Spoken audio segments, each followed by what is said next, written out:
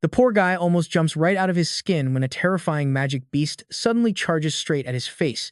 Just as the beast locks its eyes on Xingyu, a dramatic spell chant echoes through the air.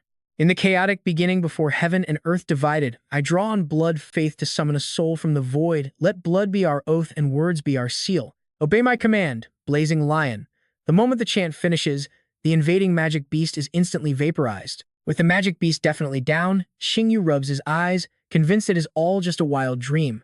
But when he opens them again, the ruined rubble around him is still very much real. Instead of the monster, he now sees a young woman. This is Su Ruyan, principal of the Azure Dragon Academy. She apologizes for bringing such a mess to his doorstep. She promises their academy will repair all the damage to his home and provide a very generous compensation package. Su Ruyan hands Xingyu her business card with a warm smile before heading off with her team of beast tamers.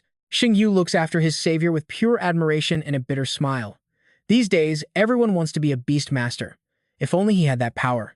But he cannot even afford a basic starter beast, which means he cannot enter the national tournament. Without becoming a beast master, he can never protect anyone. While Xingyu sits lost in his gloomy thoughts, a random stray dog suddenly appears from out of nowhere. The pup gently rests its paw on his lap and starts enthusiastically licking his face, taking him completely by surprise. He jokes, "Do not tell me you follow that giant dragon in here. What kind of starter is this? A random husky falling from the sky. Could this dog actually be a taming beast?" Xingyu suddenly remembers seeing this exact breed in his school textbook. Yes, the one with that incredibly long name. It is called a Tempest Hound. Since its bloodline is low and it requires 0 spiritual energy, he might actually be able to afford feeding it. This is perfect. Now that he has a beast, he can finally become a real beast master. But with the national tournament only 3 days away, there is probably no way they can prepare in time. Even so, Xingyu decides to keep the Tempest Hound, but early the next morning, he carries it directly to a local beast shop, whispering to the pup that staying with him will only ruin its future. He says those words out loud, but deep down, he just wants to find someone who can actually afford to feed the poor thing. The greedy little pup ate a whole week's worth of food in just a single night. Right then, the shop owner opens up, demanding to know why this annoying kid is standing in front of his entrance so early. Xingyu nervously asks if they would be willing to buy his beast. The owner takes one look at the Tempest Hound in Xingyu's arms and instantly waves him away. A Tempest Hound? He laughs. Nobody wastes money on trash beasts that do not even have an evolution path. He tells them to get lost and stop ruining business. Hearing this, the sad little hound whimpers and rucks itself close to Xingyu. Xingyu snaps back that he will just keep the dog then. But right at that moment, a strange glowing system screen pops up. Tempest Hound, Level 1. Loyalty 59. Base bloodline is low, but hidden bloodline is HELL-CLASS. Talent is currently listed as none. Its hidden talent is Hellfire, which can inflict devastating armor-penetrating damage to enemies. Evolution path, none. Hidden evolution path, Tempest Hound to Hell Tempest Wolf, then Hell Nether Wolf, and finally, Hell Yama Wolf. Xingyu rubs his eyes, wondering if he is hallucinating. But the glowing status screen is still floating right over his dog's head. A hidden evolution path? How is that possible when textbooks say the Tempest Hound cannot evolve at all? The owner waves a broom to shoo them away. Xingyu realizes the man cannot see the screen, meaning he is the only one who can. Just as Xingyu is trying to process this, a mockingly familiar voice cuts through the air, calling out his name.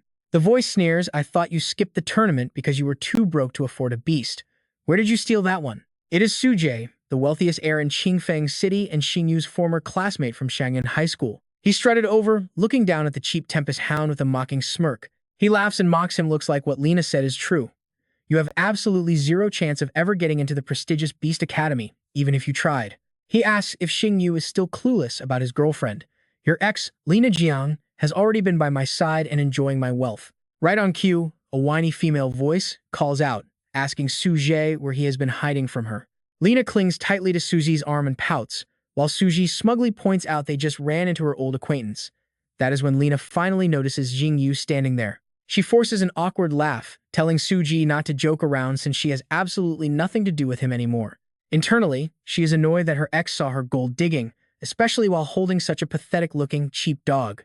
Xingyu snaps back, reminding Lena Jiang of how he supported her when she was broke, before she decided to crawl to a rich guy. He tells her to enjoy her sugar daddy forever, but demands she remember he dumped her first, before turning and walking away. His blunt rejection completely infuriates Sujie, who shouts out, demanding to know how Xingyu dares speak to them like that. Sujie sneers, threatening to grind him to dust at the national trials. Lina quickly tells Brother Zay not to lower himself to a loser's level. He is stuck with a useless Tempest Hound anyway, she adds, saying she should have dumped him much sooner. Hearing her venomous words only fuels Xingyu's burning determination. Who says a Tempest Hound is trash? He resolves to show them all exactly what they can achieve together. 3 days later at Zealand Square, the unified national high-level Beastmaster trials are finally about to begin. At the Qingfeng City venue, contestants are called to the arena as the exam officially kicks off.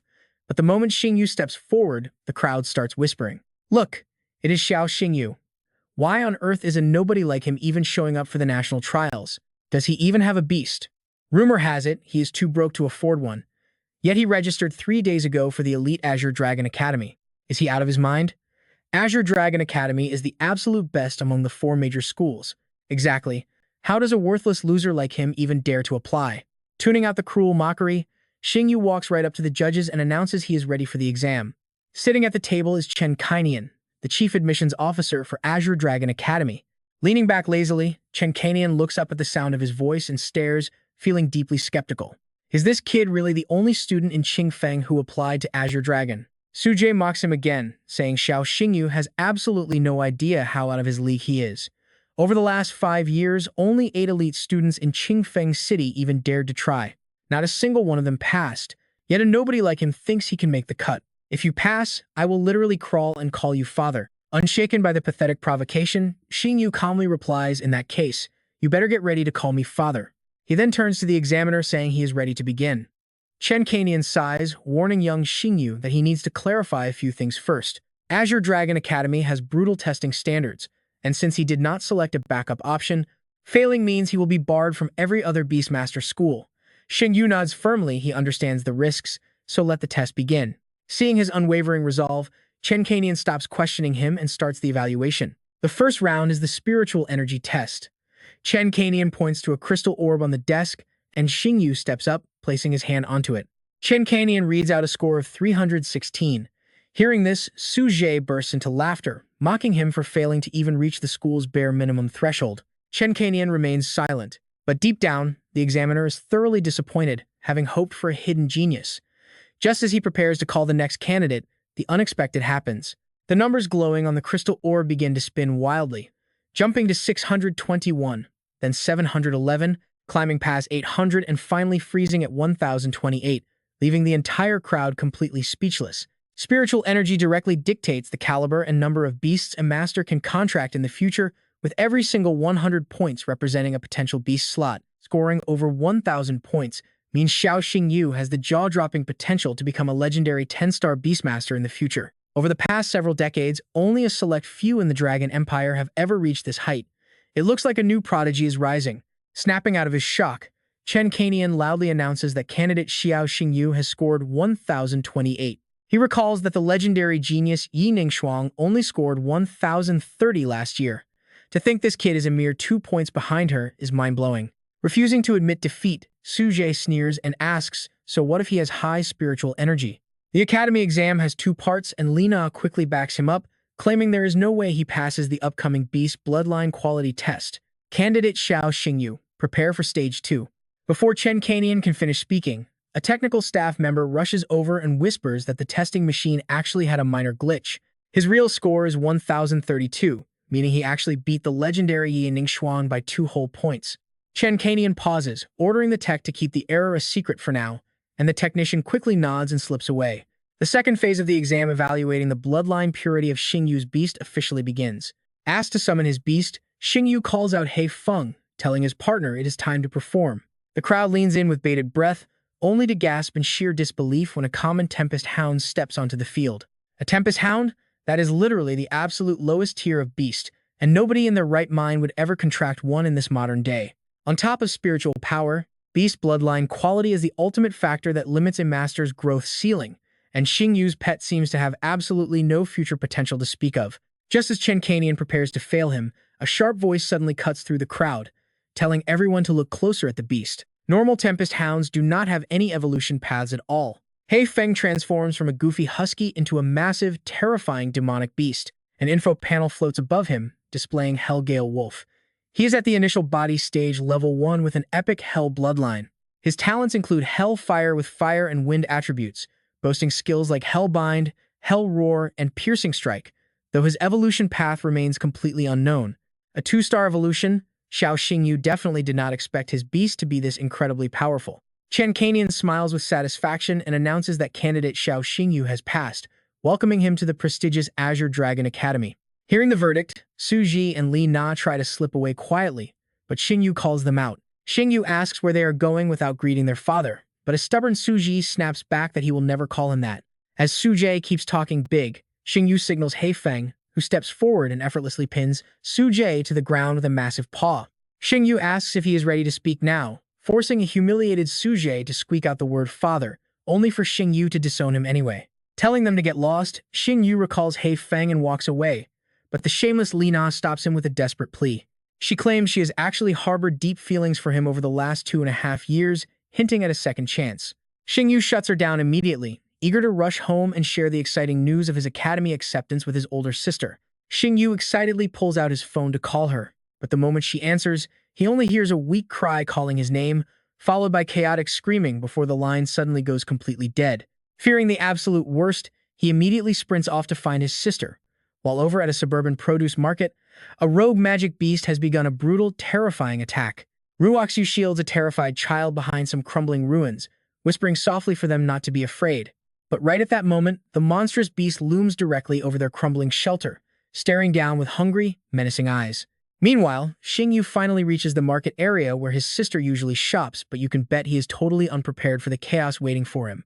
Pushing frantically against the fleeing crowd, he runs deep into the chaos, only to spot the massive creature slamming its claws right down on Ruoxu's crumbling hideout. Calling out to his sister, Xingyu acts on pure instinct, charging straight into the danger alongside He Feng. Suddenly, a glowing system notification flashes, displaying his beast's status. The system asks if he wants to activate the Hell Roar and Hellbind skills, which a desperate Xingyu immediately commands his partner to unleash. But He Feng does not move a single muscle, completely ignoring the command and just staring blankly back at his master. Now watch with the monster lunging directly toward his completely defenseless sister. Everything hangs entirely by a thread. In this desperate moment, Xingyu suddenly recalls the elite Beast Tamer who rescued him before, remembering how they chanted a strange, powerful incantation to activate their beast.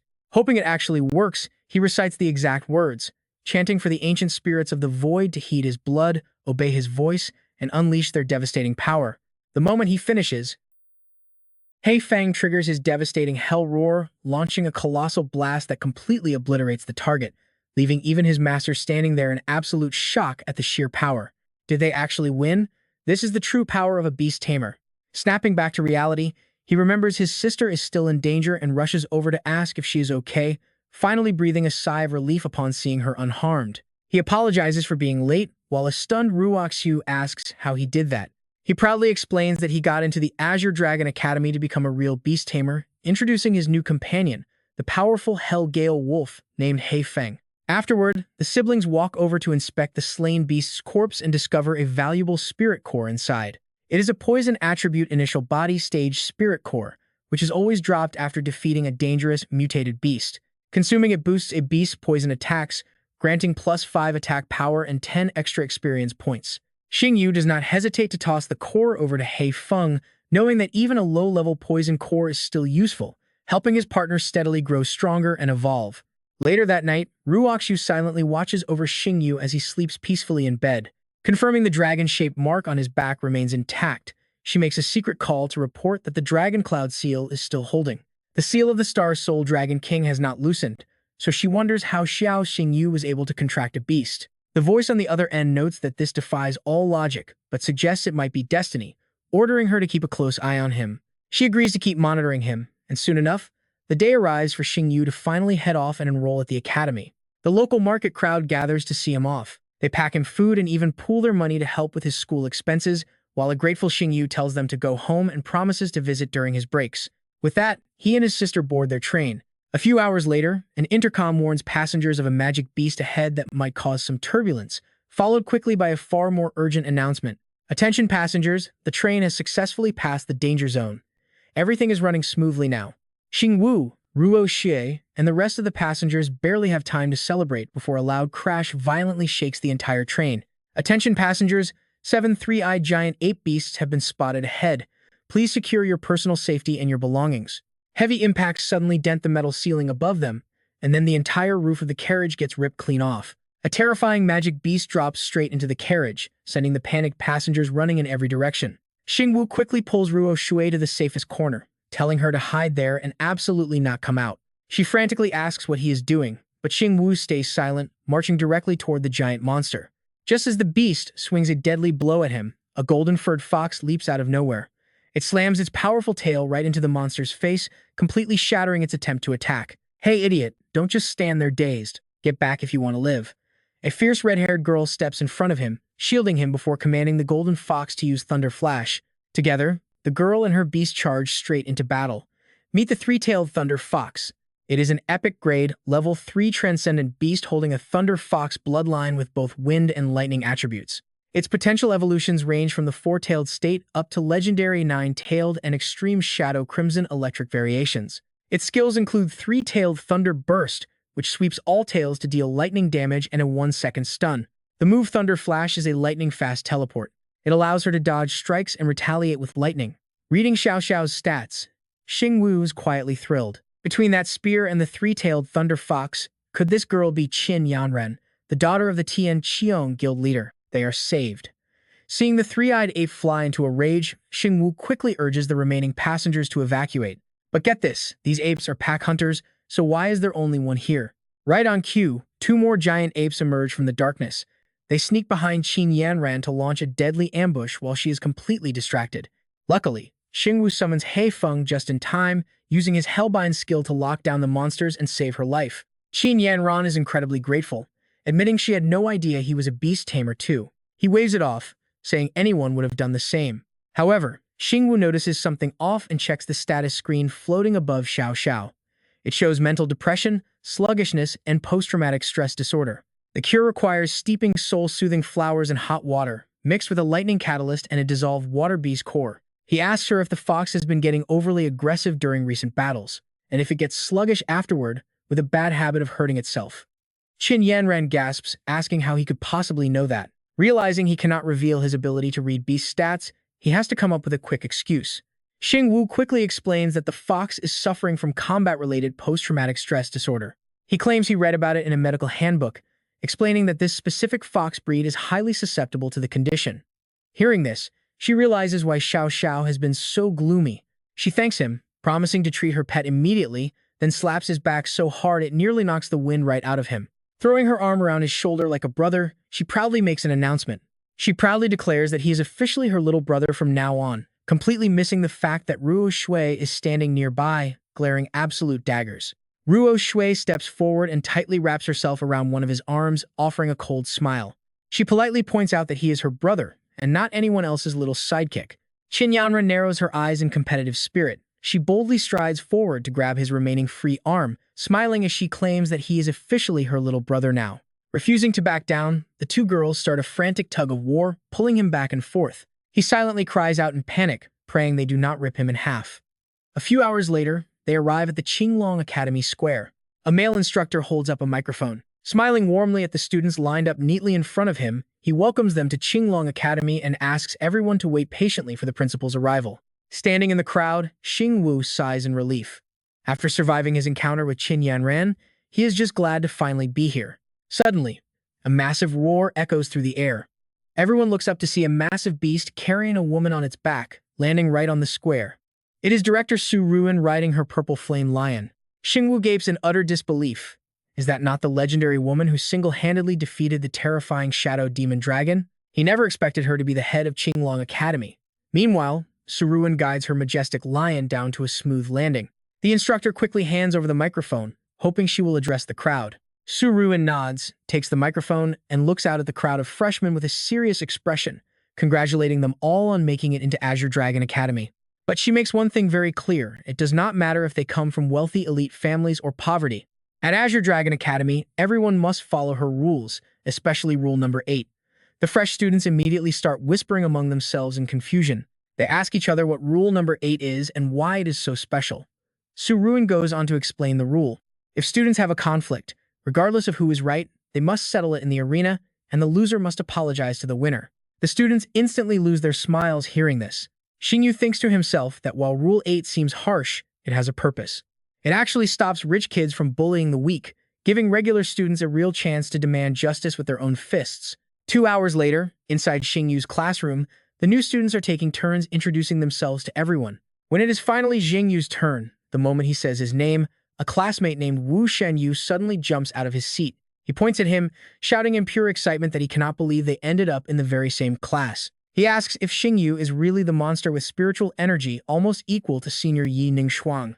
Teacher Chen Kanian yells from the podium for him to sit down. Xingyu quickly sits back down, leans over to Xingyu at the next desk, and whispers with a grin that he is officially following him from now on.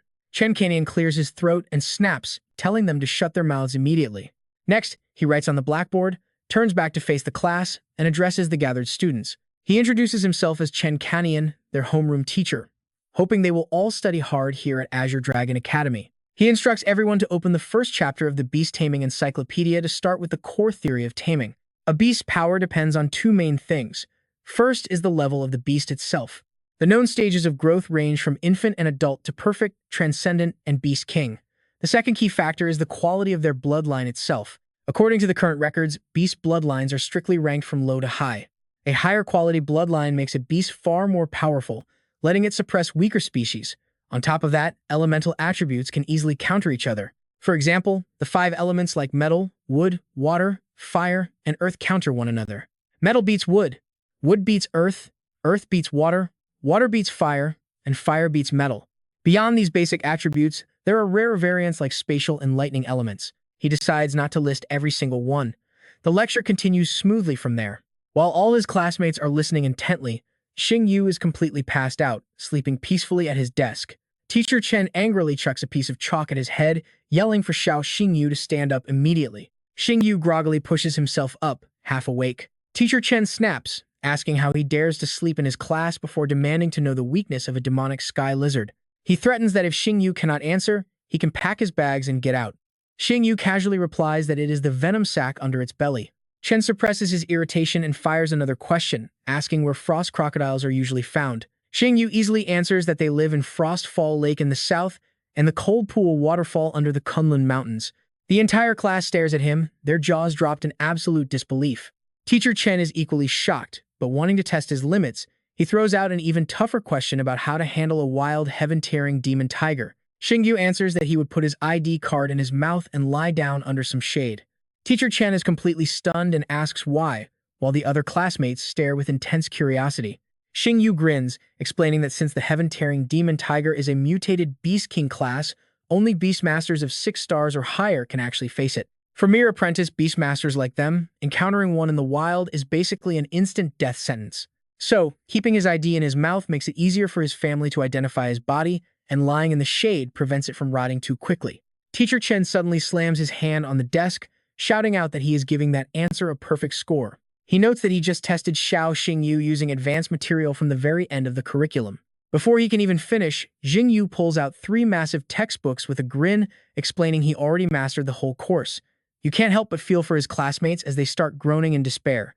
They call him a total monster genius, prompting Teacher Chen to tell the class to study on their own while calling Xingyu outside for a chat. Standing outside the door a moment later, Xingyu apologizes to Teacher Chen for falling asleep in class, promising it won't happen again. Chen sighs, saying it is not about that, but rather the fact that he mastered the entire theoretical course in just half a class period.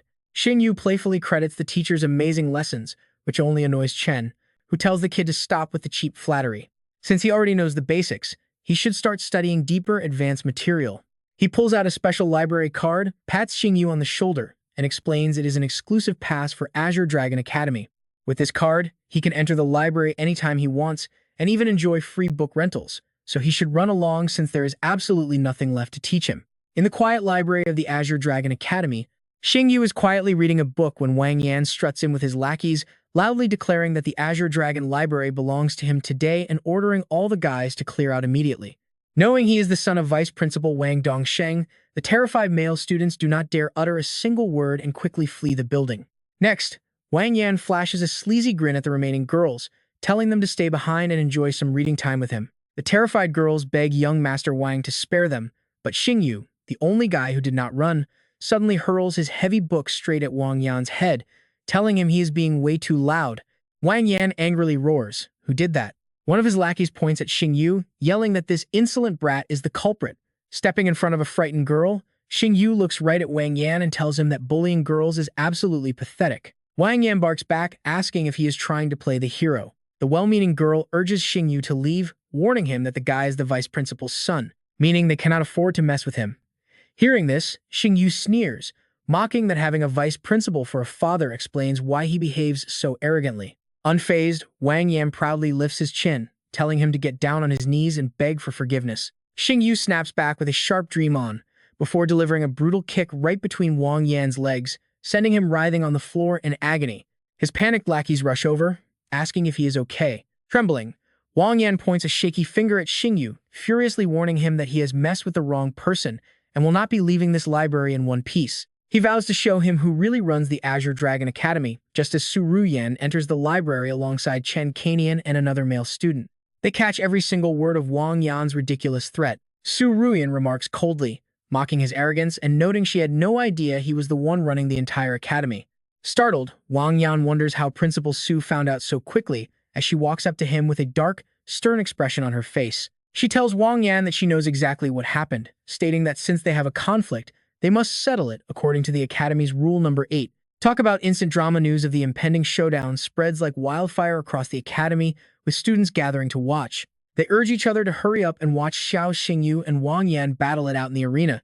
But with Wang Yan's beast being a legendary six-clawed void leopard, some wonder if Xiao Xingyu even stands a chance. Others quickly scoff, confidently declaring that Brother Xiao is completely invincible. Sometime later at the arena square, Chen Kanian looks down from the stands, silently hoping that Xiao Xingyu won't disappoint him as the loud referee calls both competitors to step forward. Hearing the call, Xiao Xingyu and Wang Yan both step up onto the stage and briefly shake hands.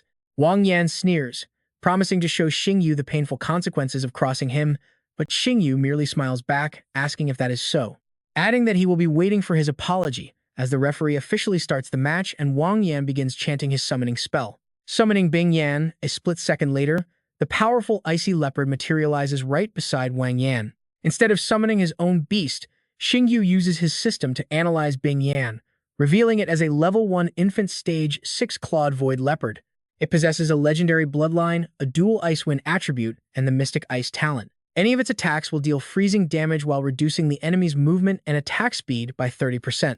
Its glacial blast locks onto the target with ice spheres, instantly detonating upon impact to unleash a massive, wide-range attack of exploding ice blades. With a 72 loyalty score, Xingyu notes to himself that it is indeed a dual-attribute beast. His expression turning slightly serious, he softly calls for He Feng to enter the arena, and a second later, the impressive beast materializes before the crowd. Wu Shengyu gasps, shouting that Brother Xiao's beast looks incredibly cool, and a nearby student agrees, noting that in terms of pure looks, the leopard completely loses. From her high-ranking VIP seat, Su Ruyan looks down at He Feng, lost in deep thought. She wonders how Xingyu got a beast she has never seen before, noting it looks like an evolved Tempest Hound. Yet, those hounds are notoriously known as useless beasts with absolutely no evolutionary path, leaving her wondering how he managed it. Inside the arena, Wang Yan grows even more jealous hearing the crowd praise Xingyu's beast, silently muttering that he will easily crush this crowd-pleaser. He immediately orders Bing Yan to charge and strike He Feng down using its devastating frost void claws. Reacting quickly, Xingyu orders He Feng to weave in a serpentine pattern to dodge the strike while closing the distance to Bing Yan.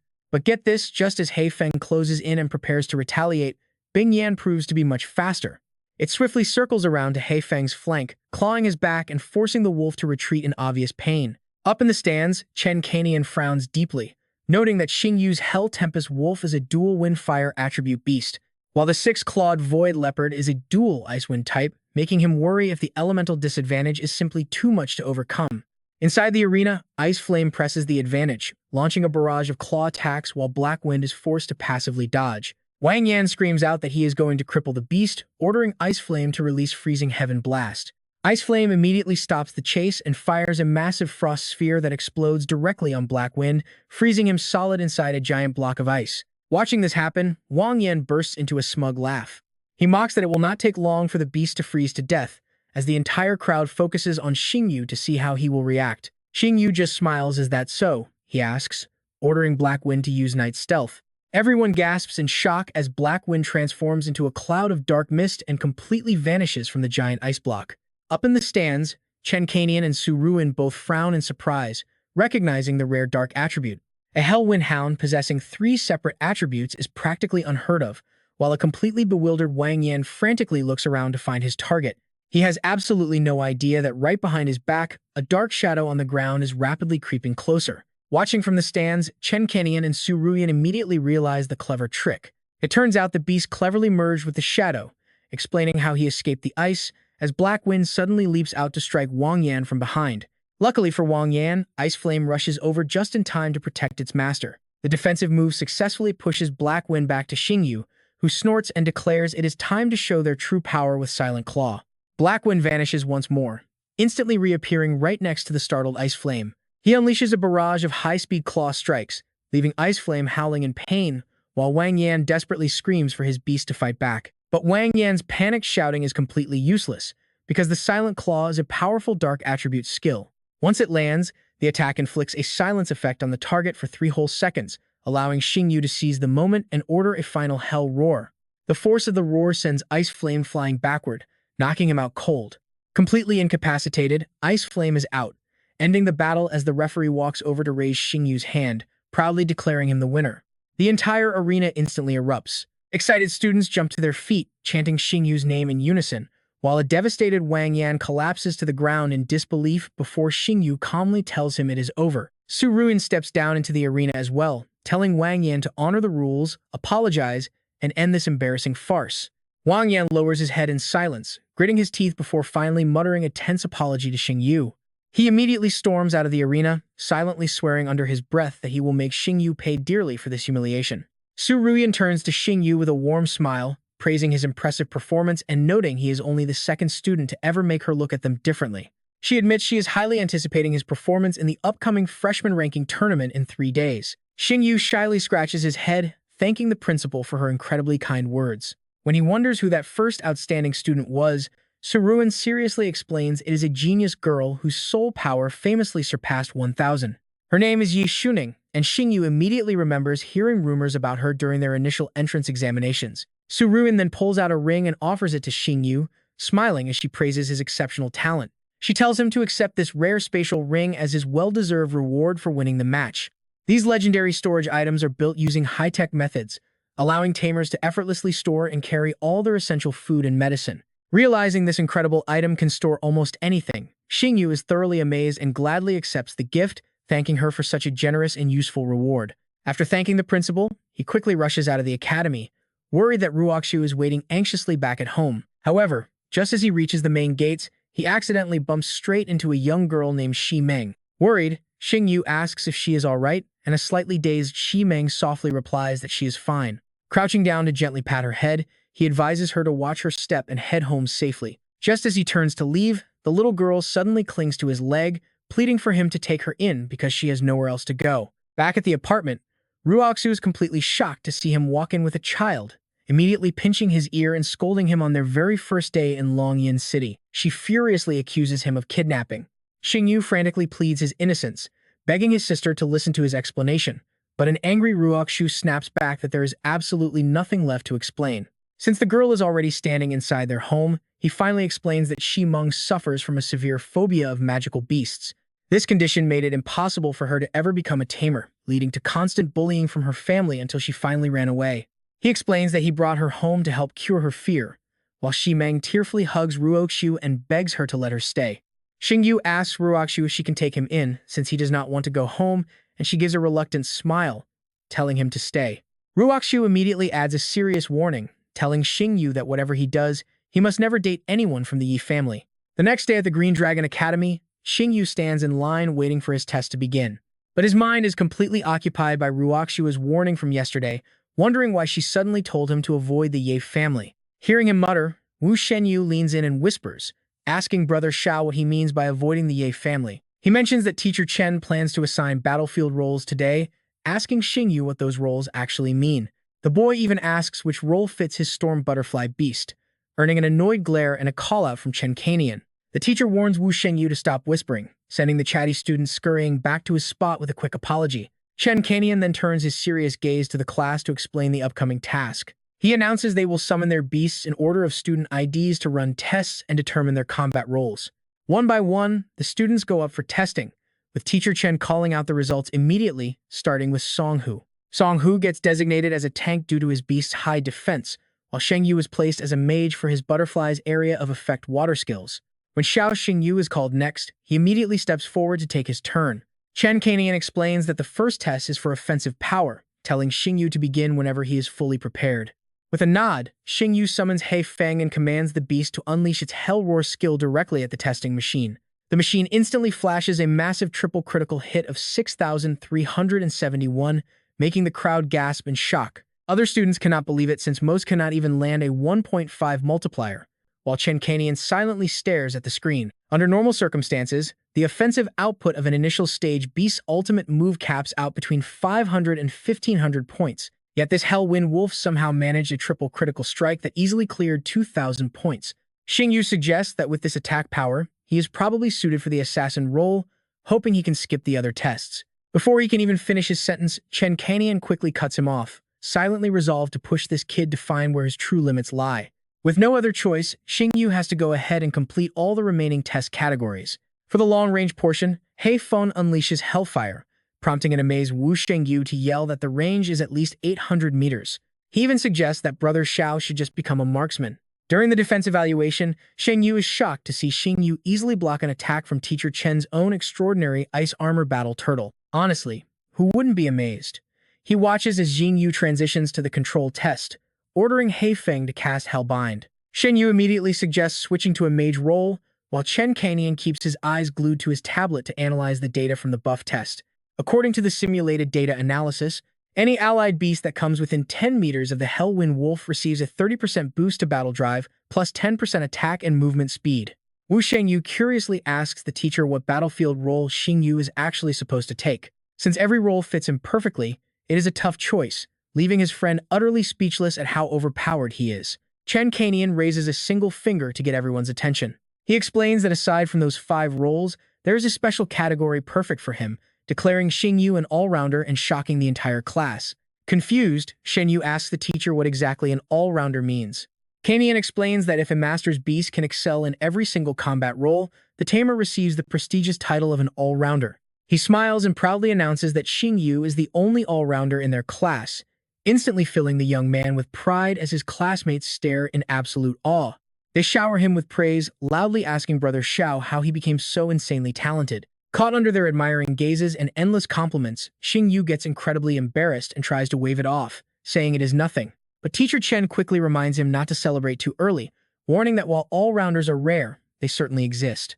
Although they lack data on the other freshmen, Xingyu is currently the only confirmed all-rounder in their year. However, the second-year class already has 2 famous all-rounders named Yi Shuangning and Han Tianjun. Even the third years have Morong Qingyang and Li Shancheng, prompting Teacher Chen to look at his class and urge them to keep working hard. He encourages them to keep striving, and once the class finally ends, Xingyu takes a walk down the quiet streets. The young man reminds himself to buy some beast supplements to prepare for the upcoming freshman ranking tournament, when suddenly, a group of strangers blocks his path. They mockingly ask where he is going, prompting a frowning Xingyu to demand to know who they are. The gang is all riled up, not even recognizing the Black Tiger Guild. Talk about begging for a beating. Wang Yan points straight at him, asking President Lei why he is wasting his breath. Just break one of his legs and see if he keeps acting so arrogant. Lei quickly agrees with young Master Wang. Just like that, the entire gang aggressively closes in on Xiao Xingyu for daring to cause trouble. Consider yourself unlucky, kid. Xiao Xingyu, however, only looks slightly surprised. Looking at the stars on their uniforms, they are all 3- and 4-star tamer experts. Xiao Xingyu asks if bullying a 1-star tamer like him is not going way too far. Wang Yan just scoffs. He proudly declares that he is indeed abusing his power and challenges what the boy could possibly do about it. President Lei chimes in, telling the young master not to worry because he will handle this brat right away. With a loud shout, he summons his beast. Out comes Thunder Tiger, a majestic white tiger crackling with bright purple electricity.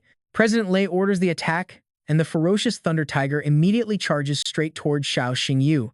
In a flash, Xiao Xingyu summons He Feng, who instantly lunges at the enemy with glowing red eyes and bites down hard on Thunder Tiger's neck. Just like that, President Lei's beast is slammed hard onto the ground by He Feng. Lei glares in sheer disbelief. The young master never warned him that this kid's beast was actually this powerful. President Lei is totally bewildered.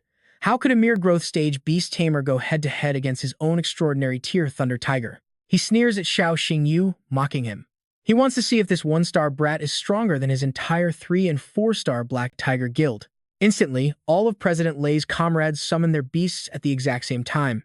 3 ferocious beasts emerge, growling menacingly at the young tamer and Hei Feng.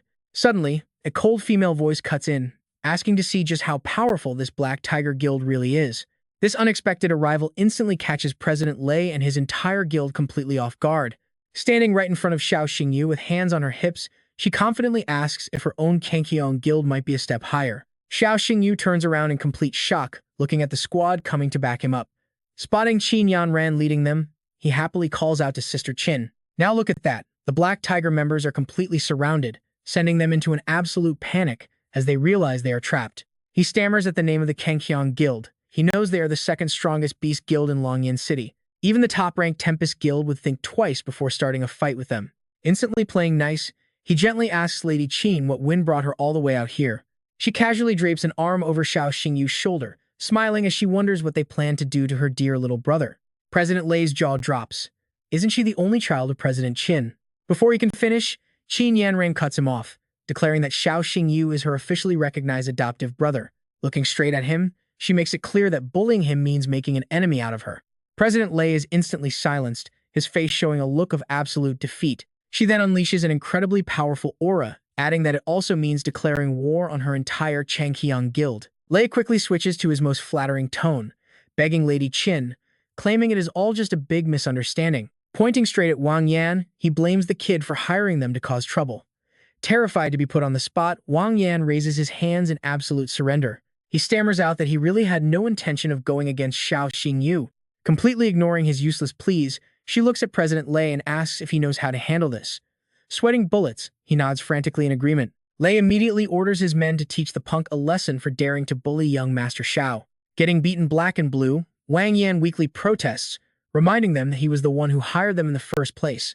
Back at the Kanchiong Guild, Qin Yanran asks Xingyu how he even got mixed up with those terrible people. He explains he was just buying beast nutrient medicine when he ran into bad luck. Hearing this, she asks if he is looking for beast nutrients. He should have just come to her, since her Kanchiong Guild actually specializes in making them. She adds that anytime he needs nutrient medicine from now on, he can just let her know and it will be completely free. Xingyu is left completely speechless by her immense generosity, especially since she is the only daughter of the master of such a massive guild. She then takes him inside. This is the state-of-the-art training base of the Kanchiong Guild. It is equipped with advanced high-tech machinery to help beasts master combat skills with maximum efficiency. Moving to another section, she shows him the relaxation area where tired tamers can unwind after tough missions, offering premium entertainment like golf and saunas. Finally, she shows him the grand conference room on the very top floor, where the senior members meet to plan combat operations for all their major guild missions. The next area is a medical room equipped with highly advanced gear. It is fully stocked with rare herbs, and Yanran excitedly reveals the best part. The beast doctors working in our guild here possess top-tier medical skills, offering the most advanced care for any wounded beasts. Hearing this, Xingyu wonders if they actually have beast doctors. Xingyu immediately grabs Yanran by the hand and asks if he can join the Sky Guild as one of their beast doctors. She looks at him with clear hesitation, but before she can even speak, a loud voice suddenly interrupts their conversation. "Absolutely not," says Li Yui, the vice president of the Sky Guild. She speaks with a sharp, mocking tone, questioning who he even is and why he is standing in their facility. How could someone of his age and experience be a beast doctor for their guild? She snaps that this joke is not funny at all. Yanran recognizes that voice the exact moment she hears it. She explains to her aunt that this is the boy who helped tame the giant three-eyed ape on the ship, and he is also her newly adopted brother. Suddenly, a panicked worker rushes through the door, yelling to Vice President Liu that several severely injured beasts have just arrived at the clinic. He frantically explains that they do not have enough hands, but Liu Yue tells him to stay calm and call in staff from their other branches. Then she turns to Yanran, telling her to request aid from other guilds, but the staff member cuts her off in a panic. There is no time. Vice President, those beasts are bleeding heavily and might not survive much longer. Hearing this, Xingyu steps forward and offers to help, telling Vice President Liu that time is running out. Inside the medical wing, a beast named Jade Mastiff lies on a stretcher as two doctors hurriedly wheel it toward the operating room. As they push, they shout instructions to the nurses about the Jade Mastiff on table number 3, which is bleeding uncontrollably. They need blood bags immediately, while its frantic owner screams at everyone to get out of the way as he feels his pet slipping. Due to severe blood loss, the Jade Mastiff lies completely still as its breath grows faint, while anxious doctors crowd around the stretcher. The owner begs the doctors to save his beast, while the chaotic room scrambles to stop the bleeding first. Hemostatic clamps are useless. The healing medicine is failing, and there is absolutely no way to stop the bleeding. One doctor shakes his head in utter defeat, admitting that standard medical procedures are not working. Xingyu quietly observes the chaos, his eyes flashing with a deep, intensely serious focus. On the high-tech treatment table, the Jade Mastiff groans in agony with its eyes squeezed shut, while the system screen displays its status. It is a level 3 extraordinary Jade Mastiff with 92% loyalty, and it is currently suffering from a deep wound caused by a Demon King beast. The toxic stinger of a Wasp King left a massive gash covered in green slime, preventing the cells from regenerating and healing. The doctors closely analyzed the massive wound on the beast's body. It was caused by a Wasp King stinger, and that glowing green mucus is a special toxin that prevents the flesh from knitting back together. Suddenly, Xingyu turns to the worried owner and speaks with complete confidence. He says he knows how to stop the bleeding, but asks if the owner is willing to trust him. The trembling owner places his hand on his beast and desperately begs him to do it, because in this desperate moment, he has no other choice but to trust him. Xingyu immediately lays out his treatment plan. Crush 1 heavenly spirit herb and some purple cherry blossom, preparing 20 backup doses. Then add 1 extraordinary poison attribute beast crystal and boil the mixture for 5 minutes. Hearing this, the shocked doctors stare at him in sheer disbelief and protest. They argue that every single ingredient he mentioned is highly toxic to varying degrees. They claim this is like rubbing salt into an open wound, and honestly, it sounds insane, but Xingyu does not waver. He firmly tells them to apply the medicine immediately, warning that if they miss this golden window, the Jade Mastiff will surely die. The pet's owner screams in absolute panic, yelling at the doctors to stop staring and brew the medicine immediately. Realizing how dire the situation is, the 2 doctors quickly rush to follow his orders, returning 5 minutes later with a small vial of glowing green liquid. Xingyu swiftly pulls on a pair of black surgical gloves with practiced ease. He takes the medicine from the doctor and carefully uncaps the vial, applying the green mixture directly onto the deep, gaping wound where thick, venomous slime is actively oozing. The moment the medicine touches the flesh, the beast roars out in intense agony, startling both Xingyu and its owner. Suddenly, someone shouts in relief that the bleeding has finally stopped. Indeed, only a few green drops remain around the wound as the exhausted beast drifts off to sleep, leaving the emotional owner to hug his pet tightly. He cries out that Fluffball survived, while over on the other side, Xingyu smiles. Xingyu folds his hands and smiles, asking Vice President Liu if his little performance was enough to satisfy her. She feels quite impressed by the recent event and reaches her hand out to him, saying his performance really exceeded her wildest imagination. She admits her past rudeness and formally invites him to join the Kangqiong Guild, offering him the highly respected position of their special pharmacist. Xingyu happily accepts the offer, and they shake hands to finalize their cooperation before the scene shifts back to his cozy home. Right now, Nixu is questioning him, asking if his late return is really because of signing a special pharmacist contract with the Kangqiong Guild. He nervously confirms it is true, making her turn away with a visibly upset pout. She complains that having an adoptive sister made him forget his real one, but Xingyu quickly reassures her that nothing like that could ever happen. Amidst the tension, Shimeng pops in to ask what a special pharmacist is and if it tastes good. Xingyu playfully explains to the little child that landing this special role at the prestigious guild means he will earn a solid salary. He excitedly declares that he will treat everyone to a massive feast this weekend, which immediately gets an enthusiastic response from Shimeng. She happily cheers along. Meanwhile, over in Wang Yan's room, the bully is bedridden with his casted left leg suspended high up. Wang Yan screams in pure fury, swearing that he will never forgive Xiao Xingyu, while Lin Kang watches him with folded arms, viewing him as useless. With tears streaming down his face, Wang Yan begs his father to get revenge for him. His father sternly scolds him, pointing out that as Lin Kang's son, he actually lost a duel to a complete nobody from some small city. Not only did he embarrass himself, but he also dragged their family name through the mud, leaving Wang Yan sobbing while wiping his tears.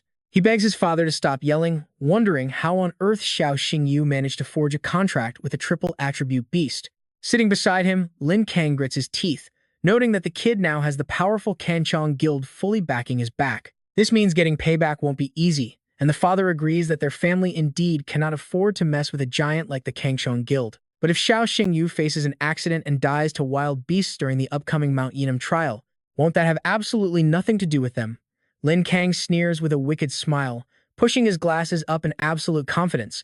Today, Mount Yinim is blessed with clear skies, as bright beams of sunlight pierce through the vibrant green forest canopy. With the instructors standing tall to supervise the crowd, Lin Kang loudly announces the official start of the freshman trial on Mount Yinim. He adds that this highly anticipated event will be broadcast live across all major social media platforms. Holding the microphone high, Lin Kang explains that the smart wristbands everyone is wearing will track their beast hunt count and broadcast their battle footage. He outlines the grading system, where defeating 1 to 10 beasts secures a C rank. 11 to 30 beasts earns a B, 31 to 50 earns an A, and the high-tech screen proudly displays this grading tower for all to see. Lin Kang continues, explaining that 51 to 80 beasts guarantees an S, while over 80 achieves an S+, before Ru Yan chimes in. She requests Vice Principal Wang to announce the names of the top all-rounders among this year's talented freshmen before things begin. Whispers instantly spread through the crowd about how the legendary Yi Ningshuang was the absolute champion of last year's mountain trial. Lin Kang looks down and declares that based on their entry evaluations, this freshman class features a total of 3 incredible all-rounders. First up is Murong Yangshuo from Class 1, a tall boy sporting long, striking platinum hair. His confident aura speaks volumes as the proud son of the prestigious Murong family, and the vice principal continues his announcement. The crowd gasps as they realize Class 1 actually has 2 top geniuses, with the beautiful, pink-haired Murong Jinxin named as the second prodigy. The final all-rounder to be named is Xingyu from Class 3. While everyone is completely shocked by his name, Xingyu himself is too busy deep in thought over the prominent Murong family. He wonders if they belong to one of the 4 legendary beast-taming clans of the Dragon Kingdom alongside the Ye, Li, and Shangguan families. Each of these 4 great clans commands a unique divine beast and rules over its own territory. As the scene shifts to the broadcast station, the academy instructors sit around the table, watching the screens behind Yang Shu as he delivers a highly professional introduction. He warmly welcomes the stream viewers as their host for this trial, while the main camera smoothly pans over to Ru Yan. She asks Vice Principal Wang how many beasts he expects Xingyu to hunt during this challenging mountain trial. Lin Kang coldly responds that predicting 50 beasts is already giving the kid too much credit. Kai Nian looks deep in thought and counters that with the boy's incredible talent, he should hunt at least 80 beasts. Resting her chin on her hand, Ru Yan suggestively wonders if they are both wrong now. That is what I call supreme confidence. Meanwhile, the weather outside is absolutely perfect for the students to commence their high-stakes outdoor operation. Yang Shu announces that the students are entering the field, and the camera instantly pans to follow them. The freshmen are eagerly warming up, clearly ready to unleash 100% of their power as their excited host keeps narrating. The official trial begins. 20 minutes later, the reporter broadcasts the updates. In less than half an hour, Wan Lin from Class 2 successfully slays a short-tailed bear. Already, the total number of hunted demon beasts breaks past 10. Ru Yan frowns, deeply worried for Xingyu. The screen continues broadcasting giant beasts alongside words of encouragement. Congratulations to Sun Tianhao from Class 5. His total hunt count has officially surpassed 20 beasts. Suddenly, Yang Shu cries out in pure shock. It is completely unbelievable. The trial has only been underway for a single short hour. Murong Yangshuo from Class 1 has already hunted 43 beasts. The livestream comment section is practically losing its mind. Classic Murong family genius. He is so incredible that some fans online literally beg to marry him. Absolutely insane. Is the Murong family really this powerful? Yang Shu uses every muscle in his face to shower Yang Shuo with praise. His majestic white griffin is indeed proving to be the absolute only psychic-type beast in this entire trial. Its incredible spatial piercing ability does not just close the gap with the beast instantly. Every single attack it fires off can also trigger a devastating armor penetration effect. The screen flashes showing the white griffin snapping up a flowing snake. Sharp eyes gleam with absolute ferocity, while Yang Shu continues his steady commentary. Though this silver flowing snake boasts incredible regeneration, it is completely hard countered by the white griffin's ability, leading to a grim end that is just too painful to watch. Ripping the snake open with its beak, the white griffin is stopped by Yang Shuo, who quickly tells Xiao Bai not to torture it anymore. He touches the snake's body and commands the griffin to just retrieve the beast's core. Leaderboard updates are rolling in constantly. Right now, Xingxin is leading the pack, making her the only female tamer in the top 3, followed closely by Yang Shuo and Xingyu. Live broadcast screens shift to show her currently locked in combat with a massive beast. Yang Shu comments after witnessing Murong Yang Shuo's spectacular performance, "Let us turn our eyes to Murong Xingxin. Her personal tame is a bone-winged bat, which possesses an incredibly rare legendary bloodline and stands as the absolute only undead-type beast in this entire trial. He adds that she is a true psychic-style player, as the opposing beast roars ahead, fully determined to fight to the death. Yangshu explains that the bloodthirsty lion is a Tier 2 base-stage beast possessing an epic bloodline. A physical attack like that carries a massive 5 times critical strike effect, but running into the bone-winged bat means its run ends right here today. The chat floods with virtual roses as fans cheer for Xingyu, promising to always support her on her journey. Her talent might even surpass her older brother, Murong Yangshuo. Yangshu pumps up the crowd, noting that if Murong Xingyu defeats the bloodthirsty lion, her total hunt score will hit 51 beasts. Elsewhere, Yangshuo looks at the scoreboard and thinks with pride that his little sister will definitely take first place in this trial. Suddenly, he is shocked to see someone making a massive comeback, overtaking his sister. Rewinding to just 1 minute prior, a tense but deeply determined Xingyu watches closely as her personal beast launches its assault on the enemy. Her beast suddenly unleashes a dazzling yet highly dangerous beam of purple light, prompting a victorious smile as Xingyu celebrates securing another easy kill. Xingyu's sudden shout catches her off guard, telling He Feng to shred the beast to pieces. Just as her bat swoops down with its jaws wide open, an unexpected shadow suddenly intercepts the target at the very last second. Struck down completely, the beast spurts fresh blood from its chest to everyone's absolute shock, while a cheerful voice shouts that he successfully stole the kill. Now at Mount Yinam, Xingyu and Xingyu stand face to face, with the slain bloodthirsty lion lying right between them. Riding atop He Feng, he smiles warmly and thanks his classmate Jinxian for generously gifting him the monster. Though she acts completely calm on the outside, she is screaming like crazy on the inside, just as the leaderboard scores begin to shift. Yangshu commentates with high energy, calling it an incredibly dramatic twist and pointing out how devious this young man is. Even with all her guard up, Xingyu could never have anticipated the cunning Xingyu, who snatches her prey to claim the top spot. A giant new threat appears near Xingyu. Things take a dangerous turn as a 3-eyed demon ant charges out of nowhere.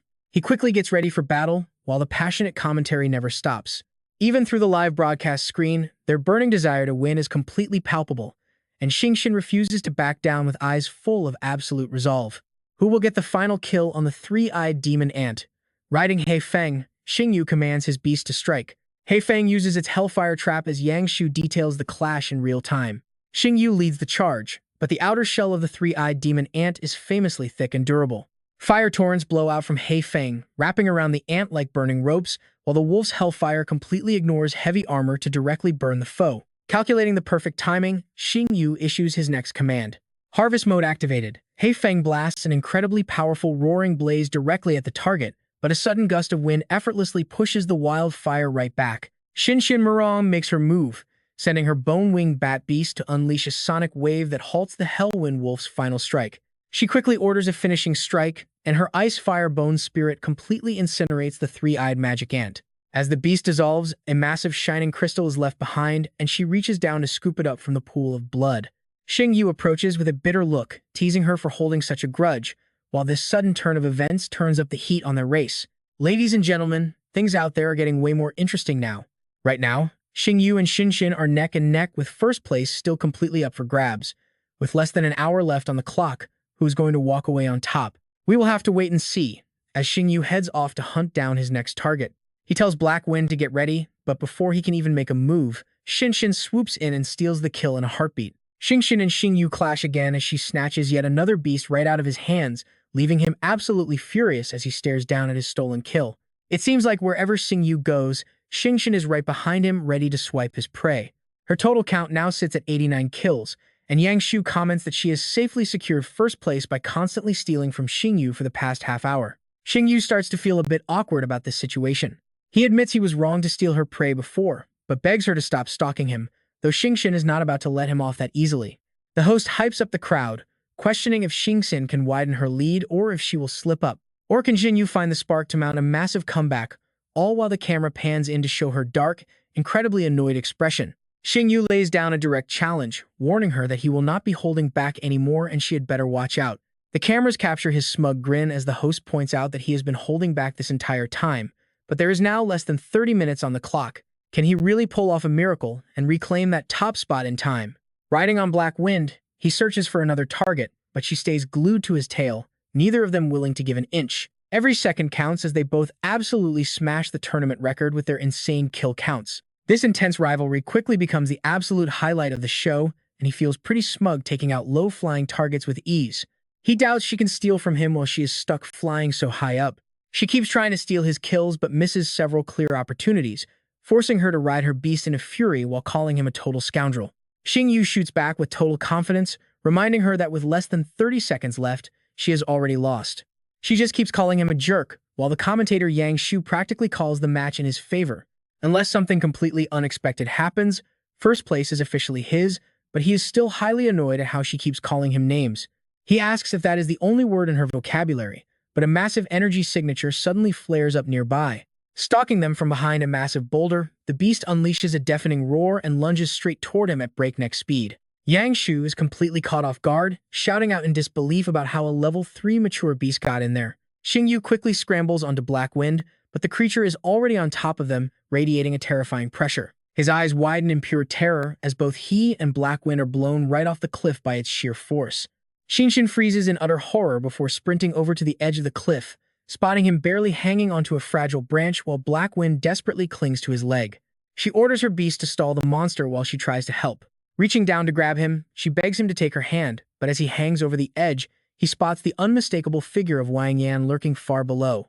Realizing it is him again, his heart sinks just as the weak branch snaps under their combined weight. She watches him plummet into the depths and screams in utter despair. Back at the broadcast station, the atmosphere is dead silent before Canyon slams the table and stands up, completely losing his cool. He demands to go rescue his student immediately, but Ruoyan tries to calm him down, telling him not to panic. She reminds him that they are both her beloved students as well, and as dean, she promises she will not let anything happen to them.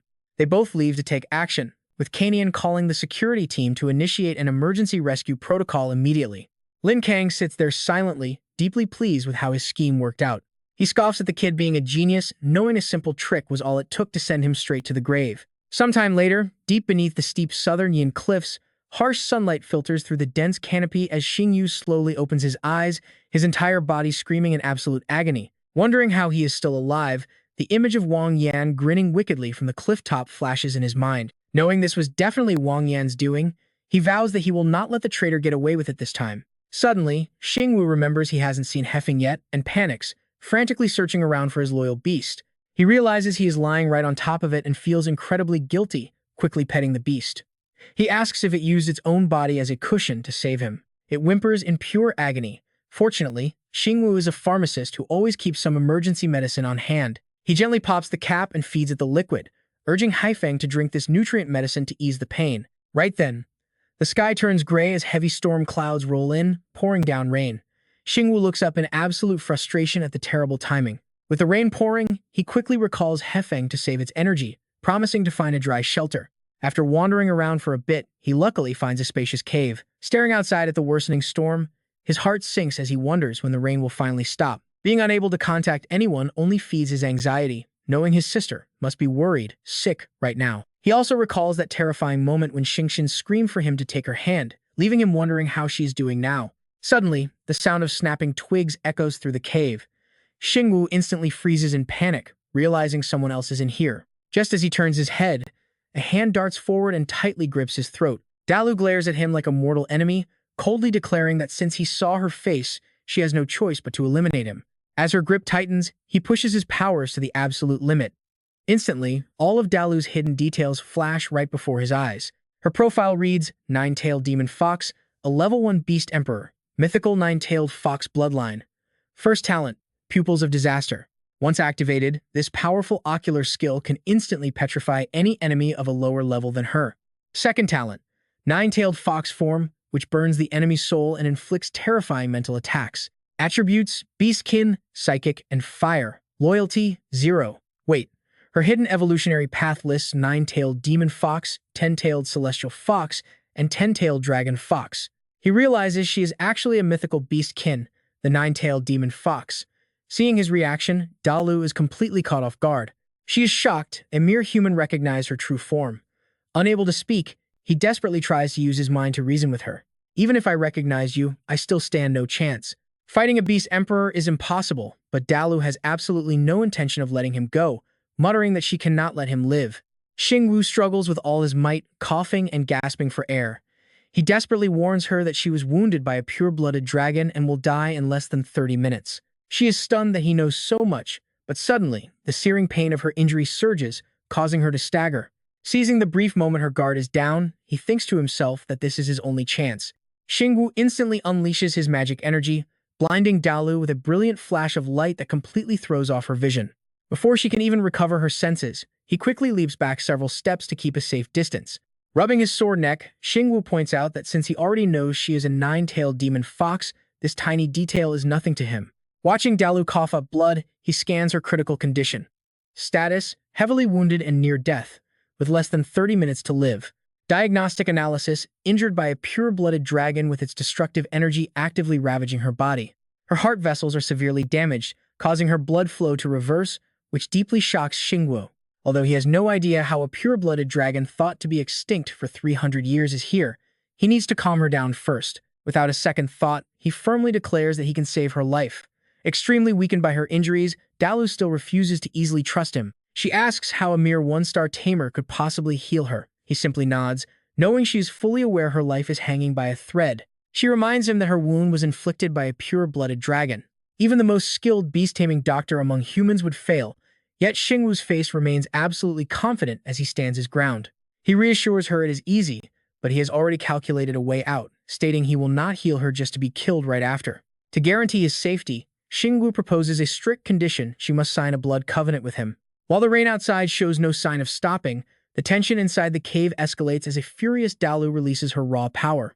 She spits out if this brat expects her to submit and become his tamed beast, while Xingyu visibly struggles against the violent purple aura exploding around her. He simply frowns and says yes, prompting Dalu to scream in pure rage, her crimson eyes glaring straight at him. Warning him that he is digging his own grave, she aggressively lunges at Xingyu, her body erupting with a violent energy that threatens to tear him apart. With his throat tightly squeezed once again, Xingyu struggles to speak. He gasps that while taking his life is easy, she will not survive without him. Dalu hesitates in anger, wondering if she really has to submit to a mere human. Suddenly, a severe shockwave of pain hits her, leaving her mind completely dazed and disoriented for a brief moment. As Dalu collapses to her knees, Xingyu warns her that the dragon's destructive power has already penetrated deep into her vital heart vessels. Without a blood pact, they will run out of time, yet Dalu continues to struggle, refusing to submit. She cannot die here, she still has to complete the critical mission assigned by her sister. Slowly, she loosens her tight grip on his neck, leaving deep purple bruises behind on his skin as Dalu finally accepts his desperate offer. She finally agrees to form the blood pact from this moment on, prompting a highly serious Xingyu to bite his finger to initiate the ritual. Fresh blood wells up from his finger as Xingyu solemnly continues the binding ritual. He declares her as his personal bound beast, gently pressing his blood-stained finger against her forehead as a brilliant, star-shaped light erupts between the two of them. Dalu marvels silently in her heart, but she quickly demands to know if this Xiao Xingyu can finally begin healing her royal body now. Xingyu calmly promises to protect his new beast, but Dalu instantly panics, asking what on earth he is doing stripping off his clothes. And things are about to get wild. She blushes furiously as a dead serious Xingyu suddenly pulls out a sharp dagger. Explaining that he must undress to draw blood, he suddenly plunges the sharp dagger straight into his own chest, his face contorting in sheer agony. Pointing directly to his bleeding chest, Xingyu urges her to drink quickly, leaving a completely flustered Dalu stammering in absolute disbelief at his outrageous demand. Her royal self could never stoop to doing something so incredibly embarrassing.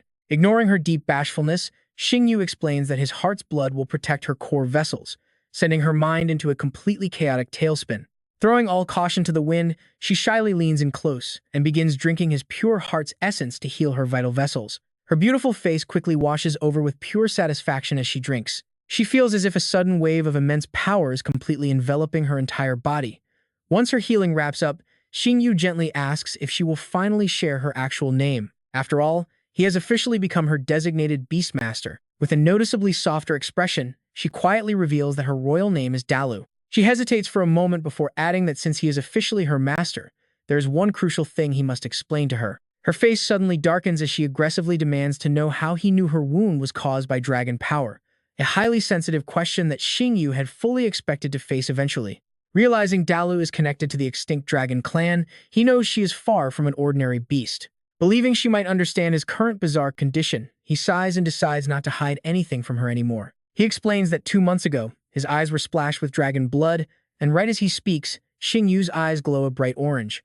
He reveals that with a mere thought, a strange interface pops up, displaying highly detailed data about any beast he looks at. Xingyu deduces that her injuries were also clearly mapped out right in front of him on that virtual status panel. Dalu listens to his explanation in absolute shock, realizing that his description matches the legendary and mythical demon god eye perfectly. She knows that legendary eye can analyze any monster instantly, realizing that Xingyu has mistaken this ancient power for some game system. Yet, this ocular ability is supposed to be inherited solely by generations of the dragon demon god clan. You've got to admit, she's got a point since Xingyu is a regular human. How does he wield the supreme ocular power? She silently wonders who Xiao Xingyu truly is, prompting the young man to break the silence by asking why she has gone completely quiet. Calming her racing thoughts, she quickly reasons that since he is officially her beastmaster now, his possession of the legendary demon god eye is actually an incredibly massive benefit for her. Sitting down gracefully on a rock, she tells Xingyu that he got incredibly lucky. Crossing her arms, she explains that the dragon blood must have caused his eyes to mutate into the fabled demon god eye. Xingyu asks in shock, wondering if this eye is actually different from his system. She rolls her eyes, telling him to stop daydreaming since he is definitely not some reincarnated isekai protagonist. Advising him to stop reading novels, she clarifies that those virtual panels are merely the visual manifestation of his unique eye power. Caressing his chin, Xingyu wonders why he can actually hear a voice speaking inside his head if it is just a visual ability. He vividly remembers a mysterious voice once urging him to pick up an item to awaken his beast's dormant bloodline. Promising a complete transformation for his beast, that mysterious voice had guided him right after a devastating dark magic dragon attack to find a rare bloodline awakening crystal capable of evolving Hefeng into a mythic beast. Later on, during the high-stakes Qinglong Academy entrance exam, he had boldly fed that very crystal to Hefeng. He recalls how the surrounding air instantly flared into a deep, violent crimson as Hefeng clamped down hard on the glowing awakening gemstone. He never expected that risky move would trigger Hefeng's evolution into a legendary Hell Tempest wolf. Helping him ace the Academy's trial, that enigmatic voice had guided him through both critical turning points. Lost in deep thought, Xingyu can only wonder when that mysterious voice will decide to speak to him next. Just outside, a dangerous magic beast quietly watches the cave, baring its sharp, terrifying teeth as it waits to strike. The beast suddenly charges them with a loud roar. Luckily, Dalu reacts fast, grabbing his collar to pull him out of harm's way. The heavy downpour outside signals a fierce clash. She quickly snaps him out of it, telling the foolish kid to stop overthinking. The monster releases a devastating aura, fully enveloping itself in a blinding, brilliant crimson light. Xingyu instantly recognizes the creature as the lava lion tiger beast, the exact monster that had previously knocked him off the cliff. He thought he had safely escaped its clutches, but the creature had tracked them relentlessly, and before he can even process this, it lunges straight at them. Xingyu and Dalu barely manage to dodge the strike, but the beast's overwhelming pressure corners him against the rocky wall. Honestly, things are looking incredibly grim. Suddenly, bright ripples of purple light surge out, completely binding the body of the furious lava lion tiger beast. As the massive beast bellows in immense agony, Xingyu is caught completely off guard, his eyes widening as he watches the mysterious magic tear into his relentless enemy. It turns out that devastating counterattack came from Dalu, who is now glaring at the monster with absolute confidence. Even if she is injured, she warns, she is not someone a mere beast can dare to provoke. Unintimidated by her powerful aura, the monstrous creature growls fiercely and lunges forward with its razor-sharp claws extended. Their devastating clash throws the entire cavern into absolute chaos, and though Dalu blocks the attack, she struggles under the pressure, cursing the creature for daring to show such disrespect to her royal status. Wasting no time, Dalu unleashes a powerful blast of raw mental energy to directly strike her opponent, simultaneously activating her devastating skill, the Eye of Heavenly Destruction. A massive, terrifying eye manifests in the air, glaring down at the beast and instantly petrifying it until it shatters into a million pieces. Seeing their monstrous pursuer finally destroyed, Xingyu breathes a sigh of relief, though he quickly realizes his own body is reaching its absolute limit. His vision begins to blur rapidly, and with her worried voice fading in the distance, he finally collapses into deep unconsciousness. Inside his own sea of consciousness, Xingyu finds himself standing before a colossal, 100-meter-long dragon that welcomes him back, claiming that the owner of the demon god eye has finally awakened. Utterly stunned by the massive creature towering over him, Xingyu stammers, asking who on earth is speaking to him. He suddenly realizes he is actually sitting right on top of this giant black dragon, despite clearly being in the cave with Dalu just moments ago. When he demands to know who the entity is, the dragon simply asks if he has already forgotten his guide. The dragon points out that his beast only evolved thanks to his guidance, prompting Xingyu to finally recognize the ancient creature. Realizing this is the voice that guided him to the Bloodline Awakening Crystal, Xingyu demands to know his identity, prompting the dragon to share his story. The dragon explains he was awakened by bloodline power and doesn't know his own identity, triggering a sudden memory from Xingyu's past. He wonders if that power came from the dragon blood he encountered, but before he can ask, the entity presents him with a tempting offer. The voice promises to guide him to ultimate glory, though Xingyu finds it absurd that someone who cannot even remember their own name claims they can help him. The dragon immediately summons a glowing system interface right before his eyes. He asks if Xingyu has already forgotten his powers, showing details of his Gale Dog at level 1 with 59% loyalty. It reveals a low-tier common bloodline containing a hidden, epic-quality Hell Beast bloodline. Its standard talent is blank, but it possesses a hidden Hellfire ability that bypasses defenses, with a hidden evolution path leading from Gale Dog directly to Hell Gale Wolf, and eventually evolving further into the terrifying Yama Hell Wolf. Xingyu finally realizes that the interface he mistook for a game system was actually this dragon's doing all along. Talk about a plot twist. The entity explains that he can see through all beast information, and Xingyu only needs to summon him using his own consciousness to make him appear. He promises that following his guidance will guarantee a legendary future, but the boy remains highly skeptical, deeply questioning the true motive behind such generous offers. The dragon admits he merely wants to recover his lost memories, leaving Xingyu to wonder why he waited so long to finally show himself. The spirit replies that only as Xingyu grows stronger can they maintain a stable connection through their shared consciousness. With two beasts now contracted, it was finally the right time to manifest, leading the curious boy to look around the vast, empty space and ask where they actually are. When asked how he arrived here, the entity explains this is the Sea of Consciousness, a special space connecting their minds. He explains that he took the opportunity to visit while Xingyu was unconscious, but now it is finally time for him to wake up. Unsure if he will ever see the giant dragon again, the boy quickly asks when they will have their next encounter. Receiving only a vague promise that the entity is always with him, Xingyu finally wakes up and realizes he is no longer inside the damp cave. He wonders how on earth he ended up in a hospital when he was just sheltering inside a cavern. Kainian and Ruyin stand anxiously by the doorway, letting out a sigh of relief as they ask if he is finally awake. Apologizing to the dean and teacher Chen for causing them so much worry, the boy slowly pushes himself up and asks Dean Su why he isn't still trapped in the cave beneath the cliff. Wait, why? Ruo Yan explains that the rescue team found him near the cave, completely passed out. With a dead serious look on her face, she presses him for details on what exactly went down inside. What is truly bizarre is that they also found the corpse of the lava lion tiger right near that cave. It was lying less than 100 meters from where they dragged him out. Xingyu feels his heart skip a beat, quickly playing dumb by pointing out that since he was unconscious, he has absolutely no clue. After all, she cannot possibly suspect that a weak one-star beast tamer who barely survived could actually slay a beast like that. Xingyu's answer leaves her second-guessing herself. She wonders if she is just overthinking the whole situation. Ruo Yan quickly reassures him, telling Xiao to rest easy because the academy will thoroughly investigate this incident and get him the answers he deserves. He forces a polite smile, saying he obviously trusts the dean, while Kainian chimes in to praise him as well. On top of that, his and Murong Jinshin's performance in the Yinam Mountain trial both earned an S+ evaluation. They even shattered the academy record, so he should focus on resting up for the big freshman ranking tournament coming up this weekend. With those parting words, the two leave him alone in his hospital room, but the moment the door shuts, a glowing projection suddenly materializes. It is Dalu. He was wondering where she vanished to, and it turns out she hid inside his beast-taming badge. She immediately snaps at him. The stubborn brat dared to let her drink his heart blood, pushing his injured body past its limits until he finally blacked out. Remembering how terrifying things got inside that cave makes her face turn dark with anger. She explains that she slipped away to avoid being spotted by humans when the rescue team finally arrived. Dalu frowns, asking if his fall off that cliff was really just some freak accident like they claimed. He lets out a soft, mocking laugh, his eyes cold and cynical. There is no such thing as an accident. He knows exactly who set him up. Remembering Wang Yan's smug, punchable face, he grits his teeth and vows that he will never let him get away with this. Over at the Wang family study, Lin Kang is calmly drinking tea and reading, completely relaxed. Suddenly, his son Wang Yan bursts in, looking absolutely terrified. Holding up his phone with a trembling hand, he gasps that they have a massive problem. Lin Kang frowns at his son's panic, slowly putting down his teacup. He scolds his son for acting so undignified, but Wang Yan is too panicked to care, repeating that things are seriously bad.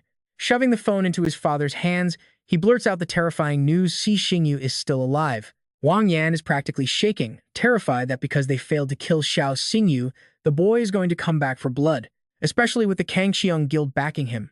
Lin Kang just adjusts his glasses and laughs off the threat. He asks what a random accident at Yinam Mountain has to do with him anyway. Wang Yan is still sweating, but his father cuts him off, demanding to know if the kid has any actual proof of their involvement. Still, sheer terror keeps clawing at Wang Yan's chest. In a total panic, he asks what their next move is. His father walks over to a nearby cabinet and starts rummaging through it. He mutters that they have already crossed the line of no return, his face turning incredibly dark and sinister. Pulling out a mysterious box, Lin Kang tosses it straight to his son, coldly ordering him to finish the job and kill the boy. Meanwhile, night has fallen over the apartment complex, but the flickering room lights still keep the place glowing in the dark. Xingyu is chilling on his bed when his phone starts ringing, making him wonder why old Wu is calling him so late. The second he picks up, Xingyu starts sobbing dramatically, thanking the heavens that his brother is alive and praising his absolutely insane victory at Yinam Mountain. He is basically a mindless fanboy at this point, and he knows it. He even vows to hunt down and walk whoever hurt his friend like a dog. Xingyu can't help but chuckle, touched by how deeply his friends care. Before he can even say a word, Xingyu keeps rambling on. He mentions that the entire freshman ranking tournament was delayed just so he could participate, wishing that their beautiful bromance will last forever. Xingyu quickly cuts him off, his mind instantly racing as he connects the dots, asking if the delay has something to do with the cave incident. Xingyu explains that his sudden disappearance actually went completely viral, blowing up the internet and trending everywhere as a massive story. The academy had to launch an emergency search and rescue mission to find him, shutting down classes and postponing the entire freshman tournament as a result. The kid adds, his voice practically buzzing with sheer anticipation. This ranking tournament is the ultimate annual event at Qinglong Academy, where all the new students are randomly grouped together by drawing lots to decide who fights who. Once they weed out the weak and find the top 8, only the best 3 will stand victorious. It is basically a high-stakes war that decides their entire future, and Xingyu warns him to take it seriously. He begs him not to be late, but Xingyu just casually dismisses him, telling him to get some sleep before hanging up. Staring at the blank screen, he gets lost in thought, pondering the brutal battle that lies ahead in the freshman tournament. Securing a top rank means the academy will prioritize training him and pouring in all their resources. From what he knows, a beast's skills require the master's spiritual energy. The higher the beast's rank, the more energy it drains. Xingyu remembers when Dalu unleashed her skill last time, completely draining his energy and leaving him utterly exhausted. He figures that with the academy's resources backing him up, he can definitely boost his spiritual reserves much faster. He really needs to avoid another total energy drain like before. Closing his eyes, he wonders if he should just ask it directly. Lost in his thoughts, he eventually drifts off into a deep sleep before he even realizes it. Inside his sea of consciousness, Xingyu plunges into a dark, endless void surrounded by glowing red eyes staring right at him. Suddenly, a blinding burst of light erupts behind him. He freezes in absolute panic at the sight of a massive, furious red demon eye blocking his path. He stares down at Xingyu, his voice dripping with pure malice as he asks if the boy wants to take a shortcut. Xingyu lets out a nervous laugh and scratches his head, saying since he has the entity, why not take advantage of it? The giant eye falls silent and sighs, agreeing to give full support as long as Xingyu helps recover its lost memories. Relieved by the deal, Xingyu confidently declares that he always keeps his word and they will help each other out. The demon eye adds that it takes way too much deep meditation just for Xingyu to enter this space and talk. It is far too dangerous, which is why a system database, diagnosis analysis, and an item shop are needed. The eye modeled a complete data panel after human video games, and suddenly, a screen packed with info appears before Xingyu. The entity explains that he can now buy whatever he needs directly from this interface, but to make sure he does not slack off on finding those memories, random quests will be assigned through the system. Completing these missions will earn him points or other valuable rewards. Staring at the item shop, Xingyu cannot hide his sheer excitement, saying this really fires him up. Caught up in the hype, he immediately clicks on the Dragon Spirit Pill, bringing up a description. The Dragon Spirit Pill can instantly multiply the user's spiritual power tenfold, but a severe and painful backlash hits after just 5 minutes of use, leaving him in a severely weakened state. Seeing him buy it, the demon eye's voice echoes in his consciousness, warning him that while he needs the pill, the side effects are massive, so he must use it with extreme caution. Consider this one a freebie, but from now on, he will have to fight for what he wants. With its red gaze still locked on him, the eye explains he can summon the system just by thinking of the command. Chanting the Void Beast command summons the panel, but the entity says he must rest and warns him not to visit without a real emergency. Nodding seriously, Xingyu promises not to disturb his rest anymore and prepares to leave. The demon eye chuckles, voicing a challenge filled with expectation, asking if the boy is going to disappoint him. As Xingyu leaves, the giant eye watches his retreating figure, its deep gaze holding endless, unreadable thoughts. The next morning, the sun shines bright over his family apartment. Warm sunlight pours through the window as he calls out, saying he is heading to school now. Running out, he looks back at the two watching him leave. Ningxu looks worried and tells him to take it easy since he just recovered. Standing nearby, Xiying gently reminds him to take good care of himself. With a smile, he tells them to head back inside, wondering if old Wu remembers him on this freshman ranking day. Passing by a utility pole, Xingyu glances at a flyer posted on it. A second later, he halts and takes a closer look, his voice turning cold as he wonders what this is. Shockingly, it is a wanted poster for Dalu, identifying her as the Beast Emperor class Nine-Tailed Demon Fox. Xingyu drags Dalu into an empty, secluded alley, angrily pinning her against the wall. Confronting her with absolute seriousness, he shoves the wanted poster in her face and demands to know why she lied to him, demanding to know why she never mentioned she was wanted by the imperial family.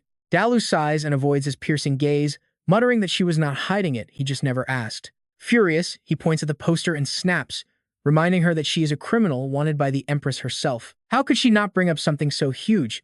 Dalu shrugs with indifferent eyes, asking what difference it makes if she told him, suggesting that if he regrets signing the blood contract, he should just hand her over and claim the reward. He sighs in defeat, realizing his only option now is to calmly negotiate with her. Xingyu patiently tells Dalu that since he is now her master, he hopes she will not keep secrets from him. Hearing this, Dalu is startled and suddenly feels a bit regretful. She hesitates for a moment. After a brief silence, Dalu speaks up to clear the awkward tension in the air. She nods in agreement and gives in. Dalu's eyes darken as she speaks in a very serious tone. That woman, Shangwen Lan, put a massive bounty on me because of this very item in my possession. She raises her hand, and a sparkling purple crystal sphere suddenly manifests right in her palm. Xingyu stares intently at that dazzling and mesmerizing crystal sphere, feeling a strange sensation rise deep in his heart. He wonders out loud what on earth it is. Dalu answers him immediately, explaining that it is one of the supreme treasures of the Dragon Clan. Her voice is deep and majestic as she calls it the Dragon's Tears. The crystal in her hand suddenly radiates a brilliant, mysterious, and completely enchanting light. The Pureblood Dragon Clan has three supreme treasures: the Reverse Scale Sword, the Dragon King's Whisker, and the Dragon's Tears. The first two are divine weapons, capable of unleashing earth-shattering attacks in battle. Dalu gently explains the details. On the other hand, the Dragon's Tears has no offensive power, but it is forged from the tears of 10,000 pureblood giant dragons. She adds that activating its full power can actually reverse time itself, letting someone travel to the past. Hearing this, Xingyu is so shocked his jaw drops. He gasps out, "Travel to the past?" Xingyu takes a deep breath to calm himself down, his expression turning deeply contemplative. He tells her he has been meaning to ask, did the Dragon Clan not go extinct 300 years ago? Why have they suddenly been active lately? His face darkens, and Xingyu looks straight at Dalu with a voice that is cold as ice. What is the ultimate truth behind the dragon-slaying war from 300 years ago? Seeing his intense face, Dalu gets a bit cautious and flustered. As she starts to explain, someone suddenly calls out Xiao Xingyu's name. Dalu vanishes on the spot, retreating right back into the emblem. Xingyu turns around to find Mirong Yangshuo and Mirong Xinxin. Yangshuo greets him, saying it is a total coincidence and asking what he is doing there. He mentions he thought his sister saw wrong, before looking down and warning Xingyu to be careful and not die next time. His words sound pretty heartless, but Xinxin can see right through him. She knows he obviously cares, so why does he say such harsh things? Frowning, Yangshuo starts angrily scolding Xingyu. He rants that because Xingyu fell off a cliff, his sister felt so guilty she refused to eat, no matter how much he tried to coax her. He would tell her to eat, but she would just hide under her blanket and refuse. He explains that only after seeing the news of Xingyu's safety on television did his sister finally wolf down several bowls of rice that night. Before Yangshuo can finish his sentence, Xinxin quickly covers his mouth, embarrassed. She warns Xingyu to be careful, or her brother will complain about her appetite again. Xingyu smiles, deeply amused by how much they care. He promises that he understands and will not make his friends worry anymore. He suggests they head inside since the freshman ranking competition is about to start. Annoyed by this, Yangshuo coldly pulls Xinxin's hand away from his mouth. He snaps coldly that they are not nearly close enough to walk together. Besides, he stole his sister's prey during the Mount Yinan trial, and he still has not settled that score yet. With that, Yangshuo drags Xinxin into the school, leaving Xingyu standing all by himself in total confusion. He looks after them with a rather suspicious expression. Why did they even bother coming over to talk to him then? Arriving at Qinglong Academy, the entire atmosphere is already heating up. Colorful fireworks launch into the sky, creating an incredibly vibrant and bustling scene. Inside the massive, buzzing hall, the host enthusiastically welcomes the entire school and wishes everyone a wonderful morning. He solemnly announces that the highly anticipated annual freshman ranking tournament is officially about to begin. Every single freshman will have to draw lots to determine their matchups and battle order. Hearing this, the students line up one by one to draw from the wooden box. Meanwhile, in a quiet corner of the hall, Wang Yan spots Xingyu and cannot hide his intense, bitter resentment. He mutters that Xingyu actually returns safe and sound, his sharp eyes flashing with deep, venomous hatred. Remembering the bizarre beast-shaped box his father gave him, Wang Yan vows that this time he will make absolutely sure the guy can never bounce back. The host continues announcing, calling for the next freshman to step forward and draw. Hearing his name, Wang Yan confidently strides forward, instantly drawing hushed whispers from the other students waiting in line. Someone whispers, asking if that is not Vice Principal Wang's infamous son. Another student urges them to stay away, saying he relies on his powerful father to harass girls in the library. The crowd continues to gossip. They bring up how he was completely humiliated and beaten to a pulp by Xingyu in their previous arena match. Although he is busy drawing his lot, Wang Yan can hear them badmouthing him. He is absolutely furious, his face twisting into an ugly, angry scowl. Another student chimes in, calling him nothing but a total laughingstock of Qinglong Academy. Wang Yan's face turns dark, he tightly grips the lottery slip, letting out his sinister grin. He swears to make Xingyu pay for the humiliation he suffered. The matching slip in his hand reveals the lineup.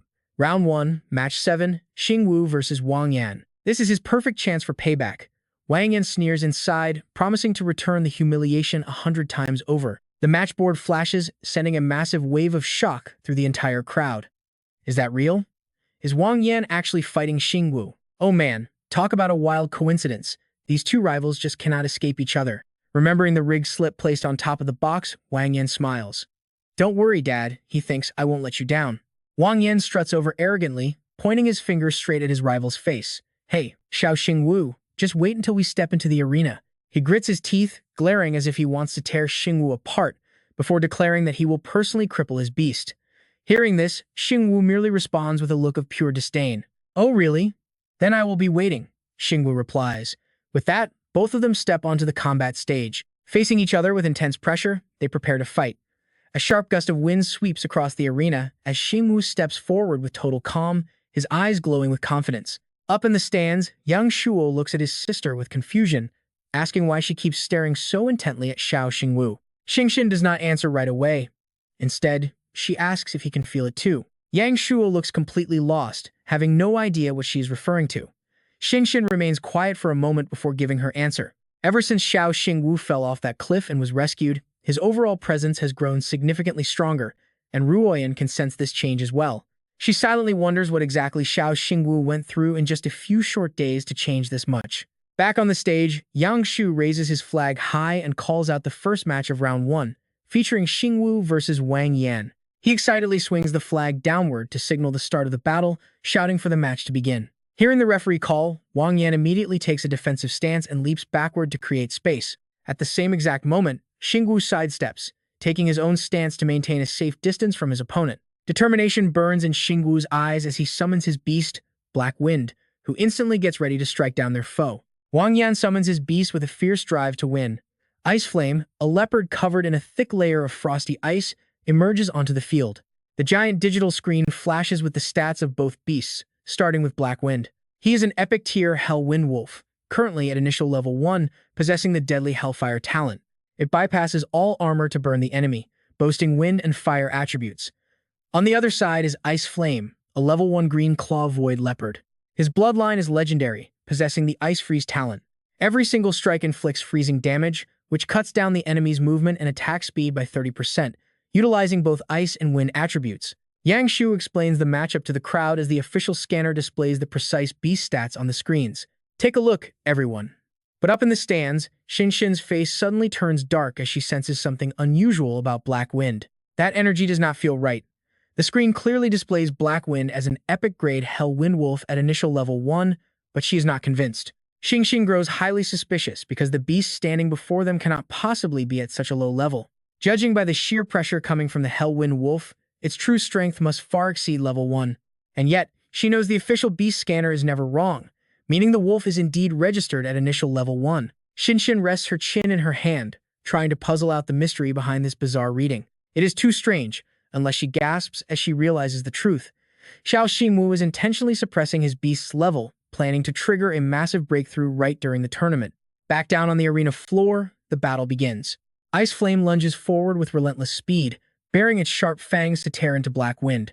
But with sheer agility, Black Wind easily evades every single strike and leaps to safety. Refusing to miss again, Ice Flame unleashes its Frost Sky Destroyer skill, blasting a massive block of ice straight at Black Wind. Suddenly, dark shadows rise up, triggered by Black Wind's unique power. Using Shadow Stealth to block the heavy strike, the massive ice block shatters into pieces, sending a freezing cold shockwave that sweeps over both the arena and the stands. The spectators in the stands immediately shiver as the biting cold wind from that attack washes over them. Everyone watches while trembling from the cold. Meanwhile, the dark shadows slowly begin to fade away. After that massive icy strike from Ice Flame, Black Wind seems to have vanished without a trace. But what Ice Flame fails to realize is that Black Wind is already standing right behind it, eyes glowing a deep crimson. Unleashing a devastating hell howl, the ground explodes into pieces, blasting the leopard high into the air. It is honestly pretty funny seeing the proud leopard flying helplessly through the air like a ragdoll. Down below, the audience is sweating bullets watching this insane clash. Everyone can feel the temperature quickly starting to rise. Despite wearing a thick winter coat in this blazing heat, the announcer still pushes through to broadcast live for everyone. What a spectacular matchup, shifting from a freezing icy storm to a rapidly rising, suffocating heatwave. A glowing mark appears on the back of Xingyu's hand as he activates his dark ultimate skill, the Claws of Silence. Watching the commentator handle this chaotic match shows just how much he truly loves his profession. Xingyu takes the initiative by showcasing his beast's formidable dark element combat skills. A highly sinister shadow looms behind Black Wind, unleashing an oppressive aura that completely threatens to overwhelm their opponent. Black Wind delivers a heavy slap right to Ice Flame's face, and that hit looks incredibly painful. The crowd starts teasing the opponent, noting the giant leopard was struck before it could even unleash its attack. People laugh at how foolish the beast looks, saying it matches its master perfectly as a direct reflection of him. Enraged, Wang Yan yells that he will not make the same mistake twice. He immediately orders Ice Flame to finish off the opponent, leaving everyone wondering if this desperate move will actually succeed. Responding to its master's command, the beast opens its massive jaws to reveal a glowing blue jewel hidden inside. Without a second thought, Ice Flame bites down on the orb, instantly triggering a massive mutation throughout its entire body. Shards of solid ice suddenly erupt from its skin while its massive fangs begin growing to a terrifying length at an unbelievable speed. Its claws and leg strength also surge with immense power. Ice Flame undergoes a complete physical transformation, its once calm eyes turning bloodthirsty as its overall power spikes to a whole new level. Letting out a thunderous roar, it summons thick slabs of ice that form a massive defensive barrier all around it. His face tightening in confusion, Xingyu wonders how on earth the beast managed to gain such massive power so suddenly. Activating the Eye of the Demon God, Xingyu uses his special vision to peer directly into Ice Flame to uncover the truth behind this sudden surge. A sinister crimson mist of a banned substance swirls around the beast, suggesting they resorted to illegal enhancers for a quick power boost. Angered by this cheap trick, Xingyu immediately calls out Wang Yan. He accuses Wang Yan of forcing his pet to take illegal drugs just to win, but the cheater merely scoffs, telling him to mind his own business before ordering Ice Flame to strike. He yells out, ordering Ice Flame to unleash its devastating Frostblade ward. Now vastly enhanced, the beast charges forward with extreme ferocity, launching a volley of razor-sharp ice shards directly at Black Wind. Trapped in place, Black Wind takes a barrage of painful cuts from the sharp ice, watching his companions suffer. A worried Xingyu calls out to keep its fighting spirit alive. He urges Black Wind to hang in there, while a triumphant Wang Yan begins to gloat arrogantly. But that is not even the end of it, as he quickly orders his beast to prepare the next assault. Activating the ice-crushing fang, the leopard gathers scattered shards into a colossal boulder of solid ice that looms threateningly over Black Wind. The massive glacier grows to an unprecedented, terrifying size directly above Black Wind. The moment the giant construct reaches its peak capacity, Ice Flame relentlessly hurls the colossal block straight down at its target. Black Wind is completely pinned down by the jagged ice, rendering the wolf absolutely unable to move an inch.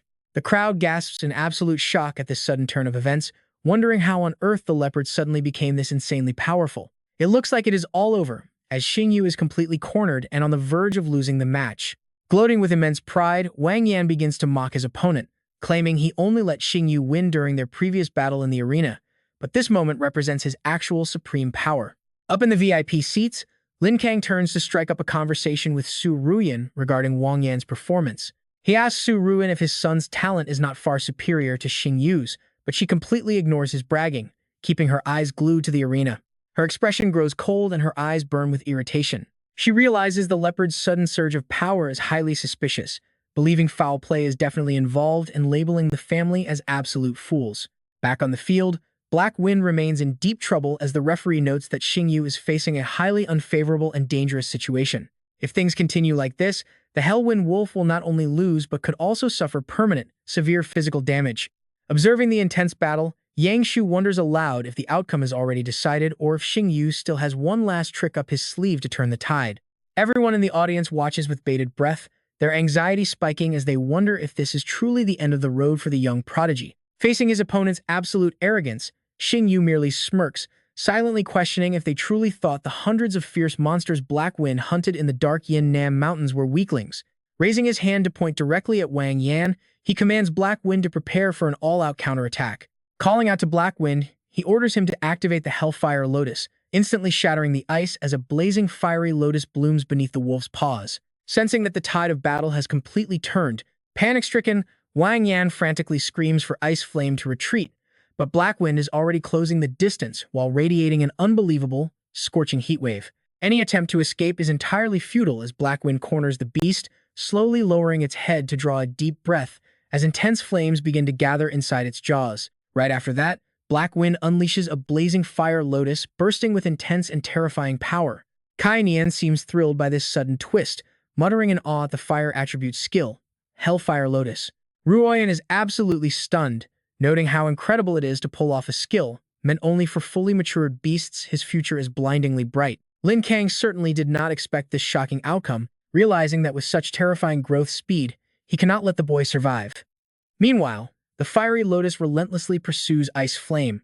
The referee announces to the stunned crowd that they are not dreaming. Xingyu has unleashed a fully matured fire-type skill. A massive lotus of fire hovers right over Ice Flame as the commentator keeps shouting in pure disbelief.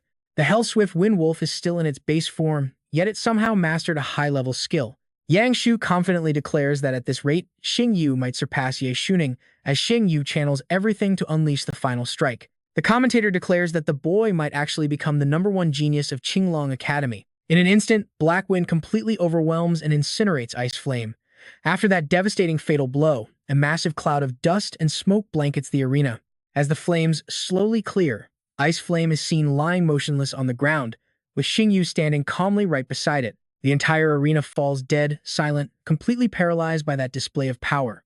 Everyone holds their breath, waiting for the official call. Yang Shu cuts through the silence, pointing toward the stage as he passionately announces the winner. It is Xiao Xingyu. He shouts the champion's name, and a look of absolute satisfaction washes over the boy's face. His classmates erupt into loud cheers.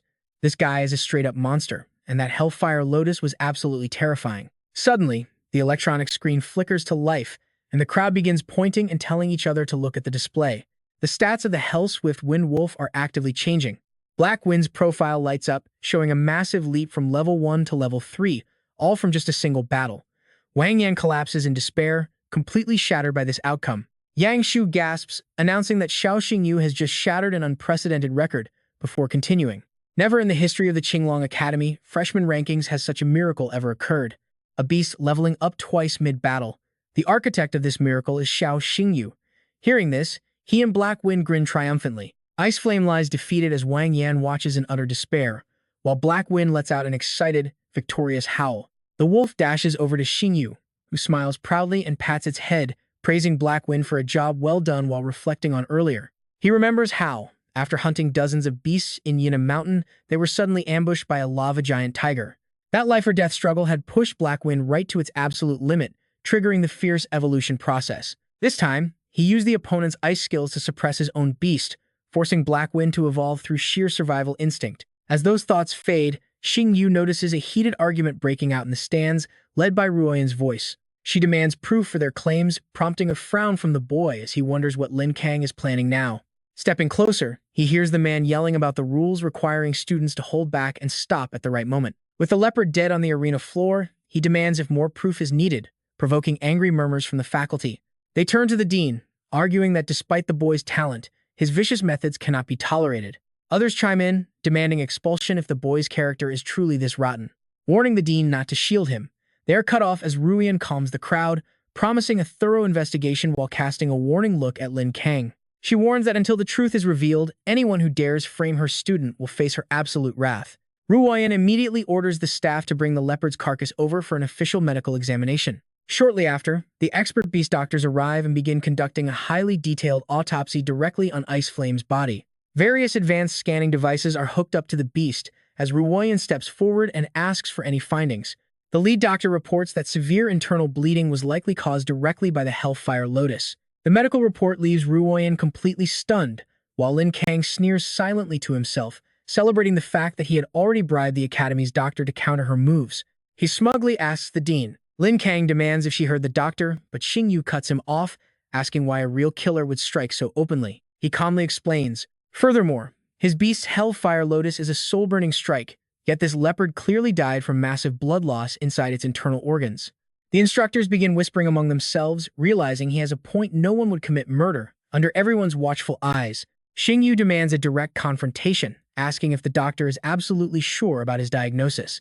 The doctor's face suddenly turns completely pale.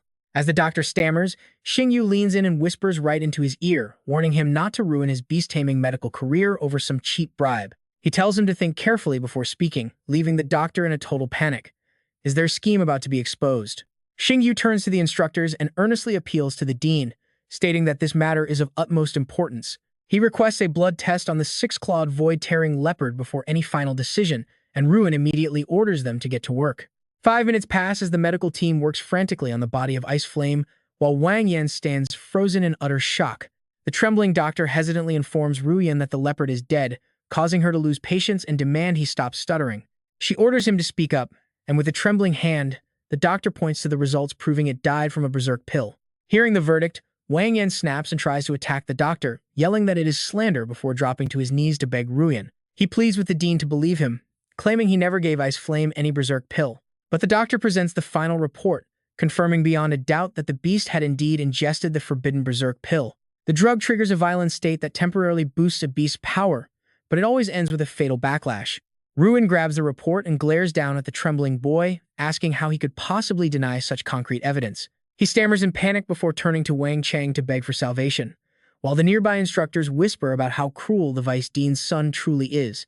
No one expected him to force such a dangerous drug on his own beast, exposing his completely heartless nature. Begging for mercy, Wang Chang swallows his pride and asks Ruyan if she could give his son just one more chance, but she coldly warns him to remember his position as a leader. He is the Vice Dean of Qinglong Academy, not just a father, and if he lets personal feelings disrupt the rules, he can pack up and leave with his son.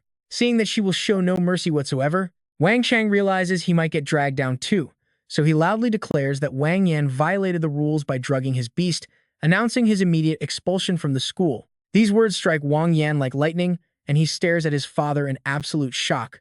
He asks if his own father is truly abandoning him, but the man whispers a quiet reply. The drug use is undeniable, so they must cooperate for now, but he promises his son that he will eventually get revenge. Staging a dramatic act of cutting ties, the Vice Dean orders the guards to throw his disgraced son out of the academy. Wang Yan screams for his father as he is dragged away. Cut to the bustling campus, where the trials have finally concluded.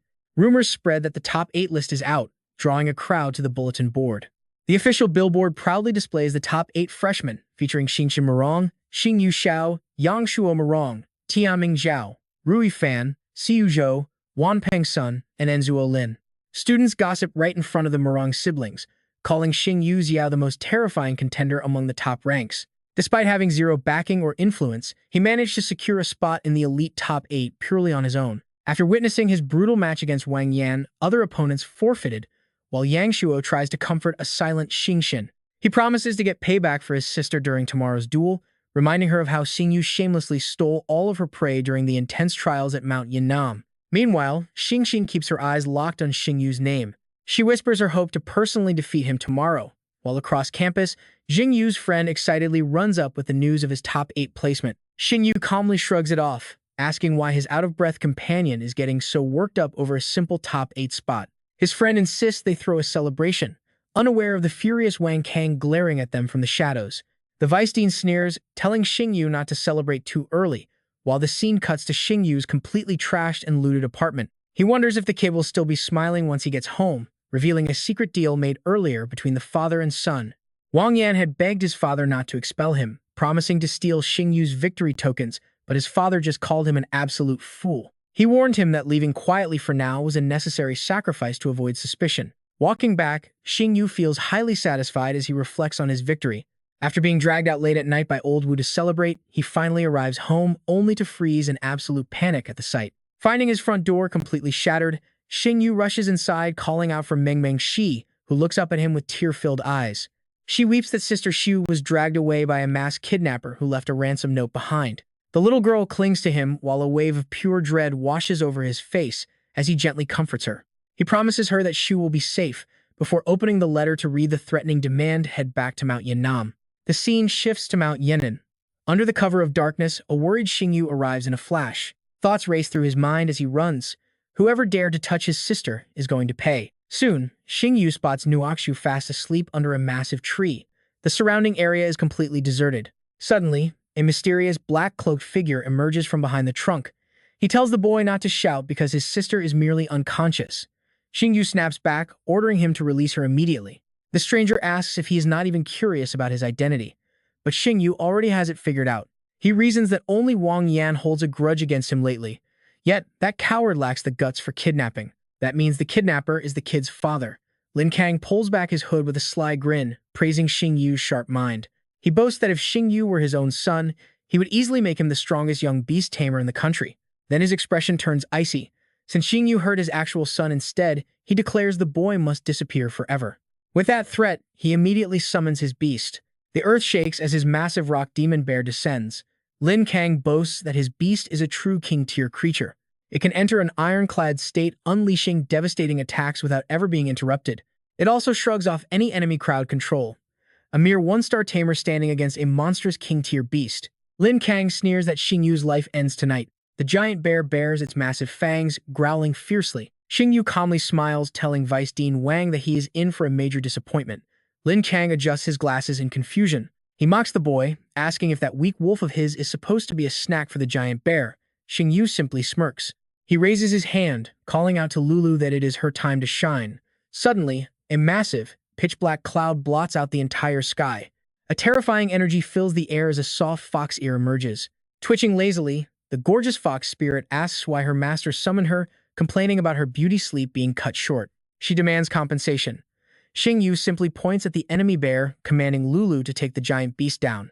Lulu sighs, asking if she can go back to sleep right after dealing with this annoyance. Xingyu agrees, promising her all the sleep she wants.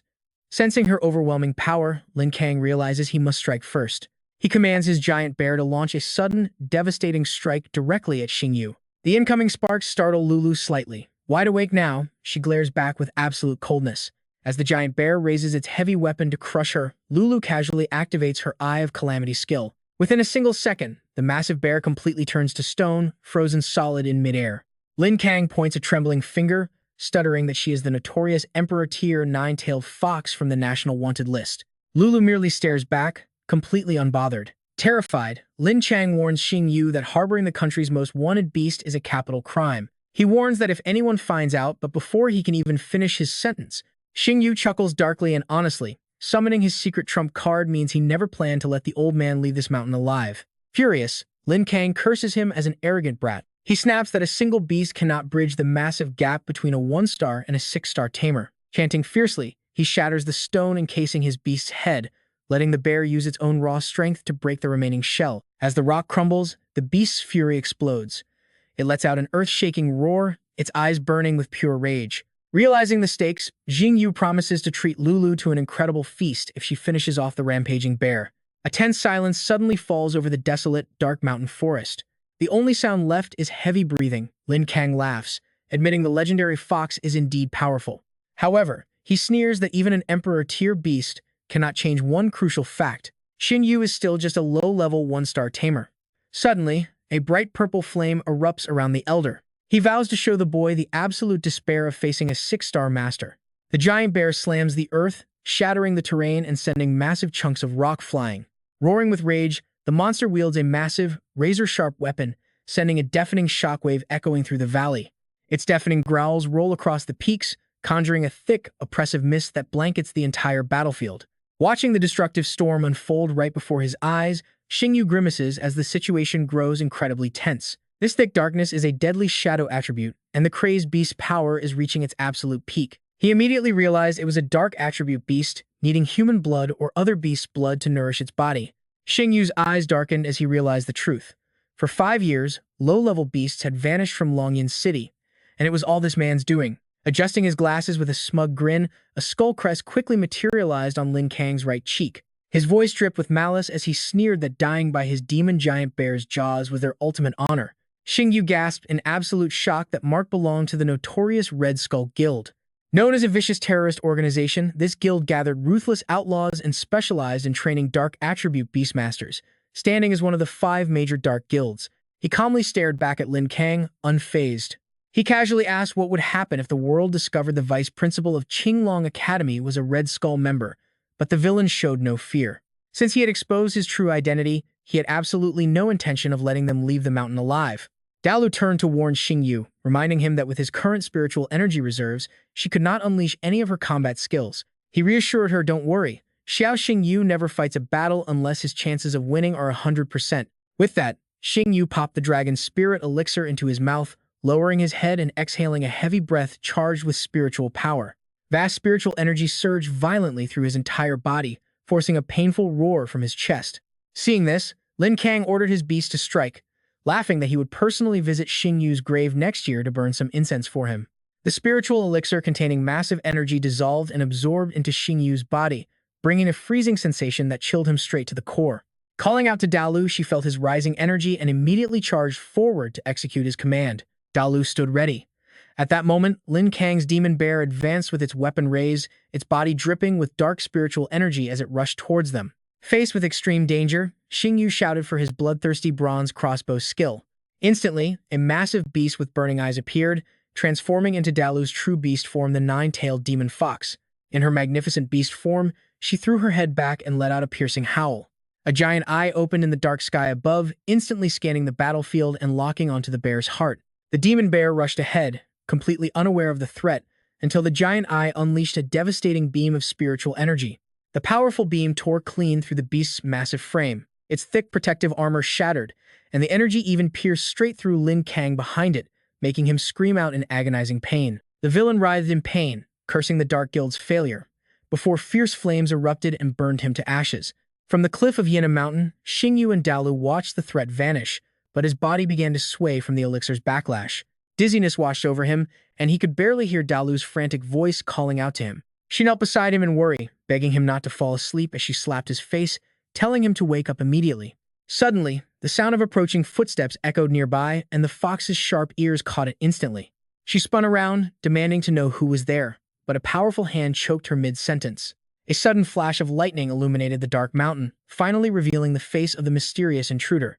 On the desolate cliff of Yina Mountain, Yushu choked Dalu and lifted her into the air, while Dalu trembled at her terrifying presence as the woman muttered 9-tailed fox. Frowning, she noted that the fox was actually a Beast Emperor-ranked creature. She expressed her surprise that such a beast had contracted with her younger brother, leaving Dalu in complete disbelief. Staring at the woman's icy face and the massive spiritual energy erupting from her body, Dalu froze. She had never witnessed such overwhelming dragon power before, wondering how Xingyu's sister could possibly possess such strength. Before she could ask her true identity, the mysterious woman quickly silenced her with a sharp gesture. Yushu maintained a blank but mysterious expression, whispering that she had no need to know her true identity. Tossing the fox aside, she turned her gaze back toward the unconscious Xingyu and stepped forward. In short, Yushu walked over and sat down next to Xingyu, looking at him with deep concern while reiterating that she was only his sister. She placed her palm gently on his chest, channeling her own spiritual energy to help him recover. As she focused on healing him, Dalu approached slowly, hesitantly, asking how he was doing. Yushu explained that he had likely consumed an elixir to force a breakthrough, and the severe backlash had hit him hard. Once she finished treating him, she calmly assured the fox that there was no need to worry. Xingyu would be perfectly fine after 3 days of rest, prompting Dalu to sigh in relief as she cradled him. With her task finally complete, Ruoxu pushes herself up and walks straight to the cliff edge, her body enveloped in a powerful surge of spiritual energy. Seeing this, Dalu panics and starts to cry out, but Ruoxu cuts her off completely. Ruoxu's eyes suddenly widen as haunting, magical musical notes begin to flow from her lips, carrying an incredibly eerie and otherworldly vibe. She activates her dragon's whisper, sending glowing sound waves deep into the dark forest, Mystical notes drift down toward the raging fire below. Wherever the sound waves touch, the damage immediately reverses, leaving Dalu completely shocked by the power. She knows that the Dragon's Whisper is an ancient, legendary combat technique of purebred dragons, capable of restoring absolutely anything on Earth with a simple melody. Ruoxu successfully uses her spiritual energy to erase every single piece of evidence from tonight's fierce battle. Platinum scales emerge on her cheek as she proudly declares that every trace of tonight's fight has been completely wiped out. Only they and Xingyu will ever know. Dalu is no fool. She points out that among the purebred dragons, only one legendary beast possesses platinum scales. Noticing Ruoxu's darkening expression, Dalu asserts the dragon is Hundun, prompting Ruoxu to unleash her terrifying aura. She warns that she might ignore Dalu's status as a fugitive wanted by the Dragon Empress, but since she signed a blood contract with her brother, betrayal is not an option. Her eyes flash with pure, menacing, killing intent. She commands Dalu to protect her brother, pointing directly at her while threatening to slice off all 9 of her tails instantly if she ever shows any loyalty issues. Terrified, Dalu quickly nods and promises to remember, while Ruoxu gives her one final, gloomy warning. She orders her never to utter a single word to Xingyu about her true identity. Before the scene shifts to a hospital room where Xingyu finally wakes up, Ruoxu lets out a huge sigh of relief and collapses by his bedside, crying that she was worried sick. He chuckles, gasping for breath. Later that evening, Ruoxu sits up abruptly, looking straight at him before explaining the whole situation. She says that after regaining consciousness, she found herself on Mount Yinan with him knocked out beside her, covered in sweat, so she had to carry him all the way down the mountain to get help. Xingyu secretly rejoices upon hearing this. Knowing his sister suspected nothing, he realizes Lulu must have cleaned up the mess perfectly. Just as Ruin walks in with updates about the ranking tournament, she tells him that because he was asleep for 3 days, he missed the tournament's final rounds. Knowing the top finalists, she breaks the news.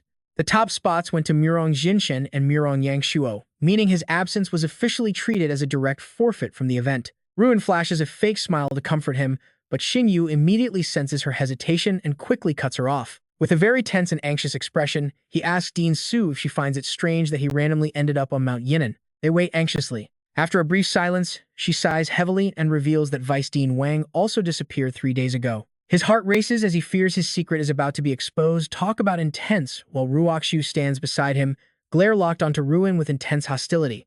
Ready to step into a fight, she is prepared to eliminate anyone who poses a threat to Xingyu. But Ruin reassures him that she will personally keep investigating this entire matter, making it clear she completely believes in his innocence. She adds that it is time for the Academy to get a new Vice Dean, surprising him. Realizing she is protecting him, he relaxes. She explains she came to discuss the Supernova competition, which immediately sparks his curiosity.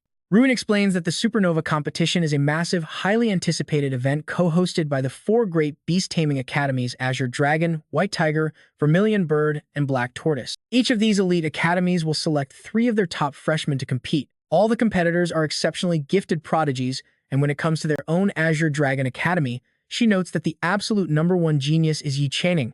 However, in last year's Supernova competition, she was defeated by Li Muching from the White Tiger Academy, only placing second, which is why Ruin wants to entrust this massive mission to Xingyu.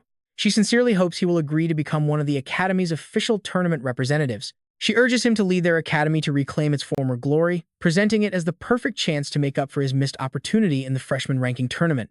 He calmly asks what the actual entry requirements are to join this prestigious Supernova competition. There are only 2 conditions. First, a competitor needs at least 2 tamed beasts. Second, they must be a 2-star beast tamer. Nu Yen pats his shoulder with complete confidence. Since the competition is next month, she believes he will definitely qualify before it even begins. Tinvu feels deeply touched because Dean Tu values him so much and has looked out for him many times before. He resolves to fight with everything he has, determined not to let Dean Tu down. Besides, he also wants to see if the strength of Baihu Academy can actually defeat Diep, Swung, and Gung. Thumping his chest confidently, he tells her not to worry, because first place in the Supernova competition is already his.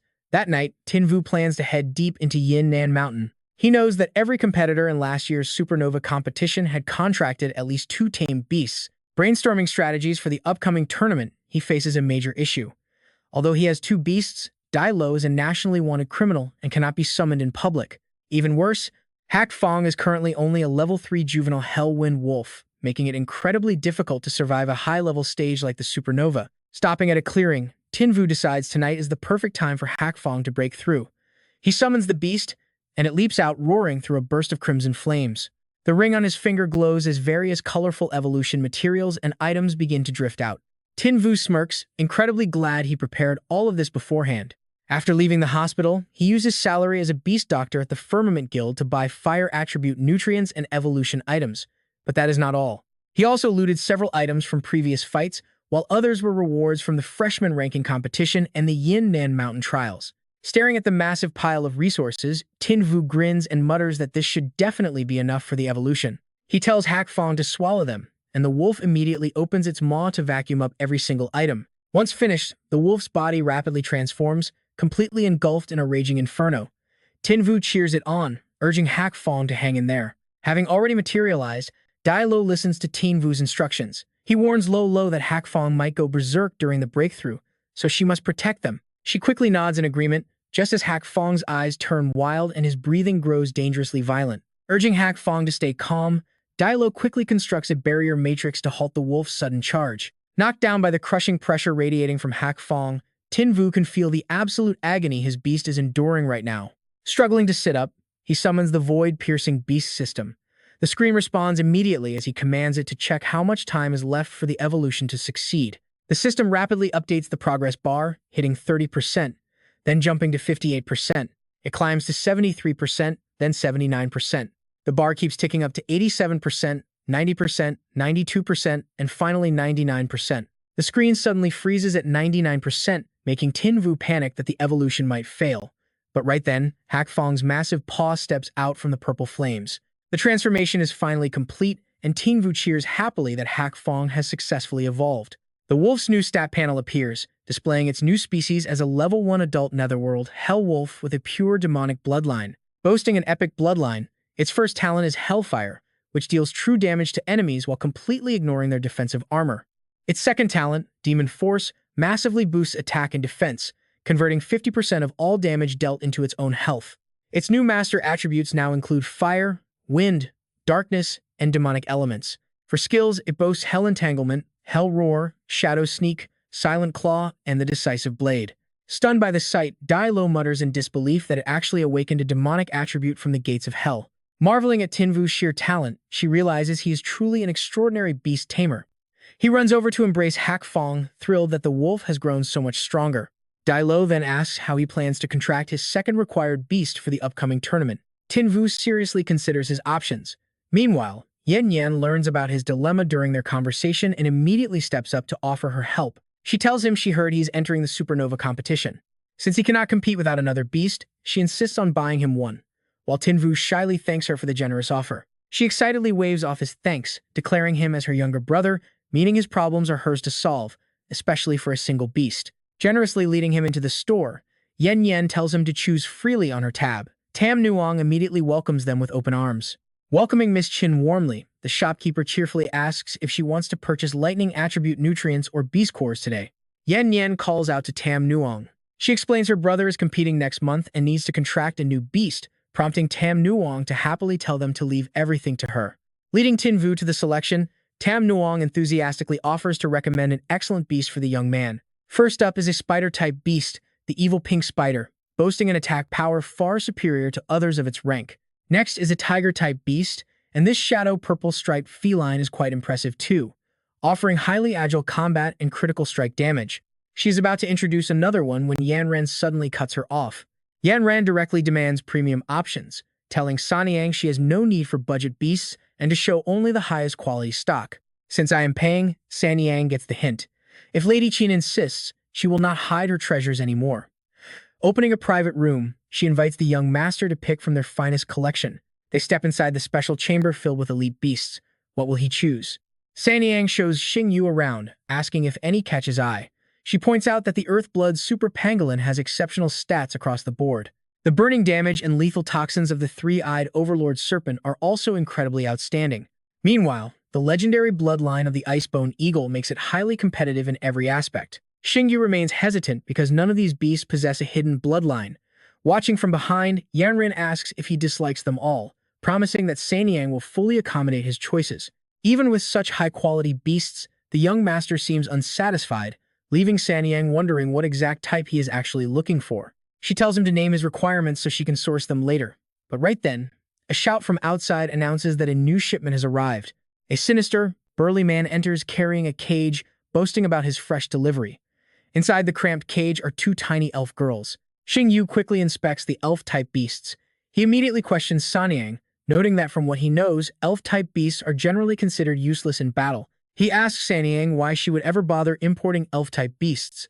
Yanran pulls him aside and whispers that while these elves certainly cannot be sold as combat beasts, but if sold as luxury pets, there is no shortage of eager buyers. He quickly realizes these creatures are only kept to satisfy the bizarre desires of the wealthy and powerful. Suddenly, his eyes light up as he senses a strange, powerful energy. He quickly scans the hidden stats of little Freya. Her profile lists her as a level 1 water elemental pixie with a low-grade bloodline and basic water attributes. She has 0 skills, but deep down, she possesses a hidden mythic tier angel bloodline. He is completely stunned. A mere water pixie carrying a hidden mythical bloodline, seeing him freeze up, Yanran calls out to ask why he is suddenly spacing out. Xingyu snaps out of it and excitedly says he wants to buy her. Hearing this, Sanyang asks a question dripping with hidden meaning. She teases him about his strange taste, while Yanran looks totally baffled and asks if he is just playing a joke. He quickly protests and explains that he wants her as his bonded beast. Secretly, he is celebrating because she possesses a literal legendary angel bloodline. After leaving the shop, Xingyu brings Freya back to Mount Yinan. He carefully opens the cage and gently lifts her out. He tells her not to worry because he will not hurt her, then feeds her a healing pill to soothe her wounds. After eating the pill, Freya recovers and cheers up. Xingyu extends his finger and asks if she wants to sign a contract to become his beast partner. Freya hesitates, thinking it over. The tiny pixie shyly remembers how incredibly gentle and caring he was to her. She finally grabs his finger in agreement, and he excitedly asks if she truly accepts. He makes a small cut on his finger to let a single drop of blood fall. Freya absorbs the droplet and smiles, officially accepting him as her trusted partner. High up on Mount Yinan, their sacred soul contract is successfully forged.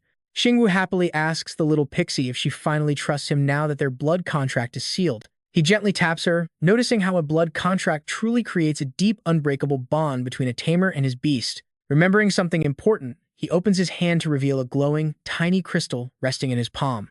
This is a crushed bloodline awakening crystal, and eating it will allow her to finally evolve. Freya cautiously approaches and reaches out her tiny hands to grasp the fragment. She nibbles on the crystal, puffing her cheeks in the most adorable way. Suddenly, she senses something is terribly wrong, and her tiny face instantly goes pale. The crystal slips from her hand as pure agony takes over. She clutches herself in pain, feeling like thousands of electric jolts are tearing through her body. Xingyu knows this is a critical turning point for the little one's evolution, so he can only encourage Freya to hang in there and push through. The energy fluctuations grow stronger as a blinding light shoots straight into the blue sky, radiating an incredibly powerful pressure. Sensing danger approaching, Dalu quickly appears by his side to shield him, anxiously asking her master what is going on and if he is okay. She casts a protective magic barrier around him, her face filled with extreme caution, while Xingyu quickly reassures her that he is perfectly fine.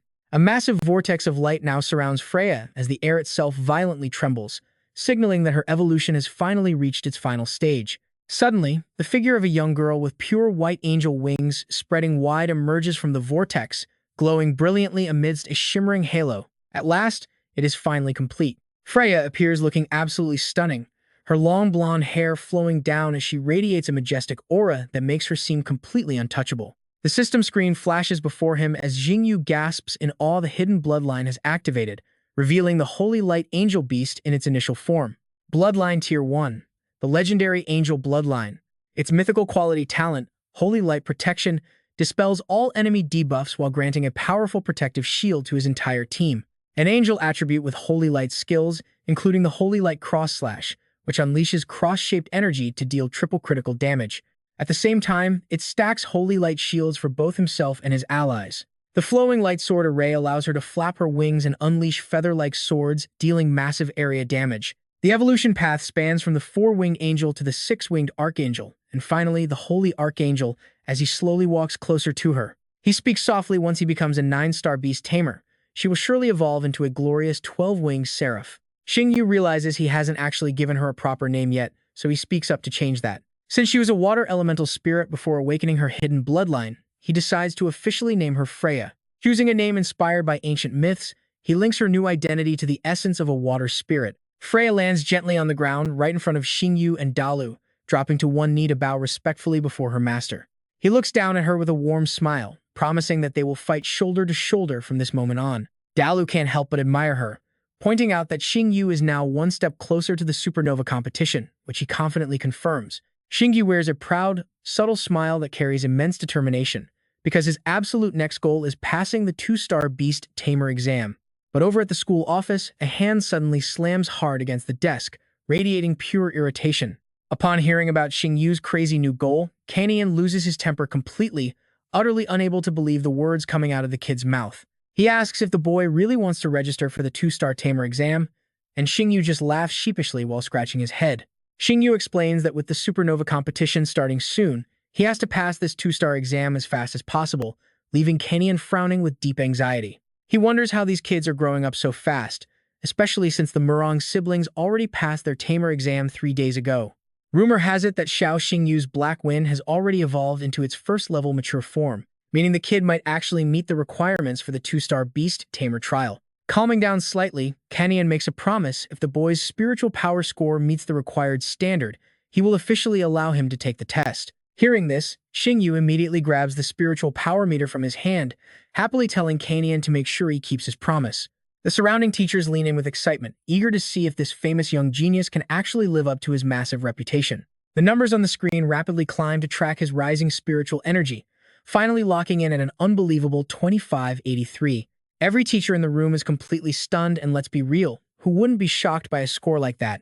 Kanian falls into deep thought, knowing a tamer's power usually gets a massive boost right after their beast successfully undergoes evolution. Yet historically, a standard 2-star tamer's score only ranges anywhere between 2,000 and 3,000. He praises the boy, admitting that even his most talented past students were not on this level. Their scores barely touched 1,500 when their beast matured, yet this kid has already smashed way past 2,500. Asking if this means he can take the exam, Xingyu beams and thanks Kanian for the opportunity. He soon makes his way to the ominous Blood Mist Gorge, the designated site for his next test, as a helicopter transports him across the deep, desolate mountain range.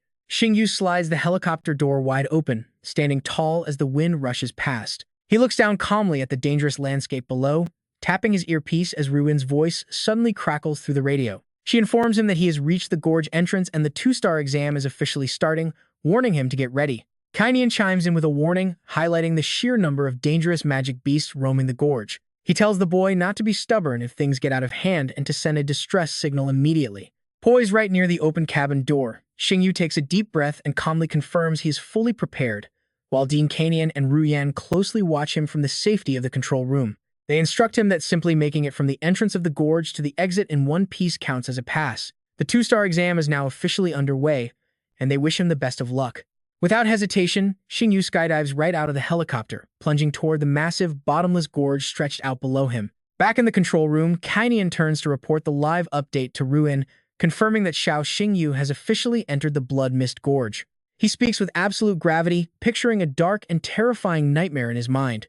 To cross the Blood Mist Canyon, candidates must first survive the iron-jawed giant crocodiles, before escaping the blood demon spiders nesting deep in the demon caves. But with several of those spiders already evolved to Tier 3, can Xiao Xingyu actually survive this? To make matters worse, last night's heavy rain caused the Crimson Water Swamp to overflow. The two instructors still worry about the sheer terror of the ravine, imagining a silent graveyard stripped of all life. Down in the swamp, the beasts seem to detect an outsider invading their territory. A giant crocodile looks up at the sky. Xingyu lands right in their nesting zone, startled to see a massive pack of ferocious predators snapping right beneath his feet. The iron-jawed giant crocodile. His system panel flashes with its details, a Tier 3 beast in its initial stage. It has an elite-grade bloodline and a devastating biting talent. Armed with deadly poison, its Death Vortex skill lets it tear at weak points while spinning its body. It also spews burning red acid from deep in its throat to melt defenses. This venom slows down enemies and melts their physical defenses. With the massive pack now forming a tight circle around the young tamer, Kai Nian watches with deep concern. These giant crocodiles are all early-stage magic beasts, but Xingyu is in serious trouble. If he can just summon his Hell Netherwolf, he should be fine, right? Fortunately, Xingyu does not look afraid at all. He calls out for Freya, and the summoning sigil on his hand flares with brilliant light. A blinding wave of golden light erupts around him, leaving the wild predators completely disoriented. Answering his call, Freya emerges into the light, her holy angel feathers drifting as she spreads her majestic wings. Watching from the screen, Kai Nian gasps in total disbelief he did not summon Black Wind. Yan is just as stunned, wondering if this beautiful creature is actually Xiao Xingyu's second contracted beast.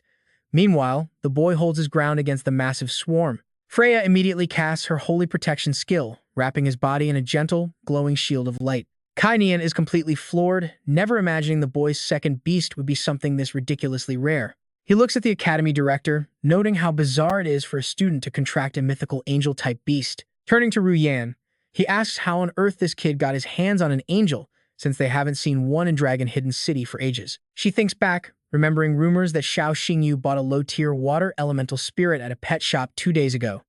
Could it be that one? Kai Nian shakes his head, saying that's impossible because water spirits have trash bloodlines, while this angel is a purebred holy beast. Yan's expression turns thoughtful as she quietly reminds him of a crucial fact. She tells Old Chen not to forget that his terrifying Hell Netherwolf also started out as a low-grade swift-wind dog. He stares back at the monitor, admitting that Xiao Xingyu always seems to turn our impossible into his reality. That is what a real beast tamer looks like. Back in the swamp, Xingyu calls out to Freya to finish this. On command, she unleashes her Holy Light Cross Slash, sending a glowing cross down to vaporize dozens of crocodiles instantly. Up in the control room, Kai Nian can only stare in absolute awe at the screen. One hit is all it takes to wipe out those giant crocodiles thanks to her sheer bloodline suppression. Her mythical grade power certainly lives up to the hype. Once the swamp is cleared, Xingyu looks at his angel and asks her to fly him across the water.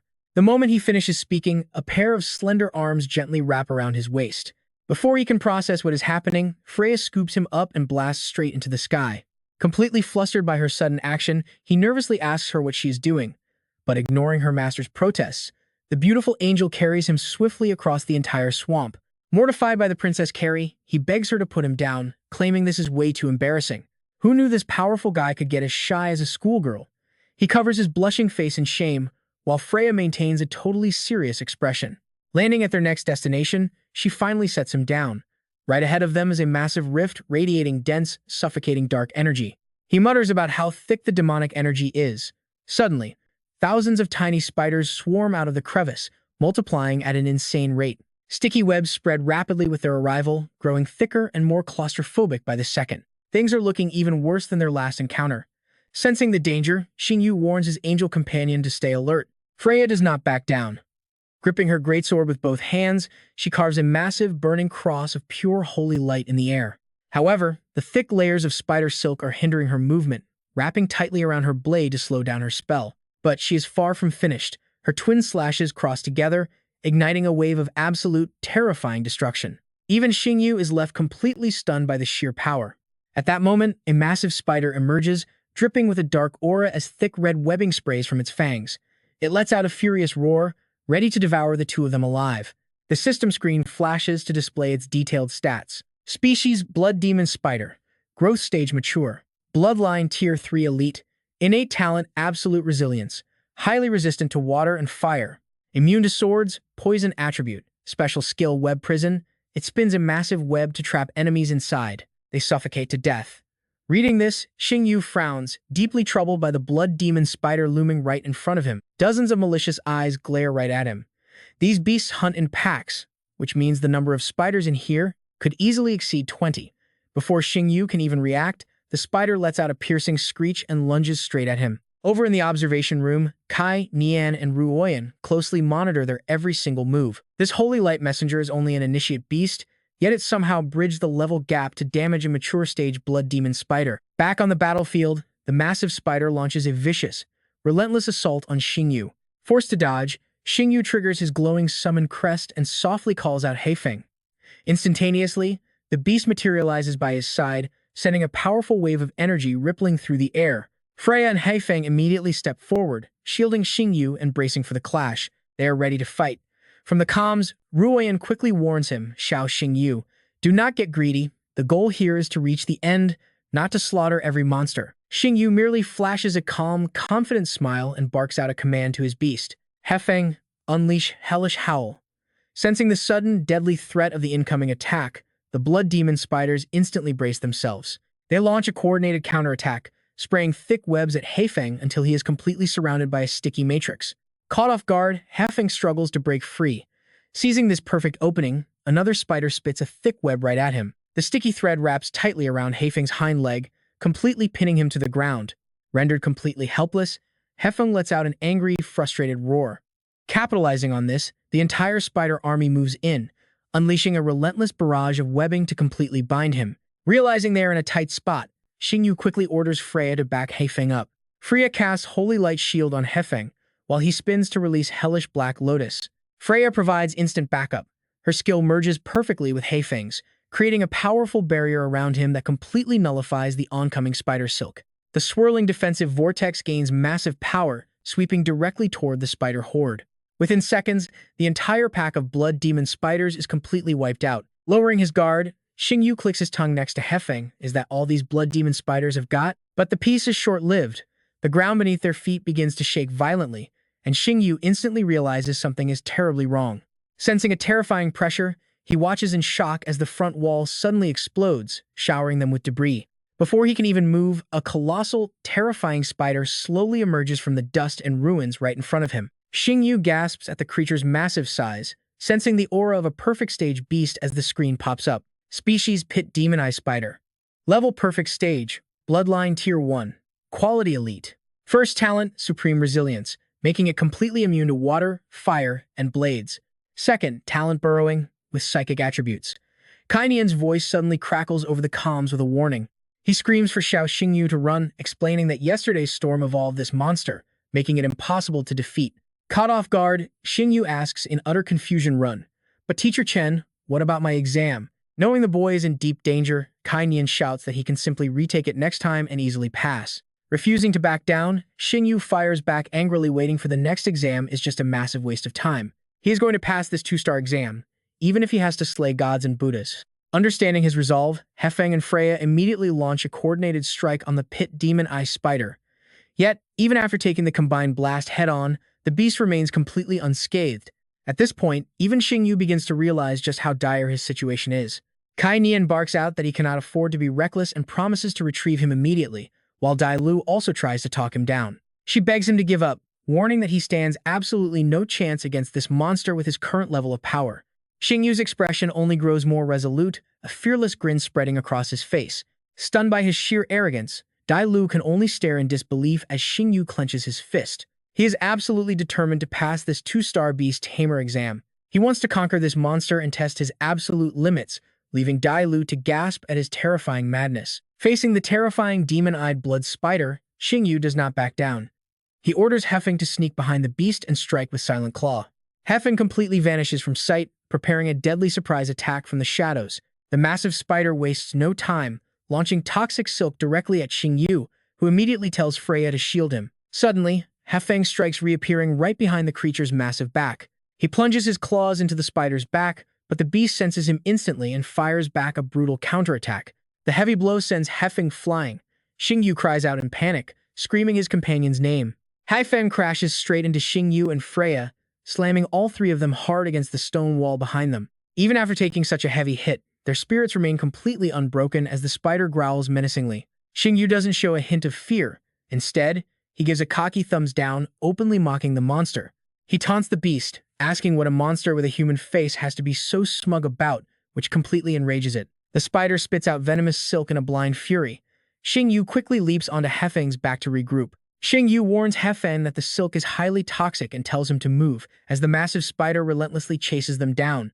Looking back at their massive pursuer, Xingyu realizes they can't keep running forever. They need a real plan to end this. Suddenly, he spots something incredibly strange about the spider. Why is its health bar slowly draining on its own?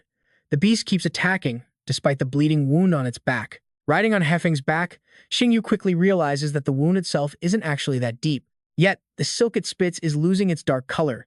He wonders if its health and silk capacity are somehow tied together. With Hefeng injured from the spider's last blow, Xingyu calls out to Freya, explaining that Hefeng can't keep carrying them. He tells Freya to teleport them. Freya grabs Xingyu and flies into the air, allowing all three of them to narrowly dodge the spider's massive sweep. Now absolutely sure his theory is correct, Xingyu laughs as the spider's health bar drops once again. Mocking the ugly spider, he boasts that he's figured out its secret, then tells Hefeng to spit on it to gross it out. Hefeng growls back, fully understanding his master's plan. Waiting for that exact cue, Hefeng repeatedly spits at the spider, which completely pushes the beast over the edge. Completely losing its mind, the spider unleashes 4 massive webs of toxic silk to trap them. Xingyu reacts fast, telling Hefeng to use shadow stealth and attack wildly, allowing Hefeng to easily slip away from the incoming silk. Watching the chaotic battle from above, Xingyu becomes more and more confident in his strategy. He confirms that every single time the spider shoots its silk, it is actually draining its own life force. Once that creature fires off its very last web, it will be completely running on empty. He shouts the new plan to Hefeng, telling him to stop fighting head-on and just focus on annoying it. Hefeng growls in agreement and quickly shifts positions, leaving the confused spider unable to lock onto a single target. When the spider spits out more toxic silk, Hefeng leaps high into the air to dodge. Unfortunately, the sticky web catches Hefeng's back leg, dragging him violently down to the ground. Luckily, he takes no real damage and quickly uses his impressive agility to break free from the trap. Xingyu senses the perfect moment has finally arrived and orders Haifeng and Freya to combine their ultimate moves. He tells Haifeng to unleash his demonic power while Freya casts Holy Protection to cleanse any negative debuffs. Up in a helicopter, Kainian and Ruin watch the battle unfold, with Kainian anxiously asking if they should step in. Ruin calmly tells him to wait, noting that the young man has already found a clever way to win. Still, Kainian worries, asking if Xiao Xingyu can truly survive this. 7 hours fly by, and the three are still desperately fighting the beast. Exhausted and breathing heavily, Xingyu clutches his chest to catch his breath. His mind races as he analyzes the situation. The spider has lost 90% of its health, and its silk is fading. It stands no chance against Hefeng's buff state. If they keep this up, the monster is finished. Suddenly, a strange thought hits him. Every living creature wants to survive, so why is it fighting to the death? Is it driven by pure hatred? Or is there another reason? Since it refuses to ever leave this cave, could some priceless treasure be hidden inside? The Blood Abyss Demon Eye Spider fires a massive stream of toxic silk directly towards Xingyu's team, with the venomous thread hurtling forward faster by the second. This is the ultimate moment of truth. Xingyu immediately orders Black Wind to counterattack. Channeling every ounce of his power, Black Wind unleashes Hell's Roar to deflect the incoming threat. Confident that victory is already within his grasp, Xingyu shouts out decisively that the beast is finally running completely out of silk. Seizing the perfect opening, Xingyu commands Black Wind to deliver the final blow. Black Wind immediately conjures his devastating Hellfire Lotus. The Blood Abyss Spider takes 2 fatal blows in a row, but instead of collapsing, it desperately channels its remaining life force into one final, all-out attack aimed directly at Xingyu and his team. Black Wind and Freya dive in to protect their master. Xingyu bravely commands them not to worry about him, forget defense, switch to offense, and put the beast down right now. Obediently leaping high into the air, Black Wind unleashes his ultimate skill, the Hellfire Lotus, and rains down absolute destruction on his target. Completely defenseless, the massive Blood Abyss Spider takes the full force of the attack head-on before crashing heavily into the distance. Finally letting his guard down, Xingyu collapses to the ground with a sigh of relief. They actually did it. He quickly praises his 2 loyal partners, telling Black Wind and Freya that they both did an absolutely incredible job. With the monstrous spider finally defeated, Xingyu leads his team deep into the creature's lair to search for whatever hidden treasure lies within. He urges Black Wind and Freya to check out the cave's depths, certain they will find some incredible loot before they head inside together. Suddenly, Principal Su's frantic voice echoes, warning Xiao Xingyu to get out of there right now.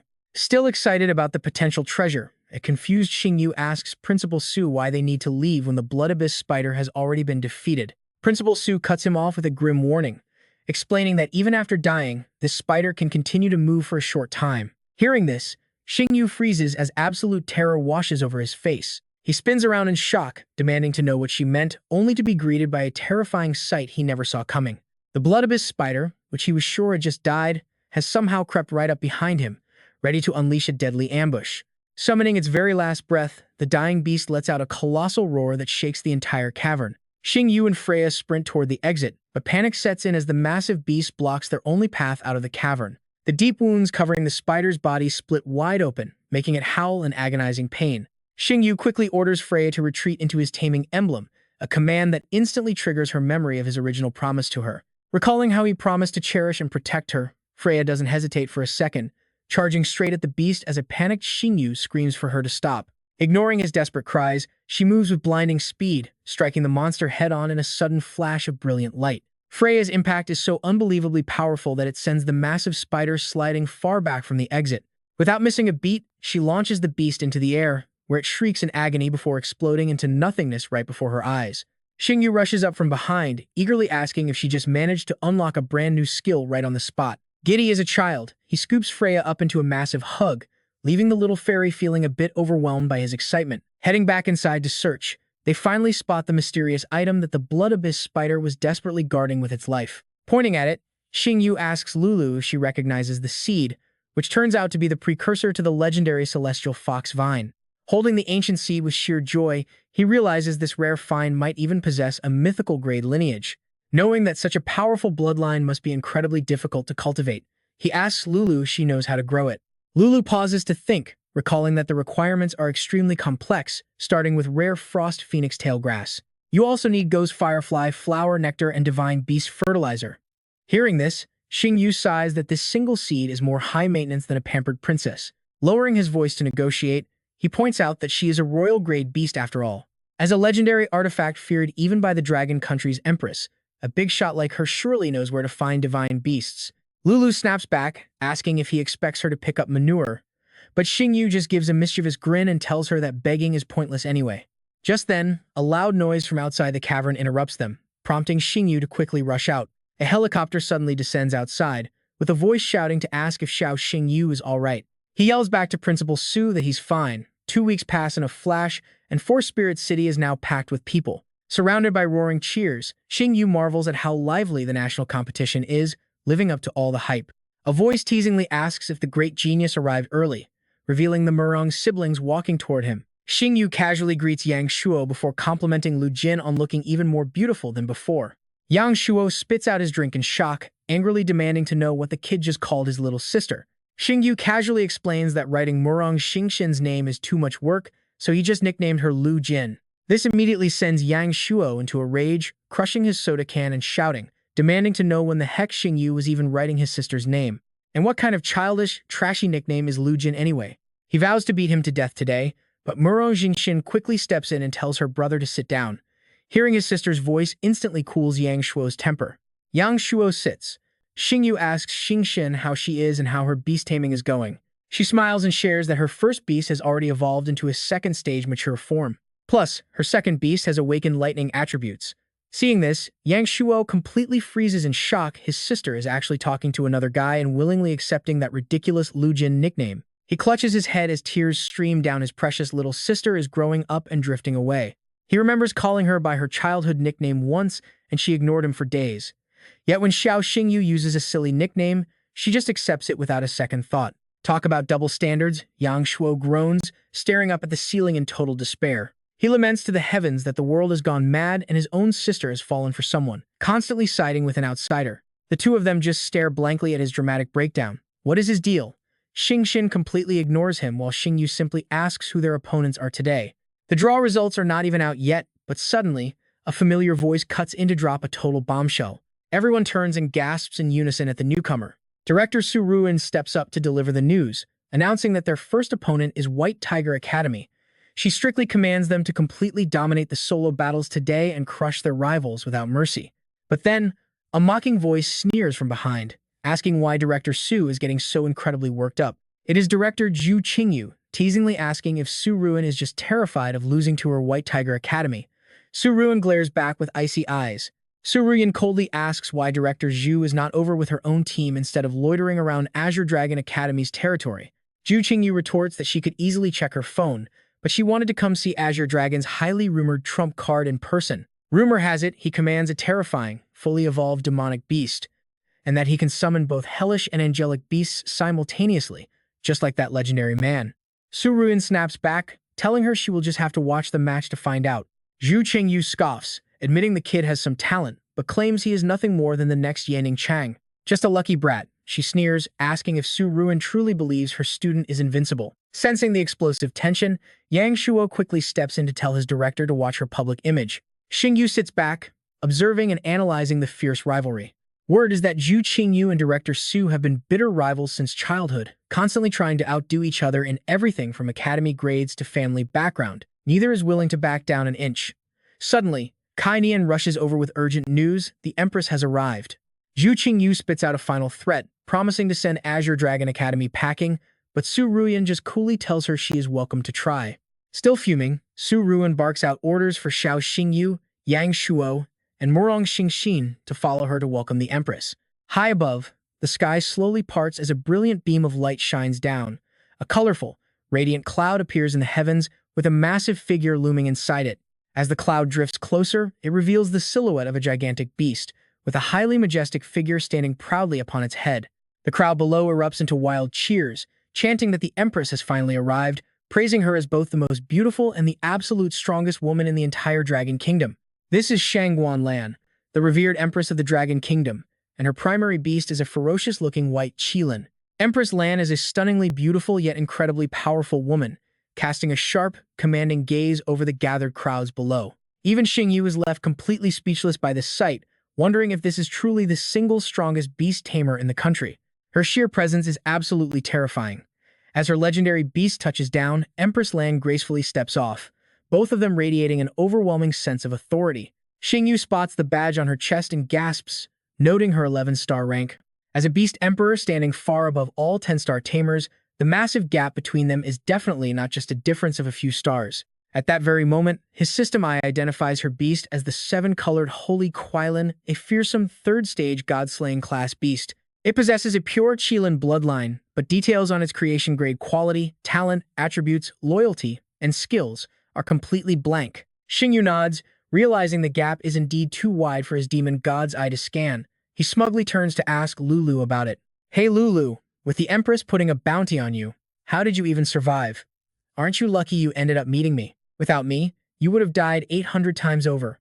Lulu scoffs, muttering that although he talks way too much trash, she has to admit he is right. Curiously, Xingyu asks if that spectacular 7-colored Holy Qilin is the only beast the Empress has at her disposal. Lulu scoffs that of course it is not, as she has even stronger beasts, while Xingyu suddenly senses a powerful dragon aura nearby. He freezes in shock at the pure, concentrated dragon power. He asks Lulu if the Empress has a pureblood dragon beast, since pure dragons were supposed to have been wiped out hundreds of years ago. Dalu shrugs, admitting she has no idea.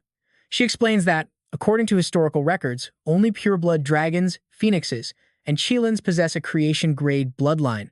Strength-wise, dragons were the absolute strongest, followed by phoenixes and Qilins. Yet, the very clan Ye Feng exterminated was the dragon clan. Dalu is puzzled.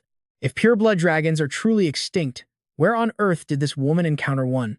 Plus, she has the Dragon's Tear, one of their 3 ultimate treasures. Clearly, that ancient extermination war was far from simple. While the two are still digging for the truth, Gulan, watching from above, orders the tournament to begin. Ruin arrives with the announcement Xiao Xingyu, the lottery results are in, and you are up first. He assures Dean Su that the first victory is guaranteed, while Yang Shuo sneers from the sidelines, "Do not stress if you lose. Xiao Xingyu, if you cannot win, we still have your back." As Xingyu steps onto the arena, the announcer's voice echoes through the loudspeakers. Representing the White Tiger Academy on the right is Lin Tianxi, son of the Sword Tiger Guild leader, Lin Shang. A muscular opponent steps out. On the left is the Azure Dragon Academy's rising genius, Xiao Xingyu. As the match begins, Xingyu looks severely outmatched at first glance. He summons his beast Come Forth, Hei Feng. It immediately unleashes an intimidating roar upon arrival. Across the field, a giant python appears as its master commands the Crimson Sand Python to fight. Xingshan watches anxiously from the stands. Does the python's sand element counter Hei Feng's fire? Yang Shuo explains that in same-level duels, elemental advantage outweighs bloodline rank. This match is going to be tough for Xiao Xingyu. His opponent immediately commands his python to unleash a sand blade tornado. The massive python conjures a sandstorm vortex, hurtling towards Xingyu and Hei Feng, but the young tamer immediately launches a counterattack.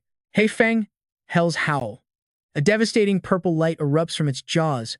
The two forces clash head-on, but the opponent clearly holds the upper hand, completely overwhelming Hei Feng's energy. Coughed-up blood splatters across the field, and a visibly pained Hei Feng is forced to retreat. The opponent confidently tells Xingyu that with such a massive elemental disadvantage, there is absolutely no way he can win. He mockingly offers mercy if Xingyu surrenders, but the tamer responds with something completely random. Asking if the weather is a bit humid, Xingyu raises his hand. "Do not rush. The battle is just getting started. That was only a warm-up." He casually claims he only needs 2 moves. The opponent sneers, but Xingyu does not leave him wondering for long. He orders Hei Feng to unleash Hell's Howl into the sky, and the wolf immediately blasts a massive wave of power straight upward. The maid beside the Empress is utterly confused. Is he trying to melt the sand? But a Hell Netherwolf's flame temperature is not nearly enough. Gulan calmly disagrees. Curious, the maid asks what he plans to do. Watching the battle play out with absolute amusement, Gulan explains that the boy is actually utilizing the rainbow clouds she created. Hei Feng unleashes its blast into the sky, leaving Tianxi completely stunned as every bit of his confidence instantly evaporates. What is he doing? Suddenly, rain starts falling. Tianxi is utterly stunned. Rain?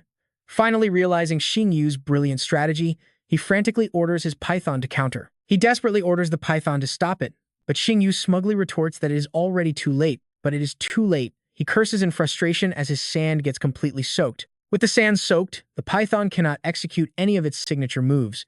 Now that he has completely neutralized his opponent, Xingyu commands Hei Feng to attack with the Hell's Fire Lotus.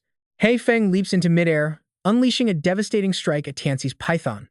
Having no chance to defend or resist, the snake takes the full force of the attack. Tianxi's python is severely injured by Hei Feng's devastating Hell's Fire Lotus, practically defeated by the duo.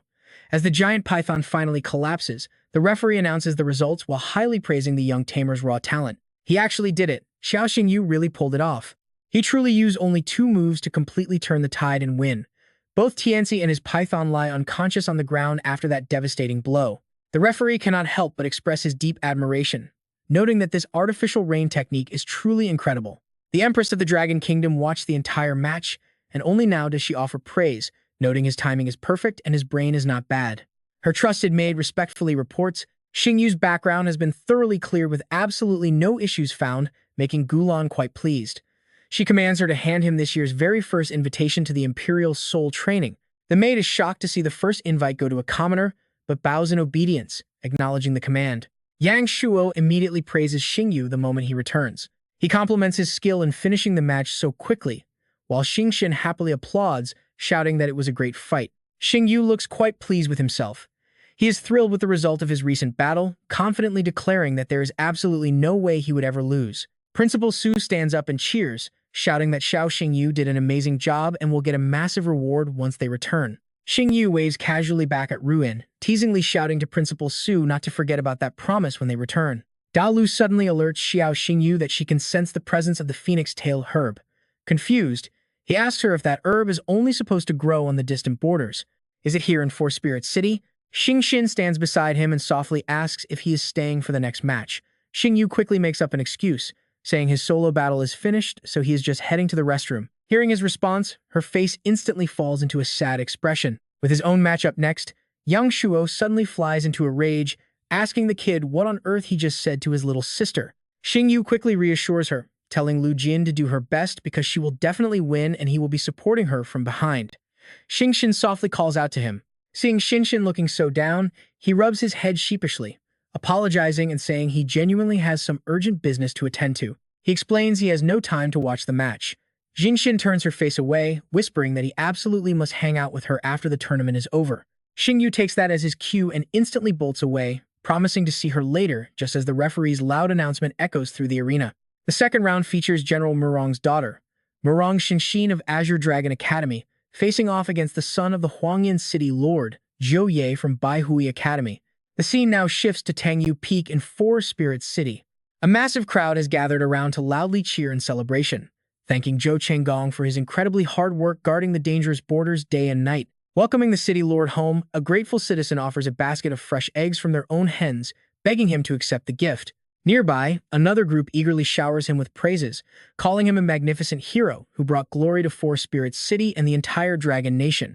Xingyu squeezes through the dense crowd, silently marveling at the sheer number of people. Wondering if they all came to welcome the army, he watches Chenggong and Emperor Rhino march in majestically as the beast's detailed stat panel suddenly pops up. It is a second-stage beast emperor of the war giant race, possessing an ultra-rare mythical tier bloodline.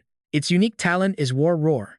This incredible roar boosts military morale, increases overall attack and defense, and weakens the enemy armor. It features psychic attributes, devastating crushing power, and an unbelievable loyalty level of 150. Xingyu stands there completely jaw-dropped, quickly initiating a silent mental link with Da Lu. Da Lu, look at that. An 8-star Beastmaster with a Beast Emperor companion, plus their loyalty is over 100. Just how many deadly battles have they fought together? She adopts a serious tone, explaining she knows the War Giant clan is highly aggressive, with past friction against her own Nine-Tailed Fox clan, meaning that for this Jew to be called City Lord, he must be the legendary Zhou Zhang, guardian of the Western Fortress. Xingyu suddenly realizes this means he is the father of Zhou Ye, who is currently fighting Morong Xingxin. She immediately hatches a clever plan. The phoenix tail herb grows near the western glaciers where demonic beasts thrive, and since he is stationed right there, he definitely has it on him, so Xingyu should just go rob his bag. Hearing this, Xingyu can only offer a dry laugh. Lulu, she makes it sound so easy to rob an 8-star expert, but mid-sentence, he suddenly notices something highly unusual about the situation. Xingyu notices Emperor Rhino is limping as it walks, making him wonder if the mighty beast is actually sick. Looking closer, he sees the giant beast is covered in nasty parasites, even around its eye sockets. Sensing a golden opportunity, Xingyu boldly calls out to the general from the crowd, asking if his war giant rhino is injured because he knows exactly how to cure it. Xingyu's shout instantly catches Chen Gong's attention, and he solemnly asks how this young kid could possibly know his beast companion is sick. He studies the boy, noting his Azure Dragon Academy uniform. He is only around his son's age, so how could he possibly know anything about medicine? Xingyu hands over his badge, introducing himself as a special physician from the Skyvault Guild, then asks if the beast often suffers from severe lethargy, and if its entire body breaks out in red spots whenever it rains, and even its skin starts ulcerating. Shocked by the incredible accuracy of the diagnosis, Chen Gong admits he returned precisely to find a cure, though he admits he still has doubts. The general cannot trust him yet. He challenges Xingyu to explain the cause of the illness to see if it matches other doctors. Xingyu smugly replies that it is actually quite simple. Plucking one of the tiny bugs from Emperor Rhino's skin, he shows City Lord Zhou, explaining that these desert sand mites are the actual root of the disease. Chen Gong carefully evaluates the young boy, realizing that he indeed possesses some genuine, impressive knowledge. Having hired countless famous physicians over the years who all failed to eradicate these pesky desert mites, Chen Gong seriously asks if this self-recommended kid actually possesses a reliable cure for his beast. Hearing those words, a highly cunning, mischievous grin spreads across Xingyu's face. He suggests they move to a more private place to talk since he needs some specific herbs, and Chen Gong immediately agrees to his request without hesitation. Lord Zhou invites Xingyu to his villa, promising him whatever herbs he needs and pledging his absolute support with anything once the treatment is finished. Standing across from Chen Gong, Xingyu can hardly believe he managed to secure such an incredible and lucky opportunity. He is scoring not only the rare phoenix tail herb but also a valuable relationship with a powerful ally. Standing before a massive cabinet at the Zhu estate, Xingyu meticulously selects 15 baskets of the rare Luoyan flowers. Along with 20 grams of Tianju grass and 25 grams of fueling, he brews his secret family recipe into purple spirit essence. After finishing the special remedy for Qi Huang, Xingyu carefully explains that this purple spirit essence is designed specifically to kill shaman parasites. The liquid must be ingested while the dregs are applied externally, ensuring a rapid recovery with absolutely no side effects whatsoever. If the city lord still feels uneasy, he can have someone else test the medicine first. Trusting the boy completely, the city lord calmly tells Xingyu he is overthinking since he never doubts his allies and will gladly administer it himself.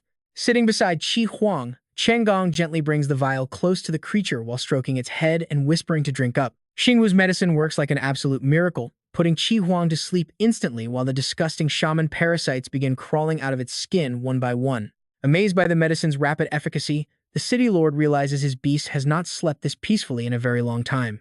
Deeply impressed by the young man's brilliant talent, Chen Gong addresses him with newfound respect as Dr. Xiao instead of just young brother. Before Chen Gong can even finish speaking, Xingyu quickly cuts in, saying he already knows exactly what the lord is worried about. He promises the shaman parasites will be completely wiped out and offers to give him the full prescription. That way, when the lord returns to Huangyan City, he can treat his soldiers' beasts too, prompting an incredibly grateful Chen Gong to ask about the fee. When asked about his payment, Xingyu simply requests some phoenix tail grass and Mahuin flowers, which Chen Gong agrees to without a single second of hesitation. After all, phoenix tail grass is not expensive at all. And though Mahuin flowers are rare, they are definitely obtainable, especially since Xingyu insists that those two items are all he needs. Feeling incredibly grateful, Chen Gong warmly invites the young doctor to stay for dinner tonight, eager to share a drink and chat with someone he gets along with so well. Xingyu shyly scratches his head at the invitation, admitting to Lord Zhou that he actually snuck out of his academy to come here. He mentions that by now, Li Lang has probably finished sparring with his teammate, which immediately grabs Chen Gong's attention. The deans of both academies have been locked in a bitter feud for ages. Having heard about this rivalry himself, Chen Gong suggests they head over together, since he also wants to pay his respects to the Empress. Back at the arena, the commentator is keeping the crowd absolutely hyped as the intense duel between Xinxin and Zhou Ye continues to escalate with no end in sight. The grueling battle between Zhou Ye and Murong Jinshin has already dragged on for an hour with absolutely no end in sight. As the crowd in the stands erupts with cheers, Xingyu stands below, completely unable to believe his eyes. Seeing them still fighting, Xingyu watches as Zhou Ye maintains his smug, arrogant smirk while throwing mocking words at a struggling Xingxin. He sneers that she is clearly at a disadvantage, asking why she still struggles so hard. On top of that, he points out her lack of focus from the start, demanding to know what she is staring at, but Xingxin completely ignores his taunts. She is too busy wondering why Xingyu is taking so long, dreading how incredibly embarrassing it would be if he saw her lose. Determined to show him, Xingxin swears she must win. Shouting from behind her, Xingyu asks Lu Jin why she is still pushing herself and if her spiritual power can even hold up much longer. Using his special visual technique, Xingyu carefully assesses the situation and realizes that both combatants are currently in pretty terrible shape. With both of their spiritual reserves completely running dry, they are locked in a dangerous stalemate, prompting Xingyu to inspect the specific attributes of their beasts. Xingyu turns his gaze to Xingxin's beast, wondering if this creature is actually Lu Jin's first partner. It seems she has brought out her absolute trump card, showcasing a stubbornly competitive side that he finds quite endearing. A detailed status screen pops up, displaying her Stage 2 adult snow spirit fiend hunter, possessing a legendary mythic quality bloodline.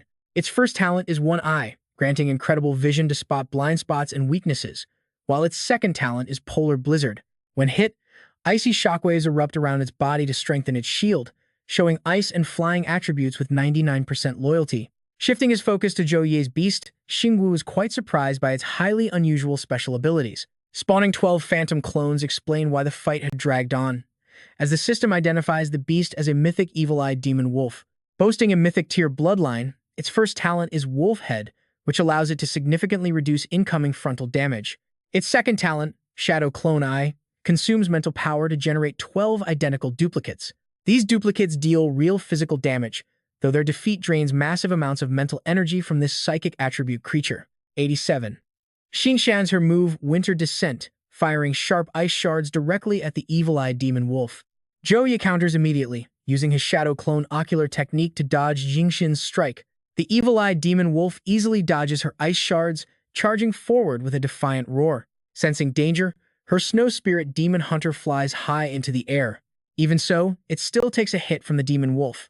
Talk about a cheap move. How is anyone supposed to tell them apart? Xingyu frowns, knowing there has to be a way. Xingyu looks over at Xingxin and decides to take a gamble. Standing right behind her, he covers his mouth and coughs loudly over and over, trying to give her a secret cue on how to win. Cough, cough, cough. Hearing this, Xingxin instantly picks up on the signal. She glances toward the sound, feeling deeply confused. Xingyu continues pretending to clutch his chest, coughing away quite loudly. Xingyu keeps coughing, and Xingxin begins to catch on. She wonders what he is trying to show her. Could this be a secret code? Behind her, Zhou Ye's evil-eyed demon wolf prepares to launch its next attack. She focuses closely on the pack of illusions, finally spotting the real beast hidden among them. The real wolf differs from its clones because it actually makes a heavy breathing sound while fighting. Spotting the enemy's weak point, Xingxin immediately orders her beast to counter. The snow spirit demon hunter launches a fierce strike. Zhou Ye's wolf is no longer invincible like before, taking the full force of the blow from Xingxin's snow spirit demon hunter. Zhou Ye grimaces and asks how this could happen. Unable to believe his eyes, he tries to reassure himself. No, she must have guessed. The wolf shifts its clones again, but Xingxin still lands a direct hit on the real one. After taking 2 devastating blows, Zhou Ye's beast is completely knocked out and unable to fight. The referee announces the final decision. The match is over, and the winner is Murong Xingxin. Azure Dragon Academy's individual score is now 2-0. Following her victory announcement, Jinshin happily walks over to her brother and Xingyu. Yangshuo praises her, saying his little sister is the absolute best, while Xingyu claps and offers his congratulations. Suddenly, Xingxin leaps forward and hugs Xingyu tightly, happily thanking him for his help. Xingyu smiles and replies that it is no big deal, but Yangshuo immediately cuts in, trembling with pure jealousy as he watches the intimate scene unfold right before his eyes. He demands to know what his sister is doing, then furiously points his finger directly at Xingyu, asking what he did to her. He warns Xingyu to get his hands off her, threatening to beat him up if he dares touch her again. Xingyu laughs nervously, explaining that he was simply offering Xingxin a quick tip. The scene shifts to Zhou Ye, whose arrogant face has turned pale with fear. He nervously tells the principal that he lost, which only makes Xingyu even more furious than before. Standing before the 3 students he considered the absolute best in his academy, he snaps his cigarette in half out of sheer rage, while Zhou Yi and Tianxi watch in terror. Xingyu screams furiously, calling for an immediate meeting to discuss team tactics. Nobody sleeps until they have a strategy, ordering them to train to death. They quickly agree in unison. Standing next to the Empress, Cheng Gong comments that his son's power still needs some improvement. He notes that General Murong's daughter has a very sharp mind, allowing her to spot the opponent's weakness at the critical moment. The Empress remains expressionless, telling him to stop playing dumb because she knows Jinshen only noticed the weakness after being given a hint. The person who tipped her off is none other than the doctor he praised. Realizing the Empress saw right through him, Cheng Gong immediately drops to his knees to beg for forgiveness. He begs her not to blame the kids and to give them another chance. Ignoring his pleading, she calmly says that Zhou Ye, Morong Jingxin, and Si Xingyu performed incredibly well, so she will grant them invitations to the Imperial Soul Training Camp. Hearing this, Cheng Gong finally relaxes and thanks her deeply. Meanwhile, we return to the group with Xingyu and the two Morong siblings as they chat. Xingyu smiles and asks where they should go for dinner, mentioning that Principal Su wants to treat everyone to barbecue tonight.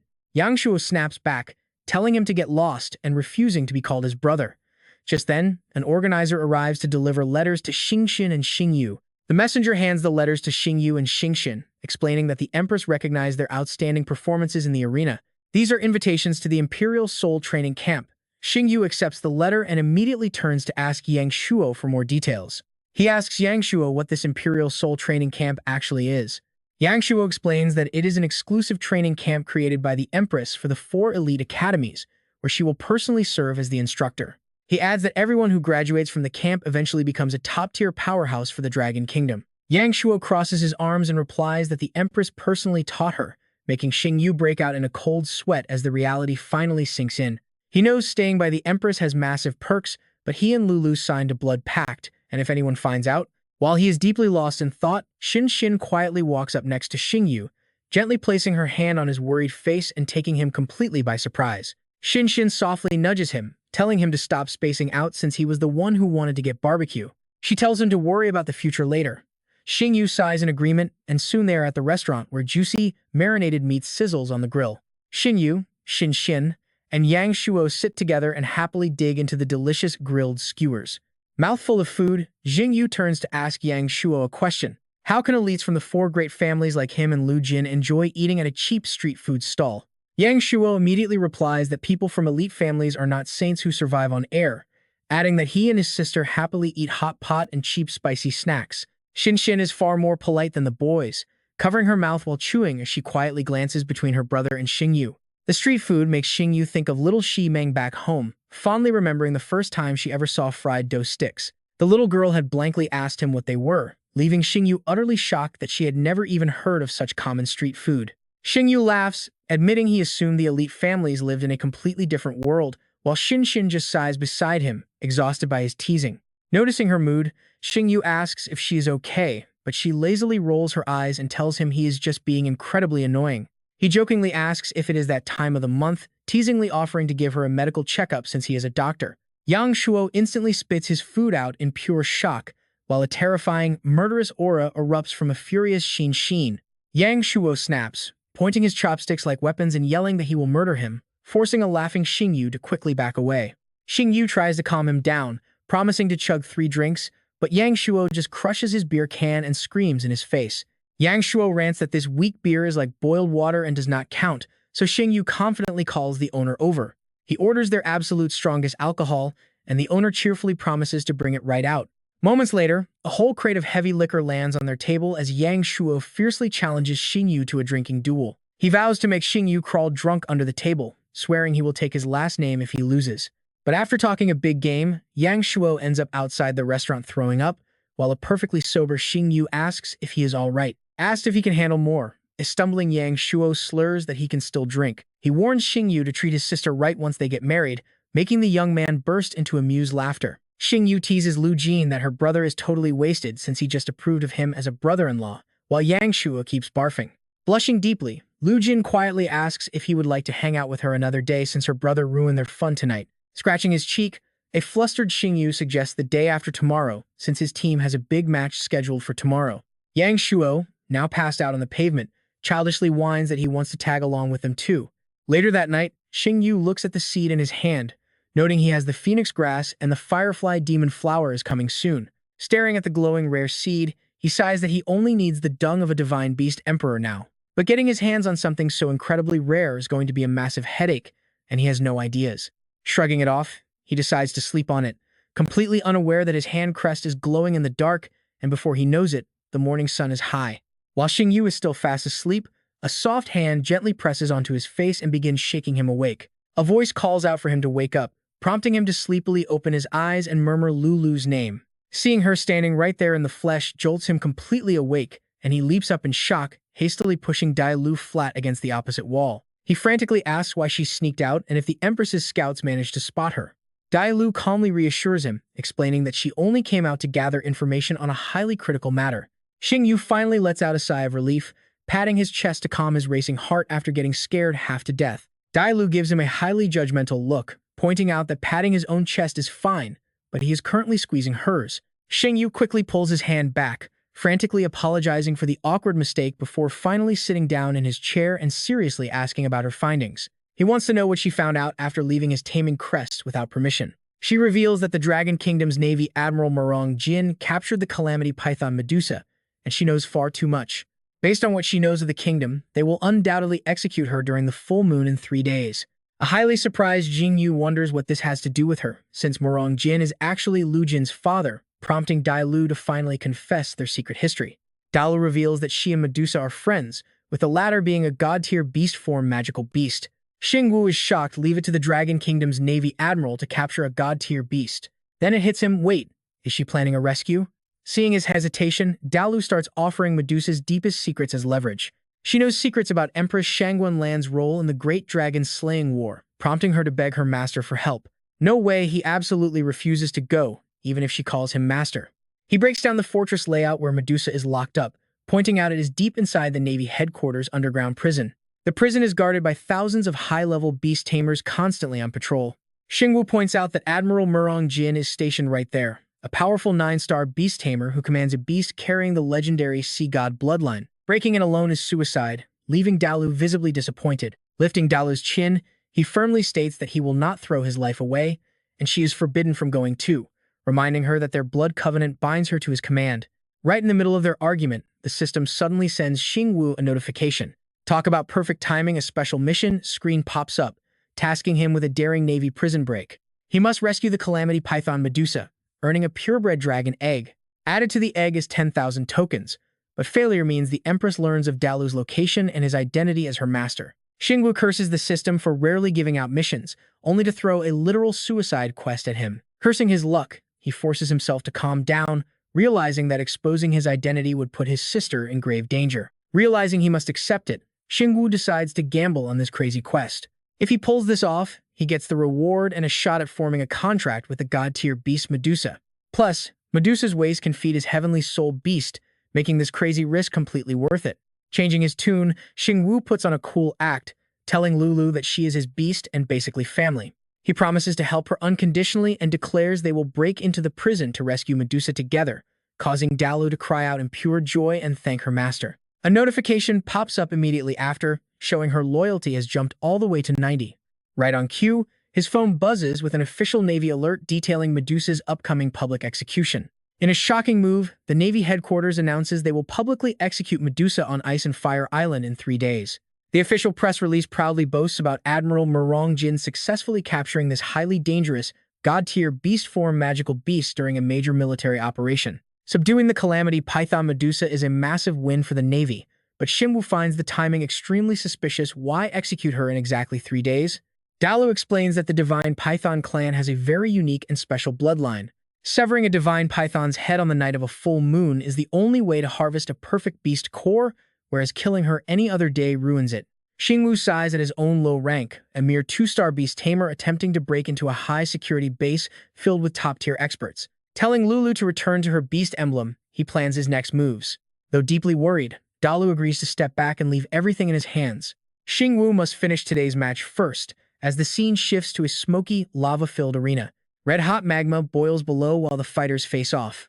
Disgusted, Xingyu mutters that the red liquid looks like actual blood and wonders why they are fighting here. Yang Shuo explains that according to local legend, a giant dragon plunged into this lake during the Great War. Its blood dyed the water, keeping it looking like boiling lava. though he admits it is just a rumor with zero actual proof. Xingyu activates his god eyes to inspect the lake, feeling the intense stakes of this upcoming team battle. Wanting to see what is actually hidden beneath the surface, he peers deep into the boiling red depths and spots a strange, glowing light. Suddenly, a powerful dragon aura hits him. There are dragon bones buried here.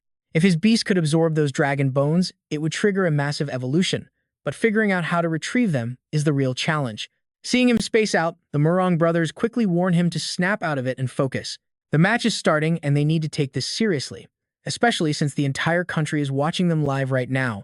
Numerous helicopters buzz overhead while the announcer welcomes the massive audience watching from home to the team battle of this season's Supernova competition. Dozens of broadcast cameras are trained directly on the combatants from all angles. Back at Xingyu's house, the television blares with commentary about the Azure Dragon Academy facing off against the White Tiger Academy, praising all 6 competitors as elite prodigies. Wondering who will take the victory, Ximeng happily tells Ningxie that he is absolutely going to win this match. She warns Meng Meng to cut back on the soda before her teeth rot, while the arena outside grows incredibly loud. As the crowd roars for both sides, Xingyu pumps himself up. Lu Jin was right, his sister needs to see him shine. With a wave of his hand, he summons He Feng, who appears with a savage, bone-chilling roar. Baring its razor-sharp teeth, the beast stands behind Xingyu, waiting for orders. Yang Shuo and Jingxin quickly summon their beasts, a thunderstorm lion and a bone-winged bat, while their opponents refuse to back down, shouting that they are sick of late-night training. Determined to win, they call out their own beasts, the sand burial red python and the evil-eyed gray wolf, a massive snake and a fierce wolf. Noticing the sly smirk on the final opponent, Xingyu grows highly suspicious. Why hasn't this guy summoned his beast yet?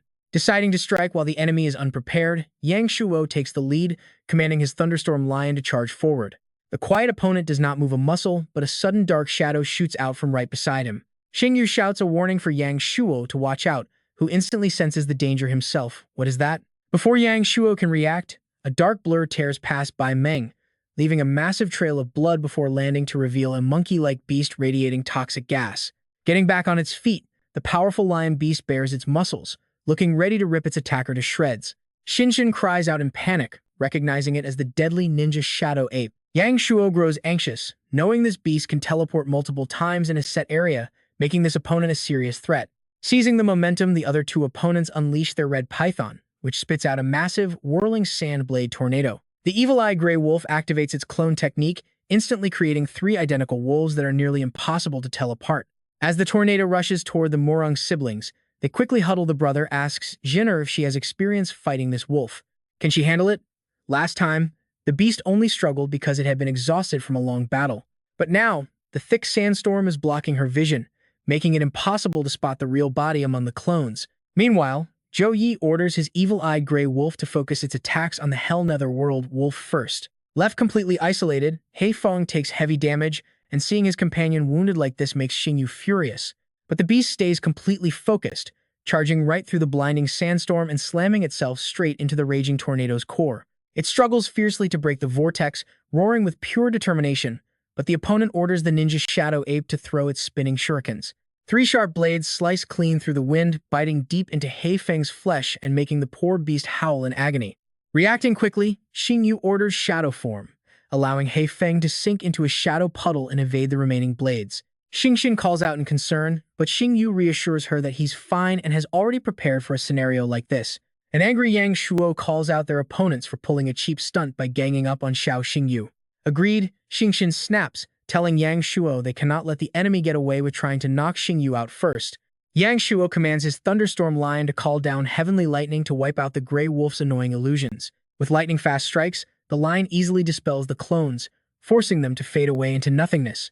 Frustrated, the enemy commands the shadow ape to throw more shurikens, but Xingxin counters immediately, sending her bone-winged bat to shield He Feng. Her beast successfully blocks the incoming attack, but the smug guy in black just laughs, calling their efforts completely useless. He gloats that they cannot protect the wolf forever, promising that under their relentless 3-on-1 assault, Xingyu is going to be eliminated first.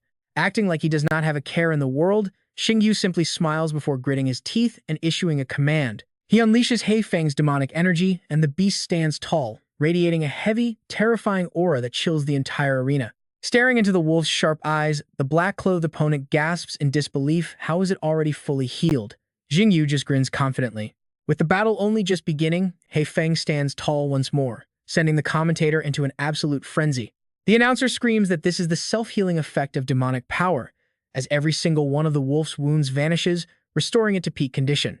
The black-clothed opponent is completely baffled, knowing all three of them had focused their absolute best attacks on that single wolf. Any other beast on this stage would have collapsed long ago. This level of demonic regeneration is simply absurd, but before he can even complain, his own beast suddenly starts acting incredibly strange. The once furious red python suddenly recoils in absolute terror, leaving its master in a total panic as he realizes that this demonic aura carries a heavy psychological dread that paralyzes opponents.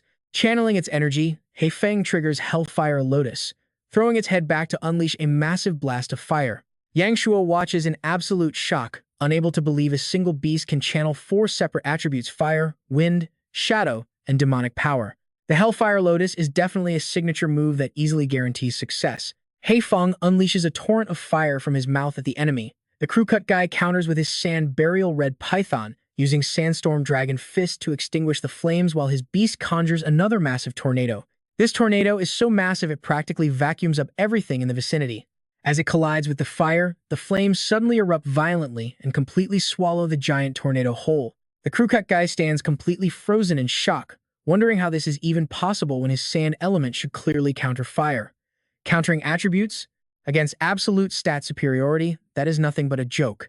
With that, Xingyu gives the order for Heifeng to detonate it. Instantly, the fire explodes with a deafening roar, shattering the tornado until not a single trace of it remains. The explosion leaves the entire arena blinded by dust, sending the cameras and crew sliding back amid terrified screams. Thick smoke completely blocks their vision as the fire still crackles inside the haze. Soon, the python emerges covered in deep scrapes, tears visibly welling up in its eyes.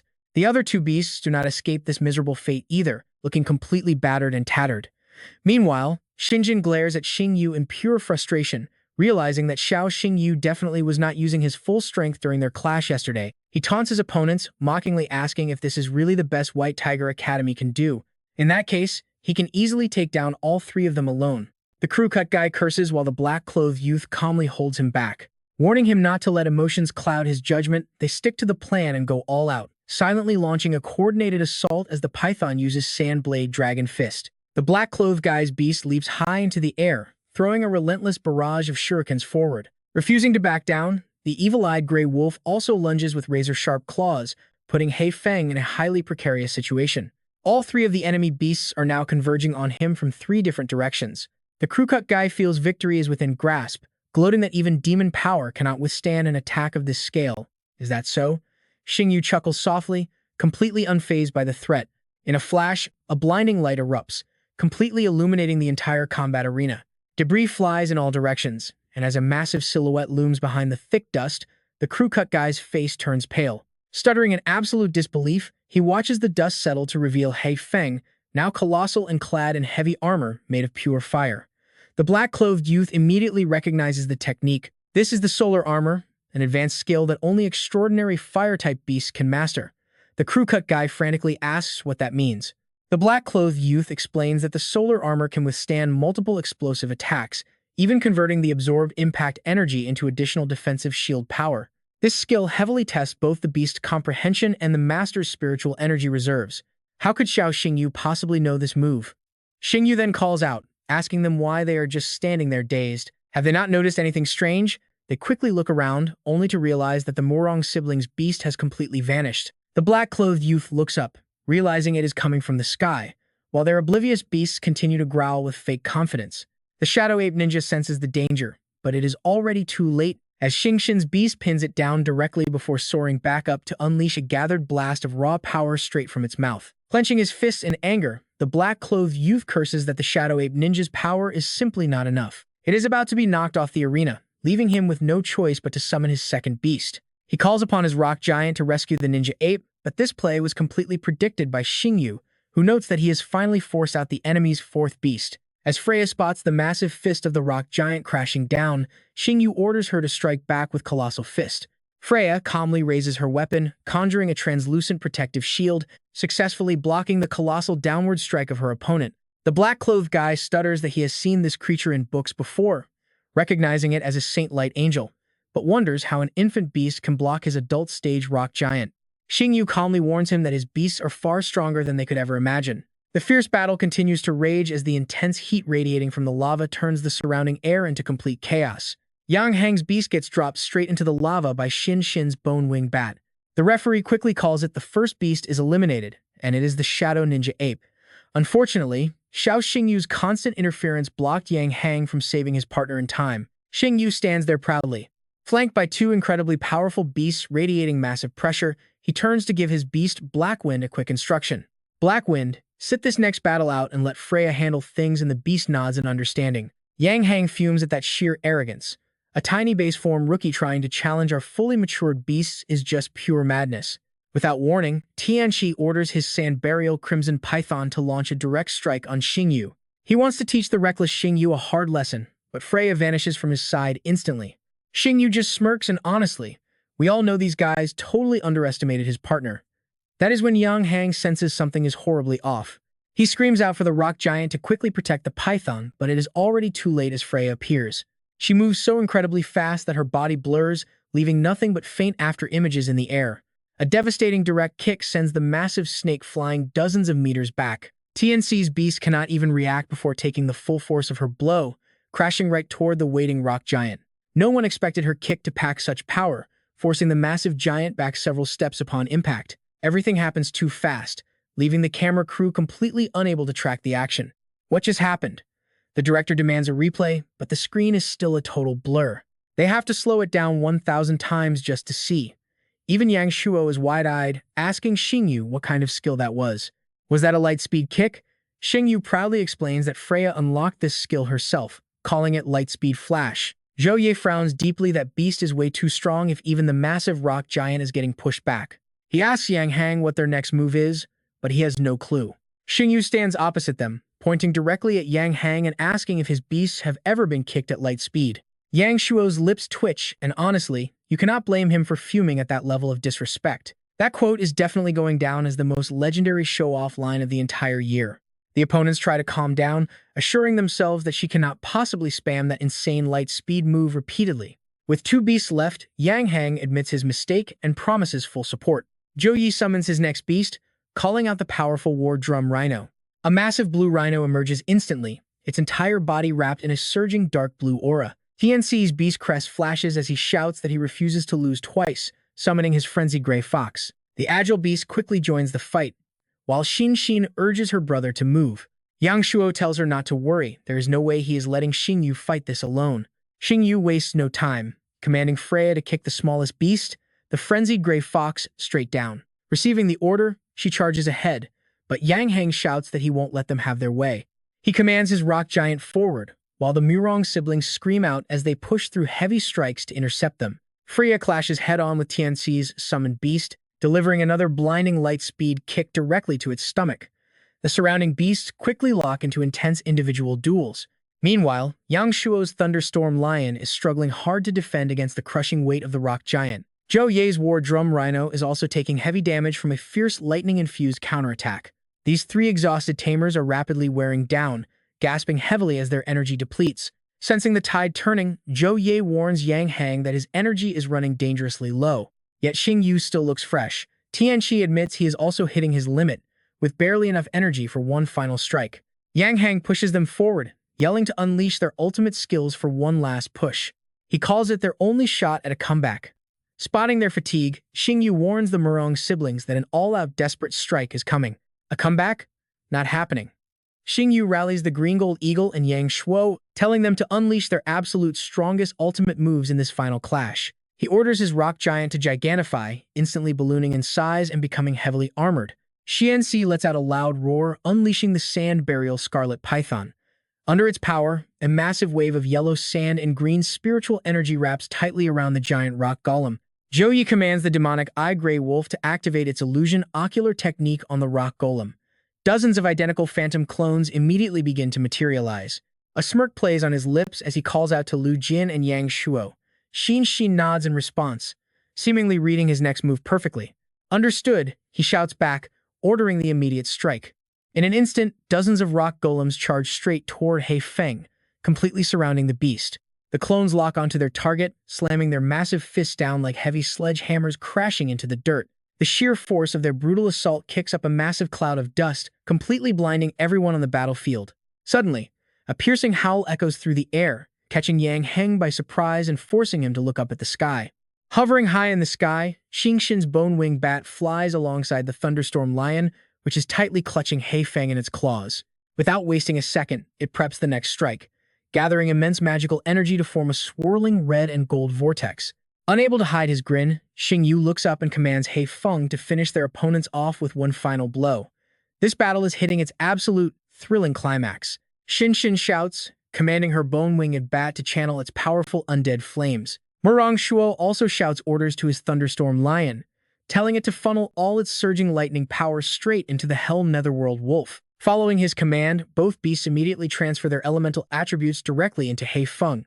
Absorbing these two massive sources of energy, He Feng's magical vortex expands and grows incredibly violent. This joint attack of the three beasts conjures a massive hurricane, trapping every single opponent within its deadly center. Sensing that the devastating skill has finally gathered enough raw power, He Feng unleashes it. A massive, roaring torrent of fire erupts straight from his jaws. The flames shoot out like a ferocious dragon, carving a blinding trail of fire through the air as it heads straight for the clustered enemy beasts. The impact triggers a deafening explosion that tears through the arena, sending a storm of dust and shattered debris raining down like a meteor shower. The sheer destructive force of the attack blasts the numerous cloned rock giants backward. Their massive stone bodies shatter into thousands of rocky fragments. And it is not just them, the entire arena is left violently shaking from the devastating shockwave. Even the surrounding water thrashes wildly, shuddering under the sheer force of that ultimate combined strike. After a tense silence, the thick dust and smoke finally begin to settle. The fading winds slowly sweep them away, revealing the state of the completely ruined battlefield. The illusions of the rock giant vanish completely. Only the unconscious original beast is left slumped in the center of the crater. Their opponents are not doing any better. The evil-eyed gray wolf is knocked out cold, covered in wounds. The sand-burrowing red python also suffers the exact same fate as the other two beasts. Slumping to the ground, Yang Heng, Zhou Ye, and Tian Qi look on in absolute despair, admitting they lost. Just then, the referee's announcement echoes through the stadium. The match is over. The victory officially goes to Qinglong Academy. Overjoyed by the win, Xingyu grabs Lu Jin's waist and spins her around, celebrating their hard-fought victory as she gives him a soft, approving smile. Murong Shuo cannot stand this sight and quickly steps in to stop Xingyu from getting too close to his sister, warning him not to flirt on live television. As Xingyu is basking in the glory of their win, a familiar voice calls out his name. It is Yang Heng and his teammates walking over to offer their genuine respect. They admit Xingyu is incredibly strong, making their defeat yesterday completely justified. They are truly and completely defeated this time around. Smiling shyly at their praise, Xingyu politely thanks them for the compliments, but his attention is suddenly pulled toward a nearby conversation that sounds strangely familiar to him. Over there, Principal Su mockingly congratulates Principal Zhu, bragging that their own academy got national spotlight because Zhu's White Tiger Academy served as their perfect, humiliating stepping stone. Xingyu watches as the two principals fake a warm handshake, glaring daggers at each other. He can only watch helplessly as Principal Su starts bickering again. Meanwhile, Xingyu throws out a subtle, playful provocation. She tells Principal Su to watch her student closely, hinting that Xingyu might just transfer to her school next year. Su Ruin is not about to back down, confidently asking if she actually has what it takes to steal her student. With that, she calls Xingyu over. The moment the boy steps close enough, she suddenly grabs him and pulls him right in. Xingyu is utterly confused. Before he even realizes what is happening, his face is pressed directly against her generous chest. I mean, talk about some serious main character luck right here.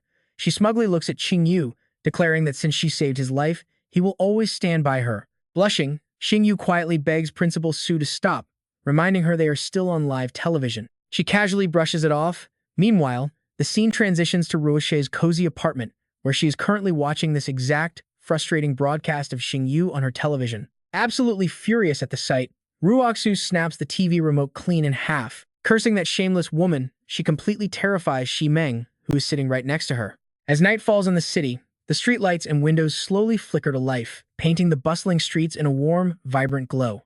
Far from the chaos, Xingwu and his friends are heading back home. Half drunk, he slurs that he can still keep drinking with Lu Jin. He even asks Yang Shuo to have another round. It is strange, did he not drink like a champion yesterday? Yet today, just a few bottles have knocked him out cold. Xin replies to her brother, suggesting he probably just cannot handle cocktails. After tucking him into his bedroom, the Morong siblings decide to let him rest, telling each other to let him sleep as they head out. The bedroom door clicks shut behind them as they leave. Once he is sure he is completely alone, Xingyu cracks his eyes open, talk about a flawless acting job. The Beast Tamer crest on his hand glows brightly as he calls her out. He summons Delu to go to Zhuilong Lake with him. Hearing his call, she immediately appears and asks if he isn't supposed to be completely wasted. She wonders where they are going in the dead of night, but he explains he has found a way to save Medusa. Dalu can barely believe his words, her eyes widening in pure shock as she asks if he is actually serious. Xingyu explains that pulling off a prison break requires her to evolve. She has been stuck at Tier 3 Beast Emperor for too long, and the dragon power inside her remains unpurified. He asks what if he can secure a purebred dragon bone, leaving her completely baffled by the suggestion. She asks where he would even find purebred dragon bones and what difference they would make, but he only offers a confident smirk. He says she will consume the bone, fuse the pure bloodline, and evolve into the legendary nine-tailed dragon tiger. Dailu smiles gently, asking Xiao Xingyu if he is actually stupid or just pretending. No Beast Emperor can fuse with a pure dragon bloodline. She explains no matter how legendary the bone is, it remains nothing more than a simple bone. His expression turns completely serious as he challenges her, asking what she would do if he actually has a way. Catching her off guard with this wild proposition, she lets out a forced laugh, questioning if she can really become a nine-tailed dragon tiger when it sounds absolutely impossible. Despite her doubts, Delu finds herself hesitating, genuinely torn over whether she should actually trust him and go along with it. The city is swallowed by a torrential downpour, leaving the empty, desolate streets illuminated only by the faint amber glow of tall buildings. Over at Zhuilong Lake, rain pours relentlessly as Xingyu and Dailu make their way along the jagged rocks of the shoreline. He remarks that a stormy night is perfect for avoiding prying eyes, instructing Lulu to shield him with foxfire and follow his lead once they dive in. Nodding in agreement, she suddenly wraps her tail around him and pulls him straight down, leaving him shouting to take it easy. Guided by Xingyu, they quickly plunge into the deep crimson waters, swimming straight toward the bottom. Dailu asks where the dragon bone is hidden, prompting him to direct her slightly to the left as they continue their descent. Struggling to find their way through the pitch-black waters, he corrects their course, telling her to veer right because they are still 200 to 300 meters away. Reaching the very bottom of the lake, Dailu finally spots their target and eagerly calls out to Xingyu that she has found it. A massive, towering skeletal frame looms right before them. Completely stunned to find such a legendary relic hidden deep underwater, they swim with everything they have toward the massive skeleton while she stares in absolute amazement. Interrupting her, Xingyu explains that it is the heart-protecting bone, the smallest yet densest and most durable piece of the entire dragon. Amazed, she wonders how he even knows this, asking if he is really only 18 years old. Suddenly, the ring on his finger glows brilliantly, casting a strange light on his face as a massive golden aura erupts and envelops the skeleton. Watch closely, the massive skeleton shrinks down and gets sucked into the ring as Xingyu quickly calls out to Lulu. He directs her to head to the suburban forest once they land, since the dangerous beasts there mean no humans will disturb their fusion, and Delu agrees. Deep inside a cave hidden within the forest, the rain continues to patter softly outside.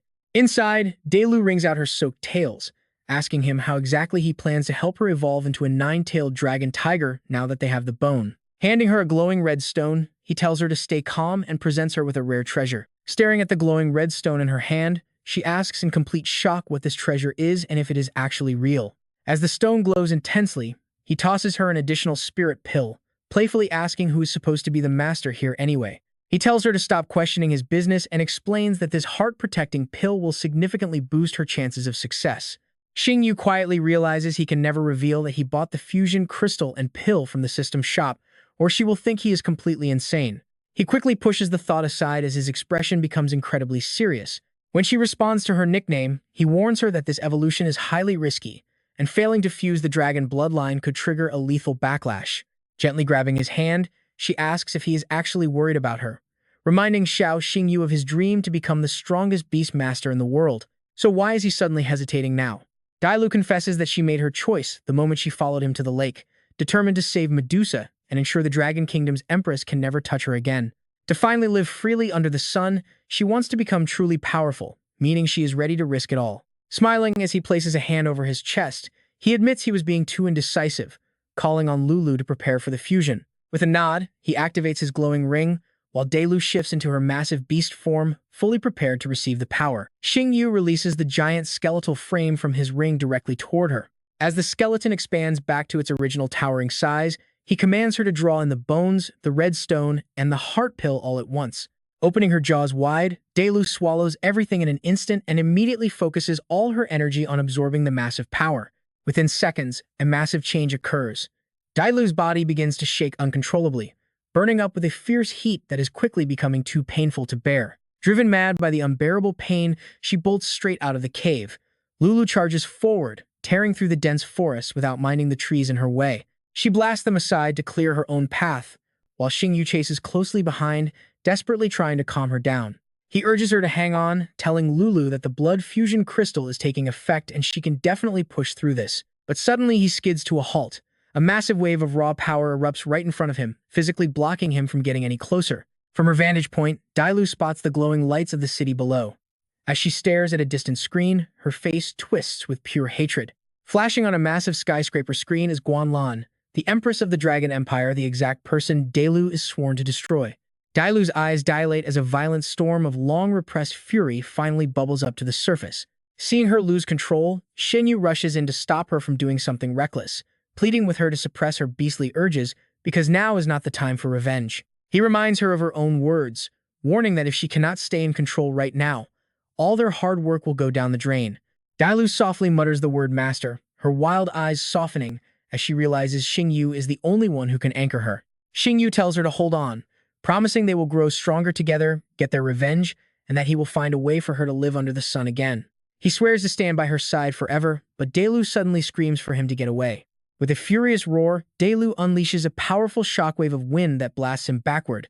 Xingyu recovers safely, but his heart sinks as he watches her struggle with her unstable form. He wonders if the fusion failed, frantically calling out to ask if she is okay. But then, the towering beast form dissolves, leaving behind a slender human silhouette. She gasps for air in sheer exhaustion, her once bright, elegant face now looking completely drained. Realizing Dailu completed her evolution, Xingyu shouts in pure excitement, realizing that she actually pulled it off. But before he can celebrate, she pounces.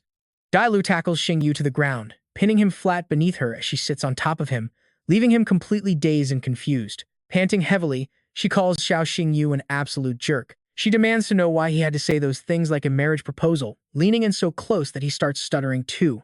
Xingyu stammeringly protests that he did not mean it that way, while Dailu looks down at him with her eyes welling with tears. The scene then transitions to the serene mountains at sunrise, where an exhausted Xingyu reflects on his life.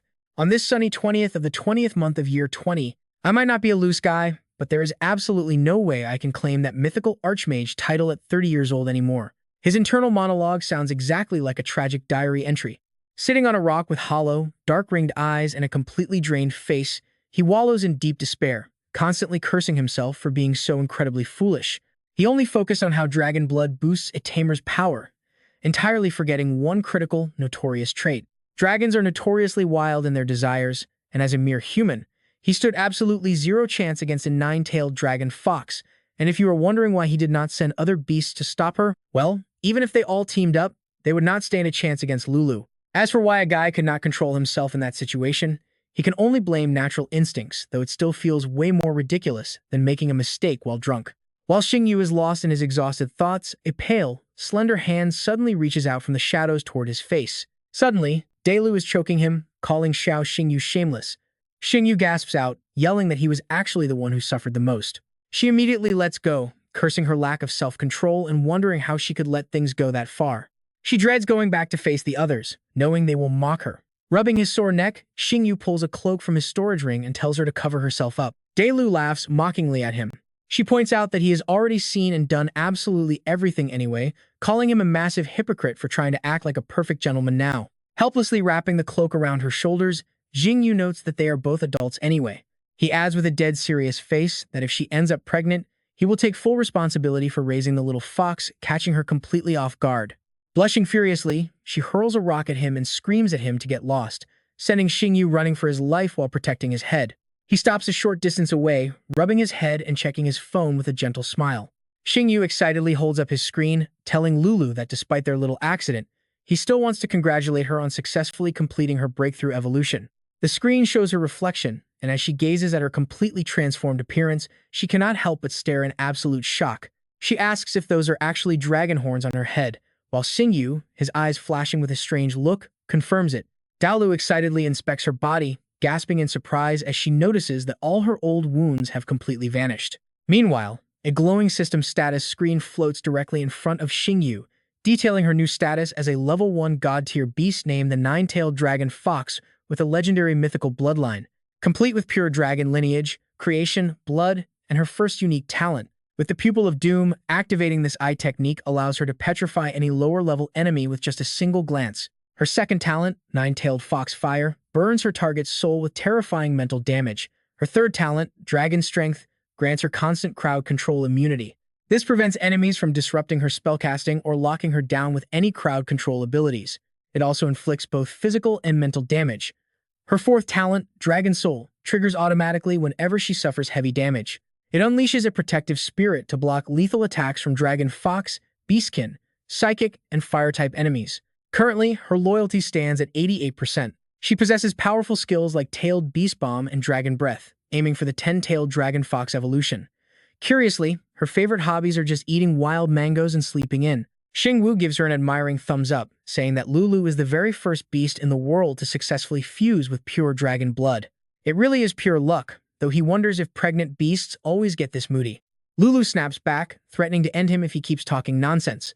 Later at his desk, Xingyu scrolls through his phone, looking up a heavily guarded prison facility. To rescue her, they must head to Ice Island in 2 days. With his school finals happening in 6 days, they only have one shot at this. If they fail, they will have to abandon Medusa and flee the school tower to avoid drawing suspicion to themselves. He turns to Lulu, asking if she has any questions. Lost in thought, Lulu brings a hand to her chin, wondering how a mere 2-star beast tamer like him plans to pull this off. With only about 2,000 to 3,000 spiritual power, going against a 9-star master seems impossible. He just laughs it off.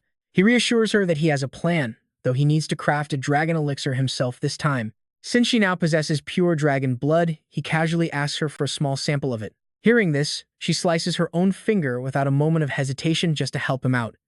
She tells him to take it, promising to give her absolute best. Shocked by her sudden reaction, Xingyu shouts for her to stop. Meanwhile, she calmly lets her blood drip into a small glass vial, handing it over as it flows. Worried about her, he pulls her hand to his lips to stop the bleeding, gently scolding her never to hurt herself like that again. This quiet, sudden tenderness is almost too much, leaving Lulu blushing furiously. Before the moment can go any further, the sweet atmosphere is interrupted by a sudden ping from his phone.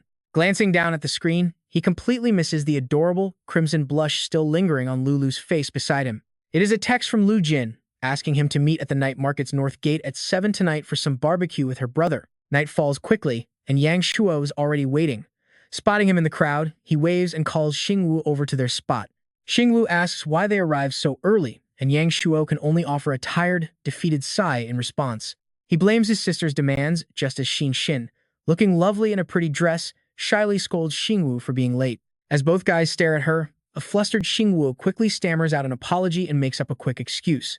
He apologizes, claiming he stayed up way too late playing video games, then turns his gaze to Lu Jin, asking if she can do him a quick favor. Since he is the only one allowed to call her that, she shyly wonders what it is, prompting him to get straight to the point. He explains that he needs some rare herbs that are far too expensive for him, and she agrees without a second thought. Hearing her eager agreement, he is absolutely thrilled, telling Lu Jin how incredibly loyal she is and how much he appreciates her. Yang Shuo coughs quickly and reminds them that he is still standing right there. Jingxin gives him a knowing look and says they are heading out to buy herbs first. Yang Shuo gets the hint immediately, suddenly remembering he has other plans tonight and cannot make it to dinner. Before leaving, he coldly gestures for Xiao Xingyu to step aside for a private chat. Yang Shuo throws an arm around Xiao Xingyu and whispers a warning.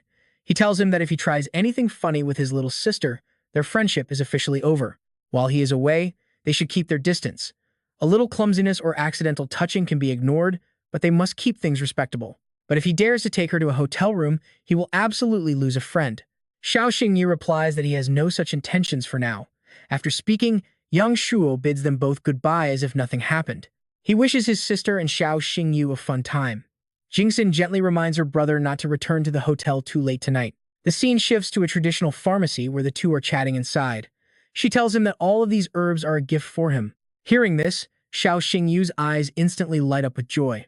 He tells Jingxin that she spent far too much on him, promising to repay her by researching custom medicine tailored to her beast traits to help boost their power. She chuckles and says she will hold him to that promise. Then, she hesitates, asking him if he feels anything unusual right now. Confused, he asks her what she means. Seeing her hopeful expression, he wonders if Jingxin simply wants him to compliment the fancy outfit she put on today. He decides to pretend to be blind, just to tease her. With that thought, he plays along and tells her he cannot feel a single thing. Xingyu hears this and instantly feels incredibly let down. She stares at his retreating back, asking if that is really true. Suddenly, a black cat with glowing eyes leaps from the darkness. The sudden jump scares Xingyu, sending her tumbling to the ground. Xingyu panics. Lu Jin, sitting on the cold floor, Xingyu assures him she is fine, just startled by the cat. Xingyu kneels to check on her, asking if she sprained her ankle. He calls her careless, but Xingyu pouts she has sprained her ankle over 20 times since childhood, so she is used to it. He turns around and offers his back, telling Lu Jin that the ground is slippery and she should let him carry her. Xingyu waves her hands, insisting she can walk on her own. Meanwhile, that black cat sits nearby, lazily licking its paw while watching the drama unfold. Xingyu quickly cuts her off, demanding she stop arguing and just get on his back. Unable to walk on her own, Xingyu finally yields. She has no choice but to let him carry her. With her chest pressed tightly against his back, a sudden wave of intense embarrassment washes over both of them, making the air feel incredibly thick. She hesitantly calls out his name, and he asks what is wrong. But then she looks up at the sky, saying something that ruins the romantic vibe completely. She mentions it seems to be raining, and Xingyu looks up to confirm that water is indeed falling. Xingyu takes off like a madman as the downpour starts. Startled, Xingyu asks if he is an ostrich because of how fast he is running. He retorts that if he doesn't run, they will both end up completely soaked. Eventually, they make it back to the hotel while the rain continues to pour. Back inside, they sigh in relief. Safe at last. Drying his hair with a towel, Xingyu sighs that they finally made it back. Then his eyes drift to Jingxin, whose soaked dress is now clinging tightly to her skin. Embarrassed, he tosses the towel over her head, telling Lu Jin to dry herself off because her dress is completely drenched. He asks if she needs help changing, but Xingxin grabs the towel and insists she can do it herself. Xingyu then offers to massage her ankle. Xingxin is about to call him a pervert, but before she can even speak, he is already kneeling down. She quietly stares at him as he gently massages her foot, completely lost for words. While checking her ankle, Xingyu asks Lu Jin if her first injury here was caused by a magical beast, leaving her stunned. She asks how he knew, and while he credits his demon god's eye in his head, he simply tells her that he is a doctor after all. He adds that since he can heal beasts, he can heal humans too, triggering a rush of memories for Xingxin. She explains that when she was 5 years old, she went out to sea with her father and they got hit by a massive tsunami. Navy ships were attacked by countless water beasts, and she accidentally fell overboard, almost ending up inside the jaws of a giant armored shark. Her father lost his arm saving her, so she softly says that a simple sprained ankle is absolutely nothing compared to the price he paid. Xingyu realizes how twisted fate is, considering he has to break into the Navy headquarters tomorrow for a jailbreak. Clashing with General Morong is inevitable, and he worries if his actions will bring trouble to Lu Jin's family. Standing up, he advises Lu Jin to rest her leg for the next few days so she can fully recover before the finals. He tells her he is leaving, but she hesitates, tightly grabbing his arm to keep him right there with her. Surprised and blushing, Xingyu turns around to ask what she needs. Blushing, Xingyu asks if he can help her to the bathroom since she cannot walk, and Xingyu quickly agrees. Behind the foggy glass door of the bathroom, her silhouette dances as Xingyu thoroughly enjoys the relaxing warmth of a hot bath. The hot water creates a thick mist around her body, while outside, the rain only seems to grow heavier by the minute. Stepping out of the bathroom, Xingyu wonders if she was being too obvious. Suddenly, she notices Yang Shuo is already sitting there. Holding a glass, he sits on the bed and asks without even looking back if her leg is feeling any better. Startled, she calls his name, while Yang Shuo hesitates before explaining that Xingyu had some urgent business and asked him to watch over her. He gently warns her that while he knows about her crush, she is moving way too fast and needs a better approach. She needs to handle these feelings with care, and though she feels a bit disappointed, Xingxin obediently nods and says she understands. Meanwhile, a highly motivated Xingyu summons his companion Dai Lu, telling her it is time to start refining some medicine. She immediately teases him about leaving that young girl behind, making him blush as he retorts that he did it all for her. He needs her to control the fire. At least 2 complete dragon spirit pills must be refined. Refining these pills will give them a much better chance of saving Medusa, causing Dai Lu to pout at his total lack of a sense of humor. Throughout the entire night, they work together in perfect harmony, with him preparing the ingredients while she controls the powerful spiritual flame. Rain continues to pour down as dawn approaches. By then, they finally finish refining the dragon spirit pills. Xiao Xingyu's dark-circled eyes instantly light up at the sight of the two glowing, successfully crafted spheres. It is a complete success. Exhausted, he decides to get some rest and gives Dalu a quick head-up. He tells Lulu that he's going to get some sleep and they will set off as soon as he wakes up. But just as Xiao Xingyu tries to lie down, Dalu stops him. Confused, he snaps his eyes open. Dalu only smiles and thanks her master, calling him her true home. After a long sleep, Xiao Xingyu finally wakes up feeling fully refreshed. Standing in front of the mirror, he excitedly declares that he is fully prepared. It is time to set out on a journey where life and death hang in the balance. Dalu looks at him with worry and suggests that maybe he should stay behind. She reminds him that he has no obligation to risk his life for his beast. Since she has reached her divine beast form, she can easily secure a safe retreat on her own. Hearing this, Xiao Xingyu gently flicks her forehead, telling her to stop talking nonsense. He reminds her that she is not just his summoned beast, but his family. No matter where this path leads, he is going with her to the very end. Dalu is completely stunned by his unyielding determination. Xiao Xingyu bluntly tells her to drop the emotional tone, adding that he is not doing this purely for her sake anyway. Steering the conversation back, she asks how he plans to explain their absence to the academy over the next few days. He explains that he told them his sister missed him and he had to go home. Principal Su quickly approved a 3-day leave, which seems surprisingly easygoing for the academy. Meanwhile, back at the Azure Dragon Academy gym, Yang Shuo's voice breaks the silence. He announces that Xiao Xingyu has taken leave to go home and will miss training. Walking beside him, Xingshin speaks in a quiet murmur. Yang Shuo glances over, asking where she is heading. Xingshin turns and tells him she is not feeling well, so she is skipping training to head back to the hotel. He tells his sister to go on ahead and get some rest. He wonders what on earth she and Xiao Xingyu talked about yesterday to leave her looking so deeply depressed. Watching the siblings walk away, Kai Ren sighs in deep frustration. Everyone is skipping training, and apparently, nobody cares what their teacher thinks anymore. Down at Bilum Beach, the sun is already sinking behind the mountains. Xiao Xingyu and Dalu stand on the shore, with Icefire Island looming directly ahead of them. Xiao Xingyu points toward their destination and calls out to Lulu. He notes that heading straight from Bilum Beach is the quickest route. With the distance being this short, he jokingly asks if she can just swim across. Lulu grumbles that she is a fox, not a shark, and hates being soaked for too long. Xiao Xingyu then asks what she suggests they do instead. Raising her hands with surging energy, Dalu prepares to activate her skill, telling him to watch closely. To Xiao Xingyu's absolute shock, she strikes downward, sending massive torrents of water surging into the air. In a hilarious twist, every single fish swimming nearby is launched skyward. Xiao Xingyu quickly tells Lulu to put her crazy powers away. He warns her that the commotion is drawing in dangerous sea beasts, but with a smirk, she replies that this is exactly what she wanted. Locking onto a target, she unleashes her skill to bind it. Dalu summons glowing chains, wrapping them around the creature and dragging it to the surface. It turns out to be a massive fish covered in sharp horns from head to tail. Xiao Xingyu instantly recognizes it as a rank 1 Beast King level magma tiger whale. It is normally incredibly powerful, but it stood zero chance against Dalu. Bound by her chains, the creature quickly surrenders. Xiao Xingyu and Dalu quickly leap onto its head, and she immediately orders their new mount to move out. She commands the beast to take them to Icefire Island, leaving the giant creature to comply. Still feeling a bit anxious, Dalu asks him if he is feeling nervous.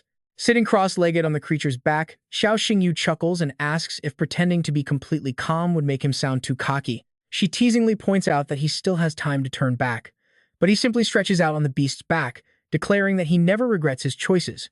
He tells Lulu that they have a long journey ahead, so she should wake him when they arrive. Dalu gazes at him affectionately, softly whispering his name. Too lazy to even open his eyes, he asks what is on her mind, but she just smiles and says it is nothing. To herself, she silently vows to spend the rest of her life keeping Xiao Xingyu safe from any harm. Meanwhile, on Icefire Island, the place truly lives up to its name. Frozen peaks and molten lava coexist right next to the local naval base. Sitting inside, a powerful man reads the news about his 2 children, noting with pride that both of them are finally on the right track. This is General Morongjin. Soon, his gaze shifts to Xiao Xingyu standing nearby, and he cannot help but marvel at the young man's potential. He remarks that the boy is incredibly gifted. Just then, General Baiyu walks in, suggesting that if he cares so much, he should just go visit them. Surprised by the sudden visitor, Morongjin asks Old Bai why he has suddenly shown up. Baiyu explains that executing Medusa is a critical mission. Because the Empress is worried, she personally sent him to provide backup. Hearing this, Morongjin grows concerned and asks if the Empress doubts his ability to handle the execution. Baiyu warns him not to let his guard down, since things on the mainland are growing chaotic. Forces to the east have already been acting highly suspicious. The southern territories are not safe either, crawling with dangerous escapees and criminals looking for trouble. The worst part is the Yanming faction. They won't give up on Medusa easily. Rongjin takes a slow puff of his cigarette and asks Bai Yu if those pests even realize he arrived. The old man laughs out loud. Then, his face suddenly turns cold and dangerous. He wonders if they would even survive to return once they realize two great generals are stationed on Icefire Island. After all, he is Continental General Bai Yu. His menacing look utterly terrifies the two nearby guards, leaving their heads spinning and their legs shaking out of pure fear. Rongjin quickly reins him in, warning that these are loyal subordinates and they should not be pressured because time is already running out. The trial begins as a heavy titanium transport capsule lowers, opening to reveal Medusa bound tightly in massive iron chains as they drag her to the gallows. Under the bright moonlight, they force her to kneel before the guillotine to await her execution. Bai Yu looks down and barks that Medusa has committed heinous crimes, and surviving this long was merely a mercy granted by the Empress herself. She opens her eyes, staring straight back at him to calmly ask if her crimes are truly that terrible. Her profile displays Calamity Demon Python Medusa. She scoffs at the absolute absurdity, asking what they would call Shangguan Land's dirty, unspeakable secrets if she is considered the ultimate evil. Having slipped onto the island, Dailu whispers to Xingyu in disbelief, asking if two great generals are actually supervising this single execution. How can they even fight? Xingyu tells her to wait because a chance might present itself. But as he looks closer, he wonders if there are other players hiding in the shadows. Meanwhile, on another part of the coast, the crashing waves begin to roar, growing more violent by the second. Rongjin's face is incredibly tense. He grips his Dragon Fang axe tightly. Raindrops pelt down like bullets, while Rongjin's two subordinates strain every muscle to heave the heavy lever. After a desperate struggle, they finally lock it in place. Watching this, Medusa's eyes burn with pure fury. She shouts mockingly to Shangguan Lan. She asks if the woman truly believes that her death will bury those unspeakable secrets forever under the dark ocean. Chains rattling against her skin, Medusa unleashes a surge of spiritual energy, screaming that the sins committed 200 years ago will eventually be dragged into the light. Instantly, the raw power of her energy slams into Rongjin's men, leaving them groaning in sudden, agonizing pain. His partner fares no better, desperately gripping the chains with trembling hands as the color completely drains from his face. The dark energy suffocates everyone nearby. He can instantly feel that it is no ordinary power. Things are about to get ugly. Medusa's unleashed spiritual energy quickly swirls outward, completely enveloping the other struggling guard. The guard is now completely paralyzed under her control, his face frozen in pure terror with no way to resist. But suddenly, the Continental General steps forward, his booming command echoing across the entire area. Do not inhale the fog. Bai Yu unleashes his energy to seize control, summoning a raging gale alongside a dense forest of rapidly growing branches. Medusa can only watch as the ground violently shakes. At that exact moment, the general's immense spiritual pressure washes over everyone standing on the battlefield. Naturally, Bai Yu targets Medusa next, wrapping her in thick, thorny vines that dig into her flesh and force out a sharp cry of pain. Bai Yu offers a wicked smirk, mockingly praising Medusa for still managing to cast illusions even while trapped in such a miserable state. Glaring at his smug face, she brings up the past, asking Bai Yu if he has already forgotten the horrific massacre of his own clan. Of the 5 great families, only the Bai clan was completely wiped out, yet he, their sole survivor, willingly serves Shangguan Lan like a loyal dog. She asks if he is worthy of his ancestors, which hits a nerve, causing Bai Yu's face to darken as he snaps at her to shut her mouth. As the Yanmeng squad arrives, their inside contact quickly briefs them on the current situation. Pointing to the main power box for the execution grounds, he whispers that they will strike the moment the lights go out. Suddenly, guards spot them and order them to put their hands up or get shot, forcing one of the rebels to panic and shout to detonate the charges right away. The trigger is pulled, unleashing a massive, ear-splitting blast that violently shakes the ground and echoes across the entire island. The massive blast tears through the area, lighting up the dark night sky with a blinding flash. Seizing on the sudden chaos, the Yanmeng fighters instantly launch their assault, unleashing their tamed beasts whose deafening roars echo through the smoke-filled air as they charge ahead. Bai Yu barks out orders to stay calm, telling them to activate the defense protocols and seal the island so tight that not even a fly can escape. Exuding a cold, murderous aura, Rongjin commands them to proceed with the execution, knowing the attackers will scatter once Medusa is dead. Xingyu urges Dailu to strike, and she instantly leaps forward, telling him to leave the rest to her. Charging into the fray, she cuts right through their ranks, sending Rongjin's guards scattering in every direction before they can even react. Though the path climbs high into the sky, she scales it effortlessly without breaking a single sweat. Rongjin catches a glimpse of her silhouette, freezing in absolute horror as he recognizes the unmistakable tail of the legendary nine-tailed demon fox. As they escape, the bound Medusa looks at her savior and begins to ask why she came, but Dailu quickly cuts her off, warning her to save her breath. He tells them to escape first, and then they can worry about the rest. Rongjin, still visibly shaken, summons his nine-tailed demon fox. With wanted posters plastered all over the Dragon Kingdom, he never expected her to walk right to their doorstep. Bold move. He plans to send them straight to the afterlife, but before he can strike, a dark figure appears with a crash, looking exactly like Madara from Naruto. A corner of Icefire Island lights up with blazing fire. It really feels like a clash of total opposites, and trust me, absolutely nobody on that battlefield can look away. Baiyu looks over and tells Rongjin to wait and look. Standing on the cliff edge in a dark cloak is a mysterious figure, flanked by Dalu and Medusa. Looking closer, it becomes obvious that this cloaked stranger is actually Xingyu, disguised in the black robes of the Yanming sect. Baiyu is highly suspicious, wondering aloud if this stranger is with them since his pressure is so intense. Xingyu locks his cold, dark gaze onto them, declaring they have absolutely no right to know his identity. He states he is only here to take the little snake. Anyone blocking him? Dead. The two girls stand aside watching the show. Dalu quietly chuckles to herself, impressed by how well the kid can act. Medusa is highly annoyed, grumbling about being called a tiny, weak snake. They wonder how a two-star beast tamer dares to speak like that looking up from below. The Yanming guards only see a fluttering black cloak, whispering in confusion before a voice answers. Wondering if the stranger is an ally, Rongjin grows impatient, muttering that they should just ignore him and go help first. He warns the cloaked man that whether he is with Yanming or not, trespassing into the customs headquarters is unforgivable. He vows to eliminate him completely.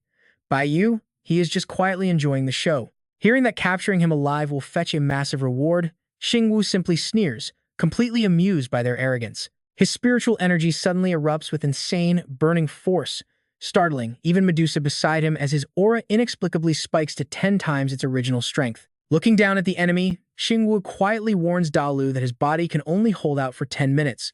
After 10 minutes, his life is in her hands and she calmly replies that she knows.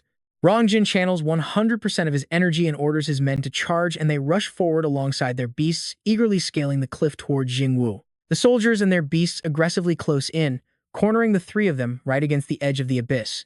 Unfazed, Xingyu orders Dalu to make her move. She steps forward, telling him to take good care of Medusa. Once she gives the warning, Dalu's casual smile fades, completely serious now. She throws her head back with a sharp cry, letting her raw spiritual energy explode outward in a massive wave. A bolt of furious lightning crashes down onto the enemy with a deafening roar, and the overwhelming pressure is so intense they can barely even breathe. The soldiers groan in agony while their beasts foam at the mouth, completely losing their balance and stumbling around. The Yanming guards foam too, asking Kamasan why they are being hit.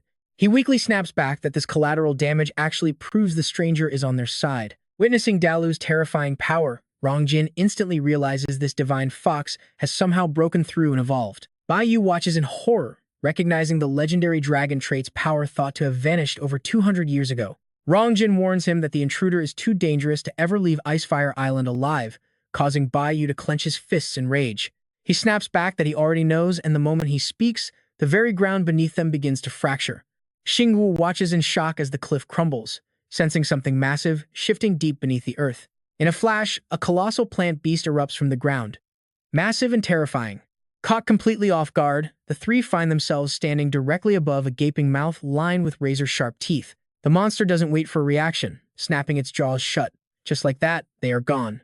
They tumble down its slimy, dark throat, and the sickening, wet gulping sound sends shivers down the spines of everyone watching outside.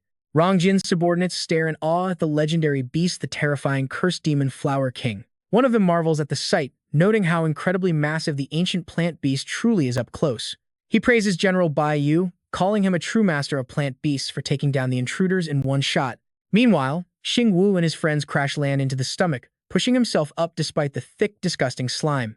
Xingyu looks over at Dalu and asks where they are, but Medusa frowns, cutting in to answer for her. She explains they are inside the stomach of the cursed demon Flower King, but suddenly, a pack of monstrous beasts charges out from the shadows to surround them, catching them completely off guard.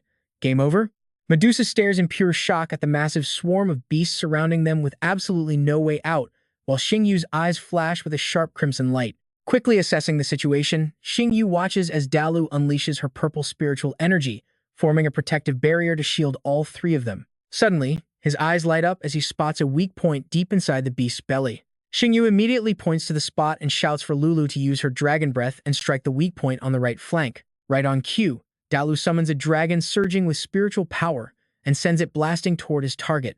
Outside, Baiwu's beast is hit right where it hurts, its belly swelling up in 3 places as Rongjin anxiously asks if he's alright since 6 minutes have already passed. Once swallowed by the cursed Flower King, one's flesh and bones will melt into liquid in a process of absolute, agonizing torment. No matter how capable that Dragon Fox is, surviving is simply impossible. Before Baiwu can even finish his sentence, his beast explodes into 3 bloody pieces, letting Dalu seize the perfect moment to burst out from the inside with a powerful, roaring battle cry. Baiwu is completely baffled. How could this be possible? Did that fox really just blast straight through the cursed Flower King's stomach? It makes 0 sense, and even Rongjin is terrified by how insanely powerful the dragon flame is at this level. Even an ancient-blooded plant beast like the cursed Flower King stands absolutely no chance against the devastating heat of the dragon flame. He suddenly calls out, stating they have battled with Yanming for over 100 years. The kid has unbelievable power, yet his name is nowhere to be found on the top 10 most wanted list. Who is he really? Standing atop Dalu, Xingyu merely scoffs at Rongjin's words, while the old man's voice grows deeper and more menacing. If he refuses to reveal his identity, they will just have to lock him up in the deep-sea prison for some interrogation. Without hesitation, Rongjin summons a massive fish-like beast that erupts from the ocean, sending colossal waves splashing everywhere. Xingyu's eyes widen. He definitely did not expect old man Rongjin to pull out his trump card beast right now, which instantly starts blasting devastating sound waves their way. The sound waves slam directly toward them, but Dalu reacts just in time to conjure a protective barrier. Breaking into a cold sweat at the sight, Xingyu mutters that the destructive force is simply too overwhelming. As the enemy beast unleashes an endless, relentless barrage of sonic attacks, Dalu finally hits her limit and retaliates with a massive blast of scorching fire. The 2 massive forces collide, triggering a violent explosion that shakes the entire sky. Sensing the danger, Xingyu warns Lulu that they cannot keep fighting, as their potion's effect will wear off in just over 3 minutes. Hearing this, a wave of panic hits Dalu as she quickly turns around, suggesting they make a run for it immediately. Seeing right through their plan, Baiwu lets out a cold sneer, shouting that they will not escape his vine vessel. Instantly, Baiwu's vine vessel tightly binds Dalu's body, completely freezing her in place as he boasts that even though his cursed Flower King was burned, it is far from done. Plant beasts are naturally immune to pain, meaning their calculations were completely off from the start. Realizing the danger, Xingyu quickly assesses the battlefield, noting they are being pinched from both sides with no escape route. They are in deep trouble now as the crushing vines constrict tighter around Dalu's body. Deep beneath the waves, Leviathan's eyes snap open with a fierce roar, launching its deadly trident slicing through the air straight toward Dalu's head. Xingyu tells Lulu to stop struggling, retract her dragon force, and drop the defensive shield, causing her to glance up at him in utter disbelief. When she asks why, he simply waves his hand, telling her to just trust him, even as ground vines and the incoming trident close in. Baiwu watches the battlefield, his eyes filled with absolute confusion. Why on earth would this fox stop fighting and willingly drop its only defensive barrier? Taking a slow, calm puff of his pipe, Rongjin confidently states that no enemy can ever survive Leviathan's sea god trident, right before a blinding light suddenly flashes through the smoke. Shockingly, the target is still alive, and from within the bright glow, a massive purple dragon's soul ascends straight into the sky. Rongjin is absolutely stunned as a legendary dragon soul. Gritting his teeth in fury, he wonders what kind of monster could summon a dragon's soul, while Dalu looks around, amazed to find she is still alive. Xingyu explains that this is her innate dragon soul talent, which automatically blocks any fatal damage directed at her. It is the perfect counter against both Leviathan and the cursed Flower King, though she pouts, complaining that he is way too calm. The system interface reveals her details a first-stage guardian 9-tailed dragon fox, possessing the mythical 9-tailed fox bloodline mixed with the pure creation dragon bloodline, with her first talent being the Eye of Misfortune. Once this eye technique is activated, she can instantly petrify any enemy whose rank is lower than her own. Her second talent is 9-tailed fox fire, directly burning the enemy's soul with a terrifying mental strike, while her third talent, Dragon Might, maintains an unyielding state. This makes her immune to all enemy crowd control and physical or mental damage, ensuring her skill casting can never be interrupted. Fourth talent, Dragon Soul. When critically injured, it automatically unleashes the Dragon Soul to block any fatal attack. Its attributes cover Dragon, Fox, Beastman, Psychic, and Fire, with loyalty sitting at 88. Skills include Tailed Beast Bomb, Bloodthirsty Red Crossbow, 9 Tails Heaven Burner, Dragon Tail, and Dragon Breath. Evolution paths to the 9 and 10-tailed forms are still completely unknown. Grimacing from sheer exhaustion, he warns that his spiritual energy is almost completely gone. In 1 minute, he might pass out, meaning they must retreat immediately. Daolu turns to suggest they split up, but Baiyu grits his teeth and orders a decisive kill. Suddenly, 2 vines erupt from the ground. As she raises her claws, the earth cracks, forcing them to dodge. A massive power surge shoots straight into the sky. Xingyu screams wildly. Summoning his bloodthirsty pupil crossbow, he unleashes a violent purple vortex. Right in the center, a massive eye slowly materializes. Rongjin stands tall, declaring they represent the absolute honor of the Dragon Kingdom Navy. They stand for hundreds of millions of citizens back home, meaning the enemy cannot escape Icefire Island. Vihen continues channeling the sea god Trident. Sensing his will, the beast thrashes its tail underwater, summoning a massive 3-pronged spear. The sheer force launches the weapon skyward, while the purple eye flares up, firing a devastating beam of energy straight down. Both massive energies collide in a blinding flash. Amidst the glaring light, Vihen lets out a roaring cry. A deafening explosion suddenly tears through the air. The shockwave blows him backward, forcing a cry from Xingyu as thick smoke blankets the sky. The 2 commanders stare intensely at the chaotic scene. Gritting his teeth around his cigarette, Rongjin growls that they let them escape. Baiyu frowns and sighs. Is this the true power of the dragon's soul? Even 2 grand generals could not hold them back. Refusing to accept this, he roars that this is the Navy headquarters, not a playground where they can just come and go. With battleships lined up across the water, the entire Navy receives orders to search the surrounding seas. Talk about worst timing, a sudden bombardment rains down, shaking the area as the radio behind him screeches to life. The operator warns of a surprise attack from the South Island Alliance. Shocked, Rongjin gasps as the voice continues. They report ship number 1 is taking on water, but the operator quickly tries to reassure him with more updates. The enemy is no match for them, but then another alert screams that the turbine of ship number 7 is broken. Reports claim ship number 3 is under fire but urge him not to worry, all while non-stop damage reports keep flooding in. Hearing that their flagship is now heavily damaged, he clenches the radio in sheer frustration. Spinning around, Rongjin immediately orders his men to call off the search for the cloaked figure and deploy to support the fleet. Meanwhile, Daolu pokes her head out of the water, desperately calling out for her master, asking where he is. Deep beneath the surface, Xingyu is still sinking. The backlash from the dragon's soul pill is too severe, leaving him completely powerless. He feels freezing and incredibly sleepy. Suddenly, a colossal shadow glides past his sinking body, transforming into Medusa. She cradles Xingyu gently in her giant palm and rises, staring down at him with an intensely curious look. A mere human actually had the potential to clash with 2 9-star beast tamers. It is truly eye-opening, she muses, suddenly flicking out her long tongue to inspect him. Muttering an apology, she dives deeper, her sharp eyes scanning the underwater surroundings for any sign of trouble. Since the boy is critically injured and unconscious, she decides they need to head toward a nearby deserted island to rest. In the distance, a desolate island looms.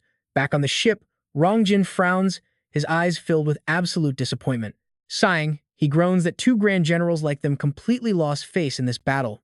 Baiyu adds they should worry about how they will face the absolute wrath of the Empress.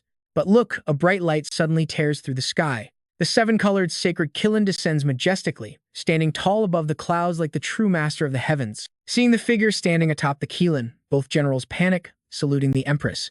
Guanlan narrows her cold, sharp eyes and demands to know where Medusa is. With trembling voices, they quickly report that they have completely failed to live up to her supreme trust. Medusa was stolen away, and they were ambushed by another force. Otherwise, the culprit definitely would not have escaped. Her face darkens as she snaps that she does not care about excuses, demanding to know who took Medusa. Pale and trembling, Baiyu stammers out the details. The intruder wore a black cloak, carried a demon mask, and had the 9-tailed dragon fox under his command. They claim to know absolutely nothing else about him. Guanlan scoffs at this absurd excuse, demanding how 2 grand generals failed to protect even their own naval headquarters. Terrified, they fall to their knees, admitting their failure and accepting any punishment. Furthermore, they mention those intruders possessed dragon energy, and the 9-tailed fox definitely had a dragon soul. She suddenly senses the fading purple energy, wondering if the dragon power is actually real, but instantly rejects the impossible idea. Guanlan's expression darkens, her stern voice echoing out. Tell me which way the cloaked figure went, and expect a punishment for your sloppy work when I return. He quickly points southeast. Armed with her answer, she turns on her heel and vanishes. Watching Guanlan leave, Baiyu falls deep into thought. Even the Empress is moving personally. It seems a massive storm is heading for the Dragon Nation. Torrential rain pours outside. Inside the cave, a newly lit campfire casts flickering shadows. Medusa looks out into the distance, amazed at how much they have endured lately. Dailu nods, letting Xingyu rest his head on her lap. It is true, she softly replies without her master. She would just be a wounded fox waiting to die. But is not their relationship a bit too close? Just then, Xingyu lets out a faint, unconscious groan. Dailu frantically wants to feed him, but Medusa reminds her this island has no fresh water. Without a second thought, she cuts her own finger with a knife, letting her blood drip directly into Xingyu's parched mouth. The selfless act leaves Medusa stunned. She never expected Dailu to shed her precious beast blood for a mere human. As the blood flows down, Xingyu drifts into a daze, staring at his tiny hands in a strange dream. What is happening here? He wonders. Looking closer, he realizes the imposing figure standing before him is Guanlan. Her hand suddenly reaches out, shattering his dream as he screams. Back to reality. Xingyu bolts upright, screaming in panic. Relieved to see him awake, she rushes over Xingyu. You are finally up. You had me worried to death sleeping all morning. He rubs his aching head and asks where they are. Dailu supports him, explaining they are on a deserted island near the Beast Strait, far from the Navy. We are far away, so do not worry. Xingyu shakes his head, feeling incredibly dizzy and confused. What did he just dream about? Licking his dry lips, he eyes her suspiciously. Sensing the taste of dragon blood, he asks if she fed him. Dailu shyly looks away, mentioning his severe dehydration. Since this wild island lacks fresh water, she had no other choice. Grateful, Xingyu smiles, telling Lulu she saved his life. The system suddenly rings in his head, signaling her favorability has jumped to 99%. Medusa walks in holding a cup, teasing them about their lovey-dovey behavior. He looks confused. A crown? With a glance at her purple crown, Medusa hands Xingyu the water cup, completely unaware of his wandering eyes. Flustered and blushing, he looks away. She quickly covers herself, insisting there is no need for thanks. She insists she should thank him instead. In the back, Dailu watches her with deep suspicion. This is her tribe's highest sign of gratitude. Xingyu awkwardly waves it off as a minor thing. Hearing his casual dismissiveness makes her feel slightly irritated. Addressing him as Mr. Xiao, she insists the divine Python tribe always repays their debts. If he wants anything, he only needs to ask. Wide-eyed, he eagerly repeats her offer. Anything at all? Sporting a mischievous grin, Xingyu points directly at Medusa and boldly declares that he wants her. Annoyed, she puts her hands on her hips. She knows exactly what he wants, and she flatly refuses. Xingyu freezes, completely shut down by her rejection. Talk about a sudden, heavy silence. Flicking her serpent tongue with a menacing glare, she warns him that she will do absolutely anything for him, except sign a blood covenant. For that, she is sorry. Confused, Xingyu demands to know why. Medusa lifts her chin. With pride, beastmen will never be slaves. He refuses to give up, offering free food and boarding, but she still refuses. Listening to them argue, Dailu recalls how she was also forced into a blood covenant, but looking back, things have actually turned out pretty well. Suddenly, he coughs up a dramatic mouthful of blood, shocking both girls. As Xingyu fakes a collapse, Dailu swiftly catches him. Calling her sister Shasha, he groans that he thought risking his life would warm her frozen heart, but he was dead wrong. He dramatically sighs that she is just a heartless, cold-blooded serpent with no feelings, while a terrified Dailu desperately asks why he is coughing up blood. Xingyu continues his dramatic act, claiming his life is completely meaningless if she refuses to sign. Vowing to absolutely never save her in his next life, he calls her an ungrateful silver snake, while Dailu frantically begs him to stay awake. You cannot die. Unable to endure his endless, dramatic nagging any longer, Medusa finally screams that she will sign. He beams, telling Sister Shasha she has given him hope. Seeing him get his way, Dailu pinches his cheek, asking when he learned to play such a shameless trick to get what he wants. Wincing slightly, he defends his actions, claiming a beastmaster must use tricks sometimes. Besides, saving her life was a massive favor, right? She raises an eyebrow, asking what if guilt-tripping her did not work. His eyes narrow as his expression turns playful yet dangerous. If she did not fall for it, he would have turned her in for a bounty she would yield to him eventually. Dailu is speechless. It seems like decent morals have gone completely extinct these days. Compared to everyone else, Medusa is practically a rare, shining beacon of virtue. Having said that, Xingyu stands up, walks over, and speaks. Rasa, let's form a blood covenant, he says. She nods in agreement. His finger touches the center of Medusa's forehead, and a drop of blood flows in. A magic circle instantly flares up beneath Medusa's feet. She opens her eyes as a crest marks her forehead. Xingyu grins happily and gives her a big thumbs up. Rasa, from now on, you are officially my contracted beast. Medusa stands there, still unable to believe it. Did I really sign a blood covenant with a human, she wonders, finding it completely absurd. Lulu walks over to pat her shoulder, saying she understands, as the system panel flashes again. Her name is Calamity Demon Python Medusa, a level 2 beast deity.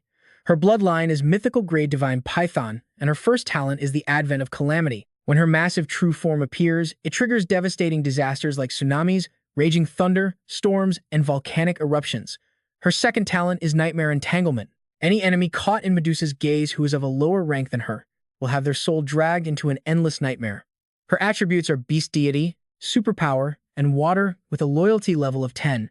Her skill is Nightmare Devour, swallowing enemies whole to face the baptism of 9 nightmare layers, their souls separate from their bodies. With Death Wrap, she uses her massive coils to bind and squeeze the enemy tight. She holds them until they suffocate, sinking her venomous fangs deep into their flesh to drain their life points and convert it for herself. She converts it into her own life. Her favorite treats are sweets, and she prefers living in dark, cold environments. For her evolution path, Calamity Demon Python is her peak. Hidden Path 1 leads from Calamity Demon Python to the sky-reaching Dragon Python. Hidden Path 2 goes from Calamity Demon Python to the World's Serpent, with a body large enough to wrap around the entire Earth. Reading through these stats, Xingyu breaks into a cold sweat. Rasa is incredibly strong. If only he still had the dragon bone. Now he must find the Eye of Reincarnation and the Underworld Pearl, along with a magic core, to help her evolve into the World's Serpent. Blinding lightning suddenly rips through the sky from above. He clutches his chest as a sharp, agonizing pain spreads through his body. Seeing Xingyu turn deathly pale, Delu asks him with deep worry what is wrong and where it hurts. Xingyu mutters to Lulu that he suddenly has a terrible feeling. They are out of danger, yet his heart is racing. His face grows even paler as a thought strikes him he saved Medusa, yet the system hasn't issued any rewards. Is the quest still incomplete? Realizing this, Xingyu spins around and yells to Lulu that they need to get out of there immediately. Desperate to leave the island, he quickly puts on his mask, warning her that if they do not run now, they will not make it. Trusting him completely, she nods without asking questions.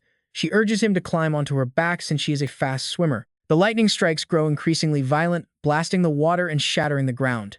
Floating on the water, Delu looks back in horror. The island is being completely flattened. Xingyu scans their surroundings and suddenly points toward the sky.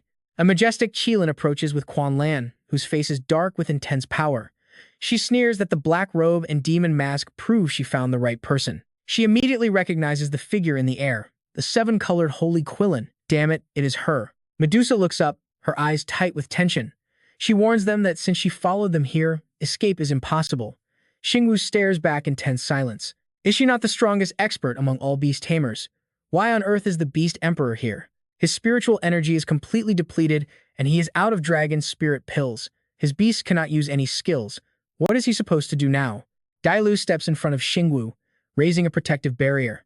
She tells her master not to worry and leave everything to her, keeping her eyes locked on the enemy. Quan Lan frowns, breaking the heavy silence.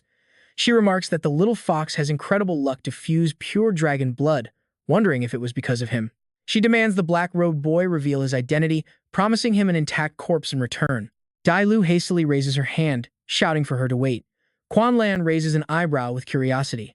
Knowing they stand no chance, Dailu throws out a desperate proposal. She offers to sacrifice her own life, begging her to spare her master even if it means imprisoning him forever. Xingyu gasps her name in shock, but Quan Lan cold snorts, refusing to negotiate, saying she has no right to bargain. Dailu stops begging, realizing there is nothing left to say. They have to fight. Medusa bares her fangs and lunges forward. If that is how it is, they will fight to the death. Quan Lan's eyes flash with a deadly light as she tells them all to die, summoning a golden dragon. Dailu freezes at the sight. With the pure power of a dragon, its tail sweeps down and completely shatters her shield. Quan Lan stands with wings on her back and 2 sharp horns on her head. Dailu's face pales as she stammers in disbelief. A black dragon soul, radiating a terrifyingly evil power. What kind of monster is she? Isn't Quan Lan supposed to be human? Medusa flicks her tongue and replies that this is her true form, and she wants to bury them all along with her secret. Dailu's fist clenches and trembles before slowly loosening as she realizes they have no chance. Both the Qilin and Quan Lan release an absolute, terrifyingly powerful energy. Determination flares in her eyes as she resolves not to lose. In an instant, Dailu transforms into a powerful fox. Even though she knows she is completely outmatched, she charges straight into the battle. Dailu is beaten so severely that blood fills her mouth and deep wounds cover her entire body. Suddenly, her paw is severed, and before she can even react, her ear is ruthlessly sliced off too. Moments later, Dalu's body is torn to pieces as blood splatters everywhere in a brutal display.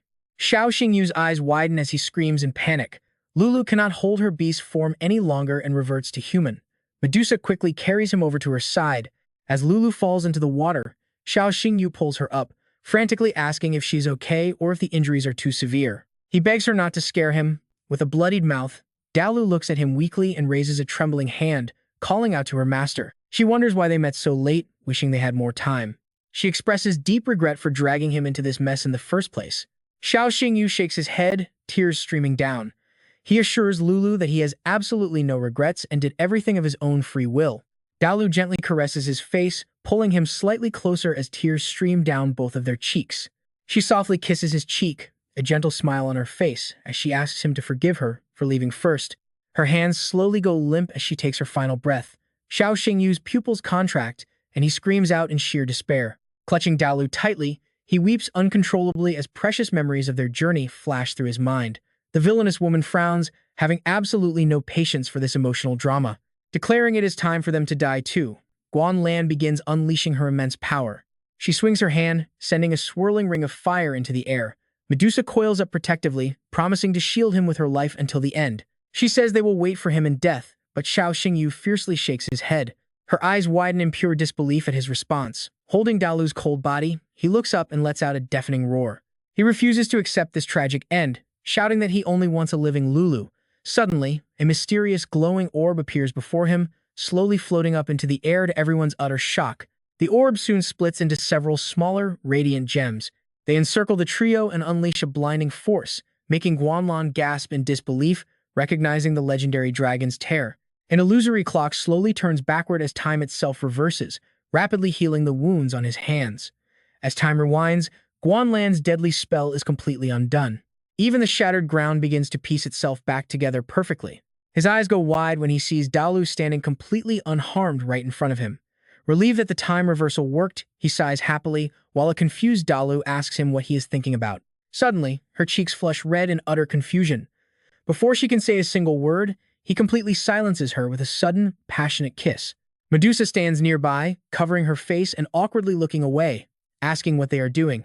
Pulling back in a panic, Xiao Xingyu tries to rush them. He urges Lulu that there is no time to explain, and they must flee toward the chaotic strait where the dense scents will help mask their escape. Although she is utterly lost, she nods and agrees. Suddenly, a massive explosion rocks the ground, sending shattered boulders flying everywhere. Standing atop her Kylin, Guanlan scans the area, noting that their energy signature vanishes right here at the edge of the Beast Strait. Guanlan snorts, her sharp eyes scanning the area as she notes how fast they ran off, glaring at the deserted island ahead. She vows that the next time they cross paths, she will tear them to shreds. Slowly, silence returns to the empty surroundings. Hiding in a tense corner, they hope she has lost their trail. If she manages to find them in this chaotic Beast Strait, they agree there is nothing left to do but accept their fate. Still confused, Dalu asks him how he could possibly have predicted that Guanlan would hunt them down. Xingyu turns around, clutching her hand with deep worry. He tells Lulu he cannot lose her, that sharp pain in his heart is too much. He refuses to endure that agony a second time. Medusa raises an eyebrow, completely baffled, asking if he is seriously confessing to a fox. She stammers, asking what on earth he is rambling about. Meanwhile, Xingyu holds up the gem from earlier. He explains that this is a dragon tear he accidentally activated. If they place their hands on it, they might see what happened as he holds it out. After a quiet silence, Xingyu asks Lulu why she is crying, teasing if she is moved. Lulu quickly rubs her eyes to deny it. She protests that some sand just got in her eyes. Suddenly, the system screen flashes with a loud notification. Congratulations, host, on successfully rescuing Medusa.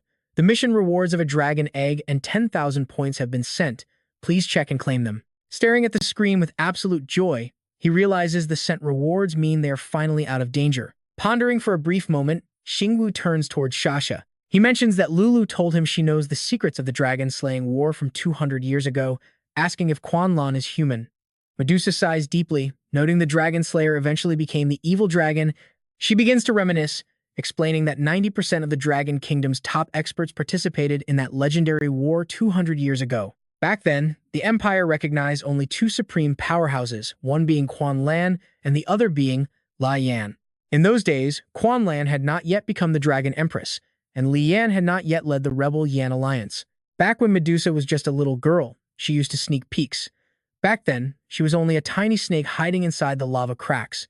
The battle itself went down right in Dragon Valley, the very place she lived.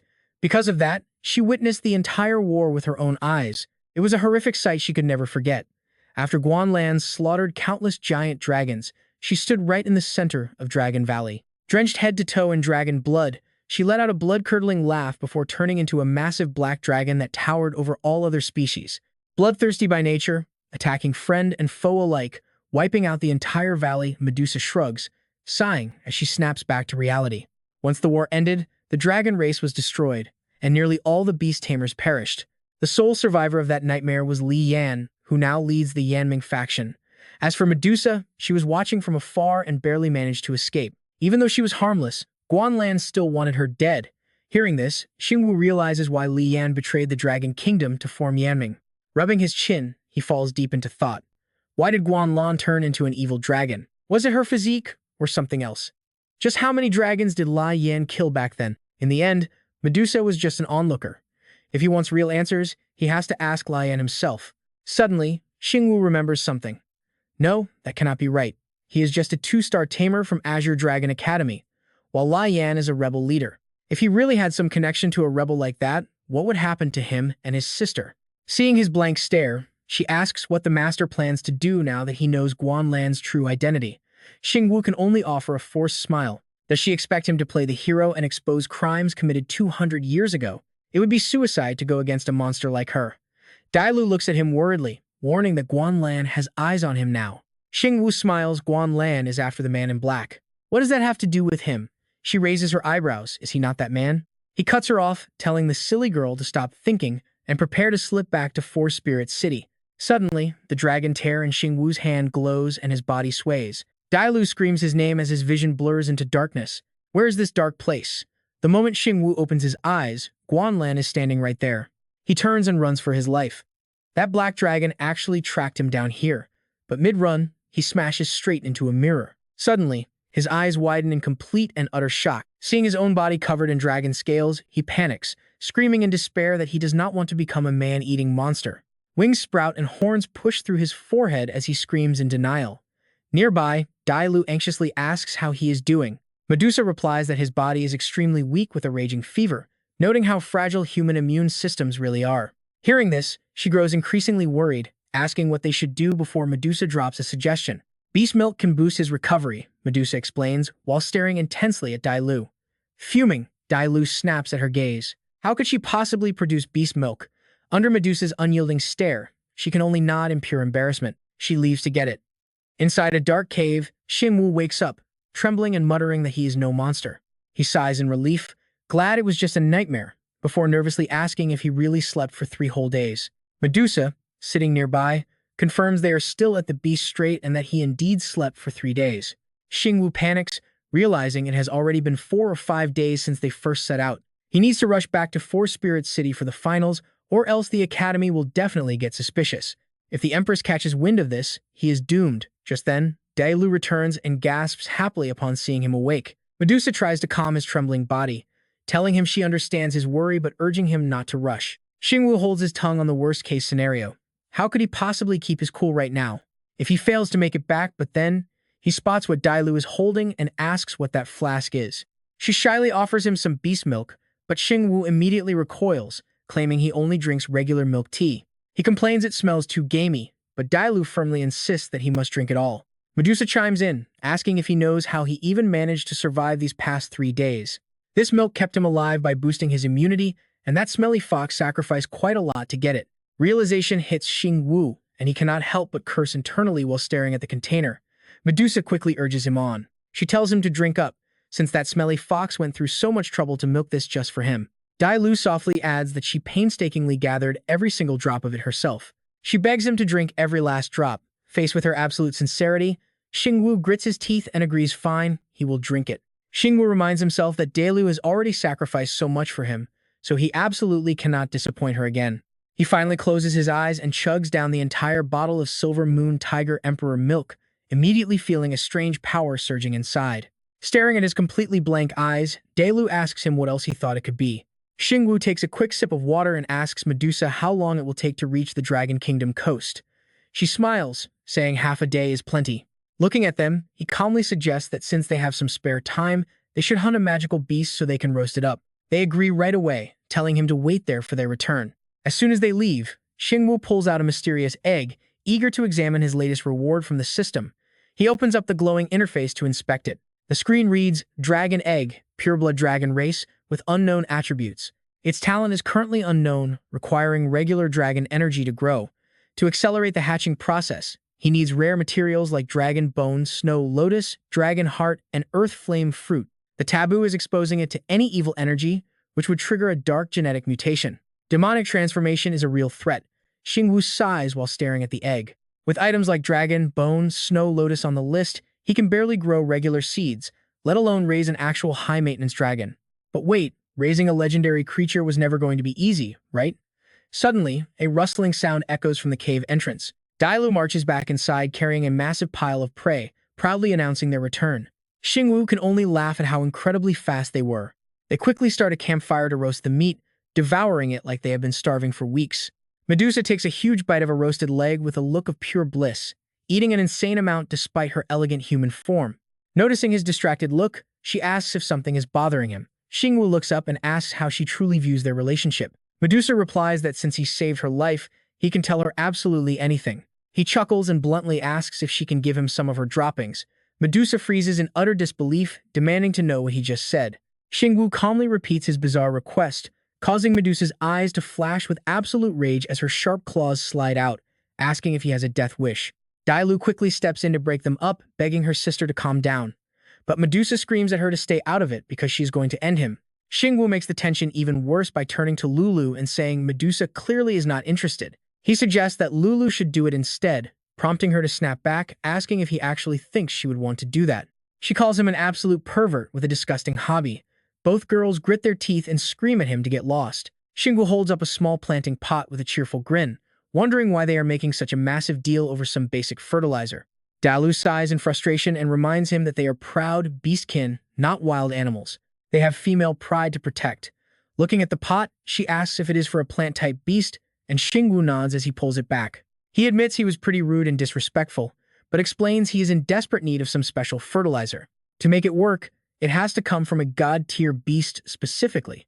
Medusa confidently pats her chest, reminding him they are right next to the magical beast strait. Plenty of those divine creatures are sleeping deep underwater, so they head straight to the shore to find one. They launch 3 massive fiery orbs straight into the ocean, triggering a violent underwater explosion that sends debris flying everywhere. A tiny, furious figure emerges from the water, demanding to know what brat dared to disturb its deep sleep as a baby whale beast surfaces. The creature screams, asking who was rude enough to throw fire. Xingyu stands on a rock, shocked to recognize a rare mutant flame whale. Xingyu comments on how rare it is, which only confuses the young beast, who snaps back. The little whale beast finally focuses on the group, mocking Xingyu as a foolish human who must be completely tired of living. Xingyu nods and challenges the beast to come ashore and fight, provoking it to boast that it will end him in 3 seconds. The whale beast charges out of the water like lightning, threatening to chew his bones, but instantly freezes and drops to its knees in absolute terror. Medusa and Dailu stand in front of the beast, unleashing their overwhelming auras. They warn the young beast that threatening their master is a grave mistake, demanding to know if it has already decided how it wants to die. The little beast desperately kowtows, begging the powerhouses for mercy while claiming to have a 200-year-old mother and 3 unhatched eggs waiting back home. Xingyu pats the beast on its head, pointing out that whales are mammals and do not lay eggs. He reassures the creature that they are not heartless monsters and will spare its life, but his next words make the whale turn completely pale with horror. Xingyu promises to let it go in exchange for some droppings, leaving the young beast utterly dumbfounded. Once it processes the request, the furious whale smacks Xingyu with its tail, yelling pervert while the girls gasp in panic. A moment later, they're floating on the sea, with Xingyu still carrying a clear tail print on his face. He complains that they did not even try to stop the beast over some simple fertilizer. He asks if it was worth such a beating, but Dailu just laughs hysterically and says he deserved it. He pouts, glad that at least they got their share, but halfway through the journey, Medusa stops to make an announcement. She tells her master that the Kangli Mountains lie ahead, and crossing them leads straight to Four Spirits City. Xingyu nods, deciding they should rest so he can wash up in the river, because otherwise, this terrible stench will definitely raise suspicions. Soon, dawn breaks, casting sunlight over a nearby waterfall. Grinning, he shoots a teasing glance at Lulu, asking if she wants to join him for a swim. He offers to scrub her back and even boasts about his special massage skills, but Dalu quickly turns away, saying no thanks.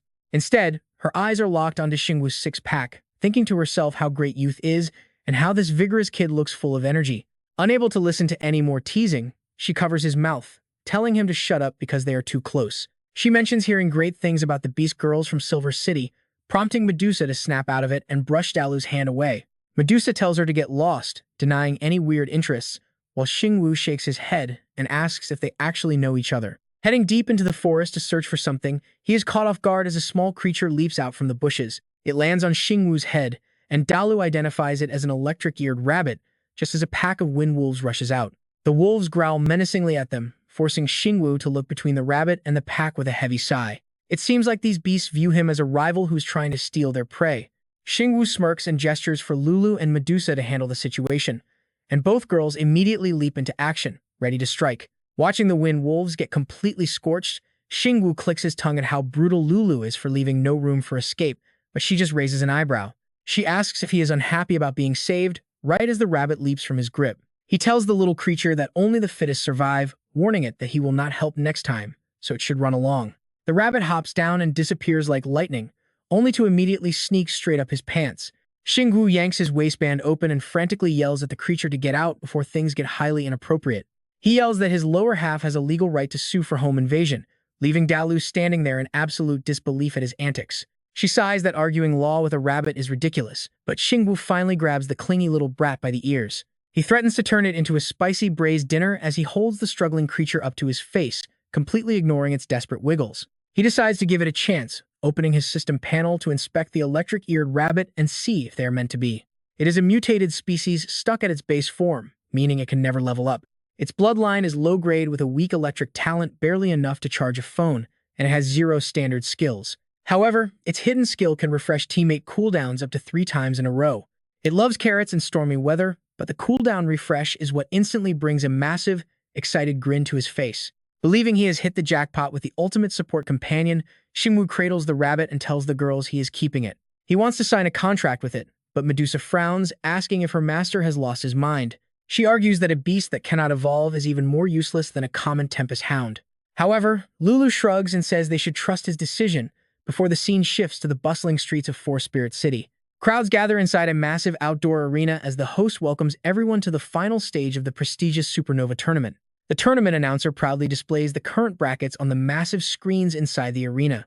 The match features Azure Dragon versus Vermilion Bird, while Shi Lian's teammate Yang Shuo anxiously paces the waiting room with his phone. He wonders where on earth Xingyu has run off to this time. With 15 minutes left and no replies to his calls or messages, Xingxin walks in and offers to try calling him again. Frowning, he tells her he has already tried dozens of times, only to get the same automated out-of-service message every single time. She tells him to try one last time, and clutching his phone, he agrees to dial. But this time, a new automated voice tells him that the line is currently unpaid, causing him to grit his teeth in frustration. At least he is back in a service area, even if his phone was cut off for a late bill. He decides to pay the bill himself, but just as he complains, Xingyu opens the door and cheerfully greets Lu Jin and Yang Shuo. He snaps back, asking if paying his bill was the only way to get him to finally show up. A ping reveals a top-up of 100,000 yuan, and Yang Shuo points at him, demanding payback for the favor. "Don't go pulling a disappearing act again," she warns. Xingyu just laughs it off, promising he won't. Still, Xingxin stands behind him, looking highly suspicious. "Didn't you go to Longyan City to visit your sister? Why was your phone completely out of service every single time I called these past few days?" Xingyu stammers, trying to dodge the question. He quickly grabs her hand to change the subject, telling Lu Jin how beautiful she looks today. Xingxin beams, asking if he really means it. Seeing Xingyu's smug grin, her brother's face darkens as he warns his sister not to let blind love cloud her judgment. An announcement rings out, stating only 10 minutes remain before the tournament begins. Both teams must quickly head out to the arena for the opening ceremony. Yang Shuo turns to leave, calling for Xingyu and his sister to move. Blushing, Xingxin quickly rushes out after them. She tells him she needs the restroom, and he waves, urging her to hurry. While washing her face inside, a voice suddenly calls out from behind. "Xingxin, we meet again," the voice says. She spins around only to find a familiar face standing there. "Shi Lian, what are you doing here?" Crossing her arms, Shi Lian asks if she is surprised to see her competing today. "Competing? Are you replacing Linner?" Shi Lian just smirks, raising an eyebrow at the question. Since she is injured, Shi Lian sees no issue with stepping in. Xingyu ignores her and turns to leave. Shi Lian shouts after her, warning that childhood friends or not, she won't hold back in the arena. Xingyu just keeps walking without looking back. Is that so? Then let us meet on the stage, she sneers, watching Xingyu walk away with a wicked grin. She vows to completely humiliate her in front of the massive crowd. Seeing her walk out, Wei An frowns. Shi Lian, it is time for us to enter, he says. She nods, ready to go, and the two siblings high-five. With heads held high, they march forward. Now check this out. Xiang Li stands in the center of the arena, welcoming everyone to the Supernova Finals as Wei An's team enters. The team arriving from the left represents Vermilion Bird Academy, and Shi Lian waves to the crowd. Cheers erupt from the crowd as people go wild, recognizing Shi Lian instantly. They realize the rumors about Lin are true, shouting for Shi Lian. One fan even jokes he would happily have 20 kids with her. Others gush over Wei An's sharp looks. Meanwhile, over in the corner, Yang Shuo's team watches closely. Xingyu, those Shi's siblings, are bad news. Their father is Ji Zhang, a 10-star Beastmaster and the Empress's chief strategist. Xingyu nods in agreement. Wei An is even rumored to be the future husband of Princess Shengwen Chan. Hearing this, Yang Shuo fires up, promising to crush the princess's fiancé. The announcer points toward the other side, introducing the team entering from the right, representing Azure Dragon Academy. Yang Shuo says it is time to go. Xingyu nods as Xiang Li gestures toward the seated Empress, Guan Lan. The chief judge today is the Empress of the Dragon Kingdom. Standing nearby, Shi Zhang chuckles, asking the Empress if that boy's name is Xingyu, if he remembers correctly. She glances at him, asking if he is not curious who will win once the boy faces his beloved son. He smiles, saying victory depends entirely on their skill, though his tone carries a deeper, hidden meaning. Has the Empress still not uncovered the identity of the mysterious black-clothed figure? Guanlan frowns, replying that the Emperor's Soul Society has mobilized all Silver Priests to investigate every 9-star and 10-star Beastmaster, yet they still have nothing. Shi Zhang suggests that the darkest place is always right under the lantern. The black-clothed figure might not be a high-level Beastmaster, but perhaps a trusted general or even. His eyes narrow dangerously, suggesting it could just be an insignificant, unnoticed nobody from some random city. Feeling a heavy gaze, Xingyu looks up and instantly feels a wave of dizziness. Behind him, Xin asks if he is okay. Xingyu snaps out of it, quickly shaking his head, but his eyes remain glued in the Empress's direction. Though he escaped Guanlan once, just remembering her still terrifies him. Surely she won't suspect him. After all, he is just a simple 2-star Beastmaster. The host loudly announces the rules, stating this year's format is an alternating challenge, calling both sides to the stage. Entering the battle zone, Yang Shuo steps up, assigning himself as their first defender. He tells them to watch him work, but Xingyu jokingly warns him not to be the first one to lose.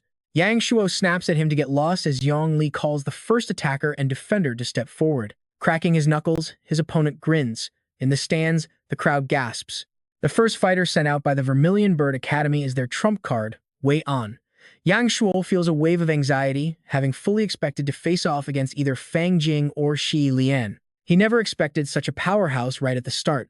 But as the son of the Dragon Kingdom's Navy Admiral, he absolutely cannot lose face in front of his friends and his sister. Suddenly, a cold voice cuts through the air. It is over, Wei An says with a smirk. When Yang Shuo wonders what is over, Wei An mocks him, saying the match ended the moment he stepped onto the stage. He declares his plan to single-handedly defeat them all, instantly sparking Yang Shuo's fury. Yang Shuo snaps at Wei An for looking down on them, summoning his Thunder Griffin, which instantly materializes right above his head. Without hesitation, Wei An calls forth his own summon, the Blue Flame Heavenly Demon Beast. Seeing it, Yang Shuo freezes in sheer disbelief. What kind of monster is that? Outside the arena, Xingyu frowns, immediately wanting to see exactly what they are dealing with. He pulls up his system interface to scan it. Name, Blue Flame Heavenly Demon Beast. Growth Stage, Adult. Level 3, Bloodline, Heavenly Demon. Quality, Mythological. Talent, Heavenly Demon Gene. It features an immunity zone that cuts enemy attack power and movement speed by 70%. It has a psychic attribute, 68 loyalty, and a weak point its tail is vulnerable to damage. Next, Xingyu checks Yang Shuo's beast. Name, Thunder Griffin. Growth Stage, Adult. Level 3. Bloodline Description. It boasts a legendary bloodline, with spiritual lightning that can temporarily paralyze enemy souls. Attributes are Thunder and Flight, with 94 loyalty. The hidden evolution path leads to a Storm Lightning Griffin. This griffin can launch 2 types of Warhammer's Fire and Thunder attributes. Its weakness is poor stamina during continuous flight. If it cannot end the fight quickly, it will face paralysis. Xin stands nearby, looking incredibly worried about her brother. Xingyu quickly reassures Lu Jin, telling her not to jump to conclusions just yet. He believes Yang Shuo still has a fighting chance, provided he can successfully target the opponent's tail. But with cameras surrounding them, there is no way to send him the tip. Xingyu bites his lip, watching intently. The Thunder Griffin's strength lies in its explosive burst and high damage, especially in the first 3 minutes.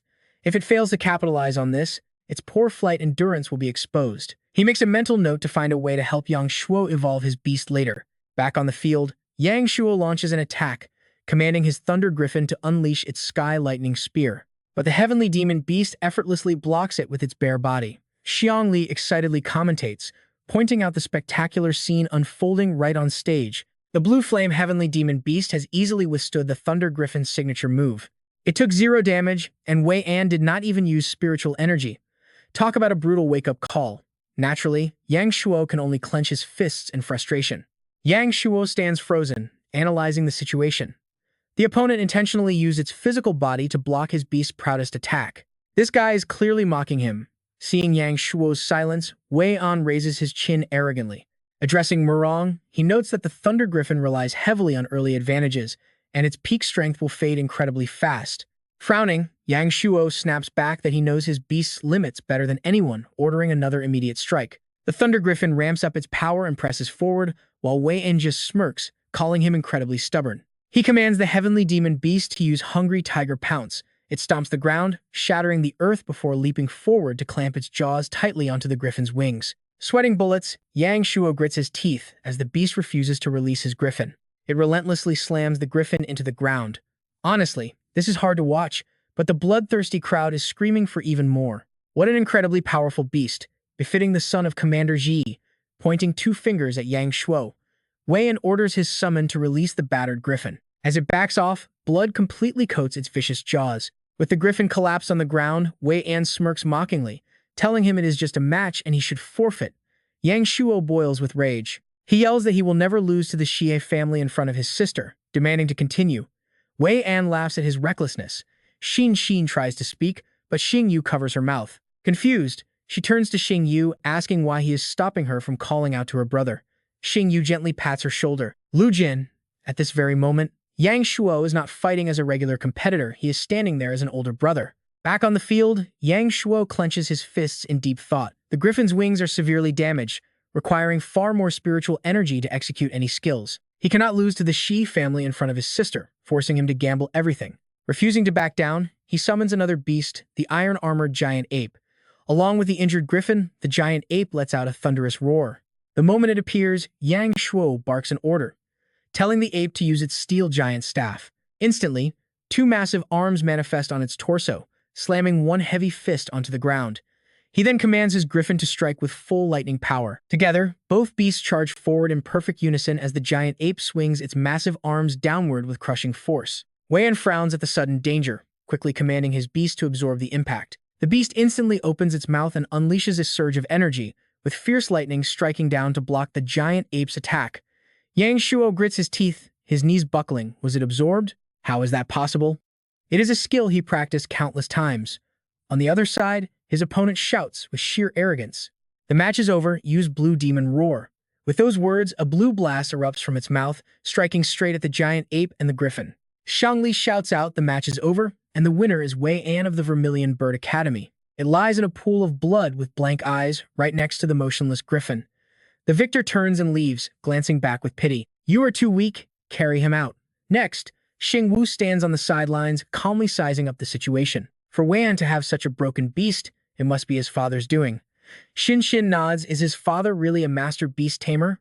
With his power, going to the blood-refined ice mountain to catch a heavenly demon beast is a walk in the park. Xingyu voices his doubt. Xin, is there some beef between you and the Shi siblings? She recalls a childhood memory. She and Shi Lian once fought over a bone-winged bat, sparking a deep grudge. The bone-winged bat was brought back by the Empress from the blood-refined ice mountain during her military campaign. Both of them screamed, "It is mine. No way, it chose me first." Suddenly, its wing cuts her hand, drawing blood. Seeing this, Xin lets go, deeply worried, asking if she is okay. Shi Lian snarled, "It is you. You made me lose face and stole my beast." From that day on, she hated the Murong family. "Our C family will never forgive you." Xingyu asks Xin, puzzled. Her eyes are red, but aren't their pupils usually gray? She immediately explains that it is called heterochromia, a genetic trait of the Shi family. Aside from the odd color being a bit scary, there is nothing special about it. Suddenly, her own eyes turn a brilliant red. Next, Wei An's info panel pops up. Pupil of prediction, beast eyes that can clearly read the enemy's movements. Predicting the enemy's attacks and angles of approach can silently put massive psychological pressure on them. Reading this, Xingyu starts calculating his next move. Guanlan, the Shi family, the two most important figures in the Dragon Kingdom, are both connected to beasts. It seems the great dragon-slaying war back then still holds quite a few secrets. Just then, Xiang Li's voice booms. The second match is starting. Xin steps onto the stage with grim determination as the announcer introduces her. On defense, Wei An of the Vermilion Bird Academy, and on offense, Xin of the Azure Dragon Academy. Below, Celian smirks teach her a lesson. Do not hold back, ruin her beast right in front of her. Wei An looks back and replies he is a gentleman. When it comes to fighting, he will do his best. With that, he glares at her with total contempt. Xin, you can still forfeit now, or you will end up worse than your brother. Furious at his smug attitude, she fires back. She will take him down. Xiang Li announces enthusiastically, "Dear audience, this is bound to be a truly shocking and explosive battle of titans. Will Wei and defend his title for a consecutive victory, or will Xin avenge her brother and successfully seize the arena?" Immediately, she begins her summoning, bringing forth the bone-winged bat, which quickly spits a stream of venom toward the blue flame fiend. Wei An hastily commands it to dodge. It obeys instantly, leaping aside. Watching from the sidelines, Xiang Li is completely taken aback. What? This time, the heavenly demon blue flame fiend chose to dodge instead of fighting back? Is it actually afraid of the bat's flames? Standing in the stands, Shi Zhang scratches his chin in thought. The Murong girl must have been coached to find the damage immunity blind spot of the blue flame fiend. That boy is truly deep. Guanlan sits nearby and asks with interest, strategist, "In your opinion, who will claim the ultimate victory?" He replies, "My son inherited the beast eyes, so is there really any need to ask, Empress? As for that boy, he is a bit tricky. If it comes to a clash, as a father, of course he will still back his son." The bone-winged bat keeps. Xingyu cheers excitedly. "Great shot. Go, Xin." Internally, he reasons that the 70% damage immunity of the blue flame fiend only works against physical and magical attacks that are fully materialized. The undead fire looks like flame magic, but it carries a spiritual attack, which is something the blue flame fiend cannot ignore. Xin commands again, bone-winged undead, rain of feathers. It immediately fires a barrage of toxic spheres at the blue flame fiend. Unable to dodge in time, the beast takes the hit head-on. Furious, he quickly orders the heavenly demon blue flame fiend to use Crimson Vortex. It roars, conjuring a ring of fire that blocks the bone-winged bat's attack. Wei An fires off another command. Heavenly demon blue flame fiend, reflect damage. With another roar, those toxic spheres are deflected straight back at the bone-winged bat. Caught off guard, the beast is hit, losing half of its lower body. Her brow furrows in deep thought. The heavenly demon blue flame fiend's powers are incredibly tricky, and there is still one tiger head left with unknown abilities. He rubs his hands, speaking arrogantly. "Murong girl, it is time to end this match." Behind him, the blue flame fiend surges with intense bloodlust. Sensing the extreme danger, Xin yells for Bonewing to recover and unleash its ultimate move, Wrath of the Undead. The two massive beasts charge headfirst into each other, and their explosive clash whips up a giant vortex across the arena. She pours every ounce of her strength into Bonewing. Up on the stage, the blue flame beast is clearly losing ground. Wei An panics as he realizes things are going south, muttering that they will get overwhelmed if this keeps up. Bonewing's vicious vortex closes in on the blue flame beast from behind. Xin knows the Wrath of the Undead looks incredibly powerful, but it is not enough to deal a fatal blow. She realizes she needs a real, decisive strike right now to finish the job. Seizing the opening, she fires a bone dagger straight at the blue flame beast, but Wei An only sneers in response, mocking her effort as nothing but a cheap little trick. Before his words even fade, the blue flame beast swats the dagger away, leaving Xin completely stunned. Bonewing hovers behind her, gasping for air. As Xin desperately calculates her next move, she realizes that unleashing that ultimate attack drained her energy too much to summon the Frost Demon Slayer. Lian laughs mockingly, shouting that she has lost. Xin is done for, and she urges her brother to take this chance and cripple Bonewing. Wei An sneers arrogantly, telling the useless siblings to leave the stage with their pathetic weakness. The referee, Lin, rushes forward to stop him, calling out to the fighter. Ignoring the referee entirely, Wei An barks out an order. His beast unleashes a devastating energy blast, aiming directly at Xin Xin and her exhausted Bone Wing. Seeing Bone Wing rush forward, Xin Xin desperately screams for it to get out of the way. Suddenly, another summoned beast leaps out from behind her. It fires a counterblast of energy, successfully neutralizing the blue flame beast's deadly attack. As the smoke clears, Xingyu stands firmly right in front of Xin Xin. Wei An is stunned that this guy's beast could block the blast so easily. Furious, Xingyu points straight at his face and demands to know what he thinks he is doing. By the rules of the match, running out of spiritual energy means instant defeat. He asks why Wei An ignored the referee and insisted on attacking anyway. The crowd in the stands begins whispering, agreeing that Wei An played incredibly dirty. If that blast had connected, Bone Wing would have been crippled for life. Yet, Wei An shrugs it off innocently, asking how he was supposed to know if she was out of energy. Since the referee never blew his whistle, Shi Zong calmly waves his hand from the VIP stands. He claims the referee failed to judge the match properly, almost causing a massive disaster, and calls for his guards. He orders them to drag the incompetent referee away and ban him for life. Watching Hai Lin get hauled off, Xingyu scoffs internally at how they shifted the blame so easily. That old man Ji Zhong is totally shameless, yet the Empress says nothing to stop him. It seems she has no plans to get involved, leaving the poor referee to plead in vain. Despite his desperate apologies, the commentator Xiong Li quickly tries to clear the air, noting some tension between the fighters. Either way, the second round has concluded with Wei An securing the win, setting up his next defense against the challenger, Xingyu. Xin Xin immediately grabs Xingyu's arm, venting that she should have won, but Wei An was acting extremely strange.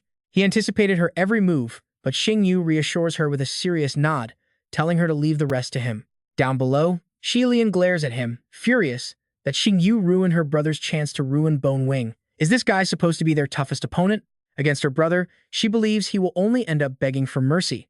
Meanwhile, Lin Yan hands a healing pill to Wei An. Under the tournament rules, any fighter who defeats 2 opponents in a row receives a spiritual recovery pill. Wei An snatches it irritably, telling him to shut up, as Xiangli addresses the crowd once more. After losing the Morong siblings back-to-back, the Azure Dragon Academy has only Xingyu left to carry their hopes. Meanwhile, the Vermilion Bird Academy still has all 3 fighters standing. Will Wei An extend his streak, or can Xingyu turn the tide? Honestly, this could go either way. Wei An squints mockingly, telling Xingyu that surrendering now would save his beast a lot of pain. But before he can even finish his threat, he flinches in sudden terror. Xingyu is glaring at him with such absolute cold bloodlust that it completely paralyzes Wei An. That look is terrifying. Clenching his fists, Xingyu promises to make Wei An's sister watch her brother get absolutely humiliated on stage before he goes on to crush her beast next. Furious, Wei An points and commands his heavenly demon blue flame beast to charge, telling him he has to get through him first. Xingyu does not hesitate either, shouting for Black Wind to charge as he quickly issues his command. While the enemy unleashes its crimson vortex, Xingyu commands his wolf to use Silent Claw. The 2 beasts collide in a brutal life-or-death struggle. Xiong Li gets incredibly hyped up as the battle reaches a fever pitch. Unbelievably, the Netherworld Wolf chains 23 consecutive Silent Claws, denying the heavenly demon Blue Flame Beast any chance to cast a single skill. Realizing things are looking grim, Wei An desperately yells for his beast to stop trying to block and fall back. But just as it attempts to retreat, Xingyu immediately commands Black Wind to finish it off with a devastating hellish howl. Bound tightly by the very chains it created, the Blue Flame Beast is dragged into the air as He Feng leaps upward. It stomps on the Blue Flame Beast, forcing a painful shriek. Unable to resist, the massive beast crashes straight down to the ground. The impact is so violent it triggers a shockwave. The Blue Flame Beast lies sprawled on the ground, completely paralyzed. Wei An grits his teeth in pure rage. Witnessing this, Xie Zong finds Xingyu's performance surprisingly strange. Why has his strength and aura changed so drastically compared to just a few days ago? Backed into a corner, Wei An decides to go all out and stop holding back. The heavenly demon Blue Flame Beast opens its mouth wide to unleash fiery heaven's wrath. Commentating from the sidelines, Zhang Li shouts that it's finally happening. The demon Blue Flame Beast is getting serious. With an attack as devastating as fiery heaven's wrath, the Netherworld Wolf has absolutely nowhere to run. If it gets knocked out of bounds, they lose. The Blue Flame Beast quickly spews fire from its 3 heads, but Xingyu reacts and commands. He orders He Feng to use Shadow Stealth, and the wolf instantly darts forward at his command. While the Blue Flame Beast remains focused on spewing its fiery attacks, He Feng quietly uses the cover to sneak up right behind its back. Just as He Feng goes for a sneak attack, the Blue Flame Beast blocks it with its tail. Wei An smirks. Xingyu, you fell for it. This match is over. Xingyu shows no fear, leaving Wei An thoroughly confused. Really? Right after that, a massive collision shakes the entire arena. He realizes too late that it was a clone, not the real body. Not giving his opponent any time to react, Xingyu orders an immediate strike. Heifeng uses Hellish Roar, opening its jaws to blast a massive surge of spiritual energy that blows the blue flame beast backward. After that hit, the beast is down again. Wei An grows increasingly frustrated and confused. How is this possible? He actually saw through my prediction. Gritting his teeth, he clenches his fist, changing his black gauntlet to bright green. Xingyu, I admit you are a worthy opponent, but starting right now, I am going to get completely serious with you. Wei An thrusts his hand forward and yells loudly. The heavenly demon blue flame beast activates its second form, its body morphing as multiple arms sprout from its back. Xiang Li commentates with absolute excitement, 3 heads and 6 arms. The demon blue flame beast has transformed into a humanoid beast type, taking on a terrifying appearance before the stunned crowd. Xingyu remains entirely unfazed, coolly acknowledging the terrifying beastman form, so what if it changed? I'm going to defeat you right now. A glowing blue light materializes in front of Xingyu, leaving Wei An completely jaw-dropped. A second beast? What is he summoning? In just seconds, the new creature emerges and it is an electric-eared rabbit. The entire arena falls dead silent. Wei An stands frozen in shock, while Yang Shuo is just as utterly stunned. Even Xin is temporarily left speechless, while only Shay Lian secretly smiles with smug satisfaction. Guanlan stares in disbelief at the rabbit, but Wei An suddenly bursts into hysterical laughter. Xingyu, what a waste. Here I was, actually treating you like an equal opponent. Who knew you were such a complete idiot? A weak, attributeless beast with low-grade blood like an electric-eared rabbit is actually your trump card. He points mockingly at Xingyu while ordering his beast. You useless trash, you are not even worthy of facing my demon blue flame beast. Using the 6 Harmonies drill, its 6 arms gather spiritual energy, launching a rapid flurry of strikes directly at Heifeng. Xingyu clenches his fist and commands the electric-eared rabbit to support Heifeng. Instantly, a brilliant surge of energy envelops the rabbit. Heifeng lets out a fierce howl as pure, dark magic completely coats his entire body. Though Wei An is starting to feel nervous, he maintains a stubborn front. It is useless. My beast's second stage absorption power is 3 times stronger than before. Your legendary Hellfire Lotus will not even be able to scratch me. Xingyu smirks. If 1 Lotus is not enough, how about 2? Or 3? Wei An retorts smugly. 3? What nonsense are you spouting? Hellfire Lotus is an ultimate skill with a 1-hour cooldown. Before he can even finish his sentence, Wei An is completely silenced by the terrifying sight unfolding right before his eyes. No way! Demon Blue Flame Beast, quickly use Crimson Vortex. Xingyu just smirks, gently patting his electric-eared rabbit's head. Too late. A burning Hellfire Lotus shoots straight toward the Blue Flame Beast, throwing Wei An into absolute panic. I cannot lose. You must block this. Watching not 1, but 2 glowing lotuses hurtling forward, he can only scream in despair. No! The Blue Flame Beast raises a desperate barrier to defend itself, but a massive explosion immediately tears through the field. As the smoke and dust clear, Lin Yan notices the beast shaking violently, unable to stand, and quickly makes the announcement. The winner is Xingyu from Azure Dragon Academy. Xiang Li screams out, here it is, Xingyu's legendary move, the triple Hellfire Lotus. Meanwhile, the defeated Wei An drops to his knees, utterly shattered by the loss. He frowns in complete disbelief. A triple Hellfire Lotus. How is that even possible? Could this be why he contracted with the electric-eared rabbit? He smirks, quietly revealing it is not a triple power boost, but 3 full cooldown resets for his ultimate skill. Xingyu raises a single finger, reminding them he can still cast it. Wei An instantly clenches his fists in sheer frustration. 4 Hellfire Lotuses, so this was his real trump card. Xingyu better watch his back. Watching from the sidelines, Yang Suo bursts out laughing with pure joy. That was insane. Did everyone see what Xingyu just did? That is his brother. Xin claps along excitedly, while Principal Zhou coldly makes a decision. Their academy can lose the match, but they cannot lose their dignity. He calls on Shay Lian to step up, leaving her completely speechless. Going up next feels like a death sentence, especially since her brother just lost. But the principal quickly shuts down her protests. He reminds her that her father is watching from the judge's table, leaving her with no choice but to step onto the arena. Shi Lian glares, snapping that she never expected him to actually stand before her. Xingyu just smiles, welcoming the challenge. He tells her he has been waiting for a very long time, catching her completely off guard. Xingyu's expression suddenly turns cold as he loudly declares he is here to avenge Lu Jin by absolutely crushing her beast. Though secretly terrified, Xi Lian keeps up her arrogant front, warning him that her powerful father is watching from the judge's panel. She advises him to throw the match, promising him a lifetime of wealth and luxury if he lets her win. Losing to her means earning her friendship, and she boasts that compared to the mighty Shi family, the Murong clan is absolutely nothing. Xingyu bluntly asks what any of that has to do with him, pushing her over the edge to strike first.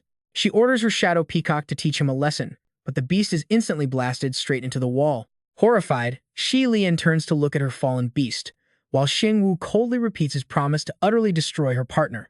Lin Yuan quickly signals Zhang Li, who immediately grabs the microphone to make the official announcement. A single-strike defeat that completely bypassed attribute resistance, taking down the fully powered Shadow Peacock in an instant. Shi Lian stares in absolute shock, unable to believe her water attribute beast was defeated so easily. It shouldn't have gone down in one round against a fire-type Netherworld wolf, making her grind her teeth in fury. Even if she couldn't win, lasting 3 rounds would have saved face for her academy and her powerful family. But Xingyu humiliated her like this, which is completely unforgivable. Xiang Li steps up to remind her that she can summon a second beast, but she fiercely snaps back, telling him to shut up before she loses even more face.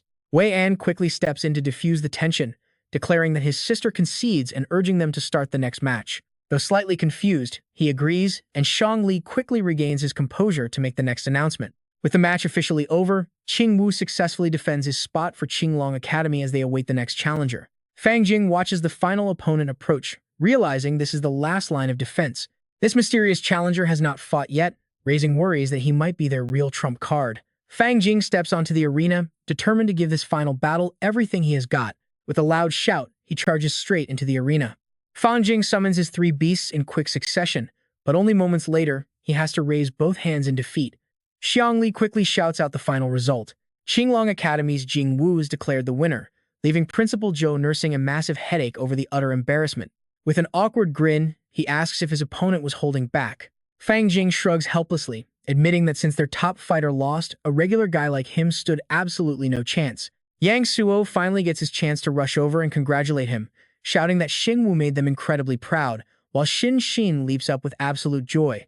He turns to her with an excited grin, celebrating their massive victory. He asks Lu Jin why he is so calm after they literally won the championship, before suddenly lifting Xin Xin right off her feet. He urges Lu Jin to celebrate their glorious moment instead of staying gloomy, while a flustered Xin Xin begs to be put back down. She frantically asks him to put her down, while nearby, a furious Wei An vents his rage by punching a vending machine. Both he and Shi Lian glare in absolute frustration, while the top 3 contenders stand proudly on the arena floor. The system interface suddenly flashes to reward him for winning the tournament, gifting him both a rare attribute fusion crystal and a valuable bloodline upgrade crystal. Xingyu smiles with immense satisfaction. He has finally completed the main quest. He opens up his interface to inspect his 2 new gems. The attribute fusion crystal allows him to merge brand new elemental powers directly into his beast companion. Xingyu needs to find an opportunity to use it on Freya. This bloodline upgrade crystal can boost a beast's bloodline quality, making it a perfect match for He Feng. During the medal ceremony, Guanlan praises Xin Xin non-stop, calling her incredibly brave and a good kid.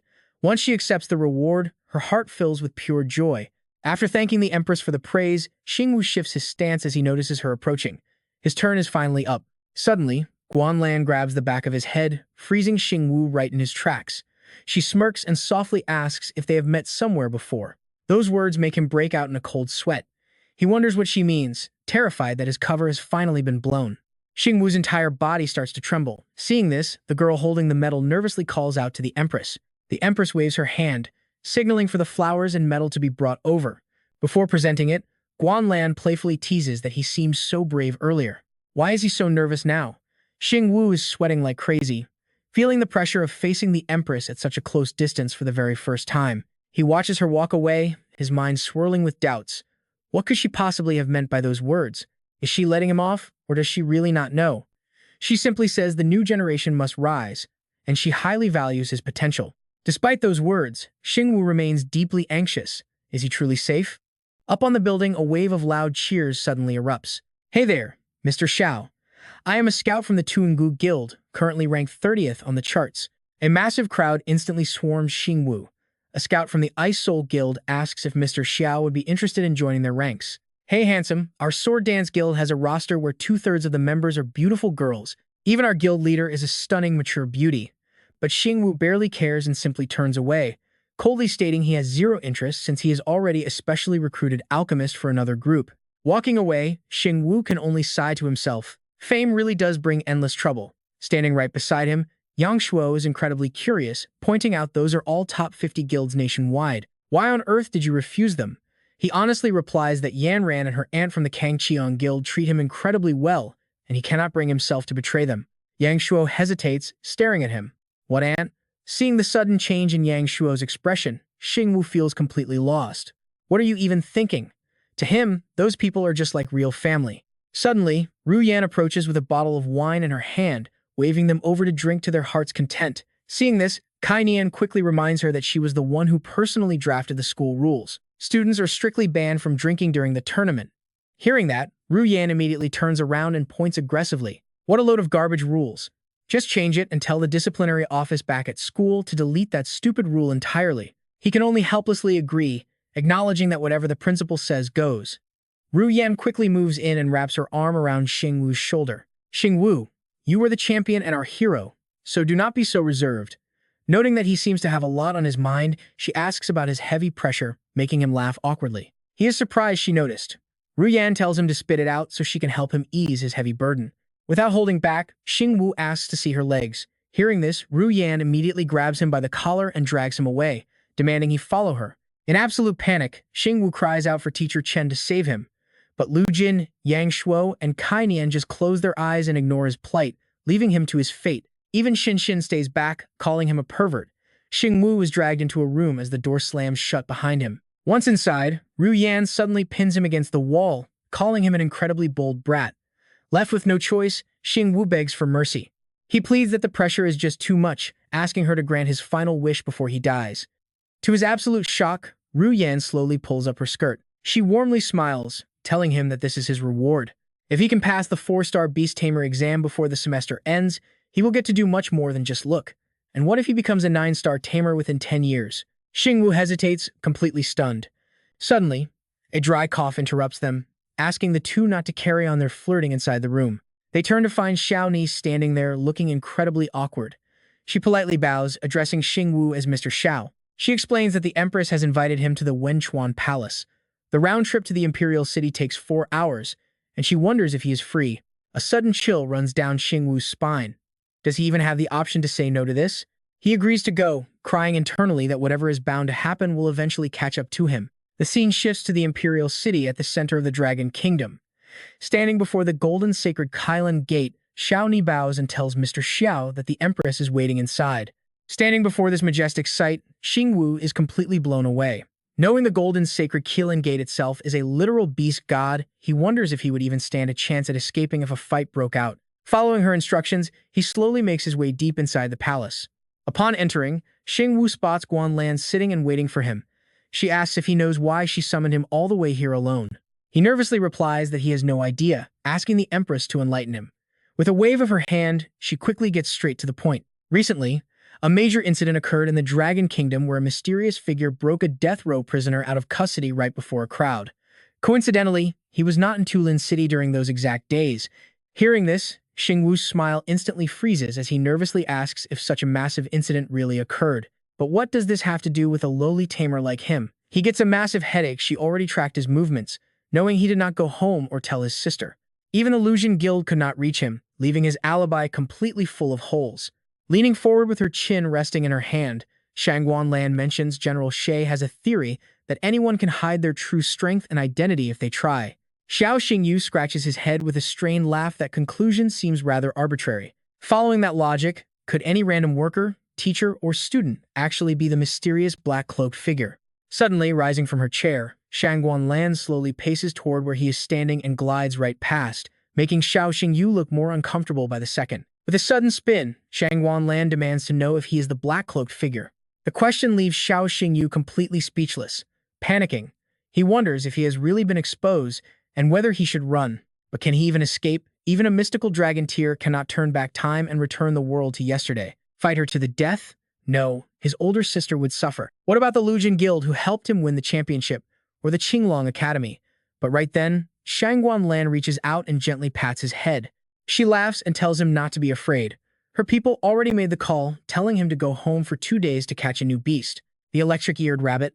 Praising his sharp eye and impressive performance, she leaves Xingyu completely flustered as he stammers, asking if she truly does not suspect him. Flashing a beautiful smile, she admits she only wanted to tease him because she found him so adorable. General Z suspects him, but he has had a beast for less than a year. How could his strength possibly match a 9-star beast tamer? He breathes a sigh of relief, realizing she was just playing with him. He actually thought his secret was out, but thanks to his sister helping him cover it up, he will definitely have to thank her later. Shangwan continues. She says she likes him and did not bring him here just to play, then asks about his plans after graduating from the HELL-CLASS Academy. He replies that he still has 3 semesters left and has not given any thought to what comes after graduation. Calmly, she names 3 choices. The first is joining the Beast Taming Guild, the second is entering the military to serve in the Army, Navy, or Air Force, and the third path is joining international mercenary groups working along the borders, becoming a bounty hunter. Shangwan then reaches her hand out, asking if he would accept a 4th choice if she offered it to him right now. Xingyu murmurs the words, wondering what this 4th choice could possibly be. He nervously hopes she is not trying to suggest some kind of inappropriate, unspoken arrangement. Shaking off the embarrassing thought, he mentally slaps his own cheek while keeping his face perfectly calm and composed. Xingyu asks the Empress what exactly this mysterious 4th option is supposed to be. She proudly demands he join the Imperial Soul to serve her directly, sending a sudden jolt of terror through his chest. The elite Imperial Soul operates essentially as her suicide squad. They execute near-impossible missions, with low-level Silver Priests being replaced almost monthly due to the extremely high mortality rate of this dangerous job. Even the higher-ranked Red Priests face an incredibly high casualty rate on their missions. Most lose their lives while on high-stakes espionage missions, suffering fates far worse than the Silver Priests. Only the elite Black Priests possess the high-tier strength to survive on a regular basis, but joining their ranks requires meeting 3 incredibly strict conditions. To join, one must reach the rank of an 8-star tamer, achieve outstanding first-class merit for the Imperial Soul, and earn the absolute trust of the Empress. Shangwan breaks his train of thought, asking if he is willing to accept the 4th option or how long he intends to hesitate. Looking up, he politely thanks her for placing so much trust and value in someone like him. Suddenly, the air pressure in the room heavily spikes as she asks if he is trying to reject her and give her a polite brush-off. He quickly stammers that he is eager to join the Imperial Soul right away. Smiling warmly, Shangwan pats his shoulder, telling him that he is a smart kid who has just made the absolute best and most sensible choice. He silently grumbles, wondering if he even had a choice, but comforts himself that walking on thin ice might not be all bad. Besides, the Empress clearly does not trust General Shi anyway. Once he rises to the rank of Black Priest, he might just find an opportunity to replace the general. By climbing to that ultimate height, this version of Xingyu will be below only one person, coordinating with his secret identity. Working from the inside out, he will eventually dethrone her completely before she suddenly calls out, ordering someone to bring in a mysterious item. Heavy, echoing vibrations suddenly begin to rumble from just outside the room. A maid walks inside, leading a massive dark silhouette.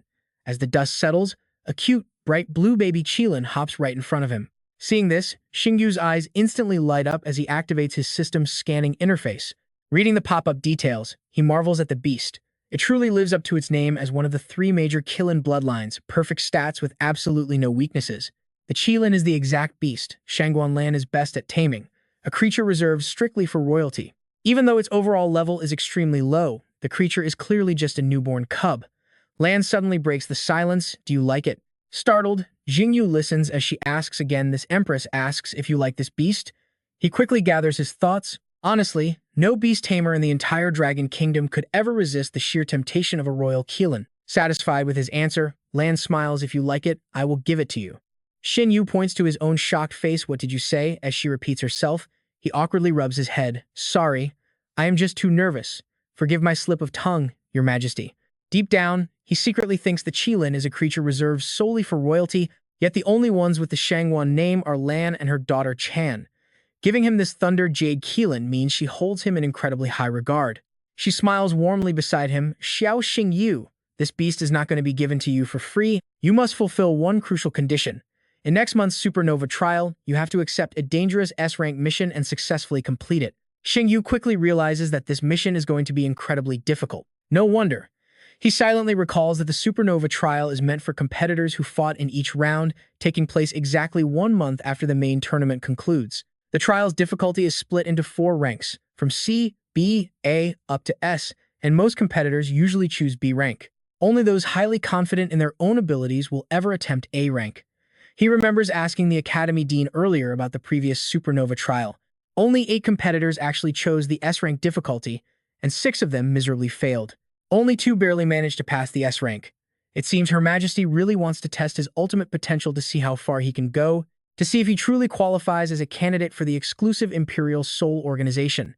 He places his hand over his chest. This humble commoner will guarantee that the S-rank task is successfully completed, Empress. Please watch and see if I am qualified to join. Lan smiles. You really are quite a clever boy. Lan laughs. You should know Zhejiang wanted to put Jie Weian into the Imperial Soul, but I have not agreed yet. Then she commands, it is late. You may leave. Xingyu clasps his hands together respectfully. This commoner takes his leave. Afterward, Lan sits back in her chair, resting her chin. Thinking he is indeed a promising youth, why could I not resist teasing him back there? Her golden eyes narrow slightly as she gets lost in thought, while a toy rattle nearby shakes with a playful sound. Lan flashes a bright, incredibly joyful smile beside her sleeping baby. Meanwhile, far across the city, bright golden lights shine upon a massive luxury hotel. Back in his room, Xingyu flops straight down onto the bed and calls out ahead. Come out, Lulu. You two look so serious that the air is getting tense. Can you smile a bit? Dalu scolds him, idiot. Do you not know serving royalty is like serving a tiger? Xingyu replies, I know that, but let me ask you, my dear Lulu, in that situation, would I even survive if I refused? Beside him, Medusa speaks up, Master. I can fully understand your difficult situation back there. Agreeing with Shangguan Lan was a necessary, temporary move, but I must remind you of one thing. The entry-level members are silver priests, and their mortality rate is over 90%. He smiles at her. Sometimes the only exit is hidden right inside a dead end. Do you two remember the last thing Shangguan Lan said? Lulu replies. Do you mean the Empress refusing Ji Zhang's request to let Jie Weian join the Imperial Soul? Medusa asks warily. Shangguan Lan is naturally highly suspicious of others, and she does not fully trust Jie Zhang at all. Exactly. The Xie family's power is growing way too fast, likely beyond her control. Xingyu snaps his fingers precisely. That is his way out of this dead end. As Xiao Xingyu, I have absolutely no real power or influence, meaning my commoner background is cleaner than a blank paper. If I join the Imperial Soul, I will definitely dedicate myself fully to the Empress, and I can never form political factions. The Empress needs me to suppress the Xi family. He explains further, so as long as I keep acting, I will easily gain her trust, until the day she completely lets down her guard against me, and once I am strong enough, I will stab her in the back and kick her off the throne. With excitement, who knows if the kingdom will soon bear my name. Dalu warns him, you are playing with serious fire here. No, I am just playing with human hearts. Hearing this, she stares ahead, her face blushing slightly before asking him a rather unexpected question. If you become the next emperor of this land, will you have tons of women surrounding you? He quickly denies it, claiming he has absolutely no such thoughts. Beside him, Medusa warns that once they take this path, there is no going back, and failure means eternal damnation. Xiao Xingyu confidently reassures her to stay calm. On this chessboard, as long as they follow him, he will lead them to ultimate victory, prompting her to instantly drop to one knee. Her life belongs to her master, so even if the path ahead leads to a bottomless abyss or absolute destruction, she will follow him to the end. Dalu mumbles to himself on the side, wondering when this snake learned how to flatter like that. He turns his head as the others have already shown their stance, asking Lulu about her choice, which only leaves her with a helpless sigh. Fine, whatever he wants to do, she will always have his back, and with those words, the three of them look at each other and burst into laughter. The plane soars into the bright blue sky. Carrying his backpack and suitcase, he feels deeply relieved to finally be heading back home. Kanan asks if he packed everything, prompting Xiao Xingyu to look around and wonder why they are the only passengers on the plane. He replies that the dean was so thrilled she booked the entire flight first thing in the morning. Hearing this, he laughs heartily. Beside him, Yang Shua looks at the stuffed backpack, listing off the local beef jerky, malt candy, and souvenirs from Tuling City, asking Xiao Xingyu if he came there to stock up on goods, causing him to turn back. He explains he brought extra because his sister loves these snacks, prompting the other to comment on how incredibly much he spoils her. He smiles, declaring his sister is the absolute best woman in the world, and he plans to take care of her for his entire life. Fair enough, being filial is a great thing. Yang Shuo glances over at Xing Xin, secretly wondering how far the two of them have progressed, and if she needs to play matchmaker, all while the plane soars higher into the radiant sky. Suddenly, all 4 passengers in their seats feel a violent, terrifying shudder. Yang Shuo panics, asking Teacher Chen what is happening, but Kai Nian has no clue, while Xiao Xingyu suddenly catches a faint scent of alcohol in the air. Startled by the smell of alcohol, Kai Nian realizes they are in deep trouble, as a red-faced Ruian knocks out the pilot. Inside, she wonders why there is a man in the restroom and why there are so many buttons, as voices call out from outside. They scream that she is actually in the cockpit, not the restroom, and urge her to come out immediately. She blindly grabs the controls, sending the plane into a sudden, terrifying dive before they somehow manage to land and stagger out, completely dizzy. Longyan City at last, though they barely survive that absolute nightmare of a landing. A massive crowd rushes forward, cheering that Xingyu is the pride of their academy and welcoming their long-awaited god of battle. They celebrate Longyan City's one and only genius as two familiar faces quickly push through the crowd to greet him. They loudly declare that being roommates with a legend like Xingyu is the greatest blessing of their lives, swearing to only respect him and follow their brother through thick and thin from now on. He playfully pretends not to have any idea who they are. They complain that he is being way too cruel for forgetting his friends, but Xingyu laughs, teasing Wu Shengyu and Song Hu that he could never forget his favorite adoptive sons. Furious at the teasing, the two threaten to break his head if he keeps calling them that. Denying they are his sons, they watch as he unzips his backpack and pulls out a notebook. Xingyu explains that he has prepared custom training plans based on their beast-specific habits to help them dramatically increase their combat strength. Their attitude instantly flips as they beg for his help, calling him their beloved boss. He turns back, telling the other two not to hide since everyone is eagerly waiting for them as well. Yang Shuo politely declines, reminding him that he is the main star, while Xingxin laughs, refusing to steal his spotlight by pushing to the front. Embarrassed, they tell Xingyu to wait up. Cameras flash instantly as the crowd snaps photos, broadcasting the three of them onto a massive building screen for the gathering spectators below. But get this, not everyone is celebrating. Nearby, a fist slams violently into a wall as Wang Yan stands there, consumed by pure rage. Staring up at the screen showing the happy group, he clenches his fists tightly and snarls through gritted teeth. He mutters Xingyu's name, cursing that his beast would still be alive if it were not for him. He refuses to accept his expulsion, blaming the young man for everything, including the mysterious disappearance of his own father. Now forced to wander the streets like a despised, homeless stray, he is completely blind to a mysterious figure appearing right behind him. Wang Yan continues his bitter rant, insisting that he was meant to be the true star of the academy and the championship victory belonged to him. Suddenly, a hand taps his shoulder, making him jump in shock. He spins around, demanding to know who it is, only for the cloaked stranger to address him as the son of Wang Dongsheng. Tossing him a slip of paper, the stranger tells him to seek them out if he truly wants to defeat Xingyu. Watching the man in black disappear, Wang Yan was completely puzzled. Who on earth was that guy? Seeing the note, he froze in sheer terror as he recognized the symbol, whispering the name of the Dark Abyss Beast Tamer Guild. Just then, a sudden gasp of shock echoed through the classroom. What? A midterm exam? Kai Nian stood at the podium, adjusting his glasses as he spoke to the class. That is right. A midterm has been scheduled for this semester. It consists of two parts. First, a written theory test, and second, a practical exam where you must enter battle and slay magic beasts. He continued explaining that for this exam, the class would escort military supply train 13, safely delivering resources from Longyan City to Huangyan City. The time limit is exactly 24 hours. Xingwu realized Huangyan City was where Lord Zhou Zhang promised to help him harvest the fluorescent demon flower.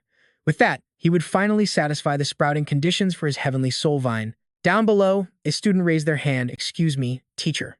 Where exactly are we going? And how strong are the beasts? Kai Nian replied they would pass through 5 Poisons Ravine, Mount Kunyi, and the terrifying White Bone Abyss. You might encounter transcendent-level beasts, and there is even a chance a Demon King tier beast could show up. Panic swept the room as a student cried out, Teacher Chen, I still want to live. I am dropping out now. This is not a midterm. It is a suicide mission. Looking completely serious, Kai Nian continued to explain. Do not panic. The elite force escorting Train 13 is the Sky Guild. If any high-level beasts attack along the way, they will obviously handle the heavy fighting. You kids are just going to boost your resumes.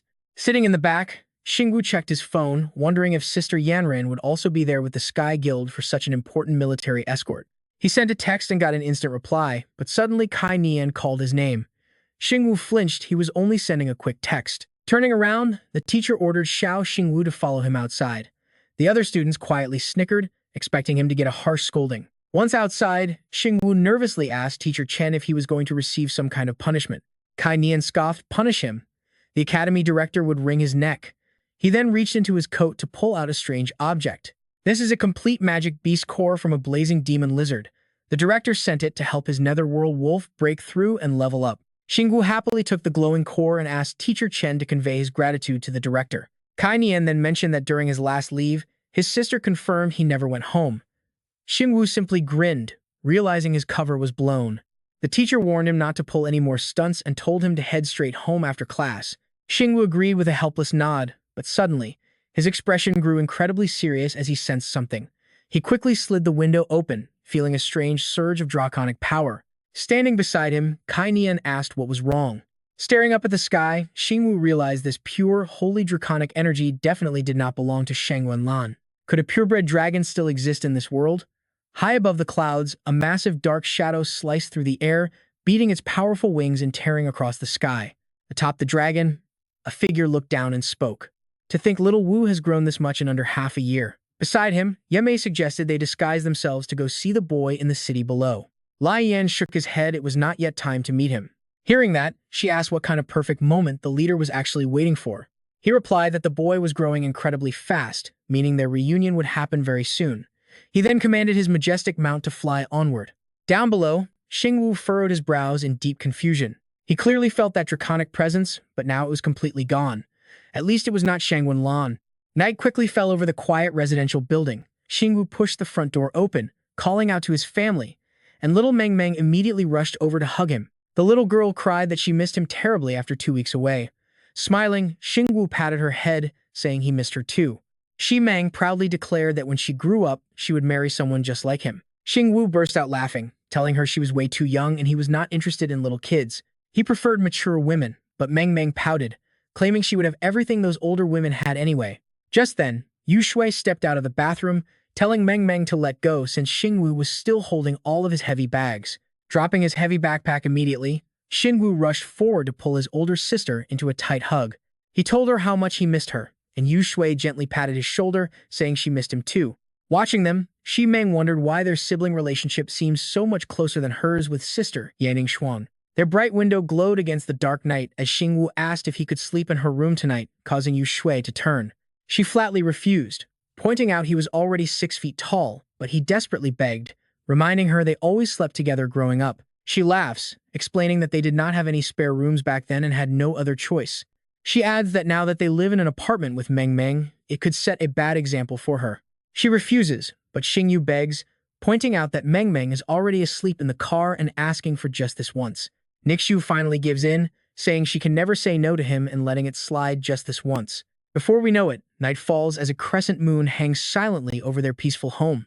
Under a warm blanket, they lie peacefully next to each other as Nixu gently touches his thin face. Xingyu reassures her that he is fine, then mentions he has to go out for a midterm exam next week. She worries about him leaving again, but he explains his exam task is escorting train number 13 to Huangyan City. She notes that the city lies on the western border of the Dragon Kingdom, a region with a harsh climate and many dangers. Demonic beasts are everywhere out there, but the young man proudly boasts that he has become incredibly strong now. Nixu smiles, remembering when she could easily hug him with one arm, but now both of her arms can barely wrap around him. Xingyu smiles and leans in close, promising that from now on, he will be the one holding her in his arms. Her cheeks flush red under his affectionate gaze while Xingyu happily starts talking about making lots of money to secure their future. He dreams of buying a beautiful beach villa where she can spend her free days collecting seashells by the shore.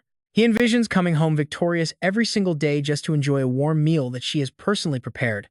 Nixu listens to his beautiful vision of life, admitting that she is genuinely starting to look forward to the future he paints. Deep down, she sighs, knowing she cannot stay forever. She raises her hand and asks if he can promise her one thing, making Xingyu look up in curiosity. Intertwining her pinky with his, Nixu begs him to live well no matter what happens to her, but he quickly assures her she will be fine.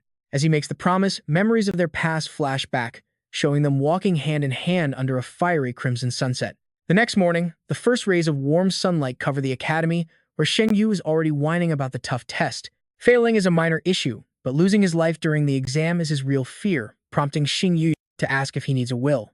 Xingyu begs him not to raise any death flags just yet, while Song-Hu sits on the table and asks if his bro wants to hit the cafeteria. Since Song-Hu offers to buy, Xingyu playfully accepts the gesture but declines, explaining he already has other plans today. Watching Xingyu walk away, the two friends start gossiping about who their star classmate is meeting up with. He is a big shot at the Azure Dragon Academy now, so it is highly likely one of the campus beauties is chasing him. Song-Hu recalls the top 4 campus beauties, listing Ye Changning, Murong Jingxin, Chen Karen, and that mysterious girl with the double pupils. His friend immediately supplies the name Bai Wange, making him nod eagerly. Yes, that is the one. Xingyu argues that Bai Wange is unlikely since they barely ever see her around campus anyway. He believes Murong Jinshin, who is on the same team, is the most likely candidate with the highest chance. Elsewhere, Yang Shuo tells his sister that their dad is home and preparing a great dinner, and she admits she misses his cooking. Spotting a familiar face, he calls out to Xingyu, and both siblings quickly approach their friend. They ask why he is smiling so brightly and invite him over for dinner, adding that their father wants to meet him. Xingyu politely declines, explaining he already has a dinner plan with an older sister, which leaves Yang Shuo thoroughly surprised. He asks if Xingyu has another sister. While back at the apartment, Nixu holds a cup and whispers that he has really grown up. Blushing at some slightly naughty thoughts, she smiles. Meanwhile, Yang Shuo curiously asks if this older sister is an adoptive one. Xingyu explains they met before school started and she belongs to the Kangqiang Guild, just as his phone begins to ring. He lifts it to his ear and hears Qin Yanran telling him that she is waiting at the back gate of the academy. Standing outside, she hears his quick reply through the phone that he will be there in just a moment. Xingyu waves goodbye, promising Yang Shuo and Lu Jin that he will treat them next time, leaving Yang Shuo to wonder about this adoptive sister. No blood relation? That means there is a chance. Xingxin calls out to her brother, and catching his drift, they decide to follow Xingyu down the sunny, power-line-draped streets. Spotting his friend, Xingyu calls out to Qin Yanran, who instantly hugs him and complains about how much she missed him. Peeking from behind, Yang Shuo whispers to his sister that the woman has an incredibly stunning figure. He warns her that popular guys like Xingyu are always surrounded by beauties, so she must take the initiative if she wants him in the Murong family. Han Han speaks up, but I do not know how to make the first move, and it is pointless anyway. Yang Shuo ponders looks like it is time to bring out the ultimate move. A moment later, inside a modern glass-fronted restaurant reflecting the bright lights, she holds up a menu and speaks. Xingyu, this is the best restaurant in town, so order whatever you want. Sister Yanran. He tries to advise, that is too expensive, but she completely ignores him. I am not short on cash at all, so waiter, just bring us one serving of every single dish listed on this menu. The waiter bows. Soon, steaming dishes cover the entire table. Glasses clink, echoing softly through the restaurant. She warns Xingyu to stay alert during their trip to Huangyan City, even with their protection. The beast army at the border is beginning to stir, making the frontier far more dangerous than the inner territory. She adds that once the border falls, the beasts will breach the Dragon Kingdom. There will be no more good days of eating and drinking like this, but Xingyu encourages her, saying she should not worry needlessly, since he will always be there. She smiles, happy to rely on him when the time comes. Voices drift from a nearby table, with patrons eagerly talking about the upcoming auction at the Heavenly Machine Pavilion. Hearing they are looking for beast upgrade materials, Xingyu notes that the Heavenly Machine Pavilion is the largest auction house in Longyan City. Yanran asks if he is also interested in the auction and if he wants to check it out. He tries to decline, joking that a broke guy like him has no business going to such an upscale place. She stands up and grabs his hand, insisting on showing him around, while a flustered Xingyu protests that they are not done eating.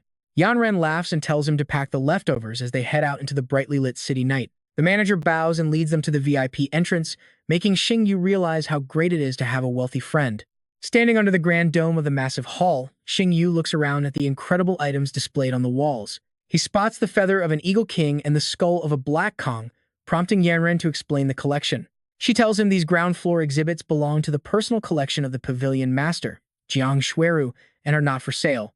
He mutters her name when a harsh voice suddenly asks what they are looking at. The rude newcomer demands they get out of his way before he gouges their eyes out. Hearing this, Xingyu turns around with a guarded look, only to see a haughty man accompanied by heavily armed guards. He recognizes them as members of the arrogant Gale Guild. This must be Li Hang, their notoriously arrogant young master.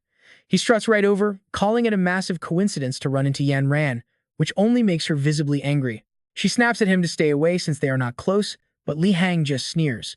He sneers, demanding to know who the hairless little kid standing next to her is.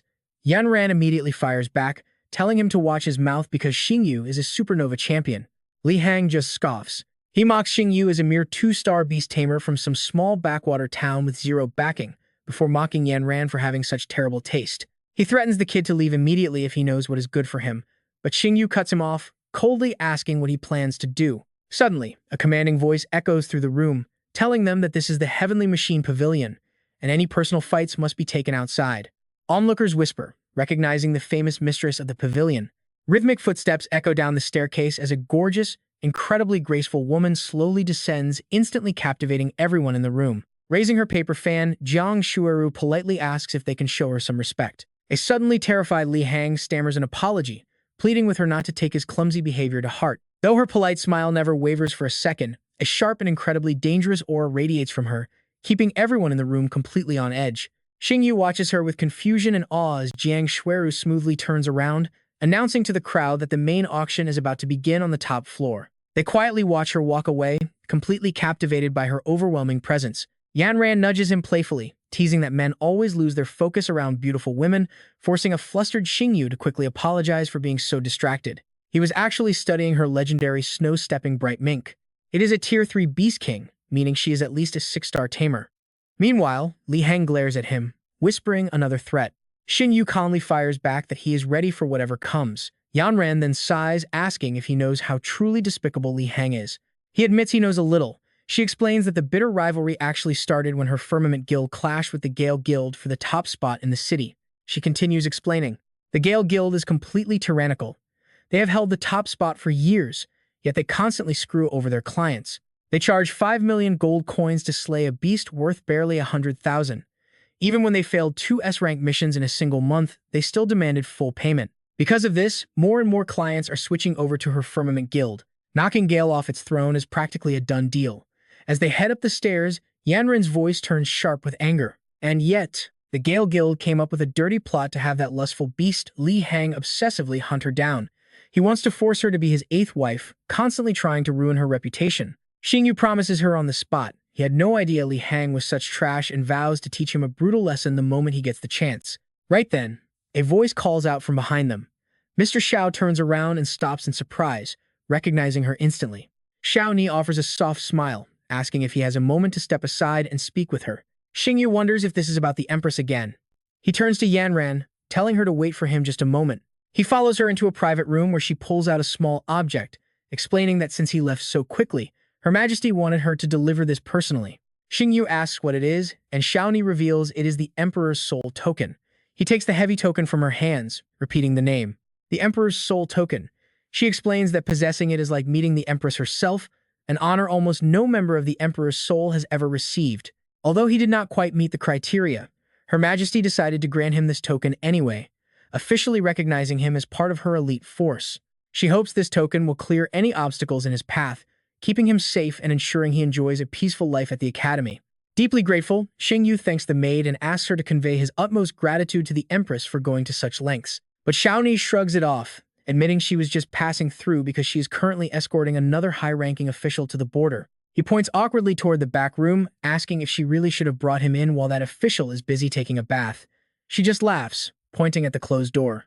Assuring him that the official won't mind, she sends him off as he heads to the door to say goodbye. Back outside, a worried Yanran immediately checks if he is okay, but Xingyu just laughs it off, asking what could possibly happen to him in there. Urging her to hurry up so they do not miss the auction, Yanran leans in close, teasingly asking if nothing truly happened while he was alone with such a stunning woman. Breaking into a nervous sweat, he stammers that he was only inside for 5 minutes, so what could he have possibly done?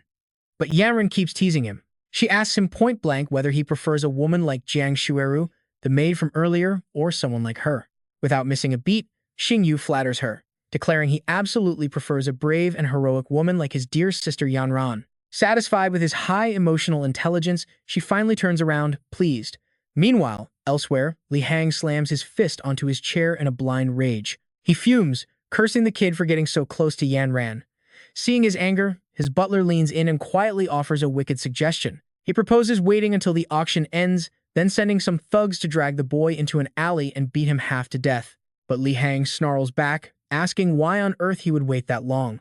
Playing patient is simply not his style. Smiling slyly, the butler immediately pulls out a document and hands it over, telling his master to take a look at it. He explains that the file contains information on Xiao Xingyu's sister, and seriously, the look on Li Hang's face is pure evil. He mutters about what an absolute goddess she is. Down below, bids explode wildly from 4.5 million to 8 million gold coins, with one desperate noble offering 10 million just to secure a dinner date with Jiang Shueru.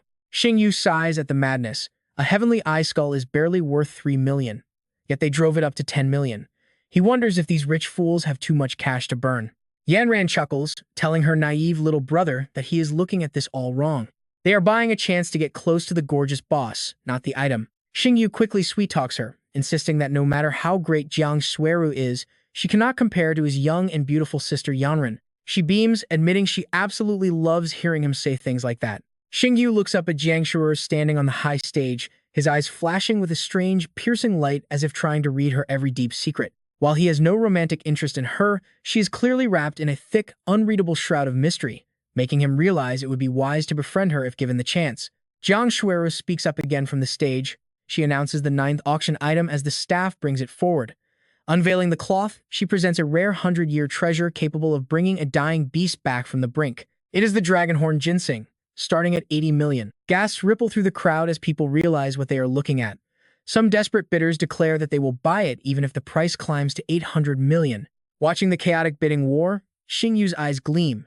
He knows this is his perfect opportunity, but right as the bidding peaks, a sharp crash echoes through the room. A glass shatters on the floor, spilling expensive wine everywhere. Xingyu silently curses his own clumsiness for spilling such a pricey drink, while nearby, Li Hang sneers, calling him a pathetic beggar who only knows how to embarrass himself in public. Shiru called out, demanding her guards step forward. She wanted them to take this gentleman to the restroom to clean up, but Xingyu smiled and asked if Lady Jiang could personally escort him instead. This immediately provoked Zhang Hai, who demanded to know who he thought he was. How dare he ask Lady Jiang to support him? The crowd chimed in, mocking him as a toad trying to eat swan meat, just scheming to touch Lady Jiang under the guise of needing help. Guards, throw him out. Li Hang sneered, mocking Xingyu for using such a clumsy pickup line. He turned to Qin Yanran, laughing at the complete trash she had brought along to this event. But Shiru simply smiled, calmly offering to lead the gentleman to the restroom herself. Xingyu thanked her politely as the onlookers erupted in absolute disbelief, wondering if their flawless goddess actually had a thing for this pretty boy. Was all their money useless? Did looks really win? They refused to accept it.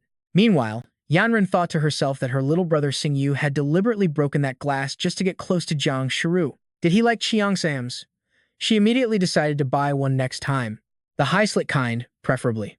Soon, the two walked down the hallway together, where Shiru asked if he had gone through all this trouble just because he had something important to tell her. Drying his hands with a towel, he revealed that the Dragonhorn Ginseng she auctioned off was actually a fake. She immediately questioned him.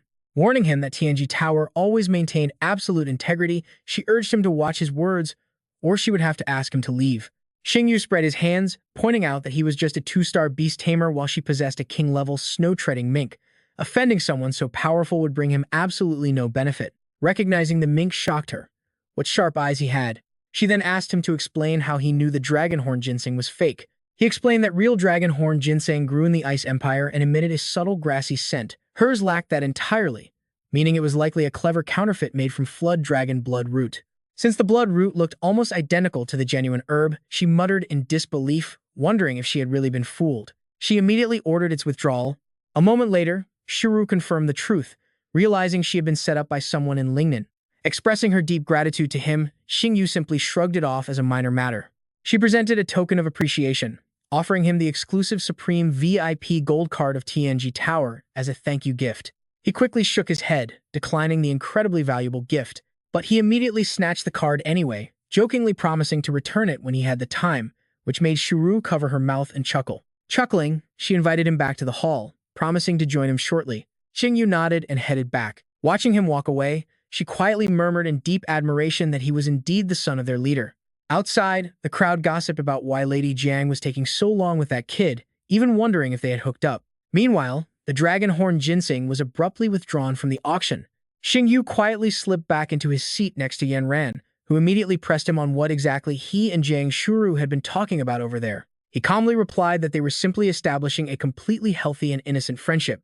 Yanran questioned how a brand new acquaintance could already count as a healthy friendship, but he quickly assured her they were nothing more than ordinary friends. After all, friends could never replace sisters. Satisfied, she let it go. Back on stage, Shiro apologized to the crowd, announcing that the Dragonhorn Ginseng had been pre-ordered by an old client. Therefore, it was withdrawn from the bidding. She then unveiled an even rarer treasure, removing the cover to reveal a special Holy Light attribute beast core that radiated pure energy. The auctioneer announced a starting price of 10 million, sparking immediate murmurs among the crowd. Many pointed out that Holy Light beasts were incredibly rare, and most tamers did not even own one. Buying the core would just be for display. Xingyu, however, was secretly thrilled this holy energy was even stronger than demon power, making it the perfect upgrade for Freya. Yanran noticed his sudden interest. She warmly offered to bid on his behalf, and before the young man could even try to stop her, she raised her sign to bid 20 million. Nearby, Li Hang scoffed, instantly raising the price to 30 million just to spite them. Frowning, she immediately countered. She bid 40 million, but he instantly countered with 50 million, declaring he would always bid 10 million more than her. Furious, she accused him of taking things too far, but he laughed, admitting he just wanted to humiliate her pretty boy talk about petty. He mocked her, daring her to spend every single coin her guild owned. Yanran snaps that she is done bidding. Xiao Xingyu quickly steps in, gently telling her that he appreciates her kindness, but they should let this one go. It is just a single beast core, and he can always find another opportunity later. Yanran hesitates, weighing her options. She points out that they might never find a beast core of this pristine quality again, just as Jiang Shuiru picks up the item on stage. Speaking in a smooth, clear voice, Jiang Shuiru announces to the crowd that Mr. Xiao is a holder of the Tianji Pavilion's Supreme Gold card and a personal friend of hers. She boldly declares the Beast Core is officially withdrawn from the auction and will be presented directly to Mr. Xiao as a personal gift. Immediately, the entire auction hall erupts in absolute chaos. Angry buyers mutter about how a mere kid could possibly own a Supreme Gold card, complaining that they spent half their entire net worth here and only got diamond status. Several wealthy merchants raise their voices, demanding a proper explanation from Madame Jiang. Li Hang steps forward next, shouting that her sudden decision is completely unfair to everyone. He asks if a lifetime of spending is worthless compared to a fast friendship with some pretty boy, prompting Jiang Shuiru to flash a dangerous smile. She coldly replies that it is her private business and she will bear any financial loss herself, so young Master Li should mind his own business. Xiao Xingyu is completely bewildered by her intense loyalty, since he only helped her identify a fake dragon horn. He expected a reward, but this level of protection is staggering, making him wonder if she highly values his appraisal skills while Li Hang grinds his teeth in fury. Mocking Xiao Xingyu for being popular with women, Li Hang sneers that he wonders if those women will still help him after his face gets completely smashed. At his command, his heavy-handed bodyguards quickly push the other guests aside, clearing a wide space for a fight. As the thugs approach, Yanran demands to know what Li Hang is doing. The arrogant young master declares he simply wants to teach his future brother-in-law a harsh lesson so the kid finally learns who actually runs all of Longyan City, prompting Xiao Xingyu to stand up and shield Yanran. He scoffs at the term brother-in-law, raising his phone to display a photo of Xiao Ningshu. The trash mocks that the kid should feel lucky to have such a beautiful sister, otherwise he would be dead meat today. The creep boasts that just looking at her photo makes him imagine her sweet scent, prompting Xiao Xingyu's golden eyes to flash with chilling, murderous intent. Stepping even closer, the young master admits that while he used to pursue Qin Yanran, he now deeply regrets it. He brags about making the sister his 8th wife and Yanran his 9th, vilely promising to make Xiao Ningshu cry so hard she cannot get out of bed. Oh, you are not ready for this. Xiao Xingyu delivers a brutal punch straight to his face, knocking out teeth as Li Hang crashes. Trembling violently, the spoiled heir struggles to his feet, gasping for breath as waves of agonizing pain ripple through his entire body. Li Hang shrieks in disbelief, demanding to know how he dared to strike him and asking if the kid even knows who his father is. Pointing a trembling finger, he boasts that his father is Li Jiang, the famous president of the Gale Guild, meaning hitting him is a direct insult to the entire city. Without even letting the snob finish his threat, Xiao Xingyu delivers a savage kick right to his gut. He asks what a good father is even worth here, sending Li Hang flying backward to crash onto the hard floor yet again. Even flat on his back, the idiot keeps threatening him, warning that if he gets hit again, he will make his sister pay, but Xiao Xingyu flashes forward instantly. With an angry expression, Xiao Xingyu slams him down with terrifying force, his powerful aura exploding throughout the room. He warns the bully that mentioning his sister again will make him wish he was dead, leaving Li Hang drenched in sweat and utterly paralyzed with fear. Without another word, Xiao Xingyu silently raises his heavy fist again. The brutal beating leaves the onlookers gaping in sheer horror. A worried bodyguard asks Butler Tin if they should try to rescue their young master. Looking pale, the butler snaps that it is impossible since the young master is in the kid's grasp. Call the president immediately. Standing up, Xiao Xingyu grumbles that his hands are sore from hitting such a thick face, leaving Li Hang swollen and bleeding like a pig.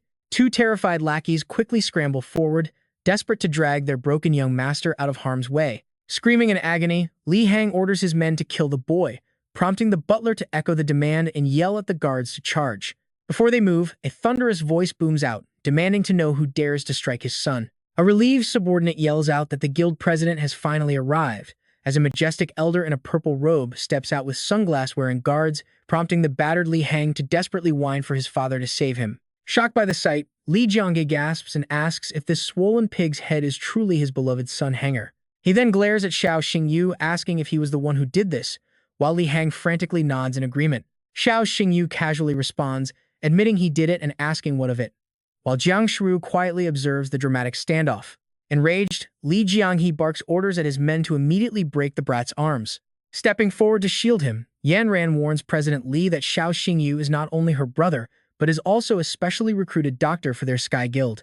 She declares that laying a finger on a Sky Guild doctor is the same as declaring open war against their entire organization. But he does not care one bit. Her father is not even in Longyan City, so why should he hesitate to teach her a lesson? There is no way that man would turn against him over a minor clash like this.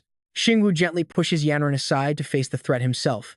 He tells Yanran to step back so he can see if the man actually dares to strike. She watches in utter shock, wondering if he has any backup plan. With a smirk, he drops a token on the floor, casually apologizing. Now watch, this is where the power shifts. The token glows on the floor, radiating a heavy, majestic pressure. He freezes in absolute terror, the cigarette slipping from his lips as he gasps out the Imperial Soul token. Meanwhile, Li Hang is completely oblivious, shouting at his men to rush forward.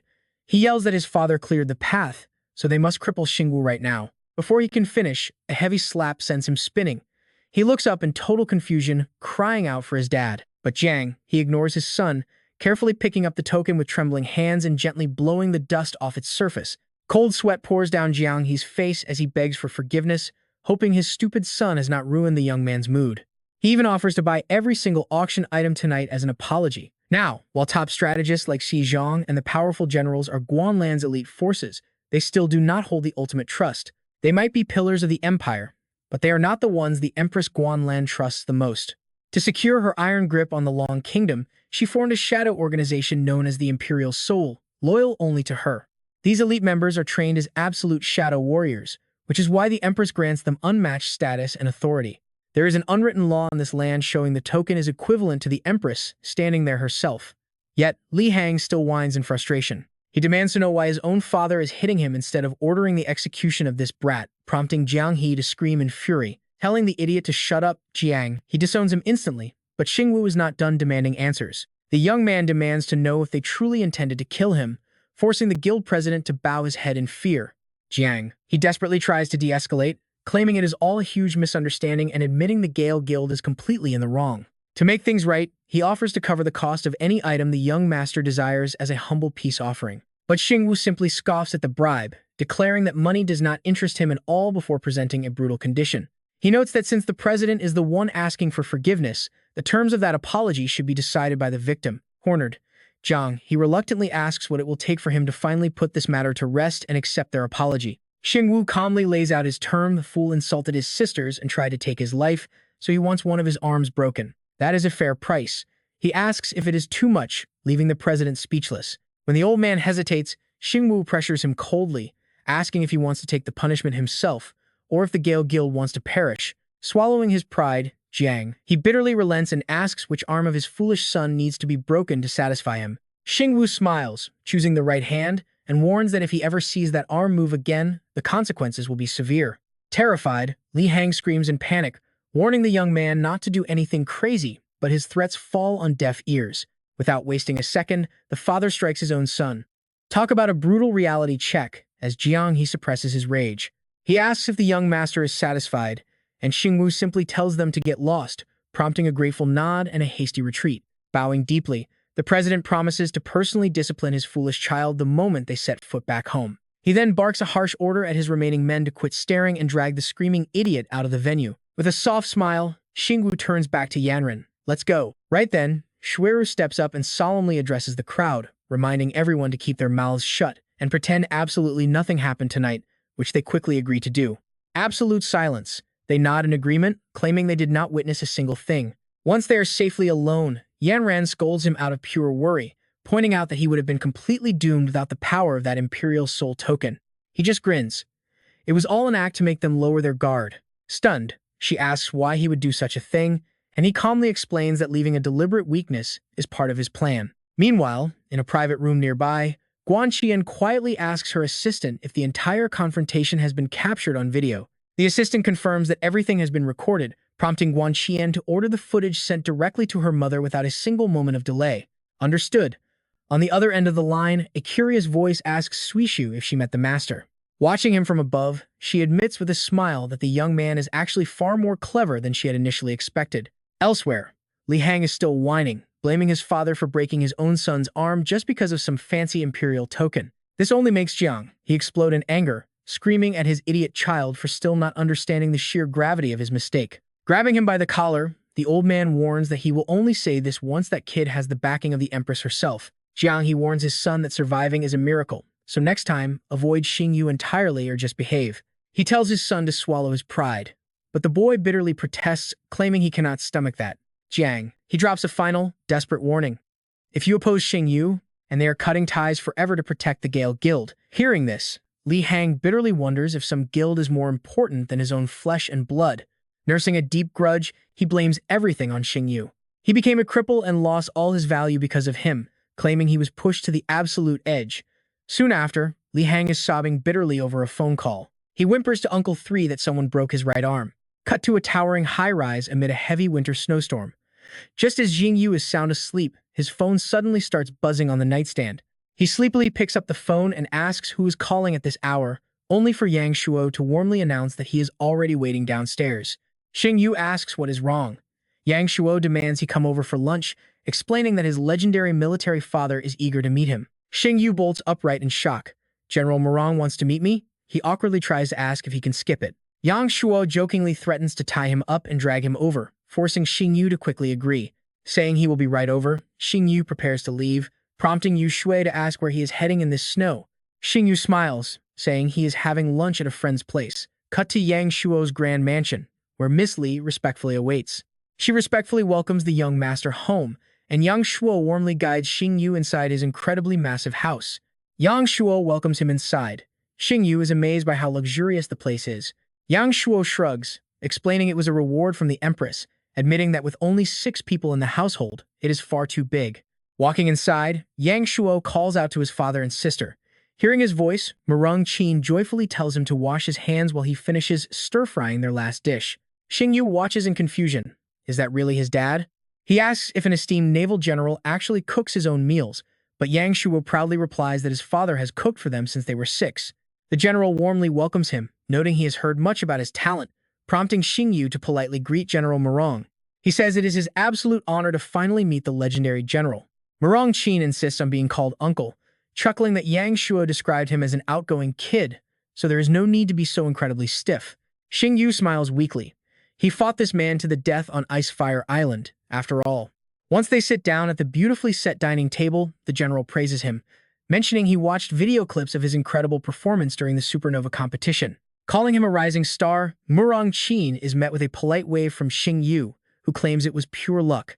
Murong Qin chuckles, teasing that he is too humble, unlike his own disappointing son who can never seem to do anything right. Yang Shuo protests, loudly arguing that his theory class essay actually won first place in the entire school, though his father remains highly skeptical of his claims. Knowing his son's terrible academic record, the general immediately accuses him of plagiarism and demands to see the paper. Without hesitation, Yang Shuo presents the certificate, leaving his father completely stunned by it. It praises Yang Shuo for winning first place in literature at Azure Dragon Academy with his masterpiece titled My General Father. Smirking, Yang Shuo proudly reveals he copied their family's traditional template, which even his father used back in the day, asking if it counts. Blushing, Murong Qin scolds him, asking if generations of Murong clan's heroic loyalty were meant to be shamelessly used like that. He mutters that if their ancestors were still alive to see this plagiarism, they would have beaten the boy senseless. And watch how this escalates just then.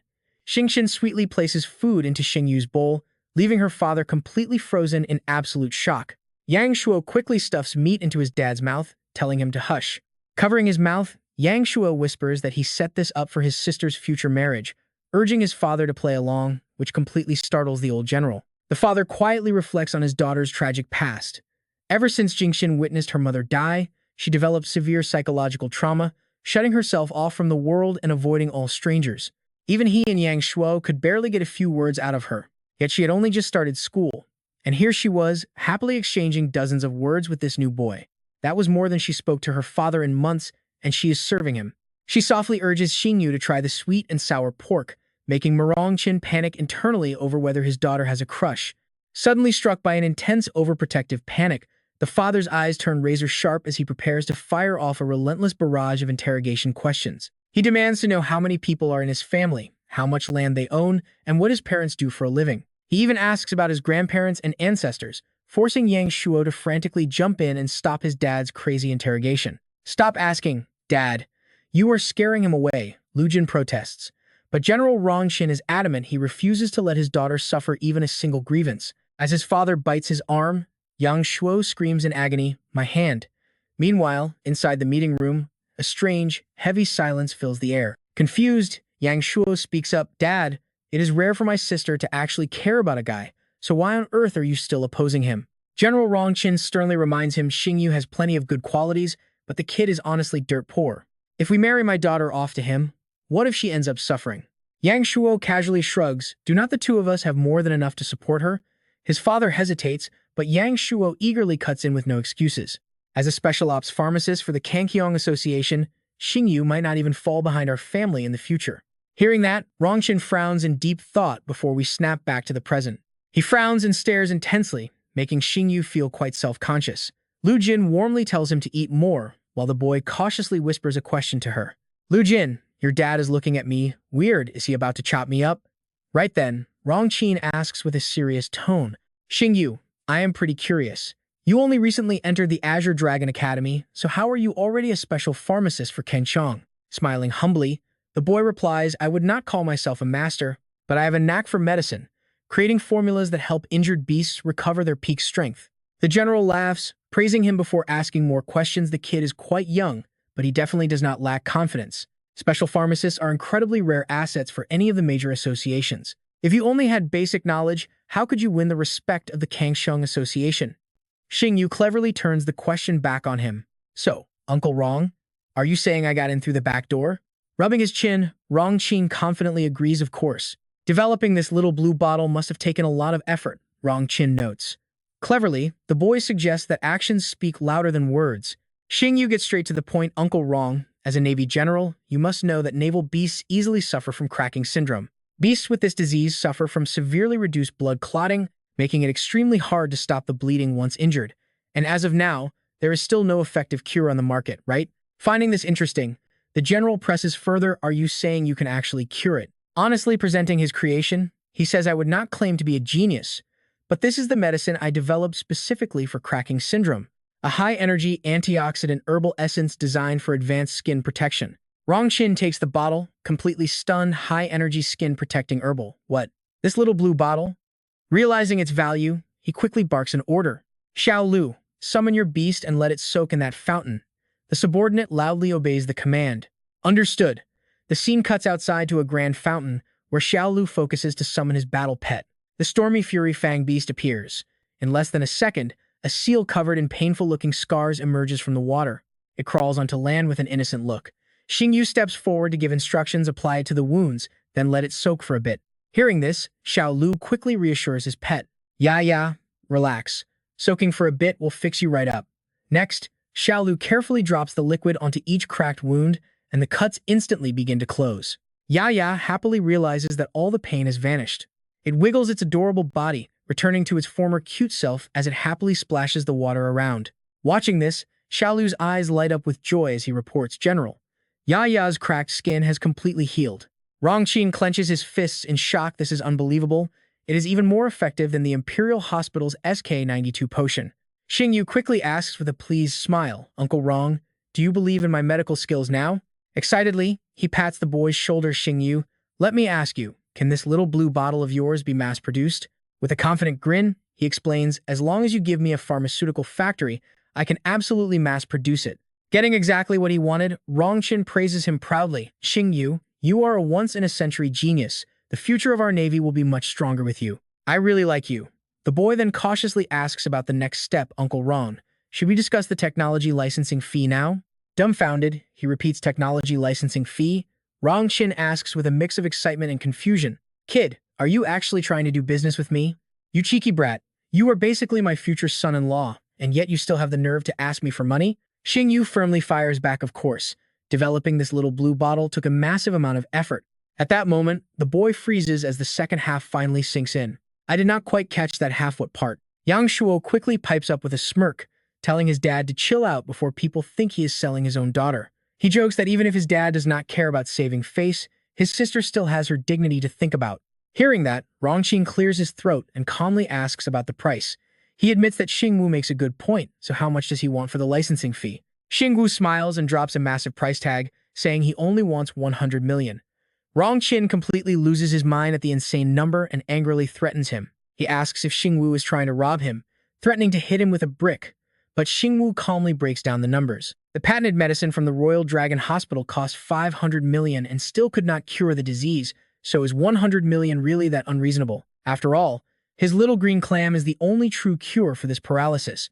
Hearing this, Rongqin turns completely pale and gasps in shock. Yang Shuo pulls his dad aside, whispering a scheming idea.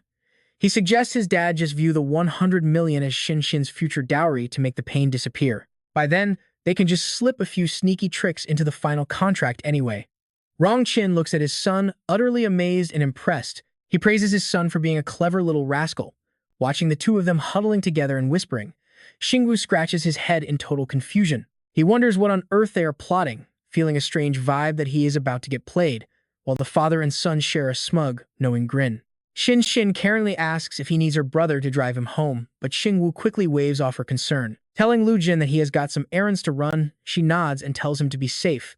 Checking his massive balance, Xingwu starts planning his next moves. With a 50 million deposit, he wonders what to get his sister and his beasts, deciding on skincare and a massage device for her. Meng loves snacks and fresh outfits, while Master Zhen would absolutely appreciate some high-quality tea. Oh, right, Freya needs something too. He quickly completes the transfer and summons her with a wave of his hand. As she appears, he gently hands over his gift. He tells Freya this is for her, admitting that she has been by his side for so long without receiving anything truly valuable. Seeing her excitement, Xingwu explains that this is a rare holy light beast core, designed to help her break through and finally evolve to the next tier. She nods happily, but he warns her that she will also need these heart-stabilizing pills and meridian-protecting herbs he prepared. Once she takes it, she must endure whatever pain comes and push through. He promises to stop the spiritual flow if it gets too intense. Asking if she is truly ready, he finds her already opening her mouth, eager to begin. Placing the core onto her tongue, she quickly swallows it down. Almost instantly, Freya shudders as her heart begins to race violently inside her chest. Clutching her chest, she curls inward to process the raw energy. Looking up, she unleashes a deafening roar as the massive power begins to overflow. She leaps high into the sky, screaming in pure agony as if her entire body is about to rip apart. Fresh blood begins pouring from her skin like rain. Exhausted and losing consciousness, she completely loses her balance and begins falling straight back to earth. She crashes hard into the dirt, prompting a terrified Xingwu to rush over and try to stabilize her. Urging her to stop if the pain is too much, he decides to cut off his spiritual flow to protect her life. But her eyes suddenly snap open as painful memories flash back. She remembers being sold off as defective merchandise by cruel traffickers long ago. The merchant tells Fat Lu to buy them quickly, but the chubby buyer just scowls in disapproval. Complaining that they lack any real talent, the greedy merchant grabs her helpless friend, kissing her face repeatedly to claim absolute ownership over her. He sneers that she will only serve him now, leaving Freya crying out for help from her locked cage. Praying for an ancestor spirit to rescue her, she slowly opens her eyes in the present, seeing Xingwu standing before her like a true savior. Back in reality, she slowly turns her head, reaching out a trembling hand to trace her message in the cold snow. She writes 3 words of pure determination: I can do it. The scene shifts to the desolate snowy peak. Clutching her body, she desperately fights against the raging energy within her, stomping the ground as she releases a blinding burst of power. Panicking at her extreme reaction, Xingwu begs her to stop and give up, but her wings suddenly erupt in fierce, burning flames. Watching her feathers burn away, Xingwu frantically runs forward, but before he can even reach her, she suddenly shoves him to the ground. Without saying a single word, she leans in and gently kisses him, driving Dalu absolutely crazy with pure jealousy. While Medusa urges the jealous fox to calm down during this critical evolution, Dalu fumes, arguing that she was the one who taught Freya how to kiss like that. But right at that moment, her new wings suddenly begin to sprout. They unfold into gorgeous, pure, white angel wings, and with a blush, Freya breaks the kiss to unleash her newly awakened holy power. Xingwu cheers in excitement, celebrating her successful breakthrough. The system then displays her updated details, revealing her new form as a legendary four-winged holy angel with a powerful mythological bloodline. Her first talent is the triple holy light shield, while her second grants star power, offering a rare chance to trigger a massive tenfold critical damage strike. Her third talent is astral mark. This marks enemies with a glowing crescent shape whenever she inflicts damage on them, completely resetting the cooldown of her highly devastating holy light astral slash ability to let her strike again. With 100% loyalty, this flying holy light beast commands the ultimate cross-slash skill. She swings both blades to unleash a cross-shaped energy wave, delivering triple critical damage straight to the target. This move also shields her and her allies in holy light, before her wings release a massive array of 188 glowing feather swords. This area attack triggers the holy light astral slash. She teleports at light speed right in front of marked targets, slicing through every single enemy in her path. Unleashing the astral burst flash, she absorbs starlight for a devastating kick that is guaranteed to deal 10 times supercritical damage. Here is the evolution path of this holy light angel beast. This evolution path goes from 4 wings to 6, then the holy maiden, the 8-winged queen, and finally the 12-winged seraphim. While she absorbs moonlight beside her master, Xingyu excitedly celebrates, telling Freya that she actually did it. He points at Freya with genuine concern, asking if she is hurt because her chest looks swollen, even offering to help remove her armor to check. She blushes and calls him a total pervert, making him laugh and quickly deny it. After he denies it, Dalu steps in with a dark expression, teasingly pointing out that their relationship is much closer than anyone thought. Xingyu looks completely confused, asking Dalu why she even came out of her beast crest. Dalu asks if they are not allowed out, while Medusa playfully chimes in, teasing that she already saw everything between them. Feeling completely cornered, he tries to smooth things over by offering to make it up to them in some way. Medusa immediately seizes the chance, claiming she is free tonight and wants her compensation, which instantly makes Xingyu back away. He quickly declines, causing Medusa to pout and ask if her beloved master actually hates her. Flustered, he quickly explains that it is impossible because they are all his most cherished companions. He offers to take them shopping for new clothes instead, and soon they arrive at a busy mall where he tells Dalu to pick whatever she wants. Dalu admits quite shyly that none of them have ever actually been shopping in a human mall before. He happily takes on the role of their personal guide, eagerly ready to show them the best options.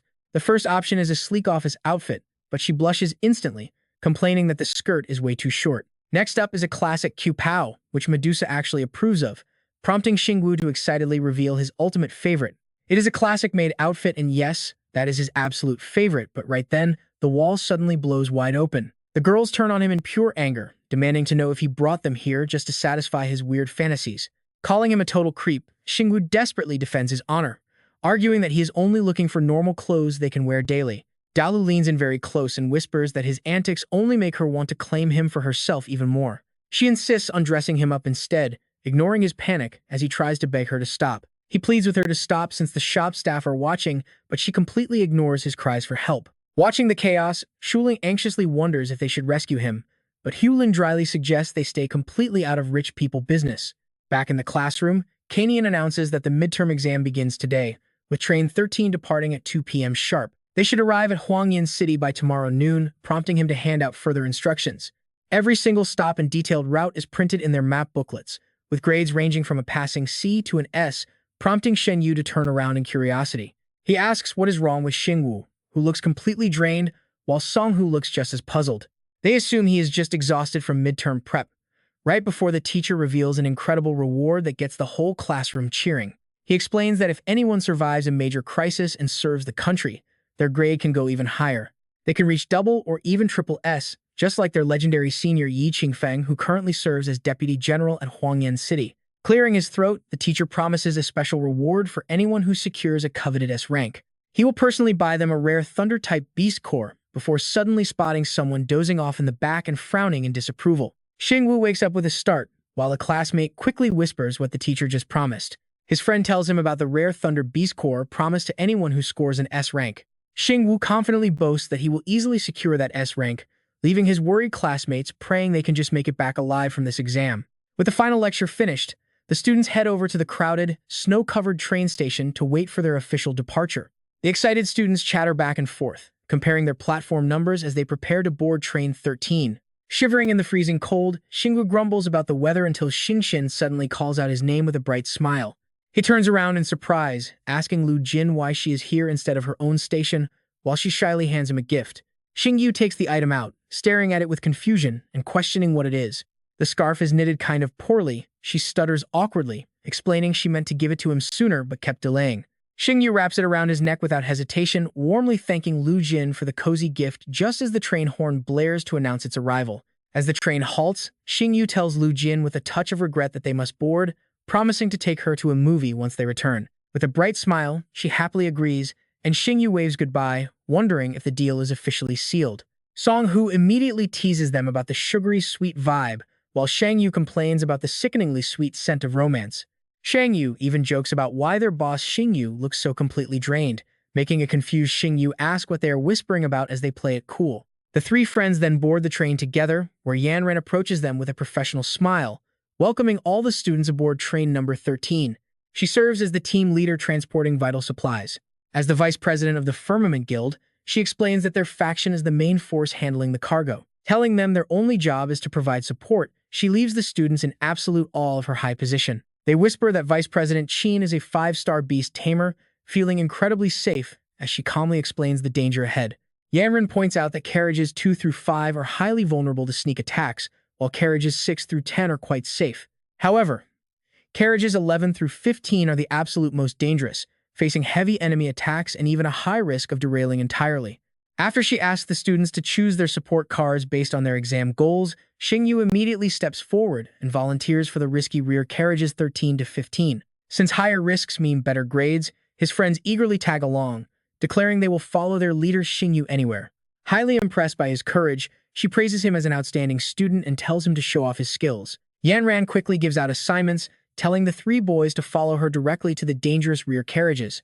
Instructing Xiao Wang to stay behind and organize the remaining students, she leads her group as they quickly move to their designated zone. Throwing a friendly arm around his shoulder, she asks Xingyu if he has ever visited Huangyan City before, and he honestly admits he has not.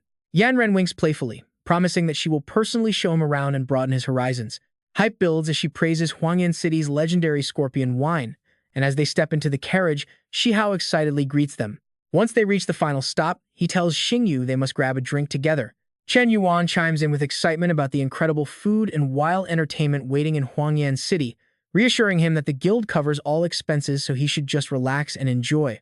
Liu Yang agrees, pointing out that since Xingyu is their guild's absolute national treasure, they must treat him like royalty.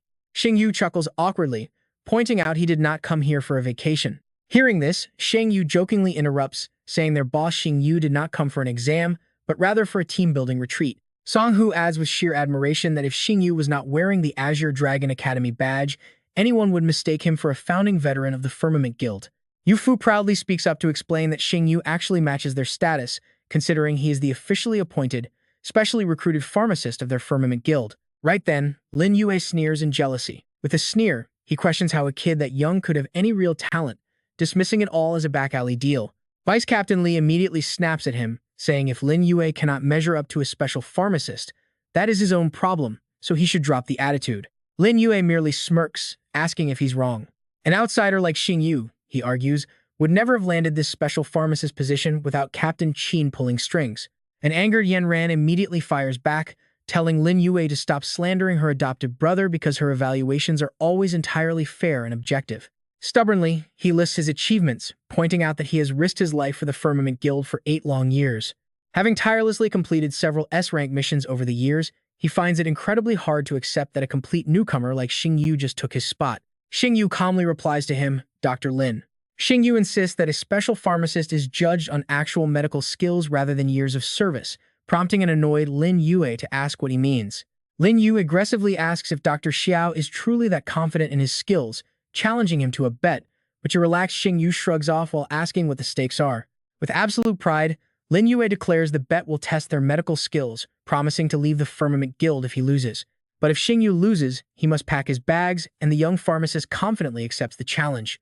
Meanwhile, the train barrels forward at full speed through a raging blizzard, completely unaware of the sinister shadows, silently watching them from the cliffs above. Suddenly, a swarm of savage rats lunges forward to attack, instantly triggering the train's red emergency alarms.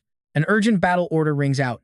Enemy ambush. Right as everyone is warned to stay alert, sharp blades pierce straight through the wooden ceiling. A giant rat tears through the wooden planks, hunger-driven like a wild beast as it leaps straight down. Without hesitation, Yanran orders a counterattack. A student summons their beast, a sharp-toothed ancient hound. Just then, two rats smash through the glass windows on both sides. Surrounded, Yanran cries out in pure shock. Rishui steps up to take charge, telling Yanran to leave those nasty pests to him. Then Xingyu loudly summons his warrior Freya. In an instant, the ferocious rats charge in like a fierce wind. Freya calmly observes their every move before her eyes glow, releasing a blinding beam of light. Leaping high into the air, Freya grips her spear, channeling all her energy into its tip as she dodges through the pack. Using her holy light slash, Freya elegantly swings her spear to break the siege, leaving Xingyu deeply impressed. He praises Freya, who nods back with a bright smile, but a teammate suddenly screams that something is terribly wrong. Captain Qin is dragged onto the roof, forcing a shocked Xingyu to look back. Up on the roof, the giant rat leader screeches in fury, demanding to be released after a sudden sneak attack. Xingyu climbs up, angrily shouting at the smelly beast to let Yanran go. On his command, Freya dashes forward, driving her spear directly into the claw holding Yanran captive. Howling in agony, the rat leader flings Yanran aside, sending her screaming toward the lake. Talk about a close call. Panicked, Xingyu calls for assistance, and Xingyu quickly answers the call by summoning his beast. His storm butterfly sweeps in just in time to catch Yanran, but the rat leader prepares to hurl a dagger at its wings. Luckily, Songhu is much faster, utilizing his Bull Demon's taunt ability to divert the enemy's attention. Sensing the threat, the rat leader spins around to throw its blade, giving Xingyu the chance to order Freya's final strike. No hesitation, Freya charges straight in. The rat leader spews a stream of deadly acid, but Freya gracefully dodges the liquid with her expert wings. Landing right behind the beast on top of the train, she delivers a powerful kick that sends the leader flying upward. With unyielding resolve, Freya leaps high into the sky, locking her eyes onto the airborne target. She cleanly slices the rat leader into tiny pieces before Xingyu rushes over to check on Yanran. Asking if she is all right, he leaves her staring at him in complete disbelief. She assures him she is fine, completely amazed that his light angel has evolved into a powerful four-winged holy angel. Just then, Xingyu happily runs over with a mature stage poison core, which Xingyu politely asks him to keep safe for now. Suddenly, Yanran gasps in terror, urging Xingyu to look toward the front of the train. Standing right there is a superb tier blood-eyed ape king, leaving him shocked as he turns to face the giant beast. Before they can react, the train screeches to a violent halt, throwing everyone forward. But get this, the giant ape suddenly blocks the train, using its massive strength to stop it dead in its tracks. Without warning, the beast tears the train cars apart, playfully grabbing a terrified passenger like a fragile toy. The victim screams for help, but the giant ape mercilessly tosses them straight into its gaping maw. Witnessing this horror, Xingyu suspects the hibernating beasts were awakened by the scent of blood, hunting humans to quickly replenish their energy. Sensing the extreme danger, Yanran rushes back into the train car to issue an urgent command. She orders everyone to defend the train, but a terrified student protests that their weak beasts stand no chance against such a monster. Others gloomily agree, but Lin Yu arrogantly slaps a hand on the boy's shoulder to calm him down. Asking if their beasts are weak, he offers to help as a golden fox zaps the giant ape. Amazed, Lin Yue praises Yanran's incredible three-tailed thunder fox, prompting her to respond with great pride. She boasts that if that rotten rat leader hadn't blindsided her earlier, it would have been an easy victory. Suddenly, the giant ape roars in anger, glaring at them as a whole horde of monkeys swarms in at its call.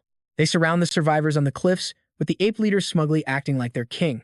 Frustrated by the crisis, Xingyu complains about fighting monkeys right after rats, immediately summoning Heifeng to help. Seeing his allies arrive to back him up, he happily rallies everyone to charge forward together. Instantly, the giant ape leaps forward to attack the red fox, unleashing its raw energy with bared teeth. Next, the red fox opens its jaw and lets out a ferocious roar. Watching this, Xingyu grows deeply confused, noticing something is terribly wrong with these tamed beasts. Xingyu cautiously reports the situation, telling Bo Wu to look at what is lurking beneath the water. Hearing this, he instantly spins around as the water suddenly churns and bubbles rise to the surface. Deep inside, a pitch-black snake silently observes its next target. Suddenly, it unleashes a massive vortex, sending a powerful torrent of water crashing straight toward the ship. Panicked, Xingyu commands Haifeng to unleash his hellfire roar.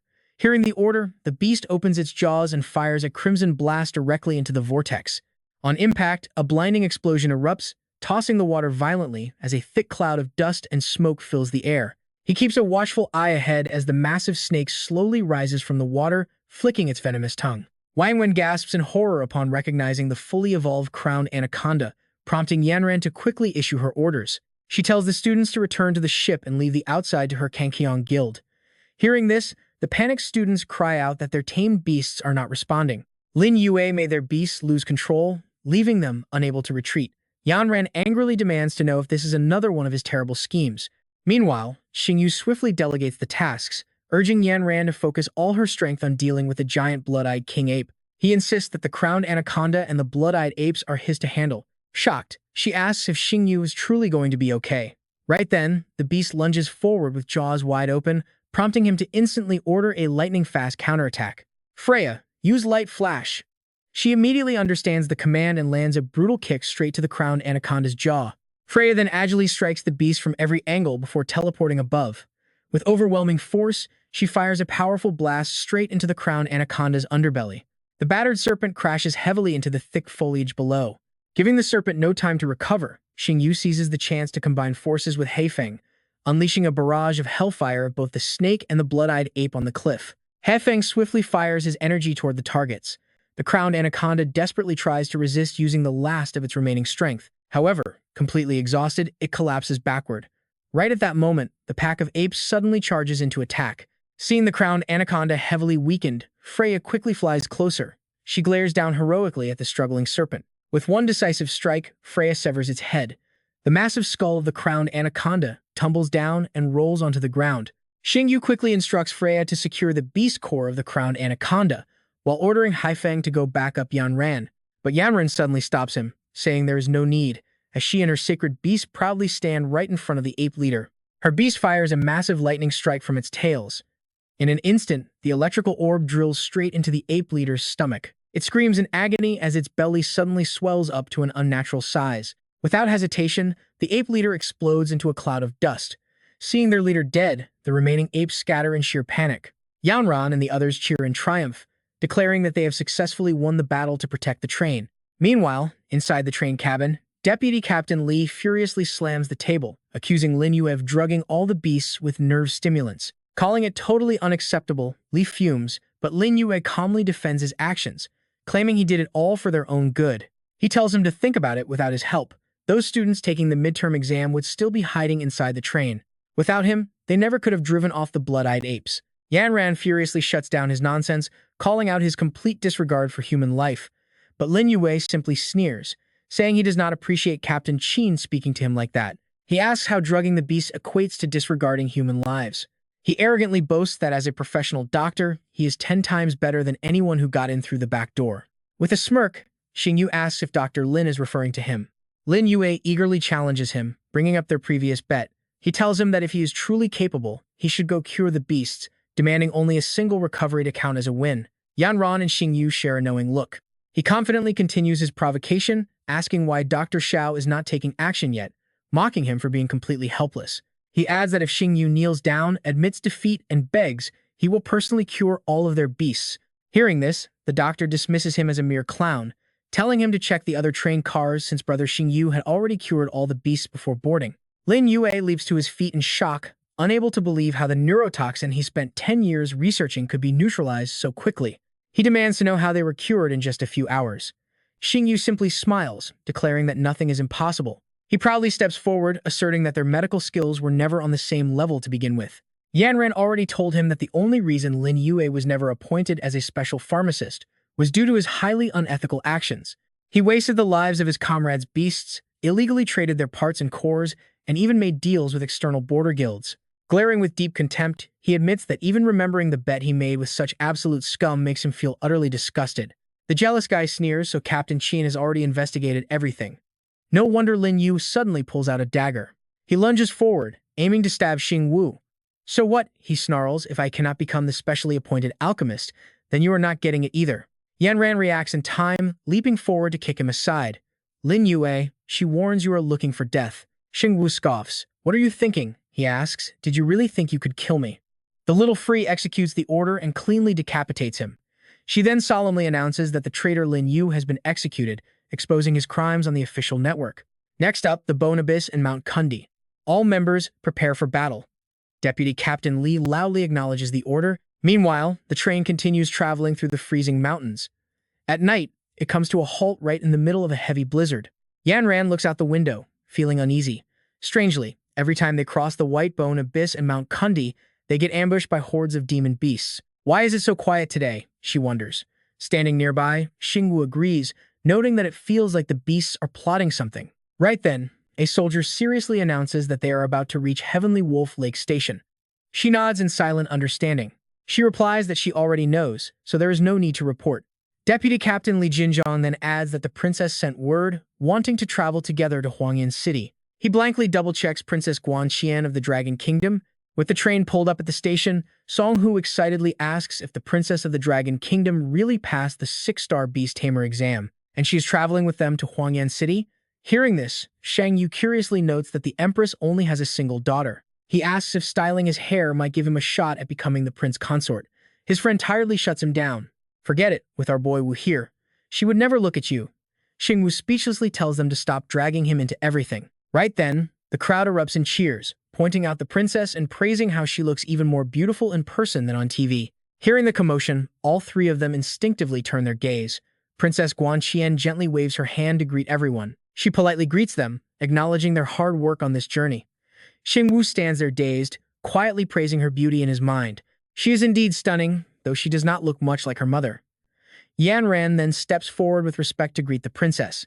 Yanran of the Firmament Guild welcomes the princess, stating that the VIP room has been fully prepared for her arrival. She smiles warmly, telling Captain Qin there is no need to be polite, before thoughtfully looking around the room. Xingyu curiously wonders who she is searching for. The playful Songhu jokes that she might be looking for her future husband. Xingyu sighingly tells Huzi that he is truly beyond saving, but suddenly, the princess gives a direct order that shocks everyone. She commands Xingyu to come over and serve her. He stands frozen, unable to believe his own ears. The next morning, the train resumes its journey. Inside the VIP room, Xingyu stands awkwardly on guard right next to Guanqian. He cautiously asks if she knows him. The princess proudly replies, asking what is wrong with her giving him orders.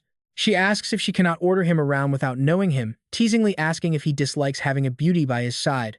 He awkwardly argues that if she were not the princess, he would have hugged her by now. She then turns serious. Telling him the teasing is over, she orders him to pull out his treasure. Terrified, Xingyu instinctively covers his lower half. He asks in confusion what she wants him to pull out. Losing her patience, she tells him she means the Emperor's Soul token. He reaches into his pants, realizing the princess is also with the Emperor's Soul. Casually pulling out the token, he asks about her plans. He says he thought she knew all along. She quickly covers her face in embarrassment, asking why on earth he kept the token there. She clears her throat to regain composure and urgently briefs him. According to intelligence from the Emperor's Soul Organization, a pseudo-human demon beast infiltrated Huangyan City a month ago, causing multiple defeats. Counselor Ji highly suspects there is a traitor hiding deep in the upper management. The Empress has ordered them to cooperate and catch the spy without fail. Hearing this, Xingyu asks with deep surprise, a pseudo-human beast? Since the Bone Abyss and Mount Kundi are completely empty of monsters, he wonders if they are plotting something massive. Right then, his system suddenly alerts him to a special quest: obtain an SSS evaluation during the upcoming midterm exam. The reward is a random SSS Beast Upgrade Crystal plus 20,000 points. He stares at the screen, stunned by the SSS rating requirement. With this level of difficulty and the princess herself involved, things are getting complicated. He then curiously asks her another question. He wonders why the Empress would send someone of her noble status into a dangerous organization like the Emperor's Soul. Guanqian calmly tells him that this is none of his business. He silently suspects something, noticing she completely lacks the signature dragon force. Could she actually not be the Empress Guanlan's biological daughter? Just as he ponders, the train intercom announces their arrival. Their final stop is Huangyan City. Night has fallen outside as they gather inside a small, quiet inn. Lord Chu raises his glass with a warm smile, thanking the princess for personally visiting Huangyan City despite her busy schedule. He offers a toast, but she politely waves it off, telling the city lord he is being far too formal. She adds that since he's stationed at the border for decades, she should be thanking him instead. Meanwhile, Deputy Captain Li enviously whispers to Captain Qin, asking if Xingyu and the princess are really that close. He cannot believe they got main table seats, while Yanran grumbles about her brother ditching her for a pretty face. Lord Chu warmly turns to Xingyu, calling him an old friend. He presents the Devil Firefly flower requested last time, and Xingyu eagerly thanks his big brother Chu. But right then, Guanqian suddenly taps his hand under the table. She warns Xingyu to focus on the mission instead of gifts, and he quickly whispers back with a nod. Asking her to trust him, he reassures her just as Lord Chu enthusiastically realizes he almost forgot to introduce his officers to them. He introduces his deputy general, Zhao Ming, who happens to command 3 entire elite squads of beast tamers.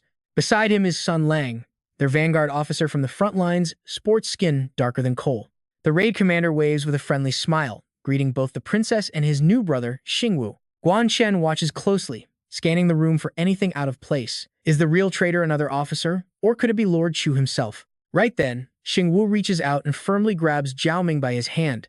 The deputy general starts to tremble, nervously asking what Xingyu thinks he is doing. But Xingyu drops a bomb that leaves the entire room dead silent. He declares the man is a disguised mimic beast. Lord Chu immediately protests, asking why Xingyu would suddenly accuse his trusted deputy general. Zhao Ming panics, desperately claiming he has no idea what this mimic beast talk is about. He reminds them his city requested this investigation. Guan Xian steps in, cautiously asking Xingyu how he can be so certain this man is a mimic beast. When asked for proof, Xingyu bluntly admits he does not have any yet since he just arrived. The deputy general scoffs at the absurd accusation. He accuses Xingyu of baseless slander, but the young man stands his ground and delivers a powerful challenge. He explains that mimic beasts cannot summon tame beasts. If General Zhao wants to prove his innocence, all he has to do is summon his own companion. Zhao Ming goes silent, unable to argue, as Lord Chu looks at him in shock. Lord Chu recalls Zhao Ming claiming his beast was recovering, wondering if the young man is actually right. Suddenly, a strange flower sprouts right out of his ear. Zhao Ming snarls in fury, demanding to know how a mere brat saw through his perfect disguise.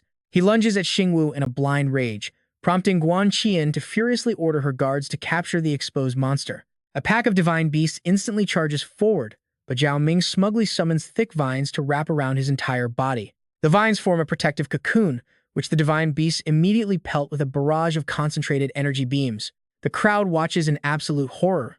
Xingyu stands there, completely stunned by the bizarre sight. Suddenly, a massive explosion rips through the room, sending dust and shattered vines everywhere as a terrifying new creature slowly emerges from the smoke. It is the infamous demon-devouring poison vine, and she leaps onto the wall, cackling as she reveals her master plan. She mocks them, saying that while they were clever to expose her, she already leaked the city's defense plans long ago. Once their grand army flattens Huangyan City, it will mark the absolute end for all of humanity. In response, Guan Qian summons her powerful ice soul Kirin, which immediately unleashes a blast of freezing spikes right at the monster. The toxic beast shrieks in pain as the icy attack connects, forcing her to retreat several meters back. Lord Chu flies into a blind rage over his deputy's death, roaring that he will rip her to pieces before ordering his beast to crush her. On his command, the massive one-legged rhino stomps the creature completely flat. Deputy Captain Li scoffs at how incredibly weak the monster was, but Yanren calmly explains that these creatures are bred specifically to target vulnerable human tamers on the battlefield rather than fight summonable beasts directly. With her final breath, the crushed monster wheezes. She prays to her heavenly father to lead their army and wipe out humanity, desperately reaching out with her thorny, mangled hands. She vows to drag the princess of the Dragon Kingdom down to hell with her, launching a deadly volley of razor-sharp thorns straight at Guan Qian. Just before the thorns pierce her skin, Xingyu leaps in to block the hit, casually teasing her in the process. He asks what brand of perfume she wears because she smells amazing, while Lord Chu commands his beast to finish the monster once and for all. The rhino delivers the final crushing blow, while a blushing Guan Qian hurriedly asks Xingyu if he got hurt saving her. He hesitates for a second, then flashes her a silly, innocent smile to reassure her.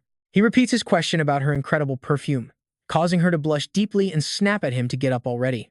Right then, Yanran runs over in a panic, calling out to him.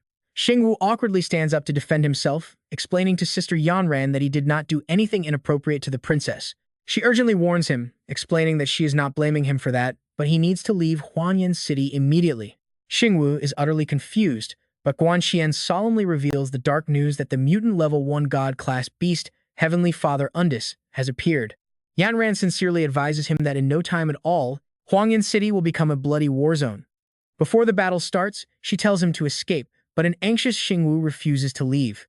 Patting his shoulder to comfort him, she reminds him that since he captured the pseudo-human beast, by regulations, his evaluation will rise to double S, so he should head back. But Xingyu firmly pushes her hand away, refusing to abandon the city. Yanren helplessly asks if he is crazy to stay behind when he already knows a terrifying god-class beast is on its way. He resolutely declares that protecting the country is a man's duty, telling Yanran not to worry because he is going to survive. Hearing this, Chang Gong praises him excitedly, saying his dedication to protecting their homeland is truly admirable. He agrees that nothing matters more right now than defending Huangyan City. Ignited with battle spirit, he shouts to his soldiers that they are about to face a brutal war. He orders them to fight to the end, and the crowd cheers in excitement. While they chant, Guan Qian cautiously assesses the situation.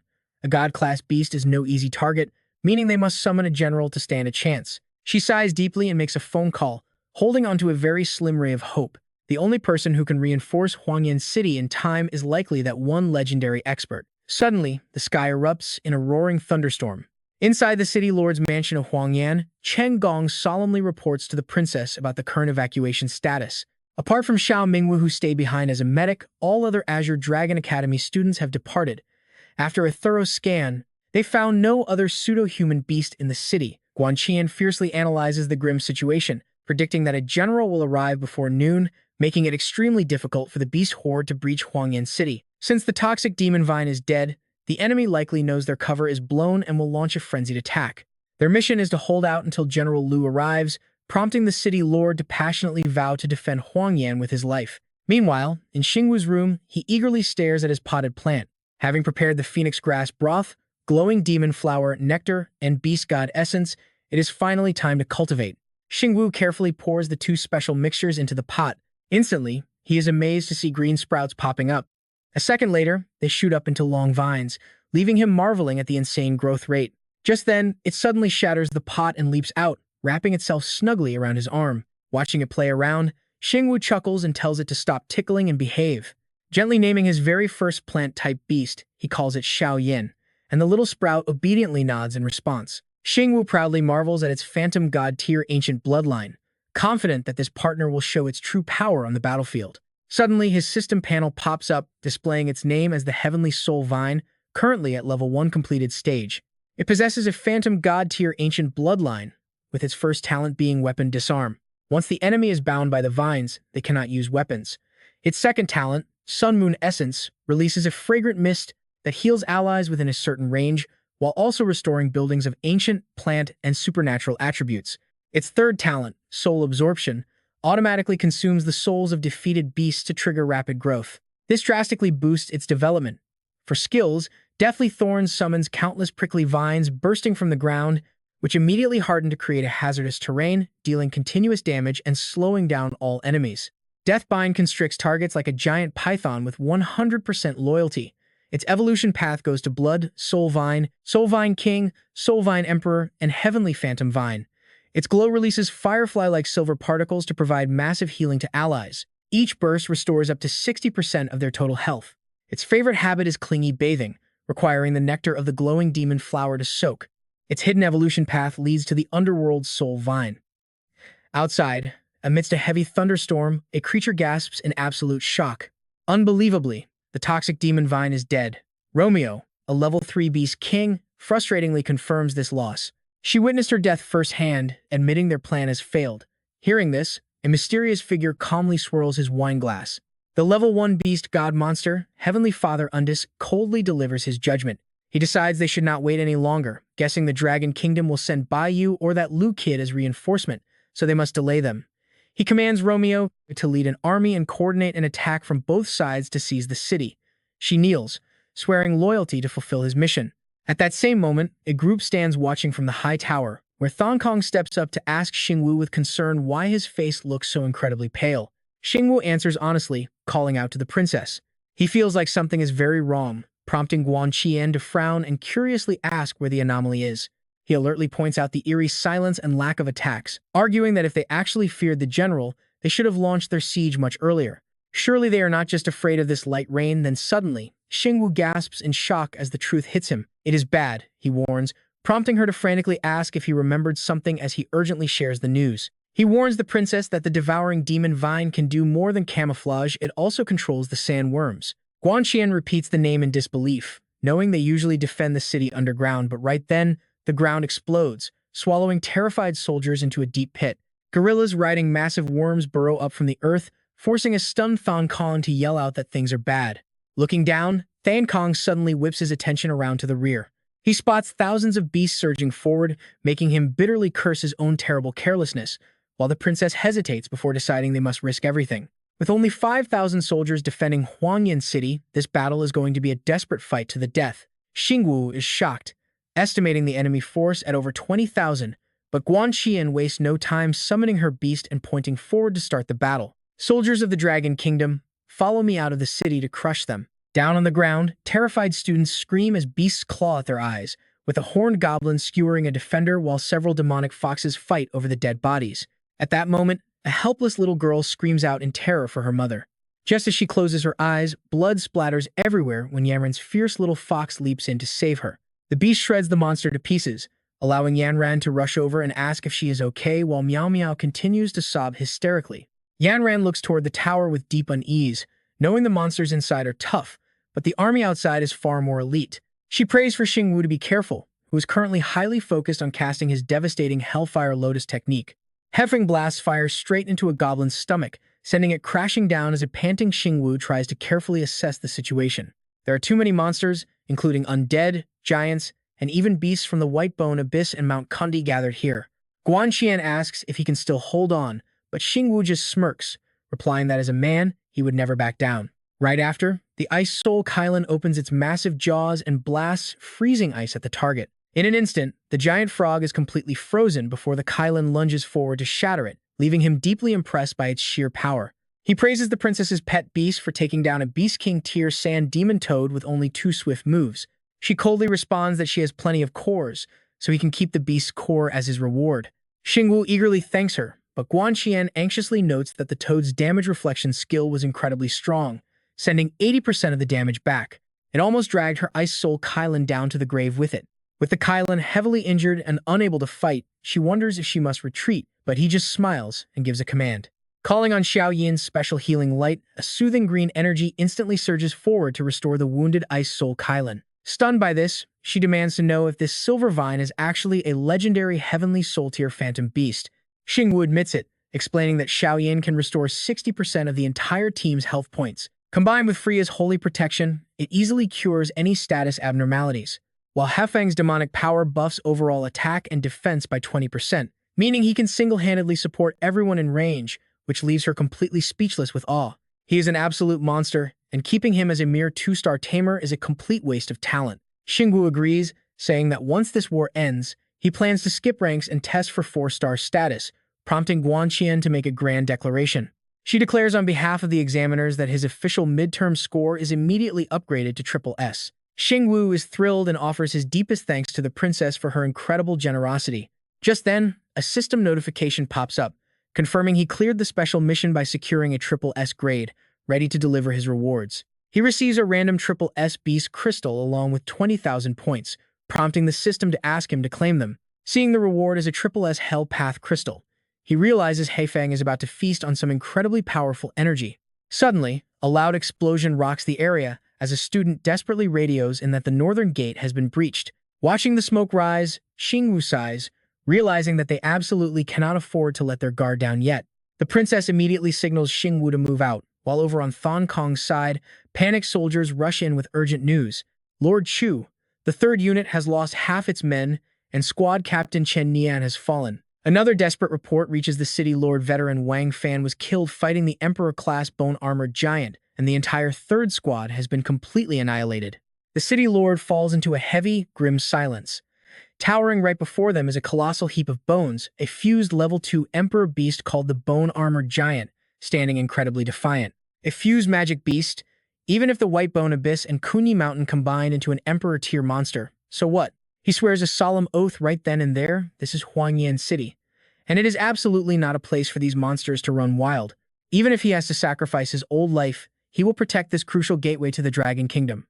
He boldly steps up to face the bone-armored giant just as it raises its massive axe. With a booming voice, he orders his war giant Rhino to unleash its thunderous lightning strike. Instantly, the divine beast charges forward, crackling with raw electricity. It slams its horn directly against the giant's descending axe. Driven by sheer willpower, the Rhino actually manages to crack the weapon's massive blade. Seizing the opening, the Rhino drives its horn straight into the giant's chest, sending the massive monster crashing backward in defeat. Watching the chaos, Guan Qian grows deeply worried, noting that with the endless waves of beasts, Lord Chu might not hold out much longer. Xingyu rubs his chin thoughtfully. They have to cut off the beast supply coming through the tunnel. Suddenly, he lights up and tells the princess he has a plan. He explains that he needs specific herbs to brew a special concoction that will completely disorient the beasts inside that tunnel. He lists out the items yellow tomb grass, bamboo reishi, shadow spirit flower, and fire yang jade bone ginseng. Hearing this, she immediately orders her guards to assemble. They must gather every single herb on Xingyu's list as fast as possible, and the surrounding students quickly nod in agreement. Meanwhile, He Feng is busy using his purple flames to brew the mixture inside a cauldron. Catching a whiff of the awful stench, Guanxian grimaces and questions him. She asks what this awful-smelling junk is even for and if it will actually work. Xingyu just offers a mysterious smile and tells her to trust him. Right on cue, Xingyu proudly holds up the finished product. It's a complete success. He calmly instructs them to pour these vials into the tunnel, guaranteeing to throw the Magic Beast army into complete mental chaos. The students readily accept the task. Shortly after, the students check the area and confirm that no more beasts are coming through on their ends. She looks at him with deep admiration, calling him incredibly talented. Xingyu just scratches his head modestly, saying he is just an ordinary 2-star beast tamer. Right when things seem to settle, a sharp hook pierces his shoulder, dragging him away at a terrifying speed. He is dragged along like easy prey by a giant lizard, a mutated, extraordinary tier monster known as the Demon Scythe Crocodile. Sensing the extreme danger, Xingyu quickly summons Freya, who appears in a flash and slices the chain right in half. Once freed, he collapses onto the ground, visibly shaken. Guanxian rushes over in a panic, asking if he is all right. Suddenly, she gasps, realizing he has been poisoned. Xingyu heavily pants, telling her he will be fine before ordering Freya to purify him with her light. Once cleansed, he turns a sharp gaze toward the monster and commands He Feng to unleash a devastating hellfire blast. A stream of purple flames erupts toward the beast, but the agile lizard effortlessly dodges every single blast. With the predator closing in fast, Xingyu quickly signals Freya to scoop him up and fly high into the air. Watching the struggle, Medusa anxiously asks if they should step in to assist him. Dalu cautiously warns that defeating a mutated, extraordinary tier beast completely solo is impossible, but Xingyu confidently replies that he can easily handle this. He suddenly tosses a glowing gemstone toward his pet, telling He Feng to swallow this triple S-rank energy crystal. The beast snaps its jaws shut and swallows the crystal whole, causing its inner power to skyrocket in an instant. An explosive shockwave cracks the earth beneath them, and Xingyu excitedly cheers for He Feng to go all out. Responding to the command, the beast forms a massive fireball in its jaws, letting out a deafening roar as it prepares the Hellfire Lotus. Dalu and Medusa gasp in sheer disbelief, staring at the 5 massive Hellfire Lotuses forming right before their eyes. With Freya holding him in midair, Xingyu narrows his eyes and gives the command to strike, sending the 5 glowing lotuses screaming downward like meteors. The burning projectiles merge together, forming one gargantuan lotus hovering directly over the terrified crocodile. Without a second of delay, the massive lotus detonates in a blinding explosion. As the thick smoke and fading flames slowly clear, a shadow begins to emerge. Beneath the dust and smoke, the squashed body of the crocodile lies completely motionless. As its lifeless body slowly dissolves into ash, a sparkling, pristine monster core is left behind in its place. Guanxian stands completely speechless. Defeating such a beast solo makes this guy more of a monster than the monsters themselves. Meanwhile, across a distant mountain range, a violent storm begins to gather. Having completely lost his patience, Un roars in fury, demanding to know why the frontline army still has not conquered Huangyan City. Romeo drops to his knees in a panic, explaining that there is an incredibly unusual 2-star beast tamer among the enemy ranks. He grits his teeth in sheer rage, a mere 2-star tamer, a nobody, and he managed to stall an entire army. She desperately pleaded on her deathbed, begging for one more chance and promising to take down Huangyan City within 10 minutes. Undis grit his teeth in frustration, barking out orders that his patience had run out and he would deal with this 2-star beastmaster himself. Meanwhile, Xingwu reported back with great care, informing the princess that the ice-souled Qilin's wounds had fully healed. Guanxian thanked him gratefully, but then curiously asked why he always wore that same scarf around his neck. He touched the scarf with a warm smile, softly explaining it was a gift from a very dear friend. Just then, someone chimed in to congratulate him, praising the young man for pulling off another massive victory. But before they could celebrate, a guard rushed in with terrifying news that a divine-bodied demon beast had arrived, making the city lord gasp in shock. Moments later, a massive horde of demonic beasts marched forward, led by a terrifying commander radiating absolute dread. It was Undis, ranked 78th among the demon beasts, who arrogantly sneered that he and city lord Chu had met once again. The lord turned pale with absolute terror, immediately ordering his men to abandon Huangyan City and retreat as fast as possible.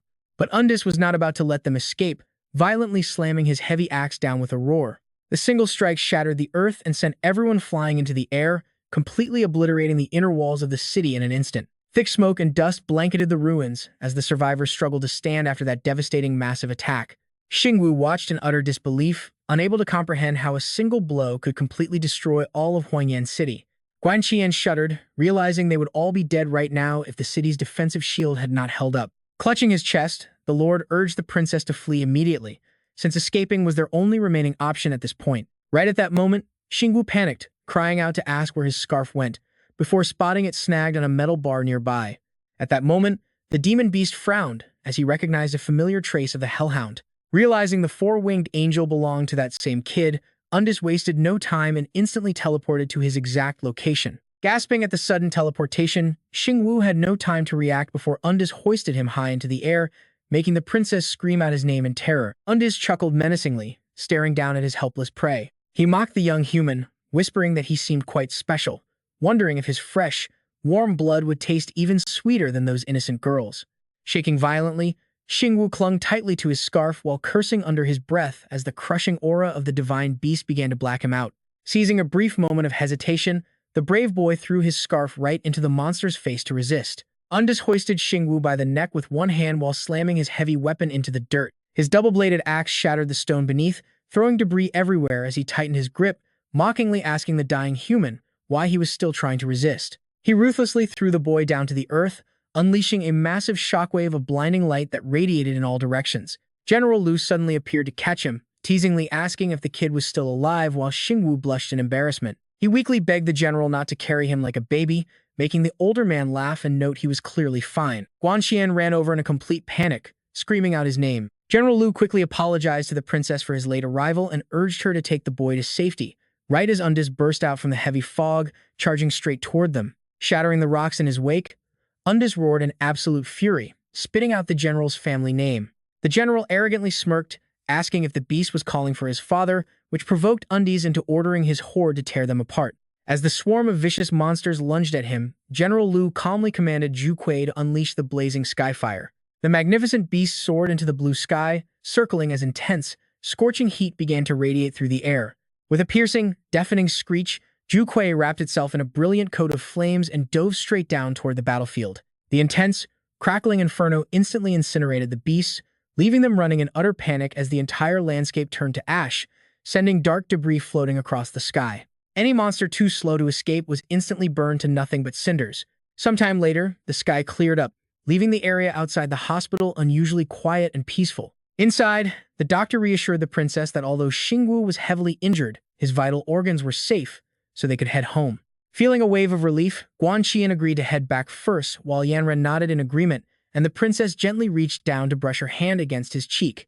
She whispered that she missed his usual talkative self, finding this silence unsettling, and pleaded with him to wake up soon.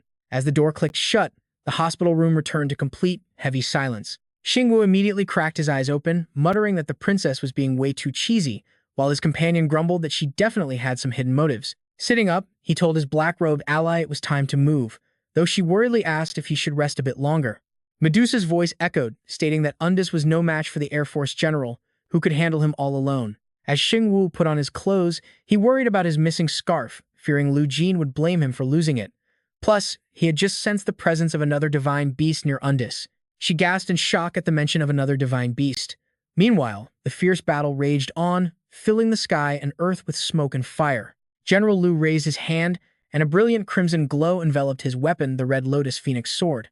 Standing tall on the back of the vermilion bird, he pointed his blade down at Undis, intending to burn him to ashes. Despite the chaotic storm raging around him, Undis stood firm, resisting the fierce winds. He snarled that the youngest and strongest 9-star Beast Tamer was indeed remarkably formidable. General Lu skillfully manipulated the flames in his hand. He declared that with his strength, he could easily crush Undis's magical core within 30 minutes. But Undis just laughed in sheer mockery, calling him a foolish human and asking if he seriously thought they had no reinforcements. Suddenly, the sky erupted in chaos, as massive torrents of water gathered into a giant swirling circle. Everyone stared in shock. Wait, this was a desert, so why did the sky literally turn into a vast, salty ocean? A massive waterspout descended, bringing down crackling bolts of lightning.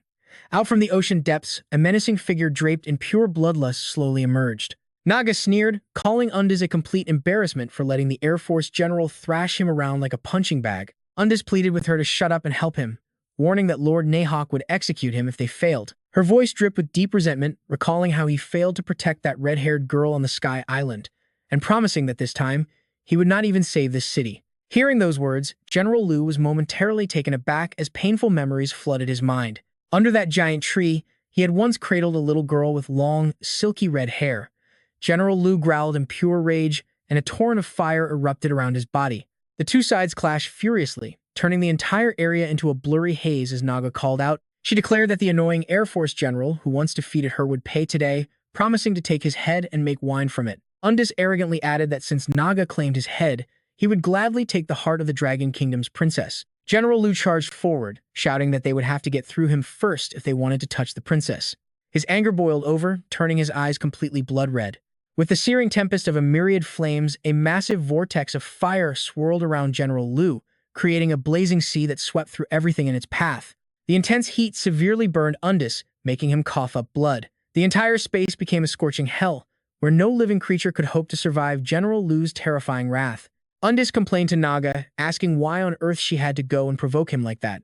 Naga snapped back, arguing that it was his own desire to eat the princess that truly enraged him. Raising his heavy axe high, Undis sneered that if he could not kill the general, he would simply destroy this entire city instead by manipulating gravity. A massive meteorite descended from the heavens, hurtling straight toward General Lu at incredible speed. Pointing his finger, he ordered the vermilion bird to block it. The giant fiery bird immediately soared up to shield General Lu, as the clash of two massive forces unleashed a wave of raw energy. Upon impact, the massive meteorite shattered into countless small fragments, showering the battlefield in every direction. A colossal explosion echoed, seemingly tearing space itself apart as flying rocks collided and showered sparks everywhere. As General Lu stood tall watching the blast, get this, a sudden flash of purple light gleamed from the smoke. Naga suddenly materialized behind him, whispering that the general had let his guard down. As she chanted a spell, a smug grin flashed in her eyes. Unleashing her mirror world, a massive magical net emerged, completely trapping General Lu and the vermilion bird. Undis laughed gleefully, shouting that no one was left to protect them. Slamming his heavy axe into the ground, he swept it forward, sending gravity completely out of control. General Lu floated helplessly in the air, completely surrounded by giant, levitating boulders of immense size. He cried out in alarm, but just then, a brilliant pink light streaked across the sky, heading straight for Undis. He stared in utter shock as the glowing beam hurtled directly at him. The intense light struck Undis head-on, throwing him backward and breaking his control over the gravity axe. He crashed hard, carving a long trench in the dirt. Shattered rocks flew everywhere. Undis struggled to his feet, cursing the agonizing pain and demanding to know who this dragon flame was. Undis looked up at the castle and saw several figures appearing. Xingyu turned to Lulu, saying he could only hold out for 10 minutes at most. After 10 minutes, he would fall into a deep coma, just like when he raided the execution grounds. He told her to protect the castle, leaving the fighting to him and Lulu. Meanwhile, Naga watched in shock, sensing a pure-blooded dragon aura that completely suppressed her. It was impossible, since the human dragon tamer class had vanished hundreds of years ago. Just then, General Lu lunged from behind, asking where she was looking. Calling her a smelly eel, he threw a sudden punch. While Undis was distracted, the heavy fist struck him square in the face, catching him completely off guard. One punch after another rained down on his face and body in rapid succession. Dalu delivers a finishing kick that sends flying. He struggles to defend, wondering how this fox spirit can be so incredibly strong and if he should retreat. Retreating means certain death under Lord Nihawk, so he must take down that beast tamer first. Without a second thought, he charges forward, ignoring Dalu and heading straight for Xingyu. Leaping high, he swings his massive axe right at the boy, yelling for the beast tamer to die. But Dalu is faster, instantly throwing herself in front of Xingyu and catching the razor-sharp blade barehanded without a single scratch. Undis stares in absolute shock. Catching an axe blade with bare hands should be impossible. Angry, Dalu growls, asking how a weakling like him ever thought he could harm her master. With a surge of raw power, she crushes his weapon into tiny fragments and drives a heavy, steel-hard fist straight into his face. The sheer force of her blow ripples through his entire frame, shattering his bones into splinters. Owen gasps in pure agony, eyes wide as blood gushes from his mouth while his entire chest buckles under the impact of her brutal punch. But then, Dalu notices something incredibly strange and freezes in shock. Seeing her reaction, Xingyu immediately asks her what's wrong. Her fist has punched clean through Undis, but his body is completely hollow inside, without a single organ. Right before their eyes, the decoy Undis shatters into countless shards and dissolves into thin air. Xingyu mutters in absolute disbelief. It was a mirror reflection, just as Naga angrily screams at her partner, demanding to know if he can get the job done. She warns him that she cannot hold off General Lu forever, while Un catches his breath, relieved that he escaped before taking a fatal third hit.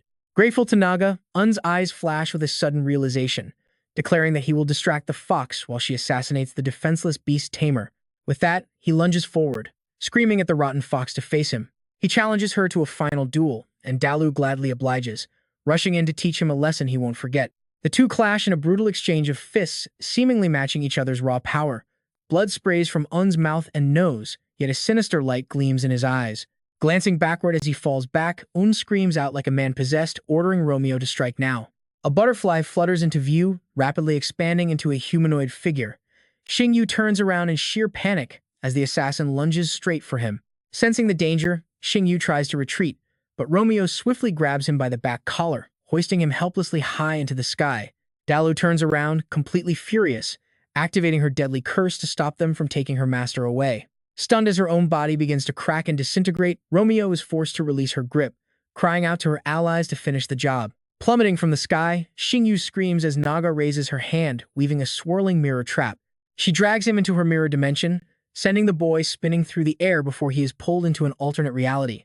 Dalu desperately screams for her master and rushes to save him, but Undis cuts her off, reminding her that she is fighting him. Losing all patience, she screams at him to get lost and delivers a devastating punch that completely deforms his face. Meanwhile, trapped inside the mirror realm, Xingyu cautiously scans his bizarre new surroundings. Countless eerie reflections of Yu Shui surround him, calling out to him with sweet, haunting promises to take him away and pull him into her arms. But he easily sees right through the deception, calmly asking if she is done playing around with his stolen memories. Naga finally reveals herself, stepping forward with the haughty poise of a true queen.